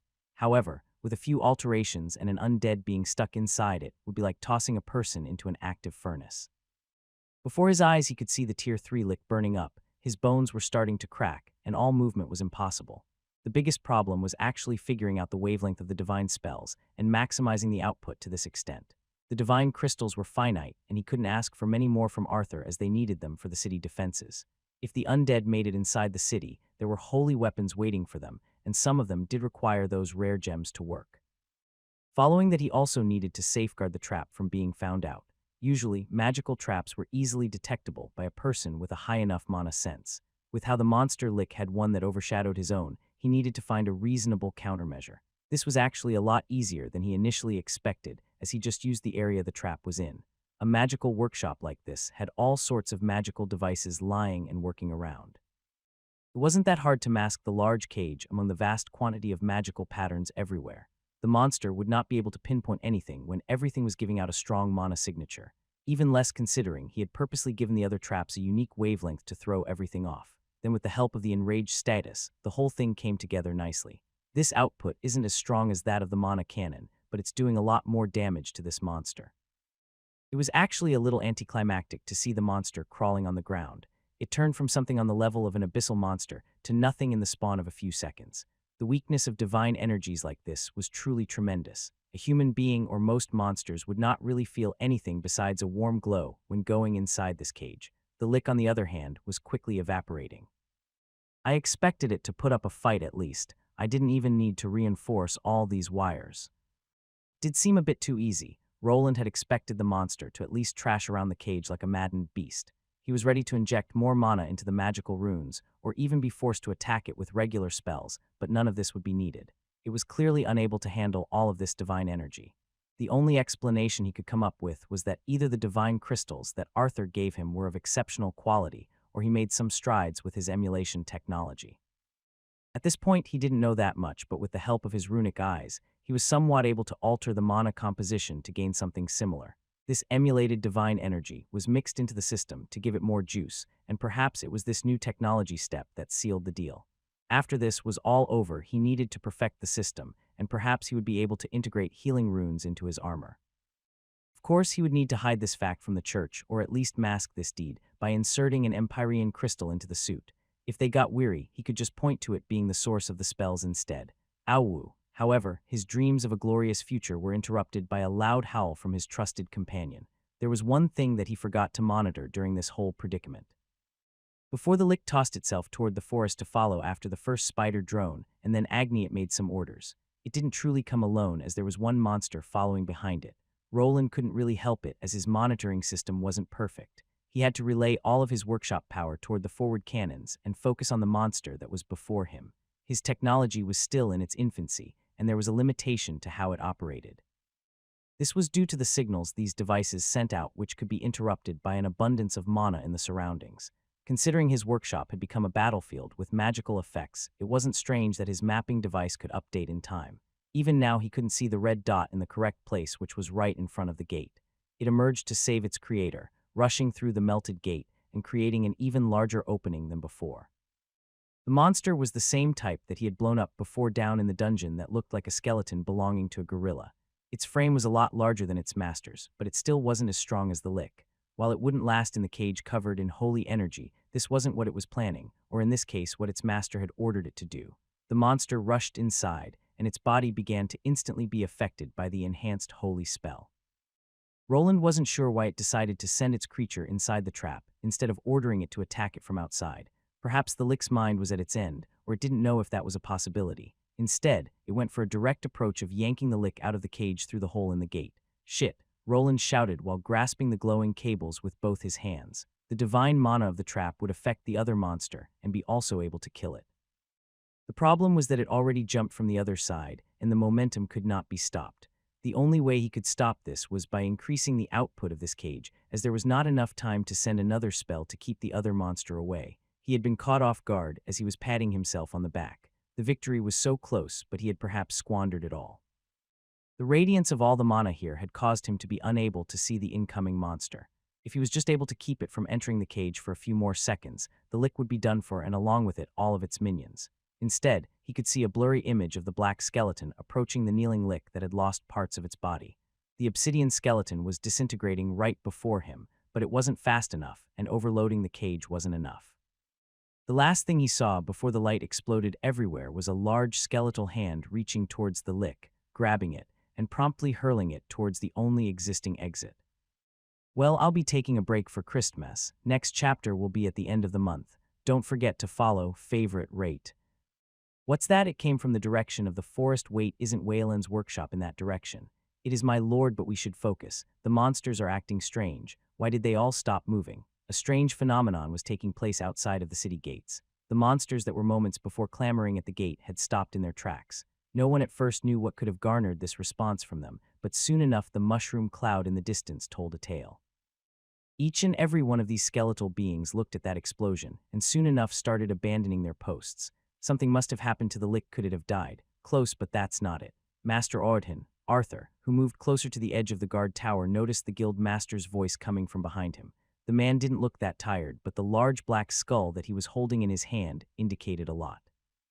If it was dead, then the magic that is holding the monsters together would dissolve, but for a lick to call its forces back like this, while Arjuhan monologues about what transpired, Arthur's eyes landed on the big black skull he was holding. It was clear that the man had finished off that one obsidian skeleton and didn't look that injured. His body was covered in some faint scratch marks, but they didn't seem to have drawn out blood. The man was built like a tank and wore light armor that didn't really protect him from outside attacks. This didn't mean that his skin couldn't act like armor. Arthur knew that some classes offered passive buffs to defenses when certain conditions were met. For instance, barbarian-like classes would boost a person's natural protection if they didn't cover up their body too much or wore light armor. Nice one, isn't it? But you can't have it. It'll look good on my wall. Ordhin laughed while arriving next to Arthur. Both of them looked out into the distance where the skeletons started retreating to. Their forces had dwindled a bit, but the black mage and the beast-type obsidian skeleton were still out there. In the beginning, there were 5 obsidian types, and one of them was killed by the guild master. Another one vanished from the map before the siege started, and one went with the lick toward the runesmith's home. The map wasn't showing what was happening there, as even before the explosion the signal died down for some reason. There was a high probability that something happened to the creator of this map, and Arthur wasn't sure what he should do. "Isn't that where our little runesmith lives? Did that kid actually stay there? I thought he was the intelligent type." The guild master smirked while shaking his head before moving away. His work seemed to be done, and he wasn't here just to show off the evil skeletal skull to the Lord. As he was going away, a group of 5 people appeared. These people were unknown to Arthur, but by a platinum emblem that their leader was wearing, their identity was exposed. "Well then, I did my part and these guys will take over." While walking away, the large man passed next to the group of adventurers while waving his hand without turning around. It seemed that the backup that they were waiting for had arrived, but even though the city was safe, one of its citizens wasn't. This is the extent of what this creature was capable of. A beautiful woman with beastly eyes stood in an empty corridor covered in monster remains. It was well illuminated by blue flames that were even now sticking to the obsidian bones that were still moving. These belonged to a monster skeleton that had the appearance of a large monkey with horns. What was left of it was just its upper torso with one hand, and even now it was trying to crawl away from the person that gave it the critical injury. Would it have been this easy if it didn't turn away for that moment? Were undead minions ever scared of dying? The person that defeated it was slowly fixing her black leathery clothes that covered her entire body. Within a moment, the fox ears that were previously uncovered started vanishing as she activated her body transforming skill. Without anyone else being here, she could finally let loose to quickly take care of the problem inside the Thieves' Guild tunnels. It wouldn't have been this easy if they didn't stop. Oh well, my job is done. The guild master of the Thieves' Guild gave out a sigh while strutting forward. Her leather boot landed on the enlarged black head of the skeleton, and after applying some force, it was crushed. Within, she could see a tiny flame that looked similar to a will-o'-the-wisp that quickly evaporated.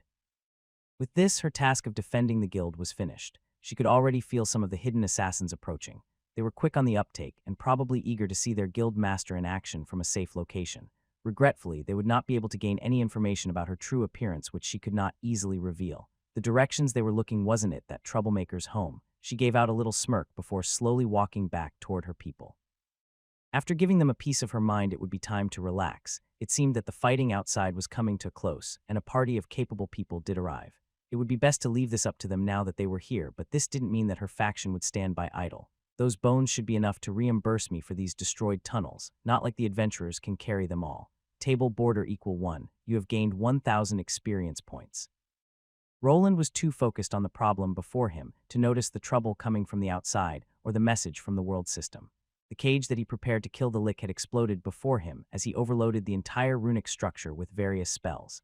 It was all in the hopes of defeating the monster Lick inside.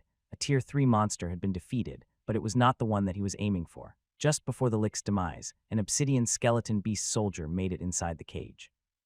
It grabbed its creator and tossed him outside of this cage right before everything exploded.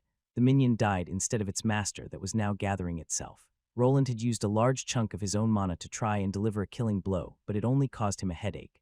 Grrrrrr, Agni started growling while standing next to Roland. Without being ordered to, the dire ruby wolf let out a tremendous howl. The gem that was starting to take the form of a horn started glowing. Red light bounced off the smoke coming from the area. The trap exploded as a magic spell was formed. Just like the Lick, Agni was a similar beast that was capable of silent casting. It took him a long time to create the spell effect, but it seemed that the wolf had already been getting ready to blast away while the explosion was taking place. A small magical circle appeared around the ruby gem before a beam of heated energy shot out. It pushed the smoke away and revealed the target at the end, an injured white skeleton standing on one leg. The gem-encrusted staff was used as a crutch to stand, but the creature was very much alive. It was not a human nor a living organism of any kind. Something like losing a leg would not diminish its fighting capabilities that much as it was still a magical casting monster. Agni's beam of fire collided with the Lick dead on, but the difference in stats and tiers was apparent. Even when the monster's mana mantle had been dispelled, the fire resistance was still there. It was an attack that would turn anyone below level 100 into a pile of ashes, but to this Lick, it was like a light slap to the face. The drop in health points was minuscule, and it only made it angrier than it already was. Fuck, Roland noticed something. It wasn't a spell chant, it was something else. Some type of hidden skill was activated, and as the monster opened its bony mouth, a massive amount of green mana formed inside of it. With his mana sense, he was able to notice it before it was too late.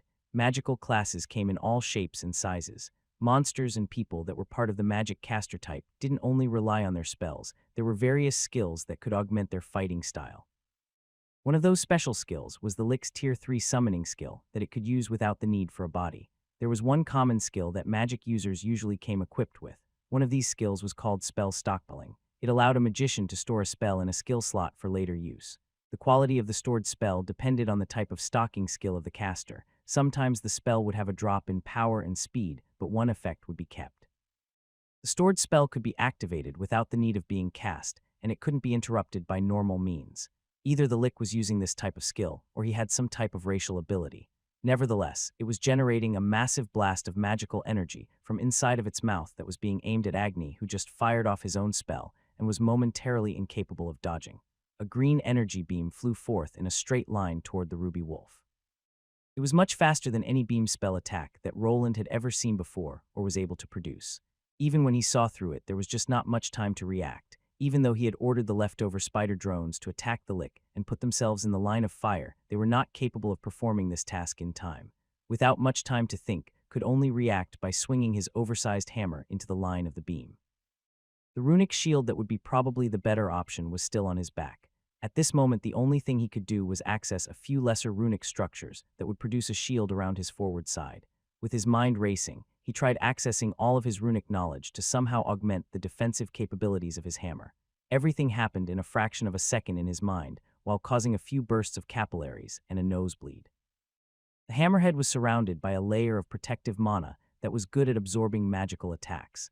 With sheer willpower, he managed to connect with the green beam of light right before it collided with Agni's face. The collision of these two energy types produced a large shockwave of mixed colors. This magical hammer was not designed for taking Tier 3 spells like this. The runic spells inscribed to aid in shock absorption and dispersal almost instantly became overloaded. The shock traveled up to his hands, which started cracking and only stopped at the forearm area. Yet he could not relent. If he decided to pull his weapon back, then Agni's head would be blown right off. Roland shouted out in a mix of indignation and pain while swinging forward. The green beam from Lick's mouth was pushed back and transformed into smaller rays while shooting to the sides. These thinner attacks connected with various items and structures around the whole smithing compound, causing massive amounts of damage. The wind generators went up in flames, and even his house was riddled with holes. The destruction of his home was something that he wanted to avoid, but it was not time for this. He had been successful at bouncing the attack away, but this cost him dearly. Both of his hands were numb, but one was certainly broken, while the other probably had multiple cracked bones. GGRRRR, I'm fine. Agni started growling ferociously at the skeletal monster behind the destroyed gate, but before he could get in front of Roland to act as a guard dog, he stopped. His master's hammer dropped before him to halt his advance. The weapon that he worked to create had turned into a malformed blob of metal. Agni, I told you to get back. I didn't save you just for you to die. The ruby wolf curled up his tail in shame, while Roland started backing off in the direction of his home. While the lick was still alive, it was momentarily indisposed. It was missing a leg, which would make it slower, and was also injured greatly. The command that he sent to all the remaining golems in the compound and the turrets that were still operational were still in effect. His plan of defeating the lick with the holy rune trap literally went up in flames, but this didn't mean that it was over. While Roland was on the retreat, he wasn't considering this a loss just yet. This depended on what his monstrous opponent would do. Would it follow after him into the place he was retreating, or would it withdraw? The monster was already enraged, but it was also injured. If its danger assessment capabilities were in working order, then it would have probably chosen to fight another day. For some reason, this monster really had it out for Roland, and even now with one missing leg, it decided to float toward its target, who was already running. Before the monster could muster up another attack, it found itself being pelted by some mana bolts from ranged turrets and spider drones. One of these golem creatures actually jumped straight at the monster in an attempt to grapple its chest. Before it could do that and explode, it was pushed back by an invisible energy. While casting powerful Tier 3 spells would cost the monster some time, he could almost mimic runic casting speed if lower Tier 1 spells like the mage hand he was using now were concerned. He was using this to push the blue golem away before it could overload its runic battery and produce a large explosion. Everything here was just a distraction that couldn't really halt its advance. Roland that it was after had been a point of interest for almost all of its life, and it just couldn't comprehend how he could escape each and every time. The monster's psychological state was deteriorating due to being poisoned by the holy energies. It couldn't think straight anymore. Its mind started to regress into something primal, and it wanted to see the one that hurt it pay. It was missing a limb, which was a momentary setback. Luckily, there was a replacement bone nearby in the form of the obsidian skeleton remains. While most of those bones were charred by the holy energy and explosions, there was enough bone matter to repair its limb. The monsters used the mage hand spell to pull in the bone chunks, and with its special self-mending skill was able to produce a replacement. Even with the strange mechanical contraptions trying to blow it up, the lick continued to move forward. The mana mantle that was around its body started to slowly recover, and it took a step toward its destination. The black leg that it produced wobbled a bit, but after a few steps, it managed to get used to the new limb. Finally, it could give chase, and it would not stop until completing its urge. Don't forget to follow, favorite, rate. Me and my bright ideas should have just gone to the city and waited for those damn platinum adventurers instead. Roland was in a world of pain as he scoured down into his underground workshop. His right hand was broken in several places while his left had multiple cracked bones. When he tried to protect Agni from a certain death, he had almost been the one to kick the can. He did not expect the beam attack from an injured lick to be this devastating. If his class was not a prestige one with an advanced multiplier, he might have just lost both of his arms in the process. Normally, what he would need to do now was to either have a priest heal his wounds or douse his hands with healing potions. While wearing this heavy armor, this wasn't that easy. At most, he could open his visor and try taking a sip, which he was doing now. In his haste, he started splashing some of the potions he could get his hands between the joints of his armor in hopes of some of it reaching his hurting hands. Doing everything with a half-working left hand that hurt like hell was not making it easier either. This event brought one thing to light at least. If he suffered any internal damage, it was quite detrimental to have heavy armor that he couldn't just toss to the side on him. In a sense, it became a prison of his own making. If it were his legs that were broken, he would probably not have been able to get out of there in time to get some healing potions. Even though they were some of the costlier ones, they would not work in an instant. He needed to make some space between the monster and himself. Shit, he cursed out at his own powerlessness. Taking care of one tier 3 monster should have been something that he should have been capable of. His armor made him a lot stronger than a regular tier 2 class holder, and he was over level 160. This coupled with an advanced stat multiplier should have leveled the playing fields, but in the end, it didn't. Even after the monster was weakened, he still couldn't take even one magical attack without being critically injured. The only things he could rely on were his traps and the divine crystals, one of which he was already running towards. If he decided to punch the lick with his broken hand, it could turn into a stump. Even though this world had things like healing magic and potions, they weren't omnipotent. If his fingers were broken, muscles and ligaments torn, then even high-level potions would have trouble restoring the injuries to the previous state. A craftsman's hands were his lifeblood. If he couldn't move his fingers in a dexterous way, then creating high-quality products would be impossible. Directing mana to form runic traces was also done through the hands. Mana flowed out of a person's fingers in a specific way, and if this was disrupted, it could be disastrous. Perhaps implementing some type of self-healing protocol into his armor was in order. Roland had pondered on including small packets of healing potion in various locations within the armor. By triggering small spells through the runes, these could be opened to douse the affected areas. However, this was easier said than done. During combat, such a packet would usually come undone by itself due to outside shocks and be wasted in the process. Attaching them was also a problem and would produce weak spots in the armoring.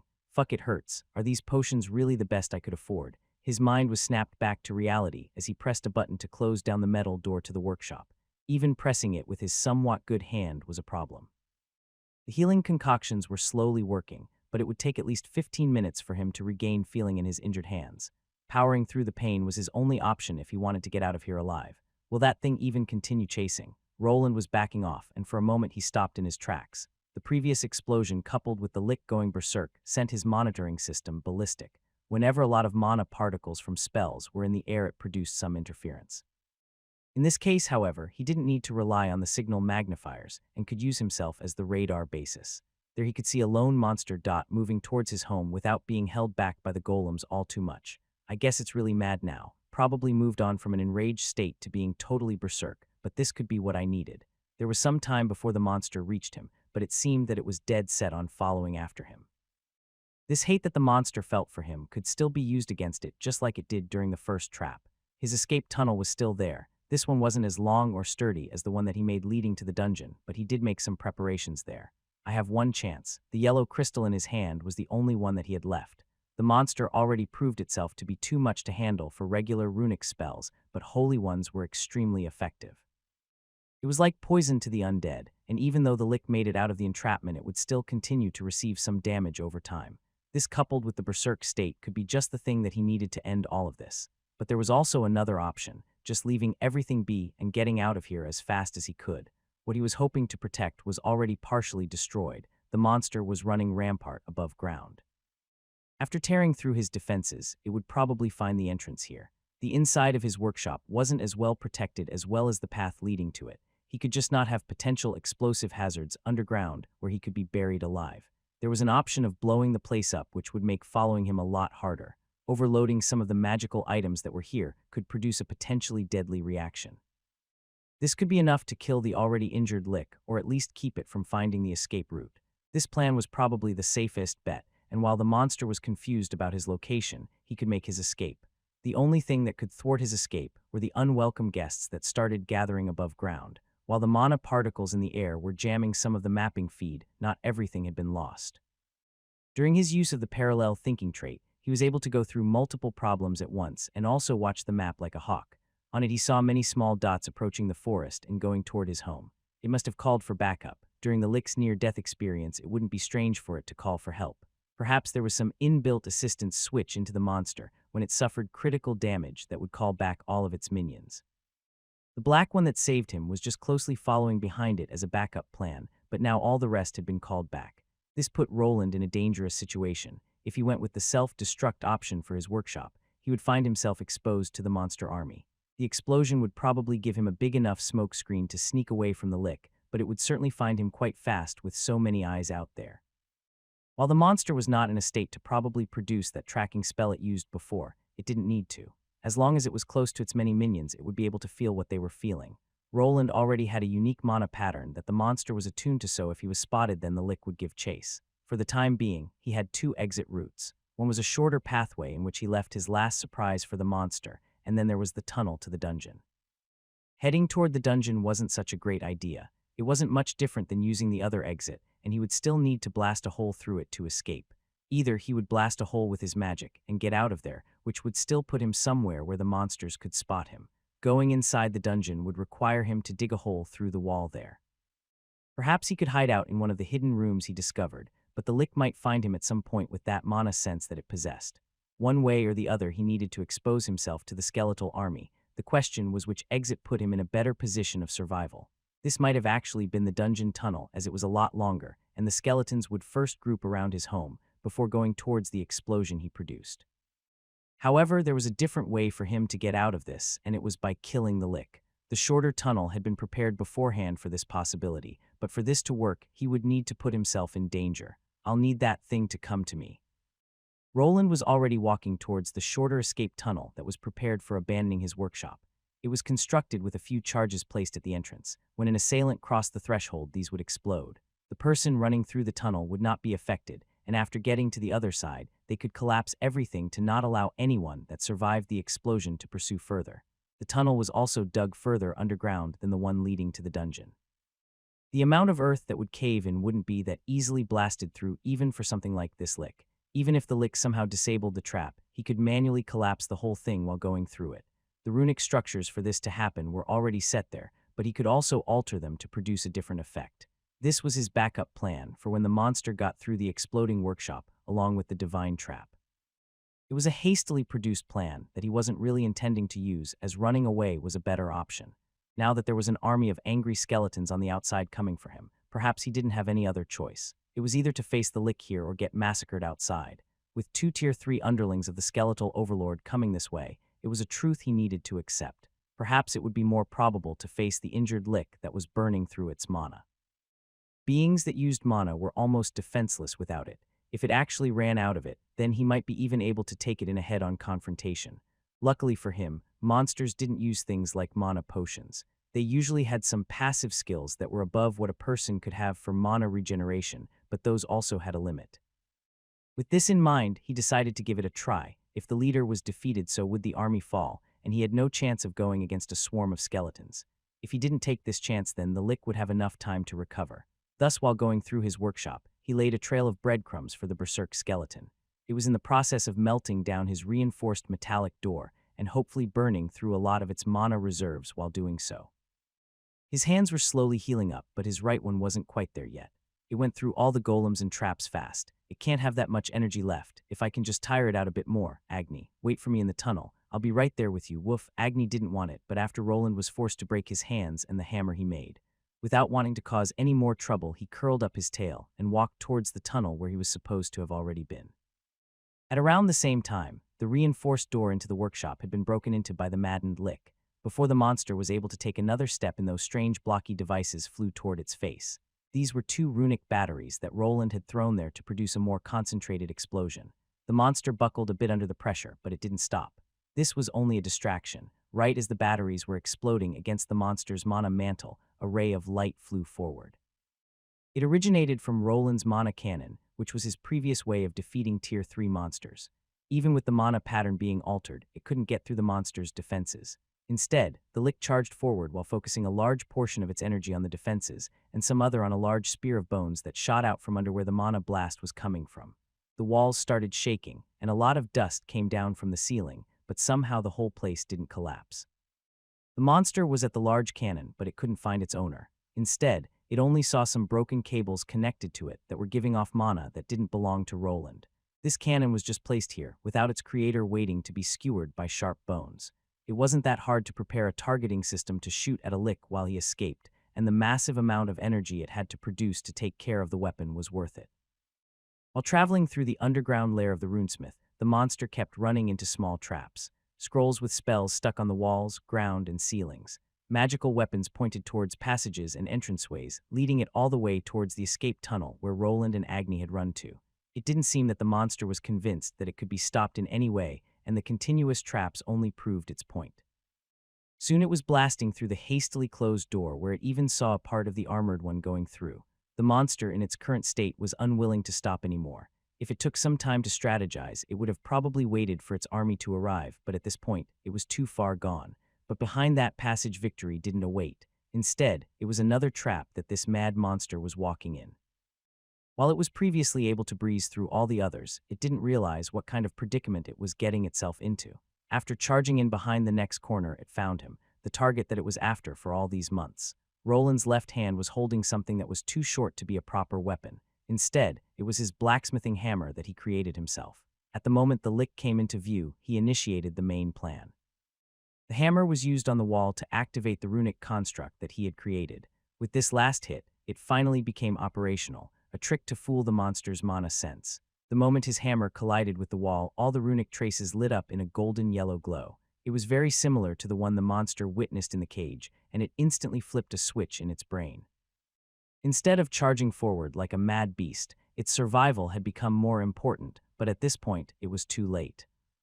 The second trap wasn't as powerful, but it filled out this corridor and could only be used after fulfilling many requirements. This included bringing down the monster to a weak enough level for it to still be affected by it. This last crystal isn't that powerful, but it should be enough. Even though the monster tried turning away, its knees started to wobble. The poisonous holy energy coupled with mana depletion had taken a toll on it. The mana mantle that had reformed instantly vanished, and Roland could tell that this was the endpoint for the monster. There was not much time for him either, nor could he use any of his runic spells in this narrow area. Instead, the hammer that he used to activate the trap flew forward and collided with the monster's ugly skull. Roland charged forward while trying to keep the mana around this place stable. One misstep and it would be over. He did not expect that this whole incident would end with a brawl, but here he was landing a left hook on the skeleton's ribcage. With its mana gone, it was now just a regular skeleton. The bones that it was made from were strong, but the holy poisoning took its toll on them. The cracking of bones was heard by him, but the monster wasn't the only one in pain. His own fists, which had not been able to fully heal up, were beginning to break. This momentary flinch that the pain produced was used by the lick to lunge forward. Its body was about the same height as Roland's, and its physical stats weren't that far behind as it was a high-level Tier 3 enemy. Luckily for the runesmith, he was not actually fighting alone. Before the monster could grapple or hit him with those bony fingers, something grabbed onto it. Agni used his speed to run to the side of the wall and propelled himself to grab onto one of the monster's limbs. The momentum was enough to not allow it to hit Roland and instead open itself up to counter. That one hammer wasn't the only one that he was carrying, as another one was held with his already broken hand. Through magic, he had fused it tightly to allow him to clobber the monster's head with it. So he did. His hammer rained down on the monster, while Agni continued to leverage his weight on the monster. The holy energies were quickly dying down, but so was the skeletal being. With a final blow that contained a mix of force mana and runic skills, the monster was finally dropped down to its knees. The golden glow around the area vanished in an instant, and before going down himself, Roland heard those wonderful words. Table border equal 1. Purgatory Lick L176 has been slain. Table border equal 1. Congratulations, you have leveled up. Table border equal 1. Congratulations, you have gained a new title. Finally, it had been done, and his body flopped against the wall while sliding down. He did his utmost not to pass out in fear of the monster's body suddenly coming back to life. Even the prompt that he received didn't ease his worries, but while his gaze was focused on the monster's remains, he noticed something slightly shiny peeking out of the crushed skull. Table border equal 1. Damaged monster core. It's a lick core. The drop rate on these things was supposed to be super rare. Roland looked at an uneven-looking dark green crystal. This was a core of a monster very similar to the ones that golems came equipped with. The biggest difference was the shape, which instead of being circular looked like a misshapen chunk of ore.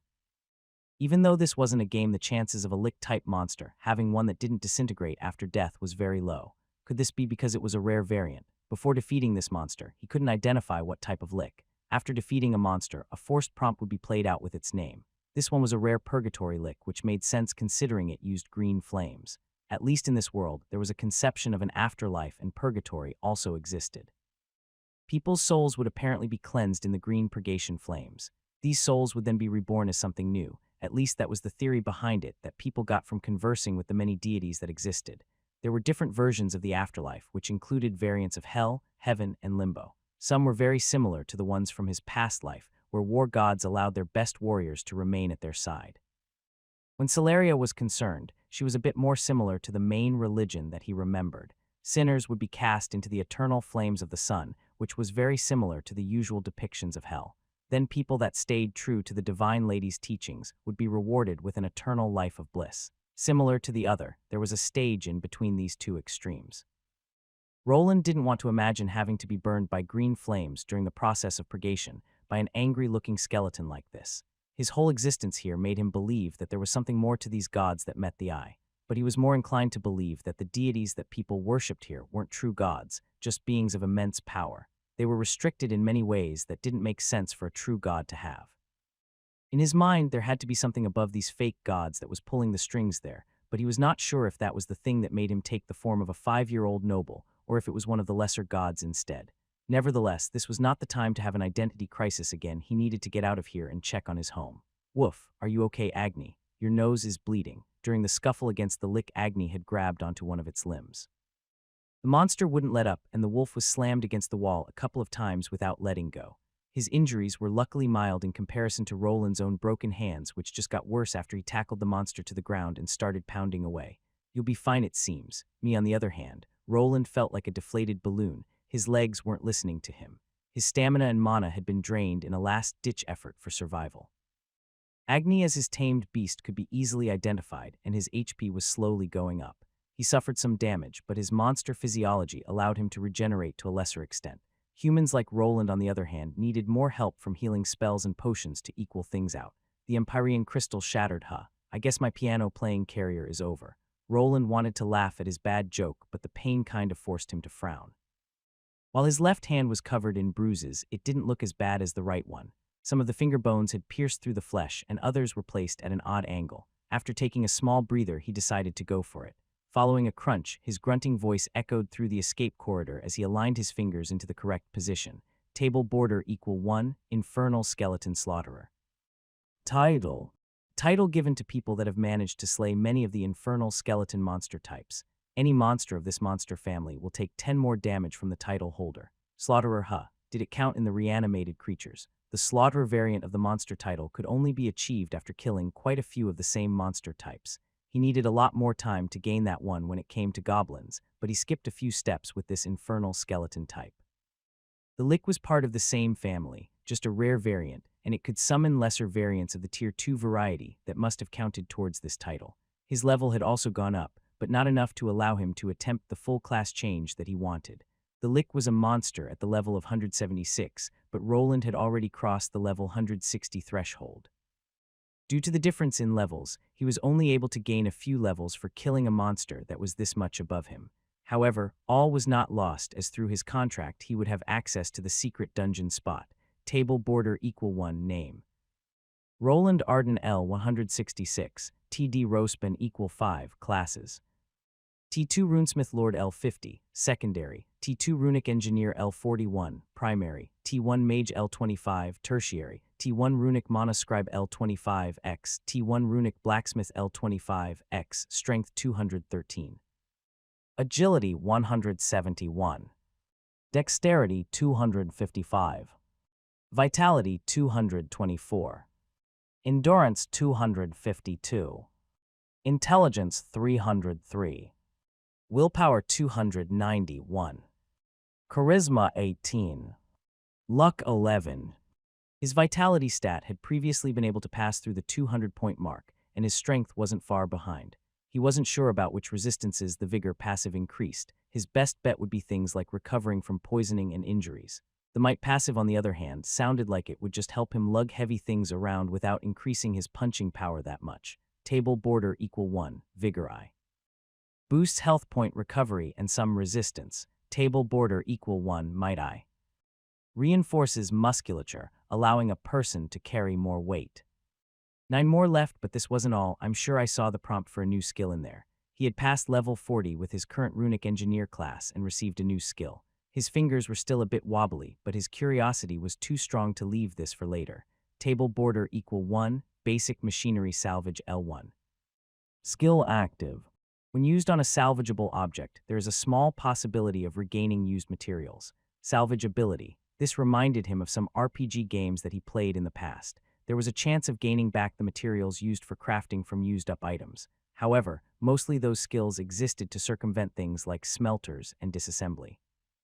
This was a far more real world than a game. He could usually just smelt down metals and take out the parts that he could use for later. It didn't require a special skill. I'll need to test it out later. Roland believed that there had to be some use for such a skill, but without proper testing, he couldn't grade its worth. Luckily, there was a pile of destroyed turrets and golems that he could try using this skill on. The skeleton's mana burned holes into the metal plating or turned them into melted works of art. Normally, the only thing he would be able to do with those would be to melt them down. Perhaps with this salvage skill, he could regain something more. A title, a skill, and some levels would be nice if I could regain all of my health points after leveling up like in those games. After glancing at what his status screen was showing him, it was time to check out the spoils. The first one was the strange monster core, or nucleus that some scholarly types like to call them. This thing was similar to a golem core, but was a lot more complex as it belonged to an undead monster with actual intelligence. Could the Lick's mind be in it? Roland pondered. The golem cores contained an AI program that allowed it to function. This he could actually translate into runes and, in theory, recreate a working core if he wanted. He never attempted such a feat before as there were far too many holes in his knowledge. The only thing he did was slowly implement some runic codes into his own golems through tweaking. Through trial and error, he was able to somewhat develop his own operating system for the spider drones, but most of it was still copied from the original golem core. Would I be able to copy it? This thing feels strangely familiar. For some reason, this monster's core had a mana signature similar to his own. He could only explain it by the monster studying his mana pattern to an extent that it started changing itself into something else. Something like this would actually be very beneficial to his research, as the whole thing would be attuned to him. Powering it would become easier when it was already used to his energy. Roland stared at the murky green core for a second before getting the bright idea of inserting some of his own mana into it. To his surprise, the almost dark green color brightened up to something that looked like a shiny emerald. A strange, invasive energy flowed through his fingers, which prompted him to drop the core to the ground with fright. It was as if something tried to consume his mana as if it desired more of it. This thing might be dangerous. The image of a golem trying to absorb all of his mana and leaving a shriveled-up corpse popped into his mind. This strange lick headed out for Roland, and perhaps some of those animalistic urges of trying to be one with his mana remained in this monster's core. If he decided to put this thing into a golem, it could actually go berserk just like its predecessor did. Even with that danger in mind, he picked up the damaged core from the ground before Agni could devour it. Perhaps it was too soon to play around with it now, but after reaching Tier 3, he might be able to figure this thing out. The monster mind contained in this thing was attuned to his mana and would be easy to work with. It would save him years of trying to configure anything coming from a thing like this. No reason not to study it. If I can emulate the mana attunement, all of my gear will require less mana to run. With that thought in mind, this item made it into his satchel, and so did the monster's skeletal remains that Agni was already drooling over. The bones lost a lot of their properties without the monster core powering them up with mana. They were quite special as a base material, as they would get stronger with mana infusion. Considering that this whole monster liked his energy, it could be used for quite a bit of things. Sorry, Agni, I'll be keeping these, woo, but you can have the black ones, woof. Agni barked while wiggling his tail at the black bone that was left over from Lick's leg. He had earned some rewards, and this black monster bone still belonged to a Tier 3 creature. With the femur in Agni's muzzle, the two finally decided to return to the destination that they came from. Hope they won't try to take this. By law, the spoils belong to the victor, at least when monsters are considered. Roland knew that he didn't have much time before he received visitors. All of the skeletons would stop functioning after their leader was gone. Arthur and the adventurers in the city were probably already on their way here to see what had happened. Perhaps they didn't believe that he was the one that defeated the monster, but instead another Tier 3 class holder had appeared to finish this deed. Those people were all fine and dandy. The adventurers were not what he was worried about. His home had his fair share of attempted break-ins during its conception. The biggest one was during the incident with the nobles when Bernir was left alone to defend it. Since then, thieves usually took their distance, but sometimes new faces appeared around the city. The rich runesmith's home did sound appealing, and the distance from the city made it an appealing target. Thus he threaded on forward toward what was left over from his workshop. Seeing his work go up in flames wasn't something that he wanted to see, but relaxing now wasn't an option. Perhaps he was overthinking it, but it was better to be safe now than sorry later. With the potion soaking into his skin, his HP started going up and the exposed bones started being covered up by tissue. It was an interesting sight to behold, but at this time he could only think about how much faster a healing spell would work. Both his hands were further injured during the fight, and he was now back to square one when it came to recovery. His right gauntlet needed to be replaced, as he had fused a hammer to it, as he wasn't fully able to grip it with those broken fingers. After pushing through the pain, he arrived at the partially destroyed underground workshop. Luckily, all the magical items he was working with needed mana infusion to work, so a cascade of explosions was not probable. This didn't mean that he wouldn't need to give this place a rework. Both his main work area, the entrance, and the training range were destroyed. Well, at least the generator room wasn't affected, and the smelter is still in working order, but I'll need to make a new forge. The destruction was widespread, but some of the underground chambers were safe. The room he used for training his runic eye skill, for instance, was fully operational. He could shove everything that was operational there for now while cleaning up the rest. The ceiling was luckily still holding, but after seeing some rubble falling, he decided to use some earth magic. His foot started glowing in a brownish color, which quickly spread through the main workshop area.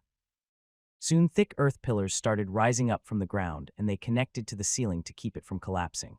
With the same method, he reinforced all the potential danger zones. When the cleanup was finished, he would remove them. The mana particles in the air have cleared up. I guess the Thieves' Guild is taking me lightly. Roland was feeling woozy, but he had some time to recover. After gulping down another mana potion, he would be able to exert some of his power. His map filled with dots didn't give him a full assessment of the levels these people had, but it gave him a range. The danger reading didn't go into anything critical. It mostly looked like a small group of Tier 2 class holders around level 100, which at this point he was not afraid to combat. Agni, this might be your time to shine. Woof. Agni's snout, which had been previously bleeding, had been doused with some healing potions as well. The state he was in was a lot better than what his master was in, and these enemies that were sneaking outside should not be able to contend with this evolved dire ruby wolf. The damaged gauntlet was tossed to the side and was replaced by a lesser variant that he tossed into the failure bin. It was mostly there to protect his right hand from further injuries, as he could not really hold anything with it. It was time to greet the visitors that had decided to come here. If they wanted to loot his home after he almost died, then they would pay the price. Don't forget to follow, favorite, rate. Are you sure we should be doing this? Yeah, the boss only told us to scout out the area from outside. He didn't say that we should go in there. What the hell are you fuckers afraid of? Look at this place. The damn lick is dead. You can see the bones everywhere. Yeah, and we were just supposed to pick them up. Why would we take these scraps when the main dish is inside? Do you have a brain in that fat head of yours? What the hell? Think about it. The runesmith is loaded. How much do you think the weapons he makes will go for on the market? I bet there is more loot inside. He has to have a safe there, but what if he is there? A conversation between the 5 hooded individuals continued as they made their way through a path of destruction. They found the exact way the lick took to get to Roland's home, and were using it to evade any potential traps. It seemed their eyes were being clouded by potential treasures. A magical crafting profession usually allowed a person to amass riches, and this was the best moment to get some loot. Soon they arrived at a mangled entrance gate. It looked like something burned a hole through the middle, and then later exploded. The whole thing was blown forward by an explosion that left a strange rectangular-looking hole in front of it. There were strange metallic objects everywhere that the thieves didn't recognize, but it only made them giddier with anticipation. I bet we could even get coin just from these lumps of metal. The thieves had an eye for making money, and the blue stuff was made from some kind of superior metal. They would probably be able to drop it off at one of the dwarven merchants in the city for a nice profit. The only regrettable thing about this was that the margins weren't high, and they had no way of identifying the true worth of these things. Leave them, our bags aren't big enough to take everything. We also don't have much time. Let's find the safe first. It must be in that house. What about the shop? I bet there are some runic items in there. Yeah, let's split up. After crossing through the broken gate, they had 2 real targets to go after. One was the store that was known in the city for having quality runic weapons and armor pieces. The only problem with it was that it had not been destroyed by the lick, so getting through the front door could be potentially dangerous. Everyone knew that magical types like to leave strange traps to protect their belongings. This didn't stop the group from going after them. They were experienced burglars and ruffians. They had come equipped with some trap detection devices and a large amount of lockpicking knowledge. While 2 of these people worked on the shop lock, the other 3 would go inside and target the house. In there they hoped to find the safe that contained what they were really after. This wasn't their first rodeo, but considering that they couldn't see or hear anyone, they somewhat dropped their guard. The entrance to the home was blown wide open, and the prize was before them. No one expected that behind that black entrance only death awaited them. One of the thieves felt something as he stepped into the wrecked home. Inside there was a variety of destroyed furniture and holes everywhere, but that was not what he was looking at. Further in the back, he spotted 3 glowing objects. 2 of them looked like eyes belonging to a predator, while the shiniest one made it hard not to see the wolf behind the eyes. The man could not move, not because of being scared, but because of the thing that pierced through his chest. He could feel a metallic aftertaste in his mouth, but could not muster the strength to produce any words. Soon the long object that pierced him retracted behind the creature, and with it, he fell forward with a hole in his heart. What is that thing? A stray monster. Run. The man that convinced everyone to come here for a big payday was down for the count, and no one would be able to save him anymore. Instead, the 2 that were with him quickly tossed some magical explosives into the broken home to help them escape. To their surprise, before these objects could produce the distraction they needed, a strong wind appeared to blow them back. Instead of giving them a smoke screen, they exploded up in the air. Without anything to protect them from this beast, they could only split up and run. They were the speedy type, confident in their escaping capabilities, but to their horror, this wouldn't work against this beast. The 2 scattered, which caused the monster to chase after only one of them. This should have allowed the other to get away, but the monster wolf was just too fast. In Nuga, one of the hooded men had to look at his partner's neck being crunched down by sharp teeth filled with fire energy. The bite contained some kind of flame magic that cauterized the wounds instantly and left behind a flaming stump while the head flew through the air. The other man panicked, but there was some space between him and the monster. Perhaps if he kept running, he could reach the forest and confuse it enough to escape. That was the plan, but right before he approached the exit, he felt an increase in temperature. His instincts told him to jump to the side, and in the nick of time, he managed to evade certain death. The spot he was standing in was covered in molten flames, a hit that he certainly could not take. In his panicked state, he tumbled to the ground and was forced to look at the large wolf in the distance. Around the wolf, he could see 2 large orbs of flames circling its head. Before he could gather himself to his feet, one of those orbs shot forward toward his location. This he also managed to dodge, but his left arm was engulfed in the flames, and he was tossed to the side. Perhaps if this was all, then his plan of escaping could come to fruition. It wasn't meant to be, however, as the 3rd orb of flames collided with his body right after he barely evaded the second one. Agni, that's enough. The other 2 have already escaped. There is no use chasing after them. Roland walked out of his destroyed home while dragging the body of the first thief that was killed. Agni's ruby tail pierced right through his heart in an instant without giving the man much time to react. The 3 people here were quite weak and could not contend with a high-level monster in any way. It was a one-sided slaughter, but he was too tired to be lenient with these sorts of people. Probably if they found him with a critical injury inside his house, they would slit his throat and take his belongings if they had that option. This didn't mean that he wanted everyone dead. The 2 people that were trying to get into the outside store quickly ran away, and there was no use in chasing them. He did not believe that they would seek vengeance for these 3 that were killed here instead. They would most likely withhold this information from the higher-ups. Roland's position in the city wasn't small. His ties to the Thieves Guild were also known, and they probably didn't want to have him as an enemy. They were probably tasked to scout out the area to see what happened to the monsters and act it out on their own. The job was too sloppy to be something planned. People like this were usually just trying to capitalize on the situation. After a big chaotic event like this, there were many empty homes that could be robbed. His home was just the biggest target, as he was known as the rich runesmith. In actuality, there wasn't that much gold in his safe, as he usually spent what he earned instantly on new materials for research or expanding the workshop. This didn't mean that he wasn't rich. If people ransacked his whole workshop and sold everything that wasn't welded down, they could probably retire. There were enough runic weapons and magical items to last a regular person their entire life. All things considered, living in this world was not that costly, but a life of luxury was something else.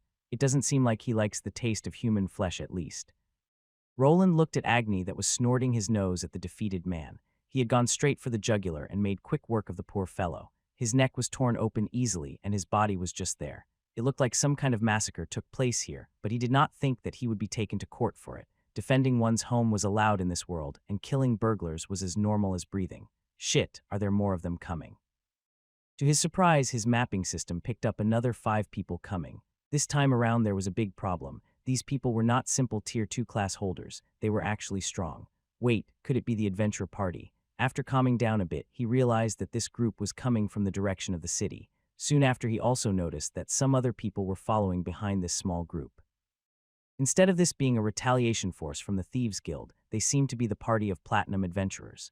Even if they weren't then, there wasn't really much that he could do. There were 5 Tier 3 class holders there. Even if he prepared some traps beforehand, it would be almost impossible for him to come out on top.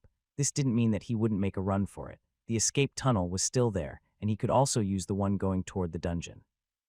It wasn't unimaginable that the 5 Tier 3 adventurers could decide to ransack his home. After going through a lot of situations like this, he wasn't willing to just give everything up. Arthur could not be touched, but he probably was not among the people coming this way. This is what we are going to do, Agni. Being able to trigger everything remotely when he wanted to was a game changer when fighting around a place like this. Nevertheless, it would only be a distraction for him to evacuate back into his workshop. He could not take on 5 Tier 3 class holders. This he realized after trying to take on just one Tier 3 monster. Here they come, and are those horses. His preparation was misplaced, as when the people arrived they were accompanied by city soldiers. Some of them he even recognized. One in particular was Sir Morian, one of the knights that Arthur arrived with. This was an unexpected, friendly face that made him think that his new boss was watching out for him. Even if the Tier 3 adventurers were brazen, they would probably not try to silence a knight of a noble and the guards around them. Now even less, as the monster lick had already been destroyed and could not be blamed for anything. Is that the runesmith? Was he really the one that took care of the lick? He doesn't look like much, and isn't that a wolf behind him? Put down your weapons, that's a tamed beast. What he saw was a group of adventurers in expensive-looking armor. Through his mana sense, he could tell that most of their items were enchanted in some sort of way. The composition of this party wasn't anything that unique, but they did have one actual spellcaster.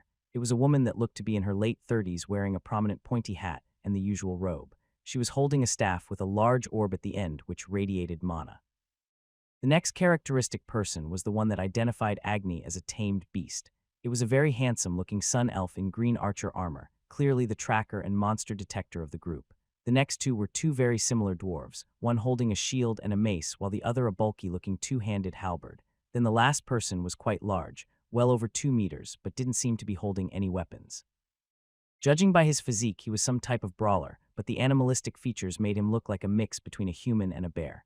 The group probably consisted of 3 frontliners and the magic user in the back, along with the archer as supporters. Halt, this man is one of Lord Arthur's attendants. Is he now? Can he explain those 3 corpses over there? Thought we were hunting a lick. The witch-looking woman pointed at the 3 dead thieves that Roland had dragged to one spot. His plan was to draw attention to the corpses before taking a chance to detonate the runic charges and escape. Now that this wasn't needed anymore, it looked like he was hiding a murder spree. Those men tried to rob me, so I've dealt with them according to the laws. Were these rascals from the Thieves' Guild? That's right, you'll probably be able to confirm this by examining their bodies. There were various ways of confirming if a person belonged to a Thieves' Guild. One of them was just glancing at the classes they had. If they were all banditry-related ones, then more than likely the person was sketchy. Sometimes some of the members carried items from the guild or had special tattoos pointing to their affiliation. This usually depended on the guild's guild master. Sometimes a special magical tattoo would be used that vanished after a person died, which made it hard to attach the body to anything. Considering that these people still had some pouches on them, there was probably some proof that they belonged to the underground. He would need to relinquish his rights to those, but it was better than going to jail for murder. That's a bra and dandy bit. Where is that blasted lick? The dwarven warrior with the shield asked while looking around. There were no bones or remains of any skeletons on his premises, as the subjugation took place downstairs. Then the obsidian minion was turned into a leg, with the rest of its bones disintegrating in the divine energy blast. Where is it? This time the dwarf with the larger weapon commented while moving towards the corpses of the thieves Agni killed. Without asking for permission, he crossed through the destroyed gates and was on his way to check things out. The other adventurers also started walking forward, as if there was no problem, but suddenly one of the dwarves stopped. Roland was probably the only one to notice the reason for the pause. Not far from the dead bodies was one of his runic bombs. The dwarven warrior was not the one that discovered it. Instead, he was being held back by an invisible magical hand. The woman with the witch hat had pointed out her staff and somehow instantly produced this spell to block the path of her party member. It was clear that she saw the runic bomb there, which could be problematic. Watch your step, Hermond. How many times did I tell you to watch your surroundings? What's the problem? There are many magical traps nearby. Mind explaining yourself. The woman looked towards Roland, who she probably identified as the one that placed the traps there. He did not say that there was any danger, which was probably his fault. The runic bombs would not explode without him activating them through his skill, but the other party didn't know this.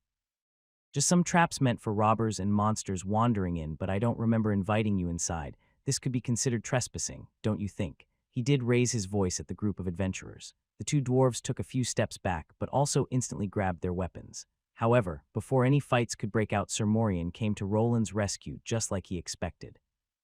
His bluff allowed him to retain some semblance of authority about this zone and was meant to deter them from snooping around too much. Calm yourselves, adventurers. He is not your enemy. Do you want to go against Lord Arthur's orders? It was good that he was wearing his helmet so that the adventurers couldn't see his smile. Finally, this day was coming to an end.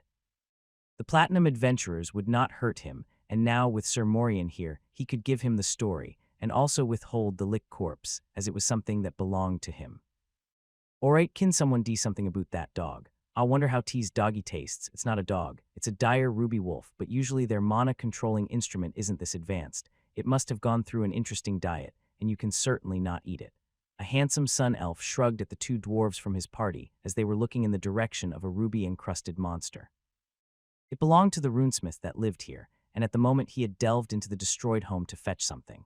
Calm down, boys. That runesmith fellow will probably show up soon and then we can leave. Why don't we just go in? What if he tries to run? A woman that was wearing quite the large hat that made her look like a wizard conversed with a large burly man. The man didn't seem to be okay with the man making them wait. They came to take care of the lick, but were apparently too late to the party. What they were waiting for was confirmation that the monster was actually dead, as they couldn't leave otherwise. Why do we even need to confirm the kill? The reanimated skeletons are all dead. Doesn't that mean that the lick should too? You're not wrong to assume that brown, but liches are smart creatures. There were incidents where a lick played dead to save their life, and then massacred the adventurer party that didn't notice. The magician replied in a leisured tone while looking around the somewhat destroyed scenery. Her gaze was drawn away from the large member of her party to a strange spinning object in the distance. Several strange towers that seemingly were windmills stood there. Some of them had been destroyed by some magical spell, but a few lasted through. Even now she could feel mana particles forming around them in a strange way. Shouldn't we follow him then, Myrtle? What if it just played dead? That won't be needed. That incident was a peculiar one. For some reason, the party forgot about the world's words. They should have been able to identify that the lick was faking it, but rumors say that they were already tired. The lady smiled while looking at Roland's windmills. This case was a failure, one the party included, and the full story was now muddled. It wasn't strange to forget about the words from their world that people had different ways to interpret.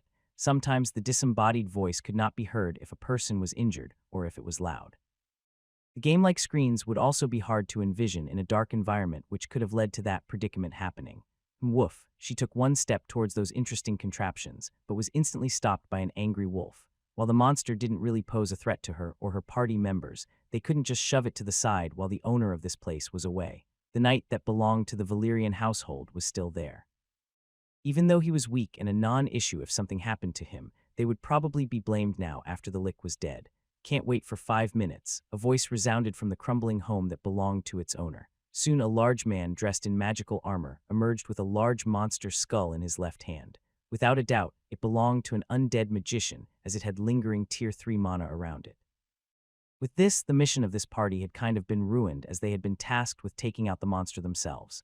They would only be getting part of their commission due to this, which made the whole trip here a big waste of time. This should be enough to confirm the kill. I hope you don't expect me to return the monster's remains. It died in one of my traps, and by law, it belongs to me. It does seem that it's the lick, and don't worry, Mr. Wayland, was it? We would not do such a thing. One of your party members wanted to eat my tamed wolf. You'll have to excuse me for being wary. The old woman laughed at Roland's comment. In reality, he would probably not be able to do anything else than trigger the explosives around the entire compound and make a run for it if they decided to attack him. The woman looked to be in her mid-30s, but Roland had the suspicion that she was somehow altering her appearance. It wasn't strange for magicians to have access to some life-prolonging magic or elixirs. Considering that she had the highest level of the whole group here, it wouldn't be strange if she was a lot older than she led people to believe. Myrtle, this wasn't what we agreed on. What do you want me to do? Revive the lick so we can kill it again? I'm not that sort of mage. Roland peeked at the party of 5, and while they were arguing, he decided to go through their levels and classes. Luckily, the group wasn't wearing any protective trinkets to protect them from an identification attempt. To him, this was strange, but not everyone had things to hide like a certain runaway noble. Table border equal 1, name. Myrtle L202, TD Rospen equal 5, classes. T3 Cryomancer L52. T2 Advanced Ice Mage L50. T2 Ice Mage L50. T1 Mana Scribe L25. T1 Mage L25.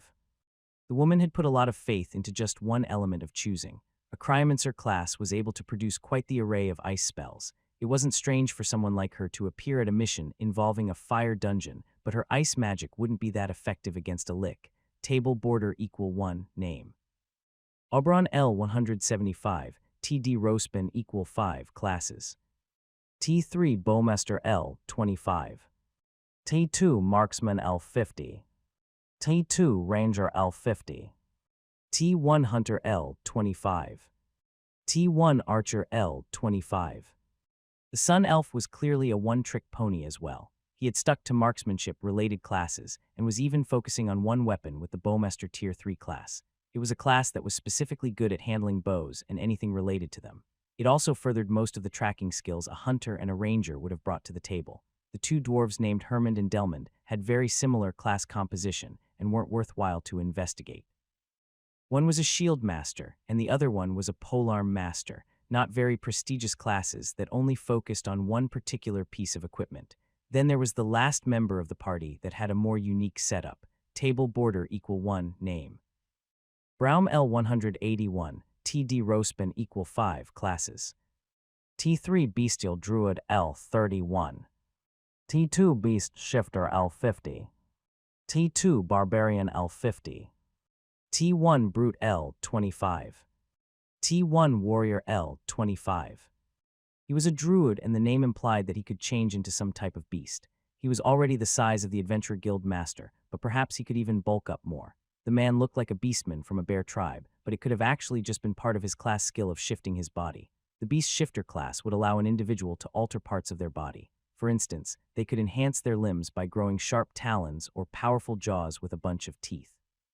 However, a Tier 3 variant of the Bestial Druid allowed them to change their form entirely. A person could even shift between more than one form. Instead of just turning into a large wolf, they could become something between the two, a werewolf. It was a class that allowed them to become monsters that kept their intelligence and could even use weapons or armor. That's probably why he isn't covering his chest much. The increase in size would destroy it anyway.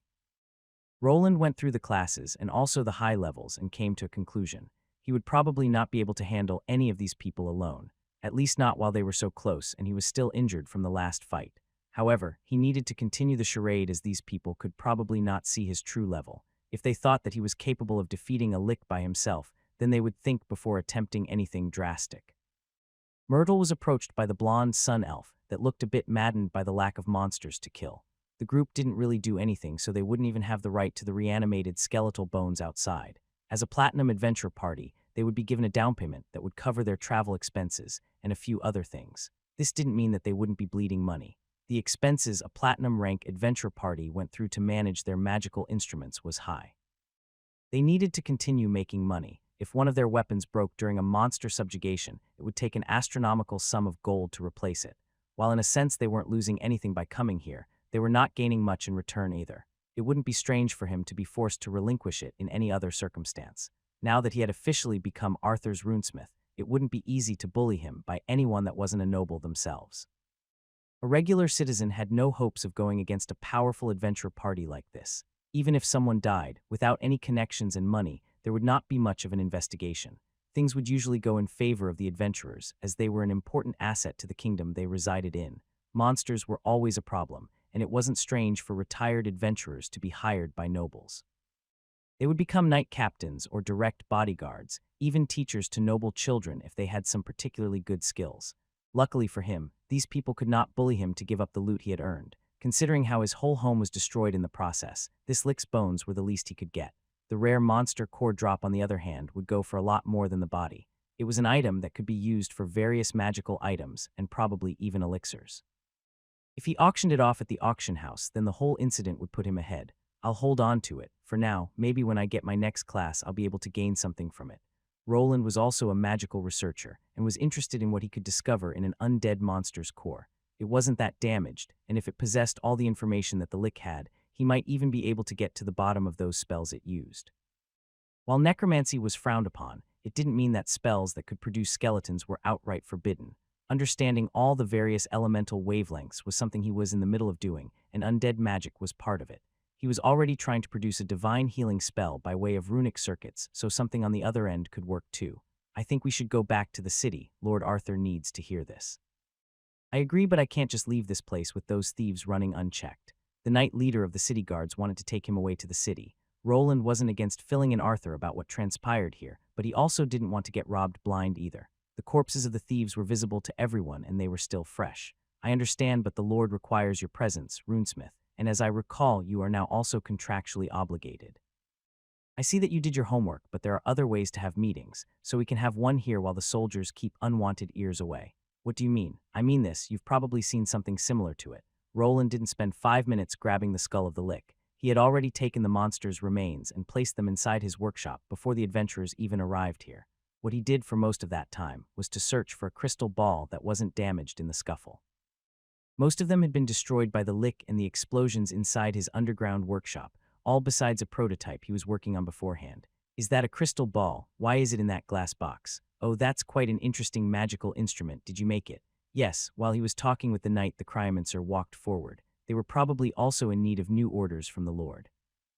In reality, he wanted to bring this group of 5 up to the Lord as they had failed their current job, but it didn't mean that they couldn't do something else. Considering that they needed to move to the dungeon to make a sweep of potential threats, this party of 5 would be the perfect group of bodyguards for the next stage of the plan. What was in his hand was a 1-meter wide square box with a crystal ball in the middle. It wasn't floating, but had a bunch of metallic wires wrapped around it.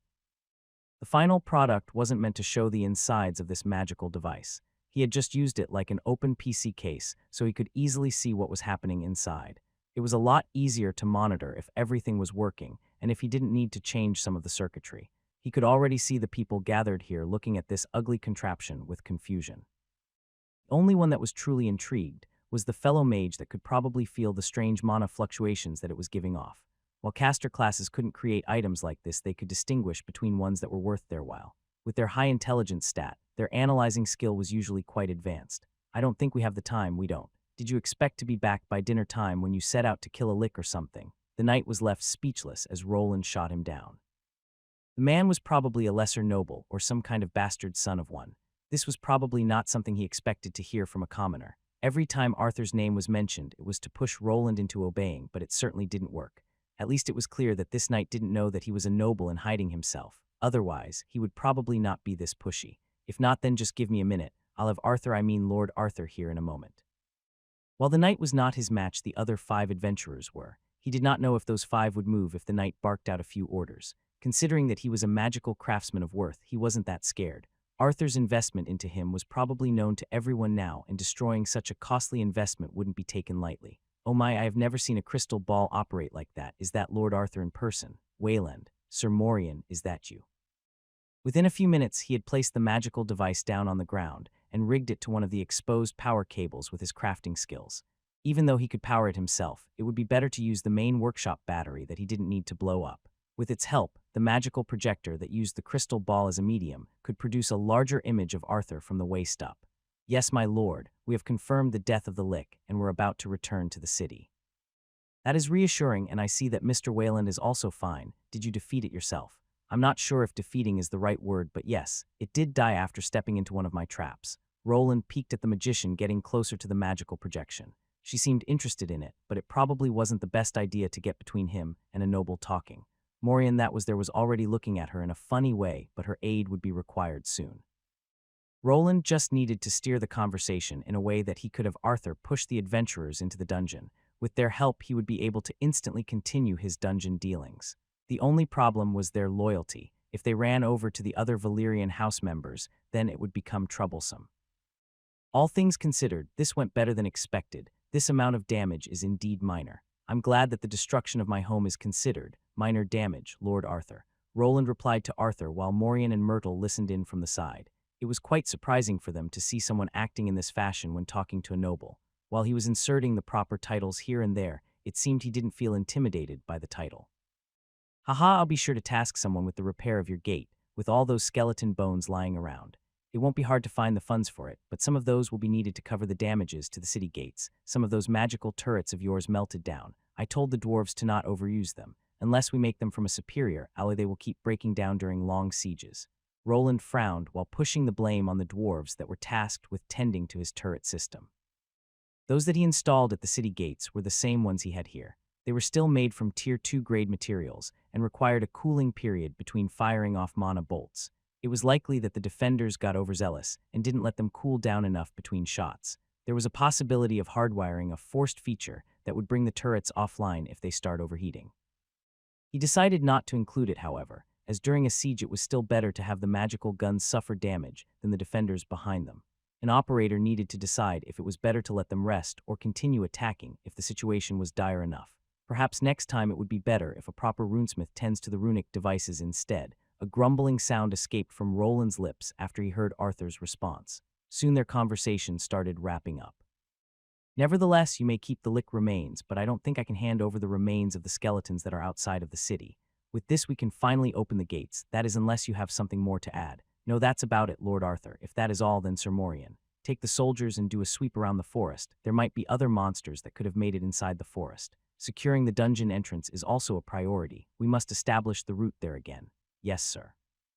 What are we supposed to do now? You can help the soldiers with securing the dungeon entrance, but if there are not Tier 3 monsters to kill for you, then I'm not sure if our agreement will stand. You'll have to consult with the guild master. It was a joint effort between the guild and the city. Arthur replied to the cryomancer, who was still standing there. Her expression remained docile and without emotion, but a faint smile crept up the moment the noble mentioned a potential breach in the contract. This would of course mean that they wouldn't be getting money if there was no lick to defeat. They would not get the Tier 3 monster materials that sold for gold coins either, and the trip to this remote region would mostly be wasted.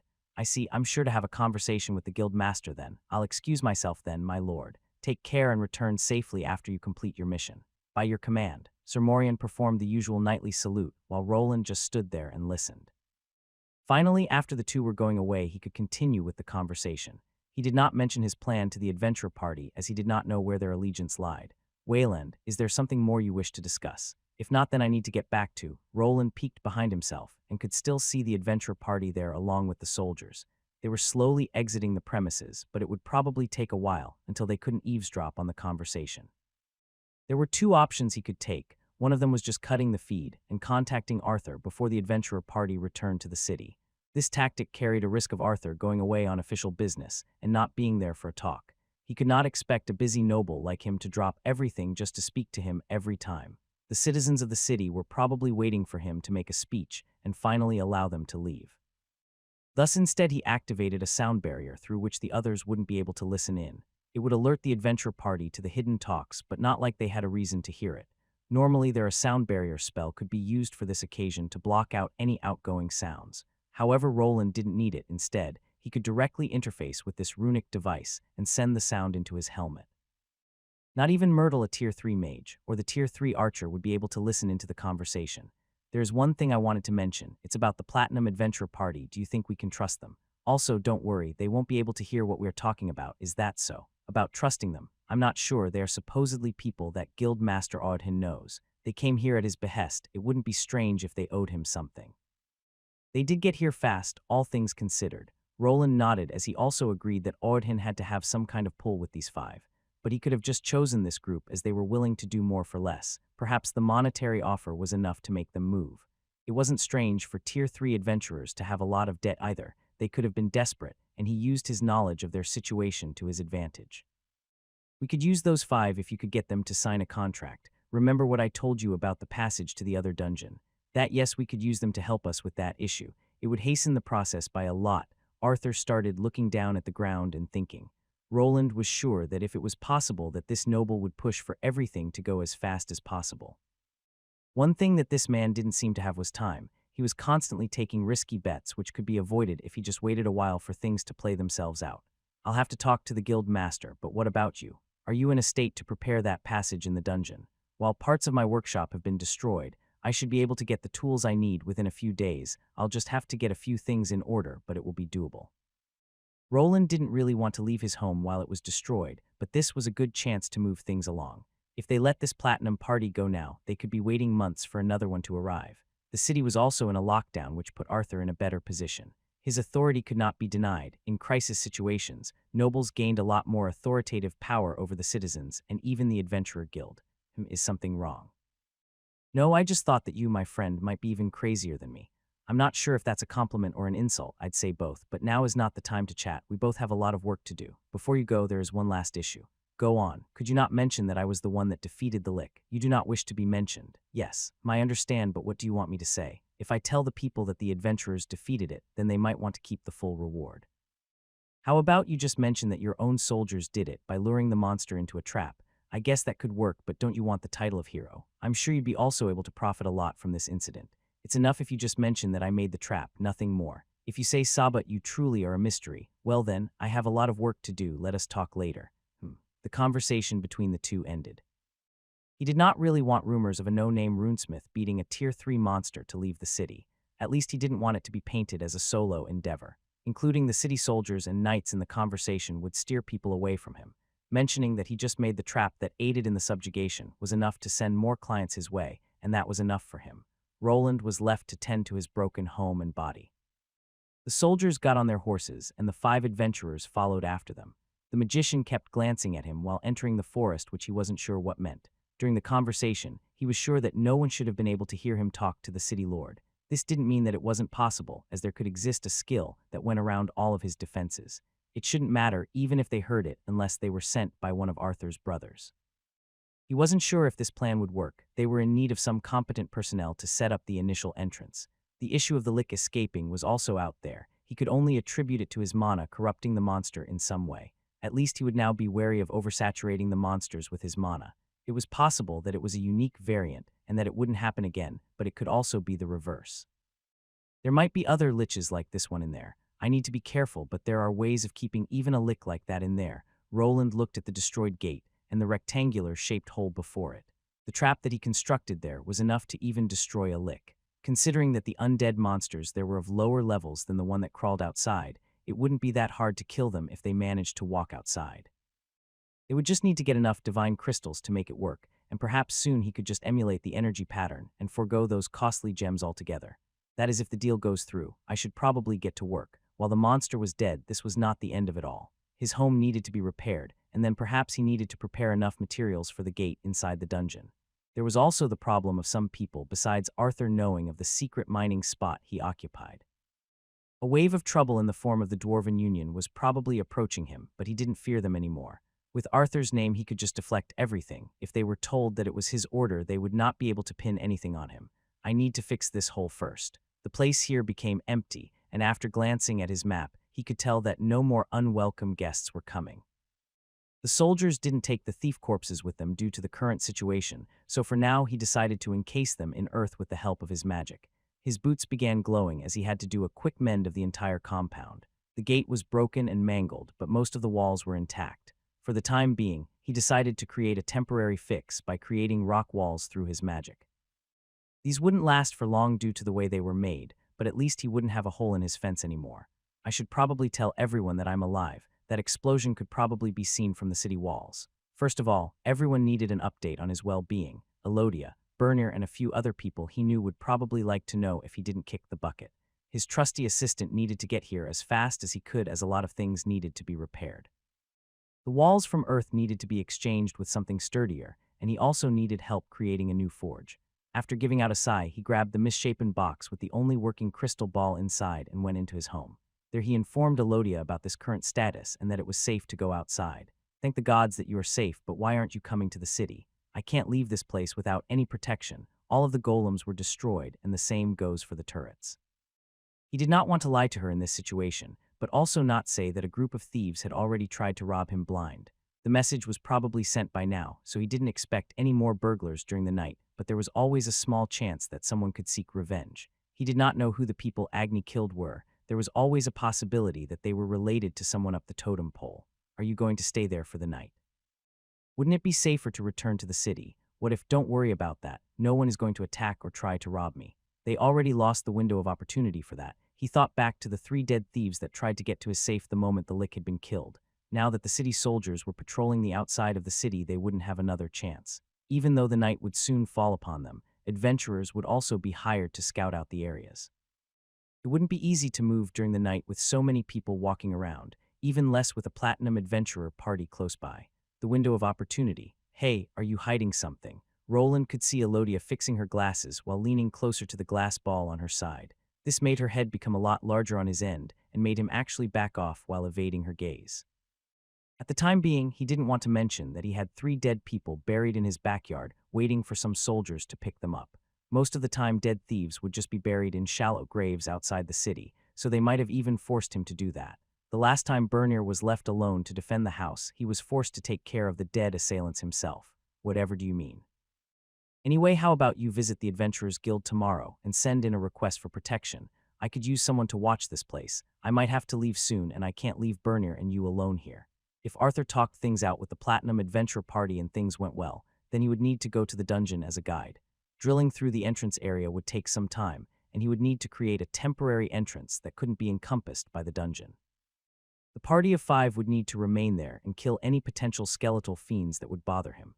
I could do that, but do you intend to leave somewhere? There is a possibility I'll see you later. The mana is running out. Don't forget to go to the Adventure Guild tomorrow. I'll contact you later. Hey. With a sigh, he turned off the device as he wasn't really in the mood of answering questions that he didn't want to answer. With that, he prepared for a night of sleeplessness, as he needed to get the place in order. Even if he told Elodia that it was safe, he wasn't quite sure about that. His escape route was still there, so he felt rather secure. Why do I have the feeling that I forgot about something? It wasn't probably that important if I forgot about it, come Agni. Woof, so did the day end and the night continued without anything of note happening. On the next day, a few people visited that had been missing through most of the encounter. It was the party of 4 that had assisted him in the completion of his gold rank quest and had remained uninvolved in his latest adventure. I've heard that you were looking for some guards. Senna waved at him while walking next to Elodia that appeared in the morning. It seemed that they decided to take up the latest request, and with the 4 here, he would probably be able to finish up what he started down in the dungeon. This looks terrible. Why are there so many holes in my workshop? Wait until you go downstairs. Bernier was clutching his head while looking at the workplace he had created for himself. It started as a shabby shack, but turned into a full-fledged smithy through the years. Roland had seen him constantly work on it after finishing the workload. It was like his own project and place that belonged to him. Now it had been partially destroyed during the Lick's rampage. The chaotic mana had rained down and left large holes in the walls and the ceiling. Knew my tools. Roland looked as Bernier rushed into the almost collapsed building. It wasn't in such bad shape considering that his home had a lot more holes and the front door was blown open. It would probably take a lot more to fix it and the wind turbines in the back. Most of the tools should be fine. They were made from deep steel. I'll go check up on him so he doesn't get crushed under the ceiling. Diana was there too, and she followed after her husband. Roland nodded as he looked inside and used some of his magic to reinforce the structure. He was not a carpenter or stonemason, though, so he didn't really have any skills that would help him identify the weak points. Luckily, Bernier and his own student could use some abilities to help them out with everything. This might be a good opportunity to upgrade everything. While watching the large lady walk away, he eyed the mostly wooden cottage that had once been his assistant's workshop. It started out as a wooden shed and had been constructed with that in mind. The resource used for it had been mostly wood, and even though it was fantasy wood, it still didn't have the resistance of the fantasy stones. Perhaps it was time to put some more money into all of this, as his compound was certainly not able to last through a Tier 3 monster invasion, even one was enough to cause this much damage. But perhaps I should prioritize leveling up first and leave this to Bernier instead. On the other hand, this all happened because I started rushing things. The Lick escaping from the dungeon was mostly his fault. While he had no way of knowing that his mana would affect the creature in such a way, it wasn't an excuse. If he went through the normal channels and adhered to the law, then probably no one would have died for it. As it stood now, some adventurers had been killed by the monster and people's homes outside of the city were destroyed or ransacked by burglars. Perhaps tossing himself into the exact same environment without thinking it over was a bad idea, but on the other hand, he had already started this, and at this point, there might not be anything he could do to stop it. Arthur had already heard about his plan, and the Platinum Adventurers had already secured the dungeon entrance. It might be too late to stop any of this. In his hands, he was holding his runic helmet. Through it, he was able to connect to Arthur via the instant message device he made for him. He was given the order to return to the city as there was a lot to discuss. Now, with the city gates opened up, there was no reason to fear any more burglaries, at least not with his newly hired help. Wayland, weren't you supposed to leave for the city? Won't that pretty boy be angry with you otherwise? His eyes looked down at the small woman. Her name was Senna. She and her party of 4 had decided to take the request of protecting his home. Orson, Dalrak, and even Griselda was here. Ha, they are idiots. Going back into a dungeon a Tier 3 Lick came from is dumb. It's better to wait until that platinum party goes through it. Senna shrugged while smirking as a larger team of adventurers was being formed to sweep through the dungeon. It was a dangerous mission, but it also paid well. For some adventurers, this was enough. The siege of the city was quite mild, as the monsters never made it inside. The foolhardy people from the guild were probably bored out of their minds and saw this as a chance to let loose. It's not wrong for them to assume that this was a rare monster spawn. Dungeon breaks don't happen often. That's why it's better to wait. No one knows when the next lick will appear. That is true. No use losing your life over some coin. Roland nodded as he kind of agreed, but also knew that no new rare monster spawns would be appearing anytime soon. He would probably need to find another lick and shoot him with his mana cannon again for something like this to happen. Even after that, it could have just been a 1 in a million chance that his mana resonated with this particular monster this well. This all would require some testing, which he could only safely go through after achieving his own Tier 3 class. His current level was already at 166. The monster at the entrance didn't go over 160. Taking this into account, he should have been stronger than them when he achieved the new tier multiplied. It's not only the multiplier though, Tier 3 classes also get those. Wayland, are you leaving soon? Someone called out to him from afar. It was a voice that he knew well. Almost instantly, a small smile crept on his face, which the person he was conversing with noticed. He replied almost instantly while shouting a bit, and Senna was quick to tease him about it. Ah yes, I got all that I needed. I see that your wife is here. I'll let you 2 lovebirds be then. And don't worry, while you're gone, we'll keep this place safe. Just don't forget to give me a discount. Wait, she's not my haha, sure. Senna gave Roland a wink while moving away. The person that approached was a woman wearing glasses. Behind her was a girl around the age of 10. It was Elodia, and behind her was Marcy with some parchment. She was scribing something down on it while listening to her boss. Without peeking, he assumed that she was making a list of things that needed to be either replaced or repaired.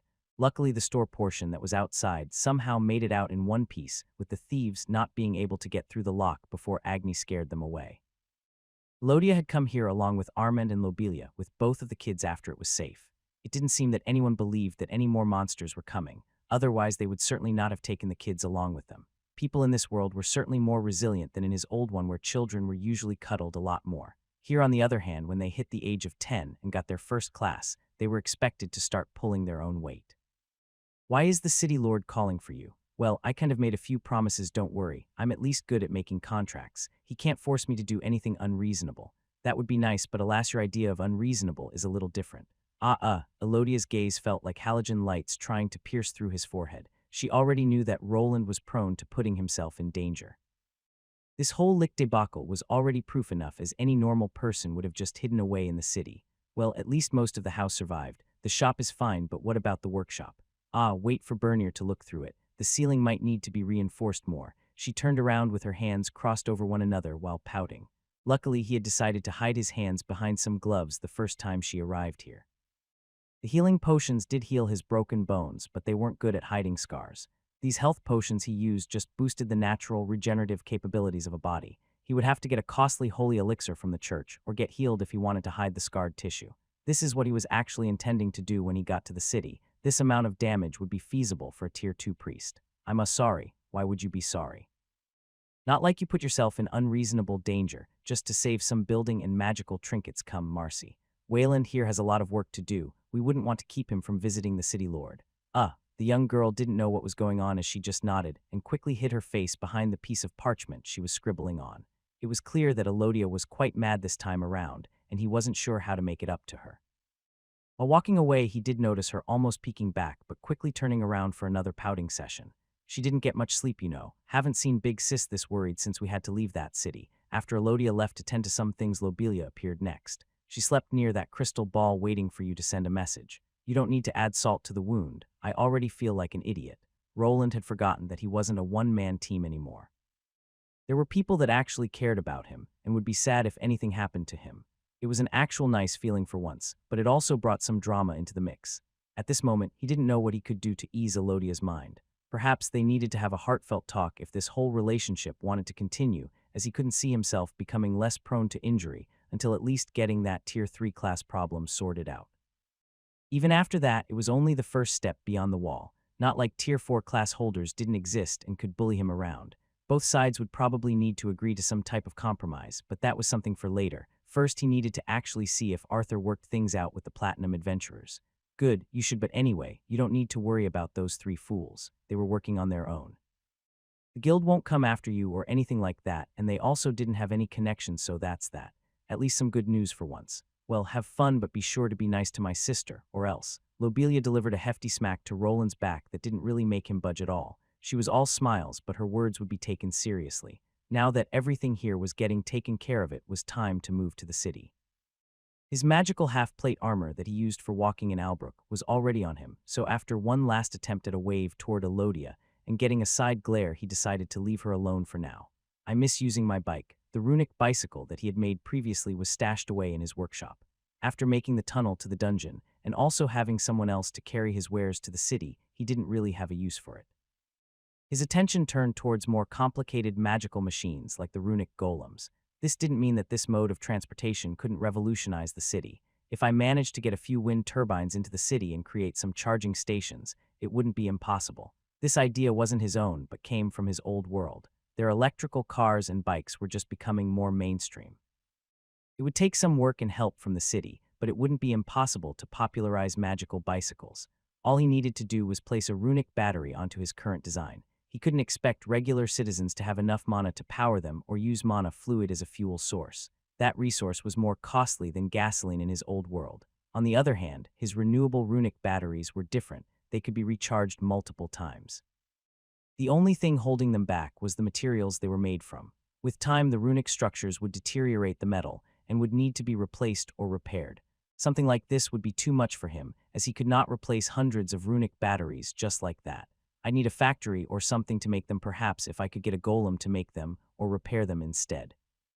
This was the only way besides hiring other runesmiths to do the work instead.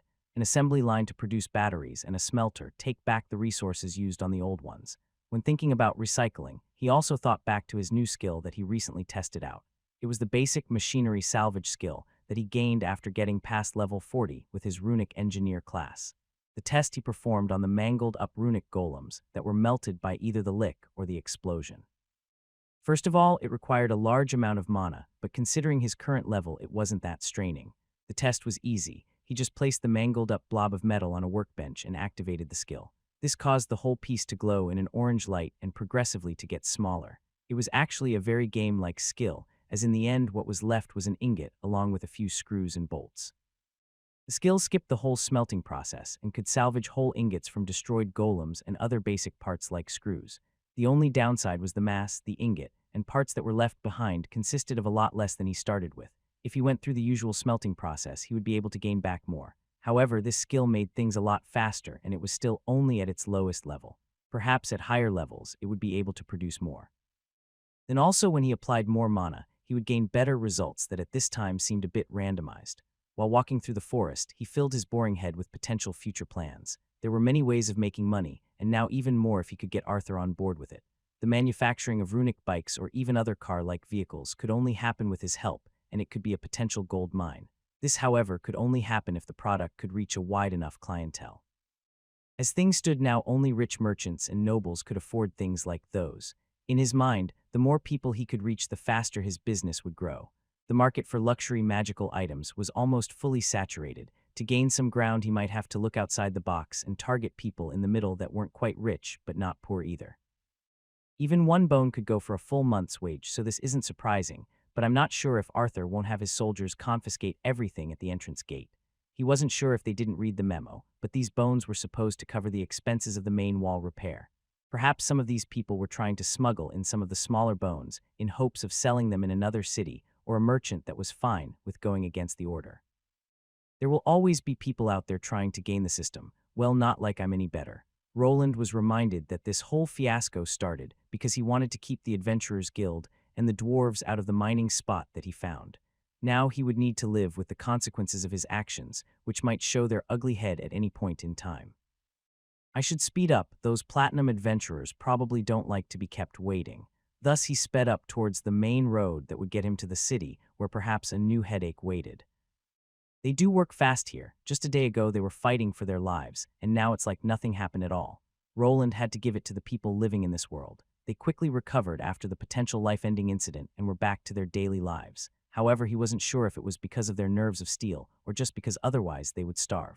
The nobles didn't usually offer any aid to the commoners. If they stopped working, their money would quickly vanish, and so would their food. It's not that they are brave, but they don't have any other choice. Guards were everywhere, but they didn't look that mindful of monster attacks. Probably the adventurers that he saw outside were patrolling for monsters instead. There were a lot of people going out of the main gate, but not that many inside. However, a line was forming as the soldiers were frisking people for monster bones.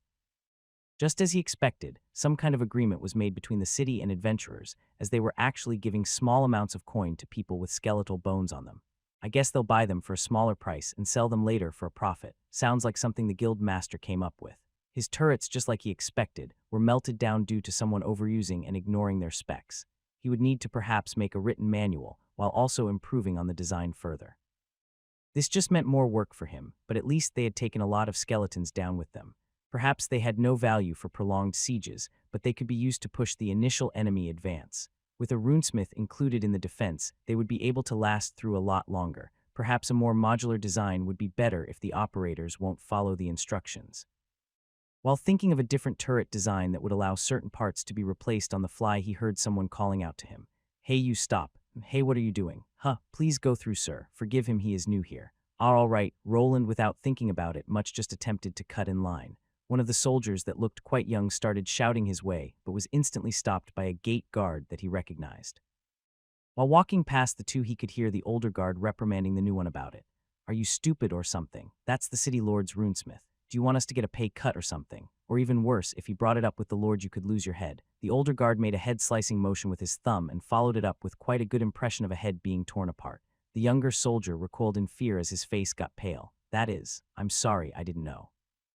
After receiving a couple of smacks to his head, the young soldier ran off to the main line while Roland continued on his way.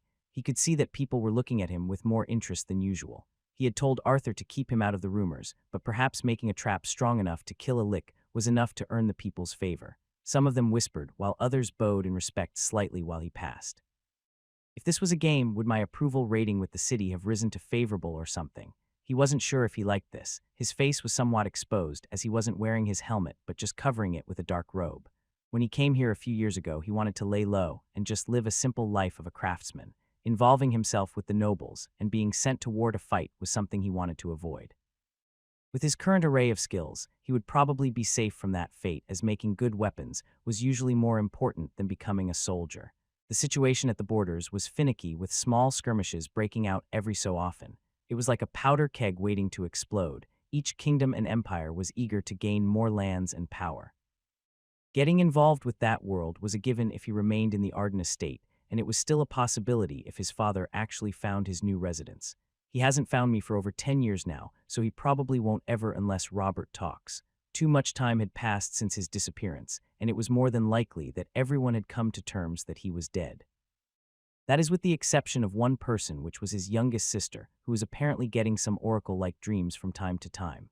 But even an oracle's has limits. As long as I keep away from the royalist territories, she shouldn't be able to tell that I'm here, at least not until she gets to Tier 3 perhaps. But perhaps I should stop worrying about things I have no control over. I can only prepare and minimize the damage when the time comes.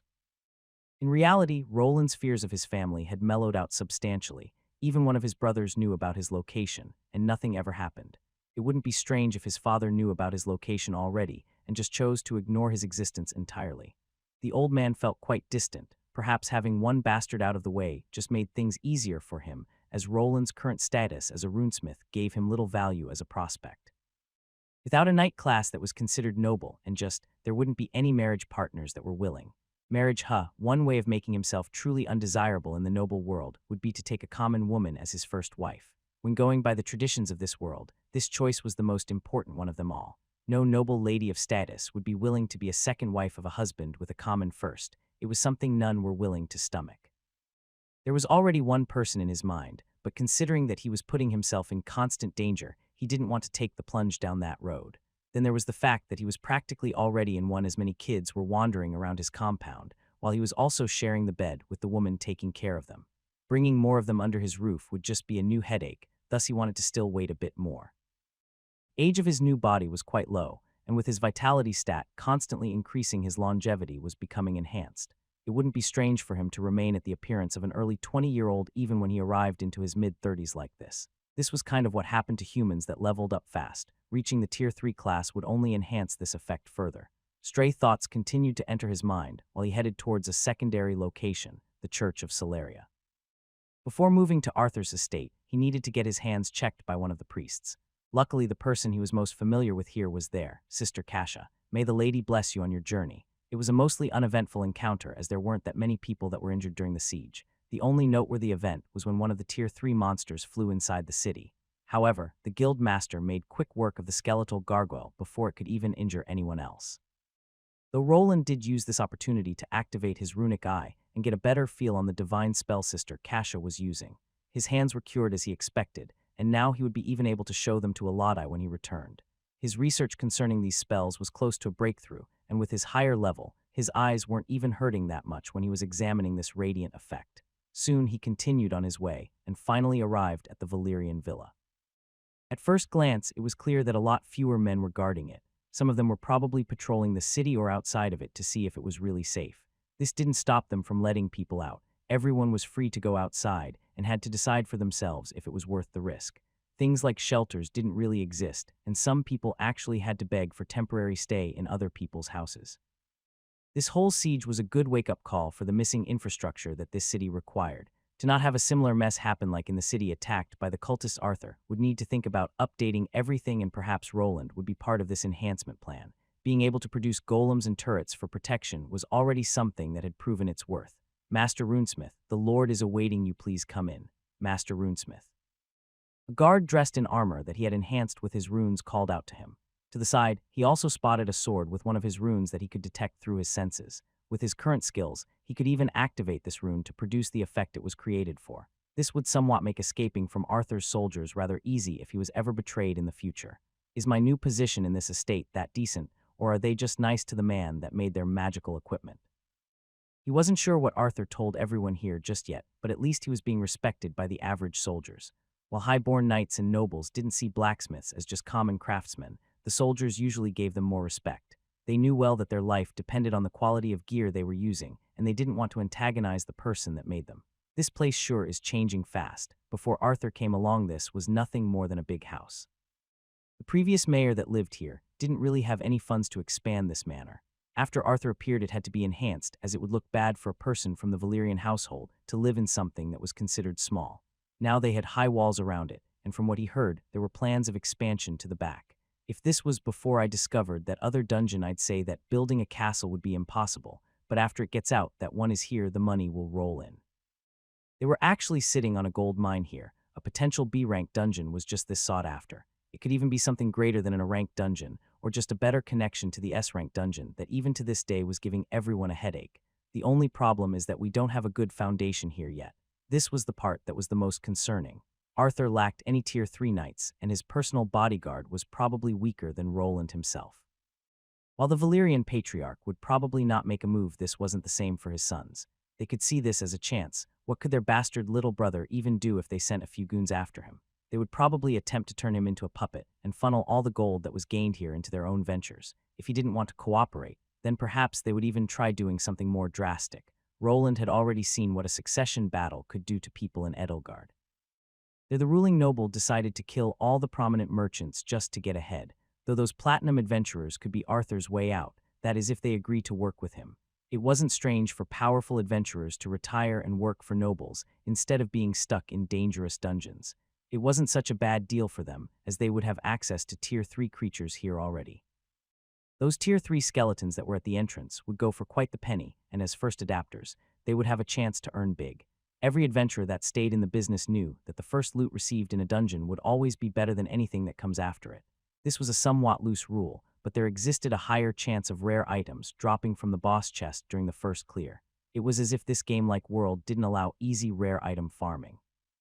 With the monsters being around levels 150 and 60, the boss monster would be a little tougher. If they managed to clear out that area, then they were looking at a lot more money than they could ever have hoped for from a simple lick subjugation. Please wait here. Roland was led into a room without anyone in it and told to wait by one of the maids. Everyone that he was acquainted with was missing. Gareth, Morian, and Mary were nowhere to be seen. They all must have been gathered with their lord and perhaps were conversing with the adventurers. Ferdinand, who was the mayor before Arthur arrived, was the only one he recognized, but he was conversing with some of the serving staff and vanished quickly into another room. This reminds me a bit of the old home. The room that he was sitting in looked to have been recently outfitted into a waiting room. It wasn't too lush, but it certainly was something that would be used by a noble and somewhat similar to the old rooms in the Arden estate. In the distance, he saw some random paintings of people that he didn't recognize, but they seemed to be of noble birth, probably either current or old members of the Valyrian family. It was a rather boring experience, as he was forced to wait here with nothing much to do. From time to time, a maid would show up to give him a refill on his tea and some sweet treats that he ignored for now. When asking about Arthur, he was informed that the Lord was in an important meeting and would ask for him when the time came. This of course happened, but around 2.5 hours later after his arrival. Maybe I should stop coming early. Roland, even in his previous life, was the type of person to always arrive early. This was something that not everyone followed, and many times he would be left waiting. Ever since arriving in this world, he had tried to keep up with his old habit. Thus he felt that whenever his time was wasted he was being looked down on, but after arriving at the new room he realized what the reason for all this waiting was. Oh, isn't that the gentleman from the other day? My, you do look a lot better without that shiny helmet. It was Myrtle the Cryomancer along with one other member of her party, the Sun Elf Archer. They were sitting on one side of a table on a white sofa with Arthur and the guild master on the opposite side. Mary was standing next to the tray with tea while the two knights were guarding the entrance to this room. It was now clear to him that they were discussing the issue with the dungeon, and it seemed that they were now finished. Ah, I see that you have already met Master Wayland. Not bad, but he doesn't have the charm of a proper sun elf. Oh, you. The woman laughed at Oberon that eyed Roland's facial features before deciding that he was still superior to the human smith. He wanted to ask what this was all about before advancing, but luckily Arthur was quick on the uptake. I will make this short then. In 3 days' time, Master Wayland will guide you to the area we discussed. There you will establish an encampment and finally delve into the dungeon to measure the threat level, just as we discussed. 3 days. Roland had not really agreed on a time frame for preparing his tools and everything. He was yet again thrown a curveball and couldn't see himself sleeping too well for the next 3 days. Yet he didn't want to complain, as this was still a great chance for everyone gathered here. The Platinum adventurers were willing, and there were 5 of them. With this amount of manpower, they would certainly breeze through the dungeon. Excellent, then we will see Master Wayland in 3 days. The Platinum party leader smiled brightly while looking at Wayland before standing up from her seat. It seemed that his presence wasn't really needed, and that he had probably wasted a big chunk of the day on getting here. However, while the two excused themselves, the guild master and Arthur remained in the room. I heard that you proposed this plan, Wayland. I must commend you on your craftiness, brat. Ordhin laughed while also standing up. I'll make sure that everything goes smoothly on my end, my lord. In a flash he was gone, and before Arthur could say a word, Mary's voice exploded from the back. Who does that baldy think he is? Lord Arthur. We should lock him up in a damp dungeon. Ha ha, calm down, Mary. He is now an important business partner, and so are those adventurers. You'll have to work with him for the time being. Mary's face went a bit red with anger, but she didn't say anything back to her lord. Roland, on the other hand, just stepped a bit further, as he also needed to be filled in on the status of the plan.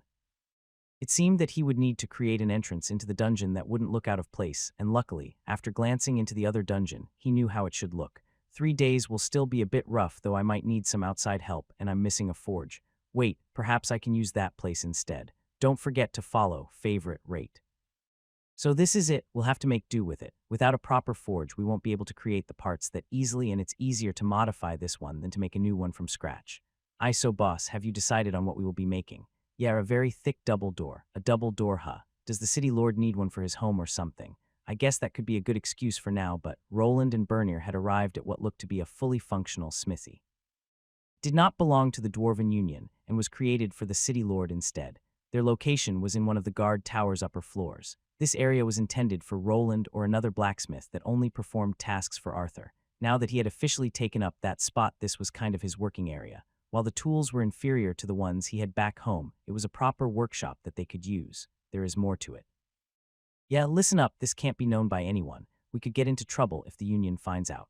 Bernir wasn't sure what this was all about, as he only got asked to get his butt over here for some work. Working on a large gate or door wasn't anything special. After creating many working weapons and armor, this wouldn't really be much of a workout for either of them.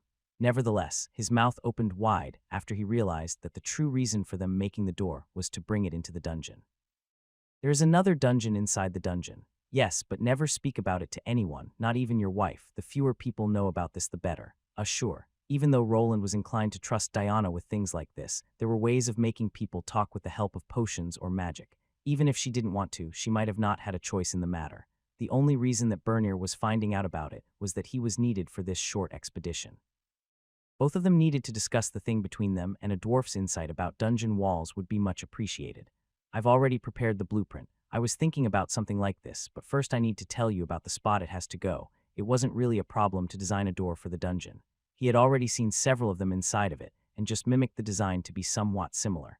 It would be a simple, thick, double-sided door that opened to the inside of the mine. Normally, he would have liked it to be the reverse, as it was always harder to break down a door that opened outwardly. However, there was a chance of the dungeon walls pushing in from the sides and blocking the way forward. If the door was aligned in such a way, it could get easily blocked by the dungeon rocks. Roland continued to explain everything to Bernier, without leaving out the fact that this door would be shoved between two dungeons. So this is what it's all about. It didn't take long for his assistant to put one and one together. He instantly knew what was happening here, and his confused face started grinning. I knew about the mining area, but didn't know there was a B-rank dungeon down there. No wonder the city lord is trying to keep everything under wraps. While Bernier never really asked about what Roland was doing down there in the dungeon, the increase in rare minerals and metals was obvious. Now that he knew about the secret dungeon entrance, and that they would be creating a large door to go through it, he was ecstatic. Haha, those fools. They would never get to do something as exhilarating as this. Roland smiled faintly as he saw the passionate gaze in Bernier's eyes. It was clear that he was a proper craftsman that saw this as a chance to further his craft. Not many people were fortunate enough to create projects like this. They needed to make the entrance look like something that belonged in a dungeon. Luckily for them, it wasn't strange for entrances that were made from new materials to appear in a dungeon. These magical underground locations were constantly expanding and created everything via a type of creation magic. It was quite random, and even if it was obvious that the door was created recently, it wouldn't give their ploy away. I'm glad that you are full of vigor, but we have to complete this in less than 3 days. Less than 3 days. Yeah, we need to get the dimensions right, and make sure that we can assemble the parts inside of the dungeon, as the whole door will never fit into our spatial bag, so don't expect to sleep much. Bernier's drive was reduced slightly when he heard that they had to prepare everything within around 70 hours. While the parts in themselves didn't need that much handling, they all needed to be bulky and thick. They needed to cover the whole length of the dungeon walls, which complicated things. Let's get to work. All the materials that he could muster from his broken-down workshop had been carried over here. The rest had been procured by Arthur and his people, which was hard, as they didn't really want the Dwarven Union dwarves to know what they were up to. It would be hard for them to figure out what they were doing after getting a list of required parts. I'll tend to this smelter. Haven't used one of these in years. Think I've been spoiled by all the runic equipment, hee. Bernier chuckled while getting ready to melt some materials. Of course, Roland would speed things up with all of his magic, and perhaps this would destroy some of the tools that were here. Thus the two got to work. The sounds of hammers hitting metal echoed through the tower, but no one was able to go see what was happening. News of soldiers guarding the new runesmith workshop reached the ears of the competition, but they would not find out what had happened even when they tried later. You are late. No, we are not. Roland gave out a sigh while looking at the group of 5 adventurers that he was supposed to accompany into the dungeon. They had arrived about 5 minutes late, which was already a demerit in his mind. However, he couldn't pinpoint the reason for them being late, but it probably had something to do with the stench of alcohol the 2 dwarves were giving out. The 2 reminded him of the meeting with Arthur 3 days ago. There he was informed about the 3-day deadline he needed to prepare all the tools for this new expedition. This already put him in a bad mood, but then he was also reminded of the Union dwarves that knew about the mine. Just as he expected, they wanted immediate access to it, but were denied by Arthur. For the time being, they were forced to wait, but there was no way of telling what they would do. It was not probable that they would follow them into the dungeon at the moment, and the guild master gave out an order to close down the dungeon until the platinum party goes through it. This gave him some time to erase his tracks, but luckily, the dungeon mostly did that for him. The only potential thing that could give him away was the sensors he left in the walls to further his mapping device. Even if those were discovered, there would not be any repercussions. With Arthur's backing and even the guild master on his side, even if someone found the runic devices, he would have a good excuse. Everything that he did was ordered by his new partners in crime. Having the magical tools in the walls to create a map was not against the law. It was actually a good way to earn money that he would get to after the entrance was created. You have to forgive my friends, they always take their time to tour a new city. Herman the shield dwarf and Delman the one with a large polearm yawned while producing fumes that even reached his nose. It was clear that the 2 were partying in the red light district. Myrtle was the one that apologized for her comrades, which was quite surprising. Normally, it was hard to see people at this high level acting like regular people usually. They like to throw their weight around. But I thought we would be going with 6 people. Who is that young man behind you? This is Bernier. He is part of my business. I need his help with a few things during the trip. Don't worry, he can take care of himself, and don't worry, we can trust him." The 5 adventurers looked at the half-dwarf with mild interest. Myrtle was more interested in the strange weapon that was strapped to his side. It was covered in some hidden runes and radiating a faint mana signature. On his back, he was wearing a large spatial backpack and was the replacement for Roland's golem that had been blown up in the dungeon. There was just not enough to create a new one instead. Bernier would get to be a porter like in the good old days that he wished to forget. "Don't worry, my lips are sealed." Bernier moved both his thumb and index finger to his mouth to perform a zipper locking motion. While he sounded chipper, his eyes were telling a different story. Due to Roland's pace, he did not get much sleep for the past 2 days, and now they all needed to get through the dungeon and then assemble the heavy-duty door. "Well then, shall we?" The group of adventurers and 2 craftsmen gathered outside of the dungeon. There they met with another small group of people. Some of them Roland knew well, while others were ones he only knew from a distance. The one that he was most familiar with moved over to greet him almost instantly with as always a shit-eating grin plastered all over his face. "You're here, Wayland. You sure took your time, but I've also heard that you've been having trouble with the missus. I don't know what you're talking about. Common, you can't hide it from me." Roland felt an elbow lodge itself into his side. The moment it did, he wanted to do nothing more than smack the person that it belonged to. "Armand, leave him alone and focus on the dungeon. We might be just the extra party, but you never know what could happen there." The duo of Lobelia and Armand had arrived a bit before them and had spent some time clearing out the easy monsters at the entrance. They weren't allowed to get too far as they were acting more as a scouting party. Their job was to make this trip faster by defeating any trash monsters that got in their way.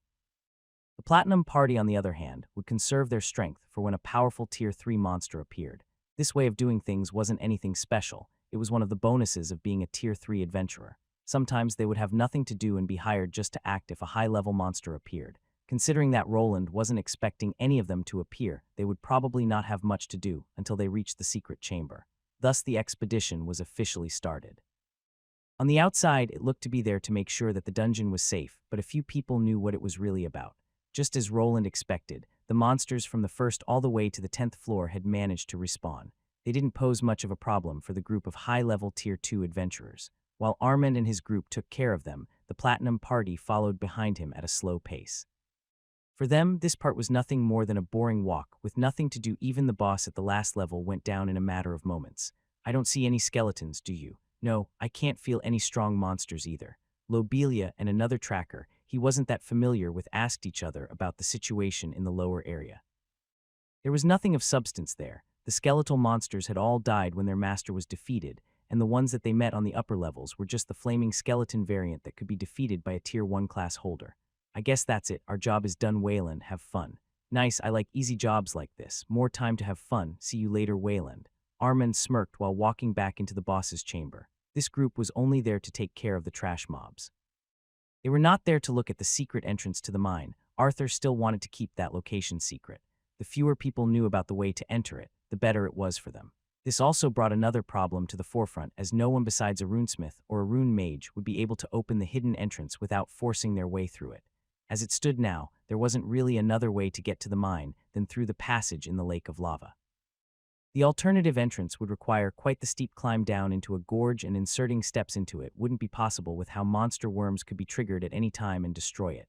"So this is it. Doesn't look like anything special. The monsters are really weak," Aubrun commented while looking around the open space covered with lava. In the distance, he spotted the usual monsters like Tier 2 salamanders and volcanic golems. The man looked bored, and everyone in his party looked like they were above places like this. Considering that they were probably all around 40 years of age and had been in the business for 20 years or so, it wasn't strange. Places like this were a giant waste of time. The experience they could gain was non-existent, and time was precious. Monsters were usually stronger than their human counterparts. One of the reasons was that it was a lot harder to gain a proper battle class at Tier 3. Monsters were also exempt from having to take class change trials that sometimes could set someone back months or even years. In what direction is that secret passage? We need to go in that direction, past those lava geysers in the distance. Roland answered the sun elf that was for some reason taking out his bow. There was some ground to cover, but if they continued at this pace, then they should arrive at the mining area within a day's time. What is that golden-haired elf doing, boss? I'm not sure. Bernier caught up to the party as he was the slowest of the group. When he got there, he could see a very serious-looking Aubrun glancing into the distance while holding his bow. He had one silver arrow notched in which drew in both his and Roland's eyes. However, before the 2 craftsmen could identify what materials it was made from, the arrow flew out. At first, it was a confusing sight. The projectile made a nice arc while going for the head of a salamander monster. Why would the archer decide to shoot at one of these trash mobs instead of just walking past them? However, after the arrow connected with the creature's head, it all started. Instead of colliding with the ground after the kill, the arrow somehow bent upwards and continued to its next target. This isn't magic, is it a skill or ability? There were magical archer classes, but the man here didn't have one of them. This made it clear that this was either due to some kind of skill or perhaps the weapon he was using. Without feeling any unique mana pattern, during the release of that shot, Roland had to assume it was some kind of class ability. The arrow continued to zoom around the whole area, hitting monsters on their weak spots. When against a salamander, it went for the head, but when a volcanic golem appeared, it moved toward the core instead. Then the most surprising effect of them all was that it was somehow gaining momentum with each kill, as if it was absorbing the energy of its victims to fuel the carnage. That should be all, let's go. The blood-covered arrow returned to its master that caught it with his hand. Auberon nonchalantly placed it back into his quiver before walking forward as if nothing happened. The rest of the group just ignored the spectacle as if it was something that they saw every day. The only one with his jaw wide open was Bernier, who was left speechless. It would be good to not anger these people. Roland tapped Bernier on the shoulder to bring him back to reality. It would be better to get this mission done and then go home. It made him uncomfortable to spend time around 5 people that were probably on the same level as the lick he barely defeated by exposing its only weak point. Hey, I think we can actually sell this thing. It won't be much, but it's better than nothing. A large man that took the shape of a beast was looking down at a large defeated monster that looked like a T-Rex. Roland wasn't part of the subjugation, but remembered a time when this foe had almost killed him a few years ago. The man that defeated him was the druid that had transformed into some kind of mix of bear and person. He had just overpowered the monster to the point of Roland feeling bad for it. The one-sided battle ended under 30 seconds. The beast was now down on the ground with a ripped-out throat that was torn by Brown's clawed hands. The person Brown was talking to was Auberon the Sun Elf. The two for a moment looked at the body and then turned their gazes toward the porter of the group, Bernier. Me. Bernier was confused at what was happening, but quickly realized what they were trying to imply. Before this could get out of hand, Roland needed to put his foot down. Both of them were not here as their porters, and Bernier was his assistant. Excuse me, but we are not here to carry around your luggage. If you wish to take these monsters' parts with you, you'll have to dismantle it yourself. Dismantle? What a very runesmith thing to say. Don't worry, Master Wayland. My companions were a bit rude. Hey Myrtle, wait a second now. Auberon, we did not come here for these. Just take what is in the chest and let's go. If what the noble said was correct, then there will be many tier 3 monsters for us in the other dungeon. Conserve your strength. We don't know what awaits us. Fine then, the other party members looked at each other and just shrugged. There was no apology towards Bernier or Roland as they just waited for him to show them the way forward. Myrtle was right, considering that she did not know if a tier 3 monster could be lurking at the end. They were assured that they didn't need to worry about this part of the journey, but as the team leader she needed to take into account that things could go wrong. Soon the group continued into the hidden chamber that opened up the corridor leading to the hidden mine. Each time he interacted with the runes to open up these passages, the woman kept her eyes and senses focused. It was clear that she was trying to find out the way of opening up these paths, but unless she became a rune mage or a runesmith, she would be unable to. At least not with the conventional means that Roland was going with. I'll have to make some kind of remote for these entrances. I can't guide each adventure party there by myself every time. His secret was out, and probably soon the other hidden entrances would be discovered. It wouldn't be hard to create a magical device to open these pathways, as he had already figured them out. It would only require him to send a signal to trigger the mechanism. This brought another problem to the forefront, however. People will know that entrances behind runic magic existed, and they would probably go around searching for them. He might have been the only runesmith in town, but this didn't mean that there weren't other options. Some of them were runic gadgets made by other runesmiths that were capable of detecting such hidden entrances. Now that they were discovered, some people might bite the bullet and start investing in them. There was also a possibility of discovering these through other magical means. While runic language was peculiar, it wasn't undetectable by other means. Faint traces of mana could be spotted by some people or monsters, and it was also possible to brute force openings through the dungeon walls.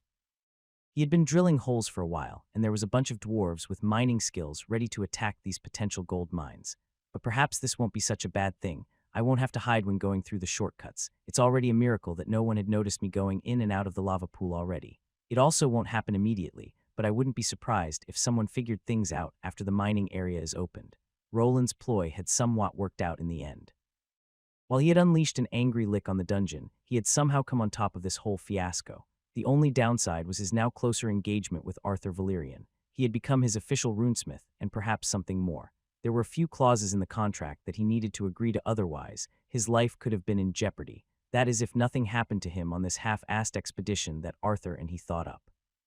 It was a good thing that the Platinum Adventurers were in on it, but he would have hoped to have a few weeks to prepare before going into the belly of the beast again. Roland still wasn't sure why his mana resonated with that lick monster in that way. Luckily, his job was not to go into the dungeon, but just to install the door, and then later the encampment together with Bernier. We are here. Oh, this is really interesting. Such a mine really existed here. Maybe we should have bartered more before signing that contract, you think so? I told you that this was fishy. We should have taken a percentage instead of a flat rate. Perhaps, but we couldn't have known that it would be this big. I expected a tiny mine with some marginal materials, but the archer and the mage seemed to be the brains of the party. They started bickering a bit after arriving here. Roland wasn't there during the contract signing, but after the comments, he was sure that Arthur had managed to not give them a percentage of the sold loot. No one could have really known what this delve into the dungeon would unearth. It seemed that the Platinum Adventurers were more concerned about minimizing their current losses than looking into the future. If they had known, they would have probably taken part of the monthly earnings of this mine as a reward instead, but perhaps Arthur would have dismissed something like that. While getting this place under wraps is important, giving away so much money wouldn't be wise. There are probably more Platinum Adventurers out there than places like this. Let's hope this dungeon is worth it, Runesmith. Get to work. Roland nodded at the Sun Elf that was less and less cordial with him. For the time being, he would need to stomach the behavior as he was in no position to complain. Thus both he and Bernier moved in to set up the temporary encampment, while the usual lone salamander was one shot by the archer's arrow. How about we rest for the night? We spent many hours getting here, and it will take some time to create an opening. You want to take a break? Why not? I could use a drink. We agree. Aubrun was quickly voted down 4-1 as the two warrior dwarves, and the druid wanted to instead drink some alcohol and eat. Their party leader was still a mage type, so her stamina wasn't up to par with the others. Bernier wasn't quite there yet. Luckily, his physique had improved due to all that smithing work he did. This didn't mean he was good at carrying heavy objects for so long. From everyone here, he was the one most affected by the heat and had to stick close to Roland that utilized a chilling spell. Feels like we went back in time. The way the adventurers treat you like you owe them, something is still the same. I guess even veterans see porters this way. Bernier and Roland made their way to a separate spot while the team of 5 started going through the mining area. The two reminisced together about the good old days. For a moment, the two went into the dungeon together and had their little adventures. Later on, Bernier became a full-time smith while Roland moonlighted between 2 jobs to keep his business afloat. But we should get a move on. How about you start with the tents and I'll get the mining gear? Sure thing, boss. The two got a few minutes of rest before getting back to work. The tents that Bernier tended to were the same ones that he used during the expedition that ended in this mining area. If nobles and knights could spend days in them, then they were good enough for a platinum adventure party. Even though they acted important, they weren't as bad as actual nobles. Going through many tiring adventures had made them resistant, and they would probably be able to sleep on these rocks on the ground if they had to. There wasn't much to do here in this space, and only one tunnel leading to the chasm which the adventurers checked out. The time that they spent exploring was used by both Roland and Bernier to set up the encampment. What remained from his mining tools were the magical ones that he used to tunnel through the upper tunnel from his home into the dungeon. The large drill he pulled out of the spatial bag made Myrtle look over, as she just couldn't keep her eyes off the quirky designs he produced. She really likes to look, doesn't she? Roland could feel the woman's piercing gaze on his back. Even when they were traveling through the upper levels, he could feel her glancing at the armor he was wearing. He didn't have that much experience with people with magical classes, but she reminded him of Lucille de Vere, who was also an ice mage. Considering he was only working with Tier 2 runes, he couldn't really offer anything that interesting for a Tier 3 mage. The gear he could make for the group would be inferior to the ones that they were wearing. I guess there is nothing else to do here, though. The tents were soon set up, and the 5 adventurers split 2 between each other while Bernier and Roland got the smallest one to themselves. That is after their job was finished, as while the fighters rested, the two started drilling a hole in the wall. First came a rough outline that was a bit smaller than what the door would be. The measurements were crucial, and it was always easier to shave off a bit at the end than to wait for the dungeon to regenerate itself. Roland only had one heavy-duty runic drill that was operational. He connected it to his runic armor, which helped him control the speed and intensity. Bernier, on the other hand, was left with a regular pickaxe that he had some skills with. Most of the time, he just helped with moving away the loose rocks and dirt that was produced in the drilling. Luckily, the wall wasn't that thick, and within a few hours, the opening started showing itself. This would be a lot faster if I had some golems. I think we also need to get those guys in motion. Never tried making the opening this big. Ms. Myrtle, I think you should get ready. We are through. Ho, there really is something on the other side. Yeah, it's really a tier 3 monster, and it really can't see us at all. A head-sized hole was made through which the group could peek through. Instantly on the other side, they could see a skeletal monster wandering about. Bernier was quite shocked when he first saw one of the large skeletons. It was quite different from the ones that were on the upper floors. Boss, is it really safe? Yes, don't worry, as you can see they can't see us on the other side. Take a look. Table border equal 1. Infernal Skeleton Guardian L157. What they were looking at was a lot bigger than the lick that he faced. It was a monster that was as large as one of those black skeletal minions. Its bones were even thicker, and in its left hand, it was lugging around a massive tower shield that looked like a door. For a moment, the monster reacted to some of the rubble coming to that part of the dungeon, but was now retiring. That is before it got hit in the back of its head with a rock that was thrown by Roland. Hey, what are you doing, Runesmith? Calm down and look. Auberon was a bit shaken by the unexpected throw that Roland performed and was quick to notch an arrow into his bow. The rest of his party also moved forward, as if they expected the monster to charge through this wall. The only one that remained there without averting her gaze from the monster was their party leader. Fascinating. It really can't see us, and it is already turning around as if the rock never hit it to begin with. I'm not sure what Lord Arthur explained, but even when we uncover this wall here, the monsters won't see us, nor will they attack unless something crosses through the threshold. I thought that Noble was full of shithy. Auberon. Can you do it? Huh? Who do you take me for, Brown? Of course, I can do it. Roland wanted to get back to work while this group just stood guard over them. Auberon had another idea, though, as he raised his weapon and used the previously notched arrow to take aim. A strange glow appeared on the tip that was certainly not made up of mana particles. It was some kind of different energy that this class had access to. Roland wanted to inspect it with his runic eye, but with the woman mage around, he didn't want to show off too much, as he was convinced that she would have noticed something. Both Bernier and Roland backed away from the hole right before the attack went off. A strange high-pitched noise escaped from the arrow before it turned into a slither of silver light and flew through the hole. The monster on the other side was in the process of turning around, and even though it noticed that something appeared from behind it, was not able to react in time. The arrow connected with the monster's head, which instantly shattered. Right from the start, it was clear that this archer's attack was a lot faster than his mana cannon, and the power was a lot more concentrated. To his surprise, the monster's large shield fell right after, and probably, if he was part of that party, he would have received a prompt that the monster had been slain. It only took one precise hit from this tier 3 archer to defeat a monster like this. While it wasn't ready, Auberon had hit its weak point that this time around had been in its head. When these undead creatures were considered, these monster cores tended to pop in random locations. They were mostly inside of the rib cage or in the head. Either he had been lucky, or he used some type of skill to pinpoint it. See, that was a lucky shot, and you know it. Lucky shot my ass. Hey, Runesmith, hurry up and make this hole wider. I need to go get my arrow. The arrow that delivered the finishing blow had traveled all the way to the intersection leading out of this chamber. It actually burrowed itself quite deep into the rocks that Roland previously had trouble leaving a dent in. This was a true tier 3 party, and it seemed that they would be able to clear out this dungeon. While the order was somewhat disrespectful, he ignored it and nodded. With these people around, he felt that even if a group of those high-level undead charged out, they would be able to handle them. Thus the drilling continued, and in around 30 minutes there was enough space for a person to make it through. The group didn't wait for it to be enlarged even further, and to Roland's surprise, they all started going into the dungeon on the other side. He could see that there was something in their eyes. It was either the call for adventure and exploration or just greed. He wasn't sure, but the group was really motivated. Haha, it's time to get rich. Let's go. Continue with the good work, Master Runesmith. We will see you later. Do be careful. I have no idea what lies beyond that corner.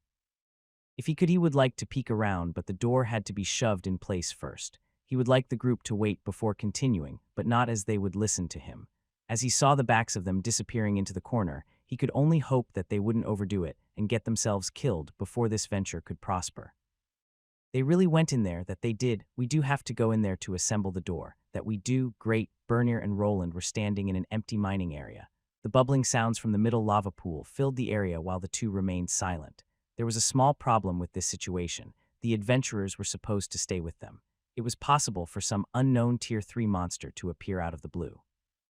Roland, who was actually at a higher level than these monsters, still wouldn't be able to outright contend with them in a one-on-one battle. Maybe if I could develop that runic emulator, it would be possible. Due to playing a lot of emulated games in his youth, he kind of went with that naming scheme. Emulation in a gaming sense was imitating a console's hardware and software to allow a person to play games on a computer. In his case, he wanted to imitate divine spells with his runes to help him kill undead creatures. Even at Tier 2 level, he would be able to kill a Tier 3 skeleton champion with relative ease. The monsters can't cross to this side, and the passage is wide enough for us to remain in it for now, but someone will have to go check if everyone is in order on the other side. He gave out a sigh, as he knew that Bernir was unfit to get into the Tier 3 dungeon. If a Tier 3 monster appeared, Roland was the only one with the reflexes to flee in time. While he wasn't that bothered by the slow warrior types of skeletons, there were some that he was wary of. There was a possibility of an assassin type to appear, and those could hide their presence even from his magical devices. It would be possible for such a monster to sneak up on him. It could even be on the ceiling now. Don't worry, I'll do it. Those adventurers might get back by then, so we shouldn't panic. Let's just start and see. Aye, boss, but first, what are we going to do about that? Bernir whipped the sweat from his brow while pointing at the bubbling lava pool. There, from within a lone Tier 2 salamander emerged. It was not something that could threaten Roland's life, but on the other hand, his assistant was different. Even though his level was around 100, he did not have a battle class. What came with this was a lack in certain stats and no combat skills. One bite from this monster would probably be enough to kill him, that is if it could get closer. Is that thing on your side just for show? Roland answered while looking at the runic gun that he had made for Bernir. This model didn't come with a cable like the last large weapon his assistant used to combat the swarm of skeletons. Instead, in the middle, there was a replaceable magazine part. It didn't have any bullets inside of it, just a rechargeable runic battery instead. The design in itself looked like a sawed-off shotgun that was quite angular. There was no need for a long barrel as there weren't any bullets traveling through it. Instead, it looked like a pipe with a runic structure at the end. The mana bolt would come out at the end while being powered by the battery within it. Fine, I'll do it. Bernir took out the weapon, and after turning a dial at the side that acted like a gun's safety, it was ready to go. The monster wasn't that close to the two, which gave him ample time to aim his weapon. The trigger on this weapon on the outside was a copy of the designs he saw in his old world. The simplicity of it all was enough to keep it, even though it just shifted some metal around to generate a small pulse of mana instead of setting off a bullet's casing. It completed the runic structure for a moment and activated the armament that produced a charged mana bolt. This lump of blue light flew toward the monster that was just now noticing the humans near a wall. On shot 1 kill, the blue mana connected with the low-level 50 monster and took it out within an instant. Haha, got it. Did you see that? Yeah, nice shot. How is the laser sight? It's great. Bernir held up his weapon while cheering. The magical weapon he was using also came equipped with a laser sight replica that would point out the target with precision. This was somewhat of a game changer for people that lacked battle classes, but it had its limitations. For instance, magical shields could be able to counter the gun's output. Then there were monsters that were quick on their toes, and also humans with superhuman abilities. Nevertheless, it gave people with no battle experience something that could kill Tier 2 monsters which couldn't be ignored.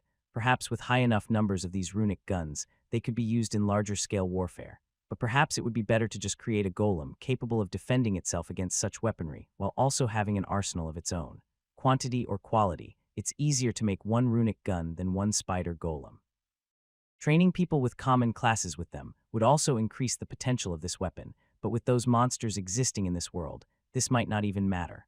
Roland went towards the spatial bag and started removing the parts for the door while thinking about this world's wars.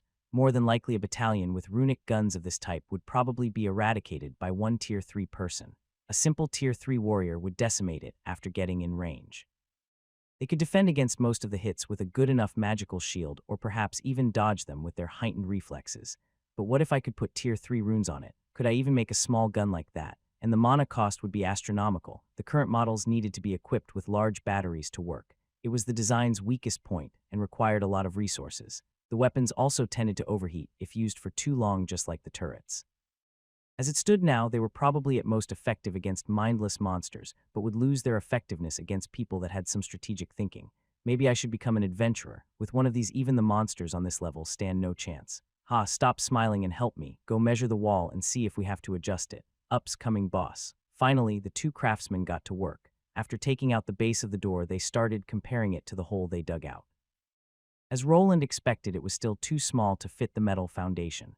The height would be at 3 meters with the width at 2 meters. Then they also needed to account for the thickness of the walls that were slightly above a meter. After all of it was in place, he hoped that it wouldn't break on itself after the dungeon tried to repair itself.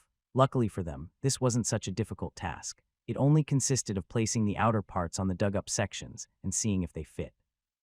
They could even drill outside of the limits as the walls would push back into them with time. It was actually faster to do it this way, and a lot easier to fit all the parts in when there was more wiggle room.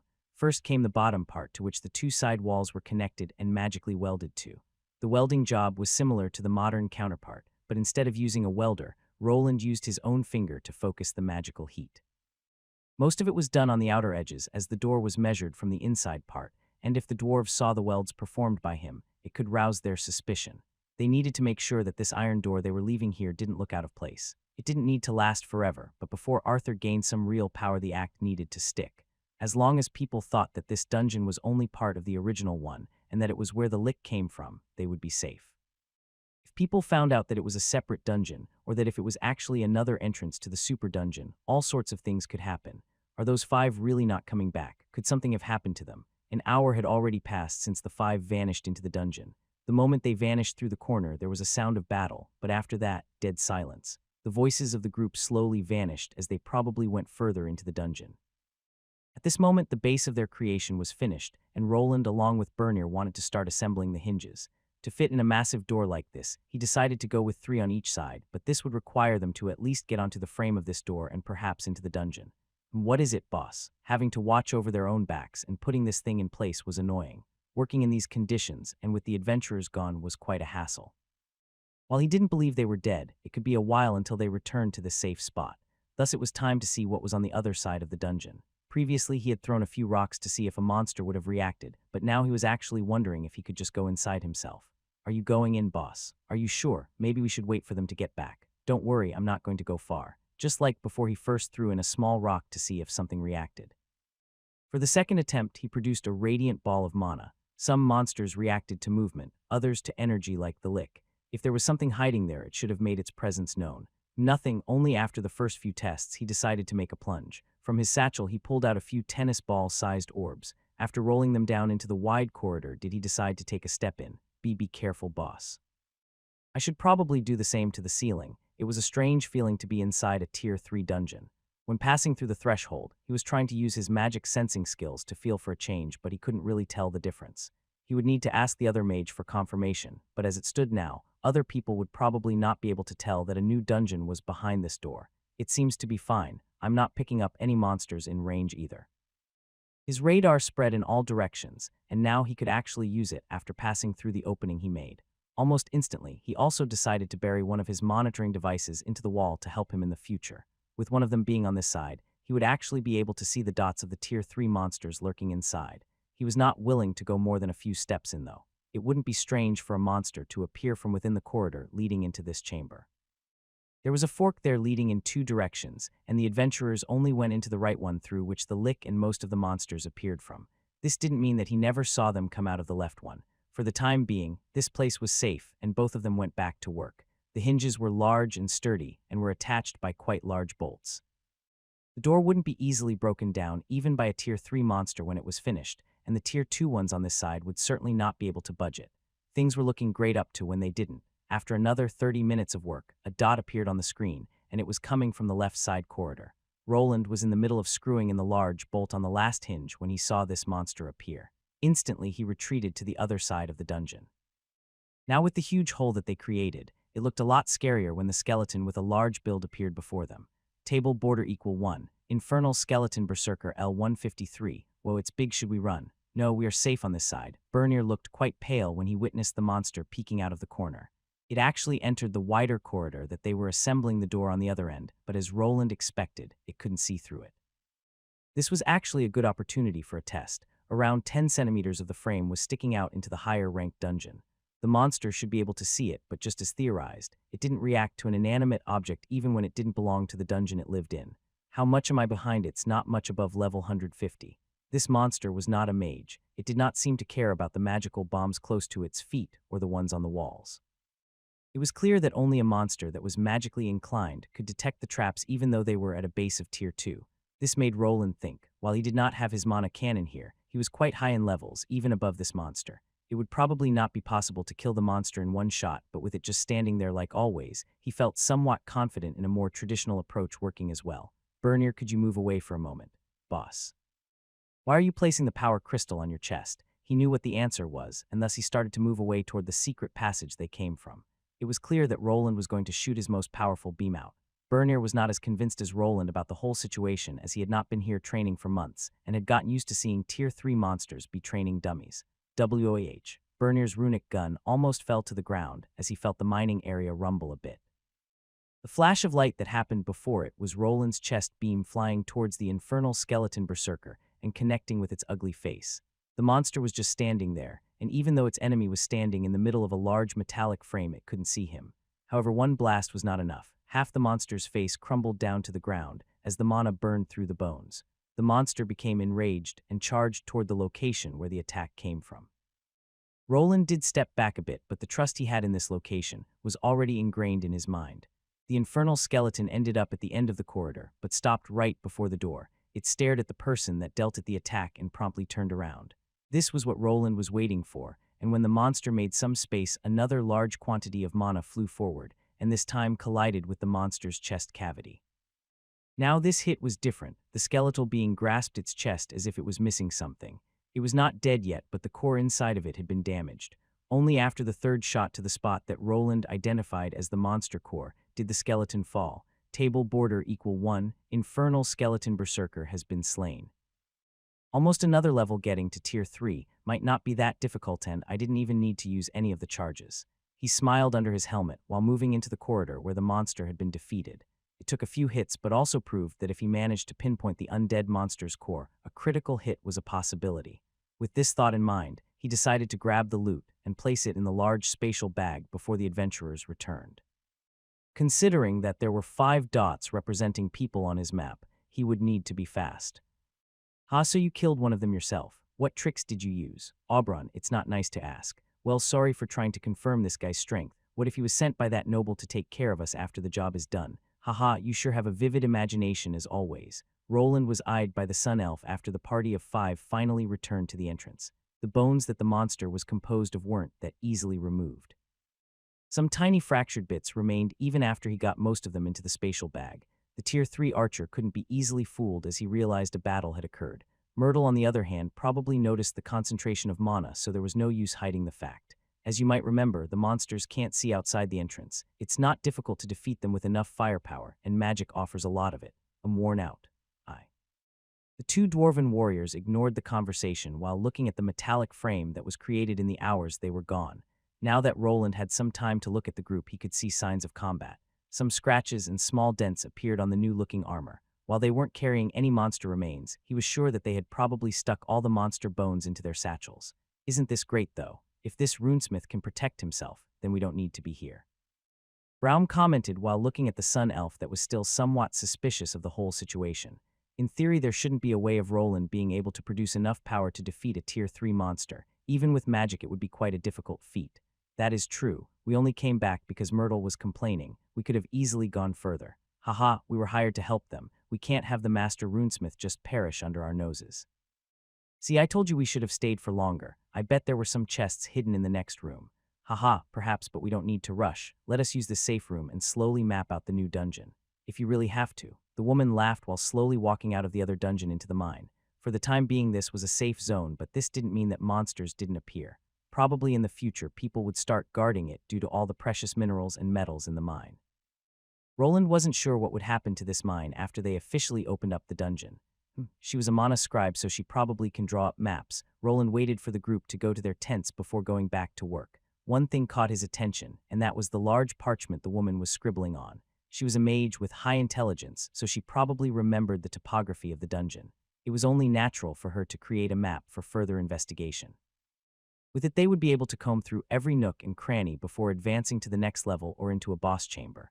Want to take a peek? Myrtle, who was drawing up the map, noticed that he was secretly glancing over in her direction. He wasn't sure how she did that as he was wearing a helmet that didn't allow anyone to see his eyes. Roland was quite interested in what the inside of the new dungeon looked like, so he couldn't help himself from staring. Luckily, all of them were in the same boat here, and the cryomancer didn't seem to mind. If you don't mind. Normally, he would have just shaken his head at the preposition, but his curiosity got the better of him. There wasn't that much work left on the metallic door, so it wouldn't hurt if they took a break too. As he was the driving force of this operation, he could also decide on when they took a rest, and attaching the door wouldn't take that much time anymore. Something wrong. That chamber is a little bit bigger. Oh, is it now? Care to explain how you know this? Actually, Roland stopped himself for a moment, but then realized that this was a good chance.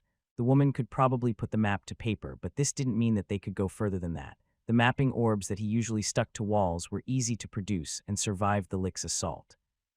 With the help of this party of adventurers, he could actually map out the new area and also keep check of the monsters inside.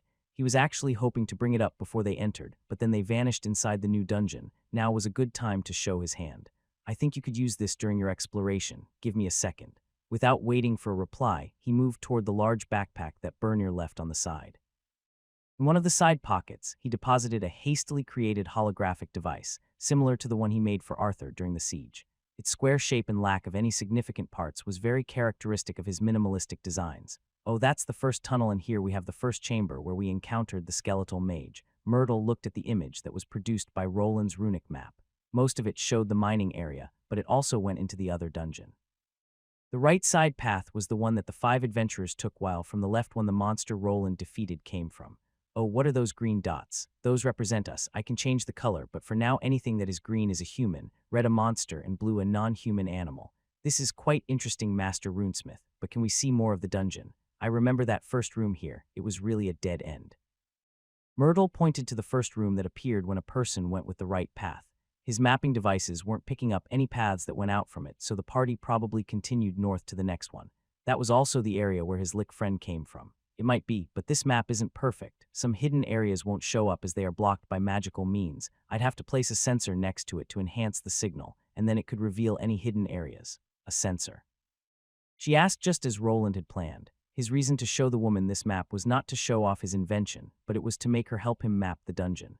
These people were going at their own pace, and later could even give Arthur a fake map if they wanted to hide something. However, if he could get them to place his sensors all over the place, then it wouldn't be possible to hide anything, even if they destroyed the sensors after arriving at a spot they wanted to hide.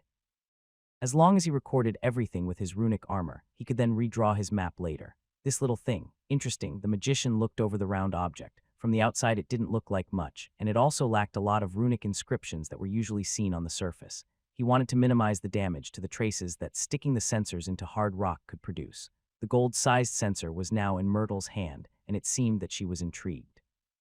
So what do I do with this? Just place them into a wall at least 30 centimeters deep. Hey, what are you doing? Oh, look at this, I think we can use it. No, we should definitely use it. The Sun Elf finally peeked his head in, and the decision would probably depend on his word. From the outside, it looked like the woman was the leader of this group, but it was more of a joint venture. The 3 warriors didn't talk too much or raise any ideas of their own, but Aubrun did cut in a lot. It was clear that his word carried a lot of weight in this team, and probably only if he agreed to it would they take these with them. Are you sure this is safe? It won't blow up or anything, right? No, they don't carry enough magical energy to cause us any harm. Aubrun narrowed his eyes while looking at the sensor Roland gave to Myrtle. It wasn't wrong for him to be careful. This was a dog-eat-dog world. People that reached Tier 3 were mostly part of 2 categories. Either they were extremely talented or they were careful with their decisions. An element of luck always existed, but knowing when to call it quits was a large part of survival. Then there was also the third group, which reached this level with the influence of others. If you say it's safe and can help us, then it's fine, but finally, the man made a decision and tossed the sensor back into Roland's hand. He approached him while exuding a killing intent that was almost palpable. It was a very reminiscent feeling that he always got whenever facing strong enemies.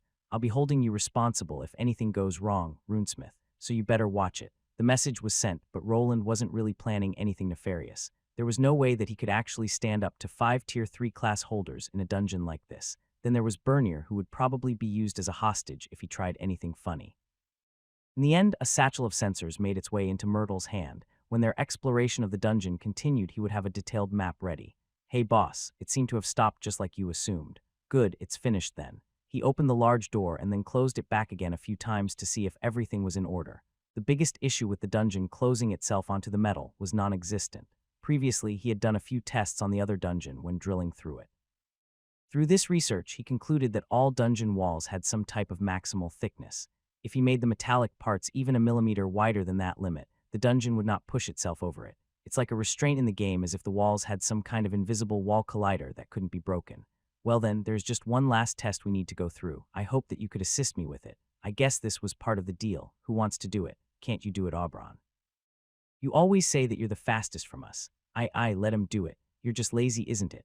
Aubrey looked at the bottles in the hands of the dwarves while spitting on the ground. The last test consisted of getting one of the monsters on the other side involved. It came to the sun elf to lure it over to the door before it could be used as a proper safe spot barrier. Thus, as a red dot was spotted on the map, Aubrey moved into the dungeon to lure the skeletal monster over. Hey, Ugly, what are you staring at? To make it more realistic, he fired off his arrow and hit the monster on the shoulder. It was another berserker that this area was crawling with, and the injury worked. The monster was enraged and charged after the sun elf, who bolted towards the newly made door. It didn't take him much to push the closed doors apart and duck into the mine. The important part came now, as they needed to see what the monster would do. It stopped, boss. Yeah, and it's not hitting the door frame either. It should be fine. It was a success. The monster couldn't follow the escaping Aubrey, that then finished it off with another arrow to the heart area. It seemed that the moment the elf went through the door, the monster lost sight of him and started to instantly slow down. When it came up to the end of the corridor, it just started turning away, as if the aggro it built up had been reset. Haha, another job well done, boss. It seems so, but let us wait a few more days before making a conclusion. It needs to last for a while for this to work. Bernier and Roland nodded while looking at the door they created. The dungeon walls covered all the spots where they were drilling and moving the rocks. It looked like any other dungeon door that existed and seemed to not be budging at all. This part of the job was done, but this didn't mean it was over. Well then, take care. We will master Runesmith. The group of adventurers wasn't going to stop. They only started exploring the new dungeon. This time around, they also agreed to place Roland's sensors around the area for an easier time. With them delving into the dungeon, there wasn't much left for Bernier and Roland to do besides examining the door, which looked to be standing the trial of time. Hours turned to days, and soon the whole floor had been explored by the Platinum Party. With the help of the mapping device, it was very easy to go around. Each spot had been checked, and the monster variants had been checked throughout. To Roland's surprise, there was not a single Lick-type monster on the level, just a high mage similar to the one that the Lick had summoned. After going through the area, no boss chamber was discovered. A room with a chest was there, and it even took the party of 5 some trouble to get the Tier 3 magical item that was in it. This was not the end of this dungeon. A staircase existed, and it actually went in 2 directions. Monsters from this level couldn't follow people onto the stairs, and it led to 2 similar-looking zones. Everyone took into consideration that they were quite deep underground. The dungeon could have multiple levels leading up and down that were waiting to be discovered. It was really the gold mine that Arthur was looking for, and would probably prove as a good training ground for new Tier 3 adventurers. However, even the first level was large enough to take a party of 5 experienced adventurers almost a week to explore. Considering that there were other levels and a potential boss chamber somewhere, it would take a lot longer to examine. This time Roland wanted to use it. The door was finished, but probably many more trips back and forth needed to be made. He could use an excuse to travel with this group of 5 to this dungeon, not for monetary reasons, but to level up. It's time to go, but this door needs to be monitored, and I can use this excuse to defeat the monsters. I've even managed to gain another level. Roland couldn't really join the 5 on the expedition, and didn't really want to. Lone Tier 3 monsters still wandered towards the entrance, and these he could take care of even with only his armor. Perhaps it would take longer, but sooner or later, he would hit that threshold and reach his goal. Don't forget to follow, favorite, rate. Lord Arthur, how come you've been ignoring us? I'm sure you're aware mine's in TH dungeon. How come you've been denying us entrance to it? Was there a mine like that? Think the guild master did say something about it, but shouldn't you visit him first? The Adventurers Guild is responsible for anything that involves the dungeon.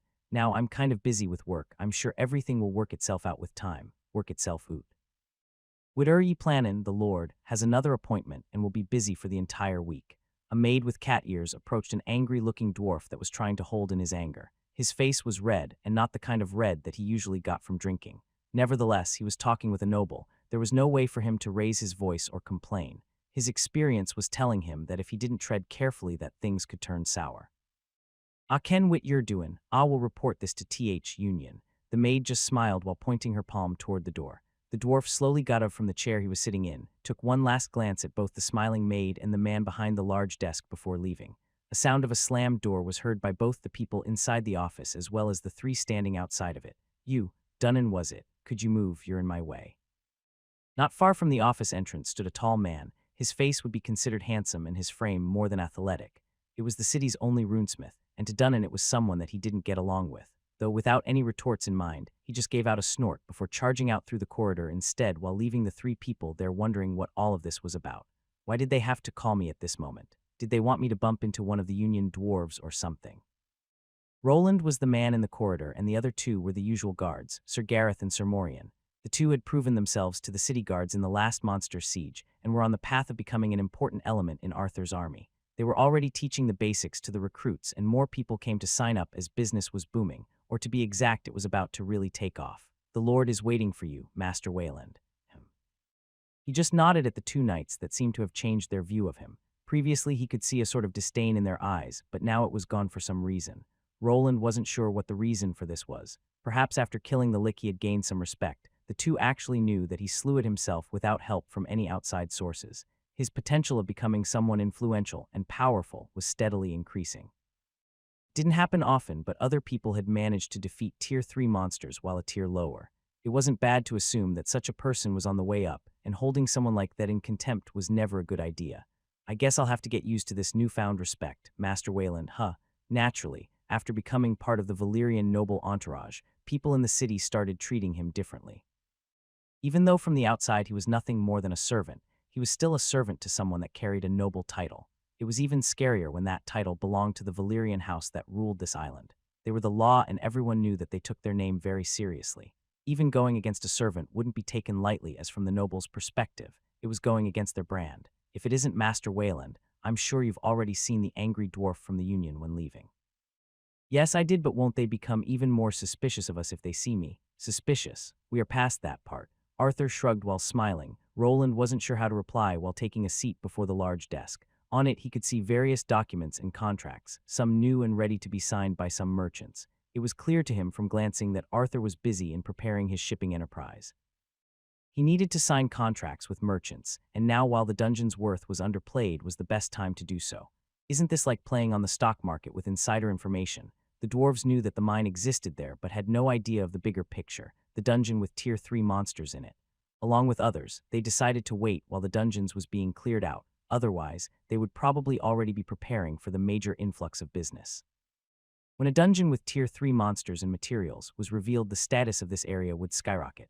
Many people would kill for a chance to have an early start in such a region, and Arthur knew this. Before more eyes were placed on Albrook, he needed to close all possible deals. Roland knew by now that Arthur wasn't just interested in managing this city like a normal noble. He could just get the usual taxes and let the place grow by itself while he relaxed. This was, however, not his main goal. The young man was interested in gaining power and prestige. For this, he needed more capital than taxing the city, and in this case, trading was the way to go. Massive amounts of resources would be moved from the dungeon in the form of monster parts and minerals from the mine. He was the city lord and could make things a lot easier or harder for any merchant company. Roland wasn't sure if he would go with a more symbiotic approach or if he forced bribes from them. Either way had its pros and cons, but money would be gained eventually. What he was more interested in was not how Arthur would be gaining his riches, but on what he would be spending them on. To this day, he had no idea what the noble was after. It didn't seem that he was that interested in competing with the other heirs to the Valyrian household, but perhaps with this lucky break, he was finally ready to get his hands dirty. For Roland that had signed a contract, this wasn't that welcome of a revelation, as he could end up against some influential opponents. I see that you have been busy. Haha, probably not as busy as you, Master Wayland. I've gotten a report from the adventurers, but I would also like to hear it from you. How does it look down there? Nevertheless, he was only a runesmith and not something like a knight or even a butler. Perhaps those two knights and the maid would be considered problematic by his siblings, but he was only a craftsman. At most, he could see Arthur getting replaced by someone while he just switched to another boss. However, the further their cooperation continued, the tougher it would be to break those bonds that were forged. That dungeon is a lot larger than I've expected. Please look at this. Is this a map? Yes, they have managed to fully explore 3 floors for now, and there are more of them, but I think you probably received a copy of the map. Indeed, but it wasn't as detailed as this one. Could you make me a copy? I've already made one here. Arthur nodded while smiling as if he expected to receive this parchment. On it were 3 dungeon levels that the team of 5 platinum adventurers had explored within a week of being inside of the dungeon. They had decided to retreat afterward, as they had not prepared for anything longer. So correct me if I'm wrong, but it seems that the upper floors contain easier monsters. Yes, the monster levels were lower, and so were their numbers. Each floor had one chest being guarded by a smaller group of them. After exploring 2 of the upper levels, they had attempted the lower floor and found the levels of the monsters going past 160. Yes, this makes sense. Both of the men nodded. This dungeon was structured in a similar fashion as the starting area of the lesser one. The upper levels were easier, while the lower a person traveled it became harder. Probably at the end, a boss chamber waited for them, and perhaps a path toward a new, more difficult section. Is it an open dungeon? Or Arthur started pondering this fact while looking at Roland. He had kind of thought through the fact and came to his own conclusion. If I may, please speak out. A new entrance. That sounds troubling. Arthur frowned at the mention of a separate entrance. If such an opening existed, there was a high probability that it was outside his area of influence. It would be possible for someone else to claim the rights to this dungeon, or at least siphon away a large chunk of its resources that he would not be able to tax. However, the entrance might not exist, do you mean? Yes, if it's connected to the super dungeon, then it would make sense, but we won't truly know until we explore everything. That's why I would propose exploring the upper floors first to see where the dungeon ends. I'll consider your words when I talk to the adventurers, but perhaps it would be better if the guild master took care of that part. Roland raised his eyebrow a bit as he noticed something off in Arthur's tone. He didn't seem that cheery when talking about the group. Perhaps they weren't inclined to follow his orders, as he was still a kid with no actual power. It wouldn't be strange if they refused his proposal and just continued at their own pace. Having a fellow Tier 3 class holder talk to them instead was probably a better choice. The guild master was invested in this new venture and would probably do his utmost to make it work. With a staggering amount of money on the line and his propensity for greed, Roland wasn't worried. It seems that everything is progressing well, but you must hurry. The dungeon can't remain closed for too long. I can probably give you another week before we have to open it up. A week. Yes, but even if the dungeon is open, it doesn't mean that people will reach that area, so you will have some time to explore it. However, I'm sure many eyes will be on you, and sooner or later someone might discover our little secret. Roland nodded and was sure that the Union dwarves would probably begin their search for the mine that Arthur was trying to deny. It wouldn't be strange if they acquired some runic devices for this purpose. His involvement was already identified, and hidden chambers behind runic doors wasn't anything new. There were already ways of getting in, and hiring another runesmith or rune mage for such a task was costly but not out of the question. So they didn't lie. At least I'll have to look through these maps and will inform the guild master about exploring the upper floors first. Is there anything more? Yes, I wanted to bring up one more project. A project. He nodded while moving a hand into his pocket to take out a round object. It looked like a marble with some faint runic traces and symbols over them. I call it a sensor. A sensor. Does it have anything to do with those magical maps? Yes, I was thinking of using them in the dungeon on a larger scale. Well, he was at least interested in my idea, but first, we have to get the dungeon sorted out. Between his thumb and index finger was the same sensor that he showed Arthur. This little device was going to allow him to make some extra money and also make the dungeon a lot safer in the future. It was, however, only a side project that he thought about while stuck in the dungeon with that group of 5 and would take some time to come to fruition. First, I'll have to get my workshop up and running. That one in the tower isn't worth investing into. At least Bernier doesn't need to come with me anymore, so he can take care of that while I'm down there. Roland still needed to go down there together with the group of 5 for at least another week. After that, the dungeon would be opened up, and people would probably be following after him. It wouldn't be strange if the dwarves were already spending money to hire some competent personnel. Luckily, they would only spend enough for a mine's worth and not realize that a potential ranked dungeon was waiting down there. I don't have much time and nothing else to do down there anyway. Soon he arrived at his destroyed home, where he was greeted by a loud howl. The place had been worked on by his magic, but there was still a lot of work left to do. It was the middle of the day, and he could hear some hammering. Bernier, along with his own little assistant, were busy repairing the shed that used to be a secondary workshop. His home's door had already been replaced, but there was still more work to do. For the time being, he decided to close the shop, but this didn't stop Elodia from showing up and helping them tidy up the place. The sight of her raking the rubble towards another area just brought a little smile on his face. Luckily, soon some hired workers would show up to get things done faster. His mind wasn't on the repairs, though, as another quick expedition into the dungeon awaited him, and this time around his focus would be different. Well then, Master Wayland, we will be off. Have a safe trip. Roland waited for the group of 5 to disappear into one of the tunnels before moving toward his own backpack. On the surface, it looked like he was stuck opening the magical corridors for this group, but in reality, he had his own motives. If he wanted, it wouldn't be hard to design a device to do it for him, but instead he wanted to be here. Luckily, it wasn't that hard to restore. From the large spatial bag, he pulled out 2 items. One looked like a large cannon with some cables connected to it, and the other was a spider drone. He had used his free time to assemble a working model from the parts available at his workshop. His new salvaging skill was actually handy, as it would produce working legs and parts from the melted remains of his spider golems. Well then, they are far enough. I should get started. The cables on the cannon were connected to his suit, but also to an exterior power source. The mana crystals that were in this mine were a free source of energy that he intended to use up as much as he could.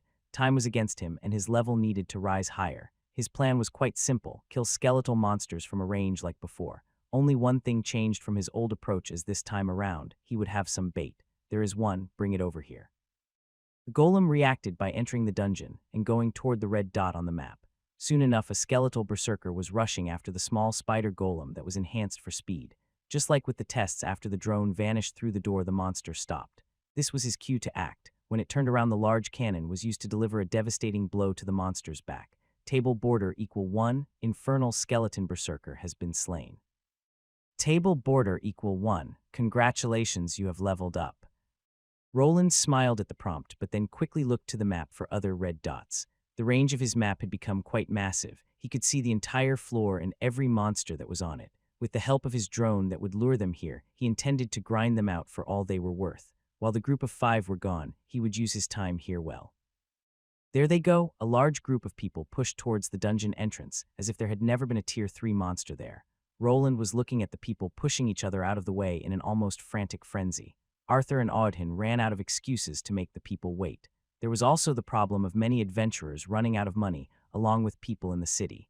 No one could afford to let the dungeon sit there without adventurers in it. The whole city depended on the materials coming from it. At least they won't allow everyone to enter into the lower levels. For now, this will keep the city afloat and give us more time, but it won't take long for people to find out. His gaze was drawn to a dwarf that he remembered. It was Wedemir, the party member that he encountered along with Armand during the Lick crisis. He was the one that probably spilled the beans about the hidden mining area. Together with him, he could see many other dwarves. One, in particular, was the enchantsmith belonging to the Union. If he was there, then they were probably attempting to find the hidden entrance. Considering that Roland found the entrance as a runesmith, bringing an enchantsmith along wasn't a bad idea. I'm not sure about enchantsmith. He shouldn't be able to get through runes, but the class isn't that much different. If he can actually see the traces of the runes, will be enough for them to figure it out. While the dwarf there would probably not be able to open up the runic passages, he might be able to pinpoint where they were. Afterward, it would be as simple as bringing a proper runesmith over to do the work for them. It wouldn't be strange for them to have already called for backup from their Union headquarters branch. One such existed in the main city on this large volcanic island. They might even have other means of getting in there that I'm not aware of. I can't rule out that possibility. Roland turned away from the swarm of people entering the dungeon, as he had just come out of it a few hours ago. The day that he had to give up the mine was something he had come to terms with. His plan was to turn it over to the authorities after reaching Tier 3, but he wasn't that far off now. There was still some time left for his grind. Before the announcement was made official, he had some more time. Things are going to get bothersome from now on, but I need to continue. It will become a lot harder after other Tier 3 adventurers come to the city. At the time, the most danger found in the dungeon were the Tier 3 skeletons. However, without being able to pass through the opening he created, killing them was rather easy. This would change after people capable of slaying them started arriving in the city. The monsters inside the dungeon were easy to predict. This wasn't the same for actual people who could stab him in the back. When they formed a group of Tier 3 adventurers, the danger became very real. At the time being, he was a big fish in a small pond, but soon things might change. Before the city was overrun by these powerful individuals, he needed to become one of them. It was something required for his own survival. It wasn't strange for people to vanish from dungeons. It was quite common. He had first-hand experience with this, as he had left the fencer to be absorbed by the dungeon all those years ago. It was the perfect spot to clear out old grudges. Table border equal 1, name. Roland Arden L 169, TD Rospen equal 5, classes. T2 Runesmith Lord L50, secondary. T2 Runic Engineer L44, primary. T1 Mage L25, tertiary. T1 Runic Monoscribe L25, X. T1 Runic Blacksmith L25, X. Just 6 more levels. I really hope that last skill is worth it. One of the reasons he was waiting to max out his Tier 2 Runic Engineer class was to get the last skill. At the moment, he had actually gotten some handy class-specific skills. Some were better than others. The Region skill, for instance, was quite handy and did point him toward one specific battle path. If he could control multiple machines from a range, he might as well create some minions to aid him in battle. Even the salvage skill isn't that bad. It even works on rusted and mangled items. Just need to level it up to not lose so many materials. If I could get down to the lower levels, it would be faster, but at this point in time, Roland had a more complete map of the dungeon. There weren't that many levels to discover when going up. Just like he had theorized, there was no connection to the outside world. There were only 4 floors leading up from the one he started from, and the top one was a lot smaller than the rest. So this confirms it then. Yes, the dungeon is probably expanding upwards, and perhaps with some time will create a pathway, but how long that will take is anyone's guess. This is good, that is true. It's deep underground and is competing with the Albrook dungeon for space, but this also means that there is a new possibility to this dungeon equation. Another possibility than it being connected to the super dungeon. Yes, both Roland and Arthur had gone through literature concerning dungeons. Usually, a new baby dungeon, just like the Albrook one, would connect to the outside before being discovered. It came equipped with pre-built floors and everything, but sometimes they could also expand further. In this case, it seemed that this dungeon was expanding upwards. More floors were being built, and if it continued to go up, it could have a similar structure to the Albrook one. What they could have encountered was an incomplete dungeon that was still in the process of growing. The harder monsters were closer to its core and end, while the weaker ones would spread to the upper floors. In both cases, this isn't bad news. At least it will take some time until it can expand upwards, or it might never actually do it. We need to focus on exploring the lower floors, but regretfully our friends need to return. Yes, their weapons weren't looking that great after 2 weeks. Those monsters at the lower floors aren't a joke. After the party of 5 reached a dead end on the upper floors, they quickly began going down. The monster levels started to increase, and more of them began to appear. They could only partially explore the floor below the initial one, as the monsters there were close to level 170. Further down, the enemies started traveling in small groups and could probably reach close to level 180. Yes, but with those levels, we won't have trouble in attracting aspiring young veterans of the trade.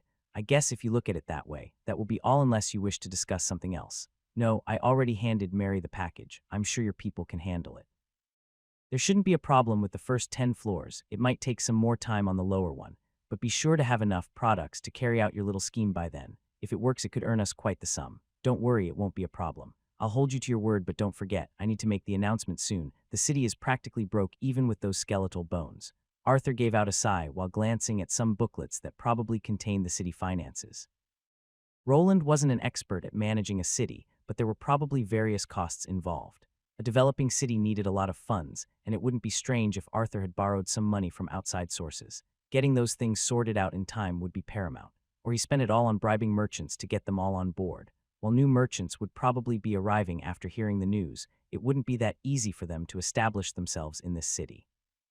Many other smaller companies had already cemented their place here and had figured out their trading routes. Before any more could get here to make business, the ones residing here would be ahead. Have a good day, Master Wayland. After leaving Arthur's office, he was sent off by Mary. He noticed some bags under the young woman's eyes as well as under her boss's. Both of them were working tirelessly through these weeks. He wasn't doing better either, as he spent over 2 weeks down in the dungeon with tiny amounts of sleep just killing monsters. Will I be able to do it at this pace? Time was running out, and his leveling drive was stagnating. This had all to do with the 25 levels that he needed to go over. The monsters he was fighting were between levels 150 and 160. With the ever-increasing demand for more experience points, monsters that were more than 10 levels below weren't cutting it. There wasn't an option to change it up, though. Building golems of the Tier 2 variety wasn't that great for leveling either. Luckily, this also gave him another option. At this point in time, there was no way around it. He needed to suck it up and forego his basic human needs. If he wanted to achieve his goal before this place was jam-packed with scary platinum adventurers and their unsavory thieves guild counterparts, he needed to turn it up a notch. I guess going with no sleep for a few days won't kill me. With that thought in mind, he made a detour to the Church of Celeria. They were in possession of various divine elixirs that could aid him in his current endeavor. His body was strong and he was young, so in theory, it would be possible to push himself without retaining any bad side effects in the future. Probably the only thing that would suffer in this case was his social life, as he wouldn't be able to visit nor talk to Elodia much during this period.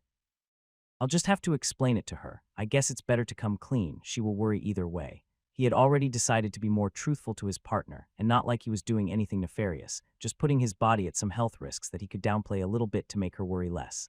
Later on, the decision he made came out to be the right one, as many stamina-boosting delicacies were offered to him to keep him going. Thus his leveling drive was started.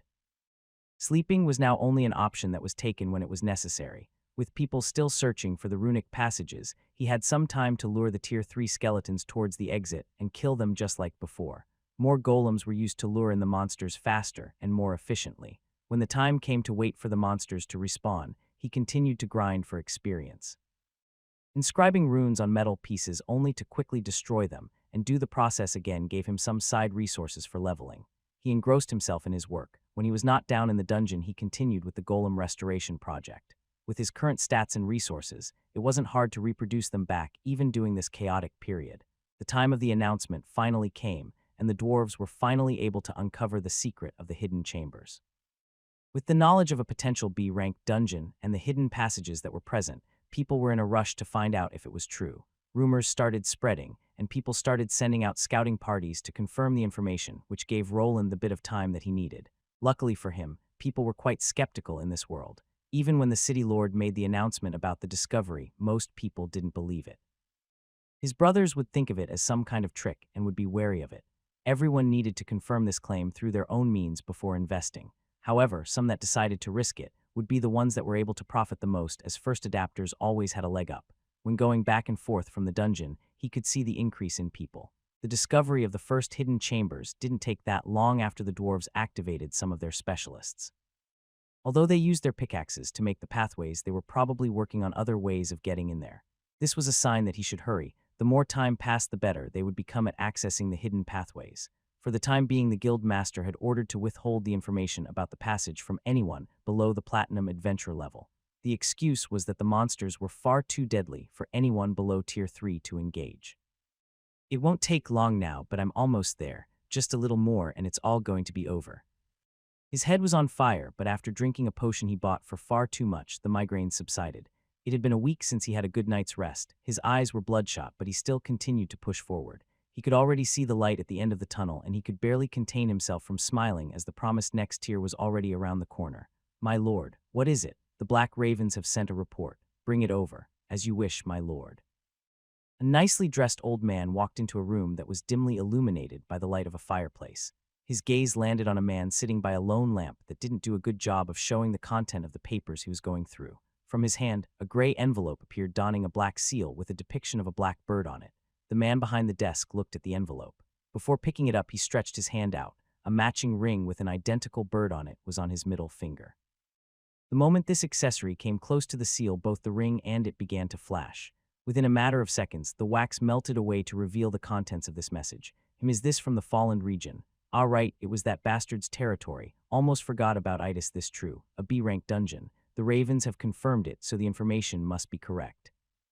This complicates things, but not like that idiot will be able to profit from it. Send one of the hunting dogs to check it out. We can't be too careful at a time like this. After dear brother Ivan's demise, the path forward had become clear. I bet my dear brothers will send out their dogs as well."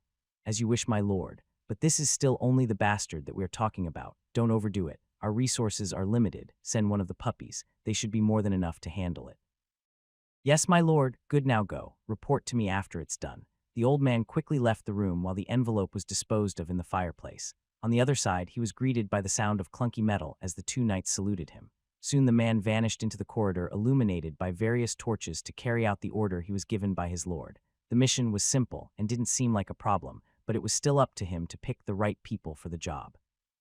That young captain's group should be a good fit. With a name on his mind and the details of the mission already laid out, he continued towards his next destination. More and more soldiers in full plate armor appeared before him, which signaled that he was closer to his goal. Finally, after a good 10 minutes of walking, he arrived at a door with a shiny new plaque on it. It contained the name of a man and his title, which the butler was quick to call out after a knock. "Knight Commander Emerson, I would like to have a word with you." "This wall, it opens up T. Use TH device. Click T's opening up. This smell, it must be TH mines. We did it." A wall was slowly sliding open to reveal a large cavern. There was no sun above them as they were deep underground, but the place was brightly illuminated by various sources. One was the lava pit in the middle, while many other glowing crystals in the walls added the rest. The group of 7 dwarven adventurers started rushing through, their eyes almost turning into golden coins as they gawked at everything in there. "Greetings, took you long enough to get here." Suddenly their bright grins started turning sour as they saw that there was already a person inside. It was just one person wearing silvery armor covered in various runic inscriptions that were glowing. At the moment, he was walking through a passage and dragging something behind him. This caused everyone to pay attention and go for their weapons as the thing being dragged looked to be a skeletal monster. "Don't worry, it's dead, but if I were you, I wouldn't set foot in that dungeon. The monsters inside it aren't a joke. With your levels, you'll not be able to last a minute in there." Isn't that TH human runesmith?" Aye, that's him. Wits in that bag. Are you mining TH resources, air? Do you know that they belong to TH Union? Oh, they do now. Regretfully, news doesn't reach all the way down here. Plus, I think you're lying, so finders keepers. 6 of the 7 dwarves raised their weapons while looking at the armored man that was in the process of putting the skeletal remains into a large backpack. He was alone here and there were 7 of them. In their eyes, they could beat him.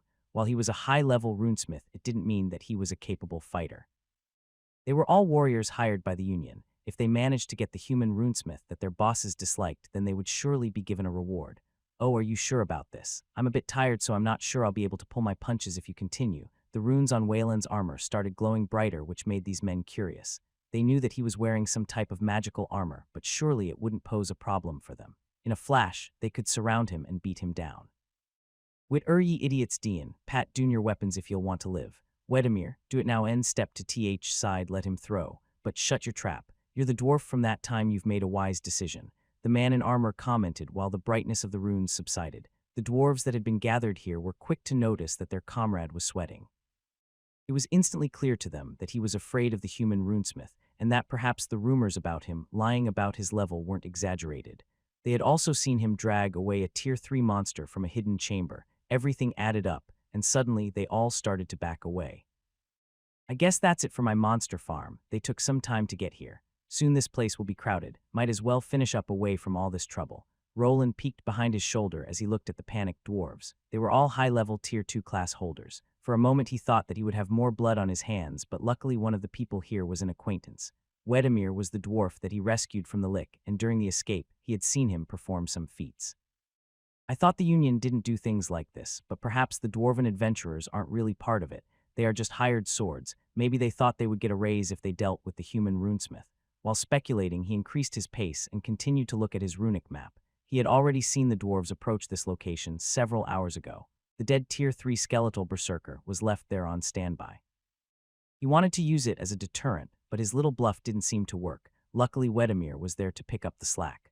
Roland could already see multiple green dots outside of the secret chamber before they arrived and prepared accordingly. His range extended further away, so he also noticed other details that pushed him into not engaging with the dwarven adventurers.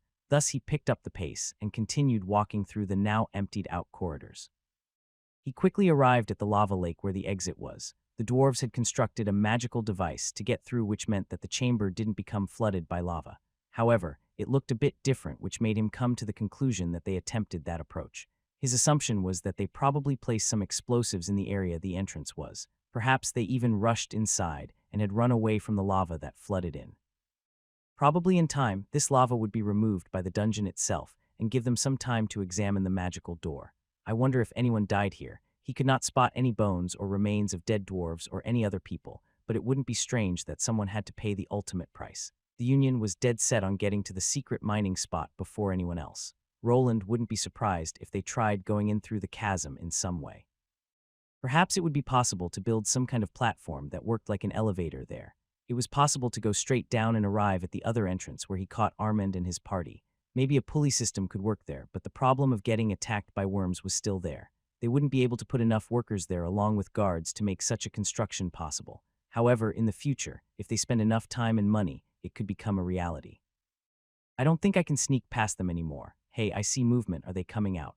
No, there was no one wearing armor like that with them. Who is it? Could it be a monster? After the lake started parting, Roland decided to pop his head out.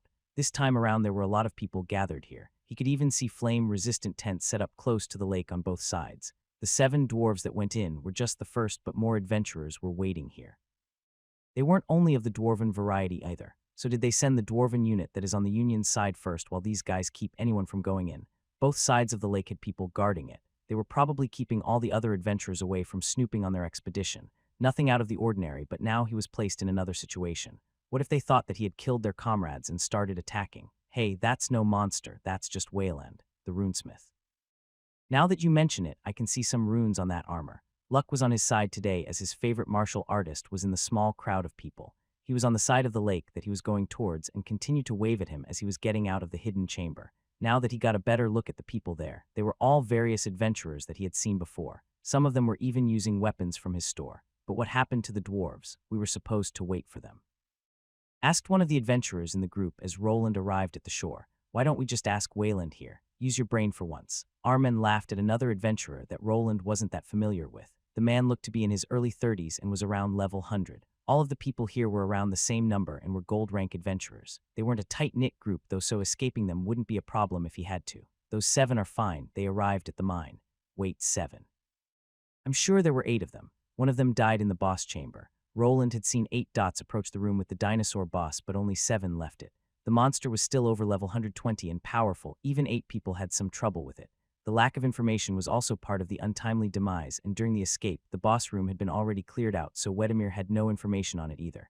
Hey, are we going to believe him? What if he killed all of them?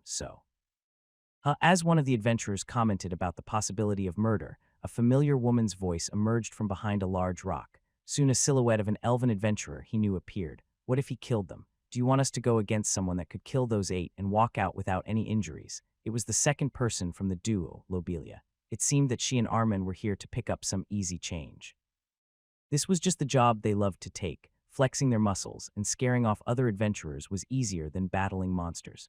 The other people that were here were similar and started backing away at the thought of having to fight someone that strong. There were around 10 of them here, but there was also a possibility of sides being switched. Lobelia and Armen were known to have ties with the city runesmith and would surely take his side if something transpired. Even now the two were slowly placing themselves behind Roland as if they were trying to protect his flanks. Is that so? It is what it is. Then you leave me no choice. The other adventurers started preparing for the worst as they were listening to the conversation. Some already had their weapons raised and were probably thinking if it was wise to attack or flee instead. Before anything could happen, however, the man Lobelia was conversing with stepped to the side while laughing. Haha, put them down. Who in their right mind would go against the city runesmith? Do you want to get hanged by those Valyrian bastards together with your families? I knew you were a man of wisdom. Screw you. Lobelia grinned toward the gold-rank adventurer that looked as if he wasn't sure if he was doing the right thing.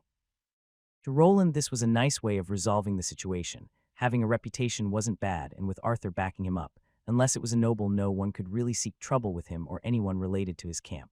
So one of those idiots died. Was it that one with the earring in his nostril, perhaps? I don't know, didn't really check. A shame. Armen burst out laughing while going back to his post. He gave Roland a smack to his shoulder, which was followed up by another smack from Lobelia.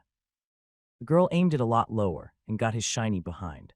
While he wanted to deck both of them for it, he decided to just move along. The faster he got out of this dungeon, the faster he could get to the more important issue. After nodding at the two, he left the lava lake and continued on his journey back up. The dungeon had gone through a change, as it was close to a month since the lick incident had ended. He spent the entirety of it trying to frantically level up and still came up a bit short. This didn't mean that needed to return down here again. His plan was to only do this after achieving his Tier 3 class change. Time had run out for him, as he didn't think that it was safe to continue with this approach anymore. When looking around, people had come back in full swing. There were even more adventurers here now than before, and his contacts at the Adventure Guild had informed him about a wave that was coming soon. This dungeon was a great chance for early platinum rank adventurers to shine. They would be appearing here soon, and after the run-ins with others he had today, it was better to stay away from this place for a while. The city would be going through a shift. The power base had been established after the initial settlers and adventurers arrived. Now, on the other hand, more powerful people would be trying to sink their claws into this location. It wouldn't be strange for a lot of turmoil to transpire within the next few months. I don't think the veterans will make a move. This is still only a B-ranked dungeon for now. They will remain at the S-ranked dungeon as it still will offer better rewards. Just like the party that was mapping out the new dungeon, they would be forced to travel to another location to repair their gear. What was important for him was to quickly reach Tier 3 and prepare his own shop for the influx in the future. Things like this did take time, but sooner or later, the Union would move some of their assets here, and before that happened, he needed to expand his repertoire. Now that they confirmed the mine and the skeletal monsters, they will finally start making their move. Though convincing high-level smiths to change locations won't be that easy, so it will give me some time. The tunnel that he made to sneak into the dungeon was not discovered, but the chamber it led into was. For the time being, he wouldn't be able to use it, as anyone that entered it would be able to see the path leading to his workshop. Without any magical signs on the walls, it had not been discovered, and the lack of anything worthwhile inside didn't really make it worthwhile to use the pricey magical items required to enter it. This didn't stop him from filling out the passage with rocks to keep people from discovering the pathway if they decided to dig into the walls even more. Soon he made his way back to his home, which was quite busy. Some people lowered their heads at him as he was a known magical craftsman. In their hands, he spotted some runic items and even bags that had his little copyrighted symbol. Business was booming, and he was quickly making back the money that he had lost from his home being destroyed by the lick. Bernier and his little assistant had managed to repair the walls as well as the structures inside the compound. All the wind generators had been destroyed, and everything had been patched out within the month of the lick's demise. Life returned to normal, but this was no time to rest. Even when Elodia and Bernier were urging him to take sleep, he could not stop yet. Go to bed. I will. Soon did anything arrive for me. I don't believe you here. One of those green birds left it. Elodia grumbled after handing Roland a tiny piece of parchment that was attached to a magical bird's leg. This he did not open until he found himself back in his office. His clothes were changed into something more casual and less metallic. While his eyes were quite bloodshot, he decided to infuse his mana into the tiny scroll to unveil his next plan. The moment the blue energy from his finger connected with the magical paper, it started to grow. From a little scroll, it turned into something that was larger than an encyclopedia tome. When opening up the seal, he could see various runic structures. Good, he sent them over. If I can debug these faulty runes into something workable, I'll be able to level up without fighting those monsters. It was the last part of his plan, runic scrolls containing various runic spells. He had practically begged the cat to send them over, as with his debugging skill, he would be able to fix the faulty designs. Perhaps some of them would repeat themselves, but he didn't need that much, just enough to give him a level and a half, as that was what he was missing until he hit level 175. Congratulations, you have leveled up. Congratulations, you have gained a new skill, Rapid Machine Reassembly L1. Skill active. An almost instantaneous reassembly of destroyed, broken, or damaged machinery. Finally, Roland gave out a sigh of relief while also putting down the pencil in his hand. When looking around his office area, he could see parchments and papers everywhere. He had spent the last 2 weeks scribbling down Tier 3 schematics without really knowing what he was doing. Greater runes that were produced by Tier 3 runesmiths were still above him.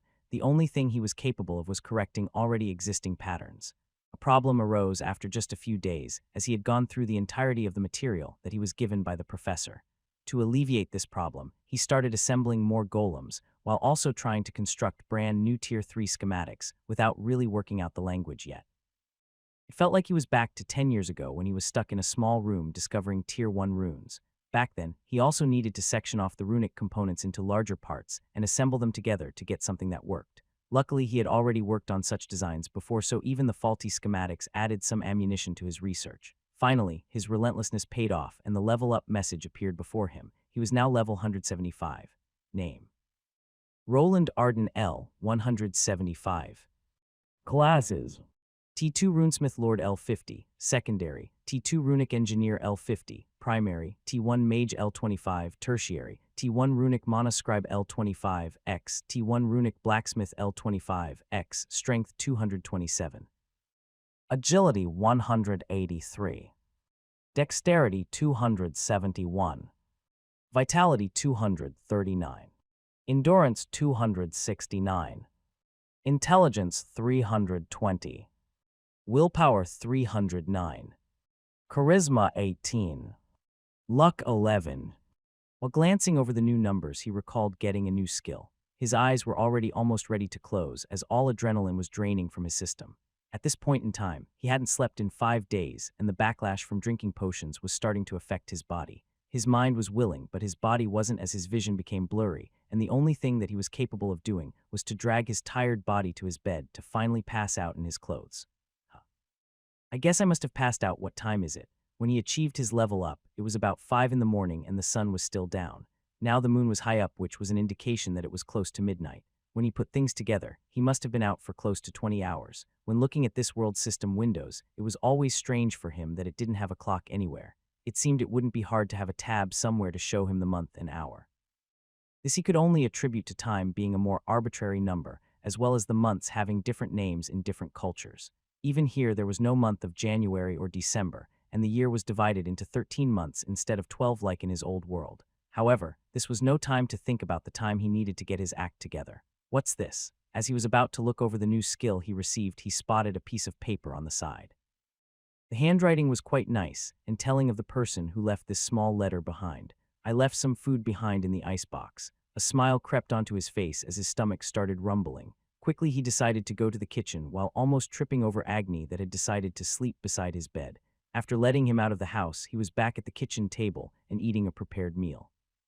The moment of rest and silence was quite refreshing and also gave him time to finally go over his new skill. Rapid machine reassembly. It's probably different than the rune mending skill. The description was short, but it gave him an idea about what he was working with. It wouldn't be hard to test it out. Thus, with a piece of bread in his mouth, he headed down into his workshop that he was intending to go to anyway. There he picked up a hammer along with a golem that he had assembled during the level rush. Previously, he would not dare to damage pricey equipment like this, but now he had gotten the hang of assembling these. His mana reserves and skills allowed him to breeze through the runecrafting process as well. With that in mind, the large hammer connected with the metallic body and produced a nasty dent. The blows started raining down on his creation until at least a few legs were broken. Some were hanging off on a piece of metal, while others were cleanly broken off at the joints. This should do it. Before him was a destroyed golem that would normally sell for a large number of golden coins. Now it was nothing more than a mangled mess of parts, and even the runic traces to its runic brain had been cut off. It was the perfect test for this new skill that would probably come in handy if it did what he thought it was doing. Oh, it's taking quite a bit, but this isn't bad. Roland had a lot of mending skills already, but they were all focused on repairing runes that had been overloaded or deteriorated. This skill, on the other hand, seemed to work on a wider scale as it was able to restore this destroyed golem. What he only needed to do was activate the skill and point at the golem with his hand. A circle appeared around the object in question before it started to be mended. The process was rather quick. He could see in real time as the dents he just created to be leveled out. The broken joints were assembling themselves back into place, and even the legs that were broken were on the move. It slowly slid back into the socket it was pulled out from and by magical means. It seemed as if time was reversed.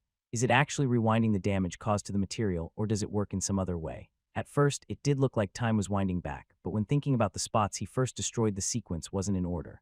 One thing was clear: this skill was quite the mana hog, as after a good night's rest, he was back to having 100% of his energy.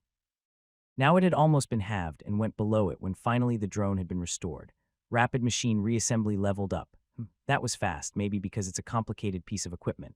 Usually, skills took a bit of time to level up, but this one went up after the first attempt. There were always some hidden bonuses to leveling, and this was probably the case here as well. The Runic Engineer class was still a Tier 2 class that started out at level 50. Though in this case, it was impossible to get this one without previously gaining the Runesmith class. Nevertheless, a person at level 50 would not have enough mana to actually use this skill on something like this spider golem. Perhaps the world system took this into account and rewarded him with a lot of experience for this fact. This actually informed him that it wouldn't take that long to level up this skill. Having the skill level up by only this one attempt indicated the difficulty for the future. The only real roadblock would be the staggering mana requirement. This could be alleviated by mana potions, but as it stood now, he didn't really want to get near those anymore. After his recent leveling drive, he had been drinking more potions than he did water. If he didn't get the recent rest, he would probably not have enough energy to activate this skill at its full capacity. I can decide if it's worth leveling up this skill after I see the classes. The most important fact was that his Runic Eye of Truth skill had reached level 9. It was probably the most important skill that he had and perhaps would help him unlock the Tier 3 version of his Runesmith Lord class. This was what he was going for, a prestigious version of this class. The stat multiplier it gave him put him in a league above regular people, and if he could achieve the same for Tier 3, then he would be set for life. The regular multiplier is 3. Perhaps I could get a 4-time multiplier this time around. This was his main wish, but he wouldn't really know if it was possible until he received his new class. The world only gave him hints in the class names or in the tiny sprites on the PC screen he could see. This would be a decision that he couldn't go back on. A Tier 3 class went up to 100 levels and couldn't be changed until a person gained 50 levels in it. Leveling past this point would become even harder than before and would either require risking his life or spending time working on runic equipment for more than 10 hours each day. A blunder here would set him back for years and would severely impact his future prospect. However, he still had some time to think things over. There was no rush when it came to money, but for some reason, he had a bad premonition. Things were progressing fast, and with the arrival of various other players in the city, his standing was shaky. While Arthur Valerian's name offered him a semblance of protection, it wouldn't protect him from his siblings. Now that the word of the B-rank dungeon was out, they would certainly start making moves. He was one of his people, and would be an easy target to send a message. That one brother is the closest, so he might try something first. Roland had done his homework on the other brothers before, and was sure that they would at least try to make Arthur part of their retainers. He didn't actually care which brother became the next duke, nor was he interested in gaining more prestige or money. If there was a peaceful resolution to their fight, then he would urge Arthur to take it. He could only hope that the young man would know his place and made a deal instead of trying to fight. Well, I'll worry about that when the time arrives. I can only get this out of the way and prepare as much as I can. Before anything happened, spies and scouts would probably be sent to prod for all possibilities. Then some time would be wasted trying to make some kind of deal. Perhaps Arthur already had the plan to be taken under the wing of one of his brothers, and this was just something to make himself worthy of their help. They still are brothers. Maybe their relations aren't all that bad. The face of his own, older, brother popped into his head. While their relationship when they were younger was bumpy, they had managed to squash it. Now he could even contact his brother from time to time and have him fill him in on his father's whereabouts. Due to some tensions at the borders, he was usually forced to be stationed there, and this was perhaps part of the reason that he wasn't found yet. Though at this point, Roland was convinced that he was nothing more than an afterthought in his family's mind. It functions, but some of the parts weren't fully restored. The spider drone was ordered to perform a few movements. It could move and operate at about 80% capacity. The dents that looked to be smoothed out weren't quite as smooth as previously. There were some cracks here and there which indicated that the skill needed more levels. After performing a few more tests, he came to another conclusion. He could not activate this skill on multiple targets at once. This would be a lot more useful if it had a wider range, but it did increase after the level up. In his mind, he could see this skill being quite handy in a pinch. The scenario he was thinking about involved multiple battle golems. When one went down, he could just restore them without even having to be involved in the battle. With this skill involved, he could see a change to his battle repertoire that could change him into a one-man army. That is, if he could ever get the mana usage down. As it stood now, he would pass out after restoring 2 Tier 2 spider drones. I guess this is it. Finally, after the testing of the new skill was done, he decided to give the Ascension ritual a go. The previous ones he had stored for this occasion had been destroyed during the Lick incident, so he had to go get some new ones from the church. Luckily, they had a few lying around that he could procure, but he also needed to pay a little extra. With the crystal in his hand, he decided to sit down near his workbench. There was no need to go up into his office or check up on Agni. Even when he spent months in the previous trial, only a few seconds passed in the real world. Thus, finally, after all these years, the journey he set on was coming to an end. He had left on a mission to join the upper echelons of power, and with this step, he would finally have his foot past the door. There he was again, in his old apartment. At the time, he was looking in the mirror that was in his old toilet. Even some of the dust was there that he was either too tired or too lazy to clean up in his previous life. After looking at his face, he was having a hard time remembering the one that he used to wear. While his intelligence rating should have given him impeccable memory, for some reason he was slowly forgetting his previous life and the people he left behind. It would be funny if this is all some kind of dream, and I'll just eventually wake up from a coma after being hit by that truck. But anyway, he slapped his face with both his hands and the pain was very real. This strange place lowered his stats as he felt more like a regular human here than a superhuman runesmith in the real world. Soon enough, he was sitting at the screen and going over the sprites and possible classes. To no surprise of his, there were actually more options than the last time he came here. 25 levels ago, when he hit level 150, he glanced over all the options, and now there was a lot more to go through. Let's see, Master Runic Engineer. That one is new, and what is this one? Runic Machinist. A strange class appeared on his screen which was closely related to the Master Runic Engineer. While the Engineer one was easy to decipher, this one was a bit more unique. He noticed that the 2D sprite was holding something that looked like a handgun in one hand, while a wrench in the other. Perhaps blasting all those Tier 3 monsters with ranged weaponry was some kind of way of unlocking this class, as he had never heard of it before. Interesting. Judging by the name, he expected it to be something that helped construct machineries like golems or flying ships. On the other hand, the gun on the sprite indicated that it would get some perks with ranged weaponry. Perhaps it would give his cannons, even the one he mounted on his armor's shoulder, more perks. It could increase their damage and perhaps even allow him to auto-aim with them through the use of skills. There existed ones that archers used that allowed their projectiles to always hit a target, whereas the runesmith tree, it should be somewhere there. While the class was intriguing, it wasn't really something that he was interested in at the moment. Maybe it would be a good secondary choice in the future if he decided to focus on the power of cannon fire. Next in line were the runesmith variants, Advanced Runesmith, followed by Master Runesmith, and then something that he was looking for, Master Runesmith High Lord Ha. There it was, an advanced version of the Runesmith Lord class, a High Lord variant. It was probably what he was looking for and almost had him clicking the sprite instantly. However, he managed to stop himself as there was something else there, a class on the same side of the tree, but one that was slightly ahead of the High Lord one.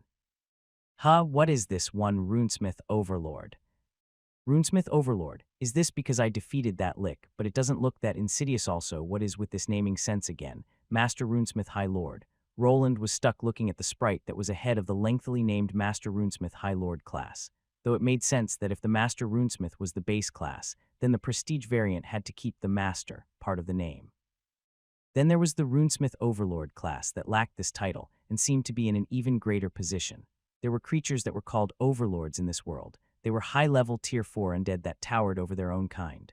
The lick that he faced came from the same family of monsters and could evolve into an overlord. An overlord was a high-tier undead that could actually summon other liches to do their bidding. If a lick was a city-level threat, then an overlord would be a kingdom-level threat. The number of undead soldiers he and his minions could produce was staggering.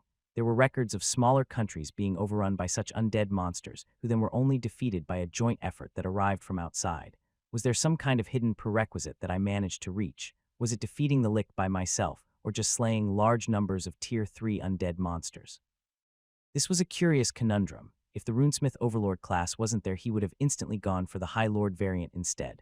It was probably more of the same, a greater version of the Master Runesmith class that probably added a greater multiplier than before while also allowing him to get greater Rune Mage-related knowledge.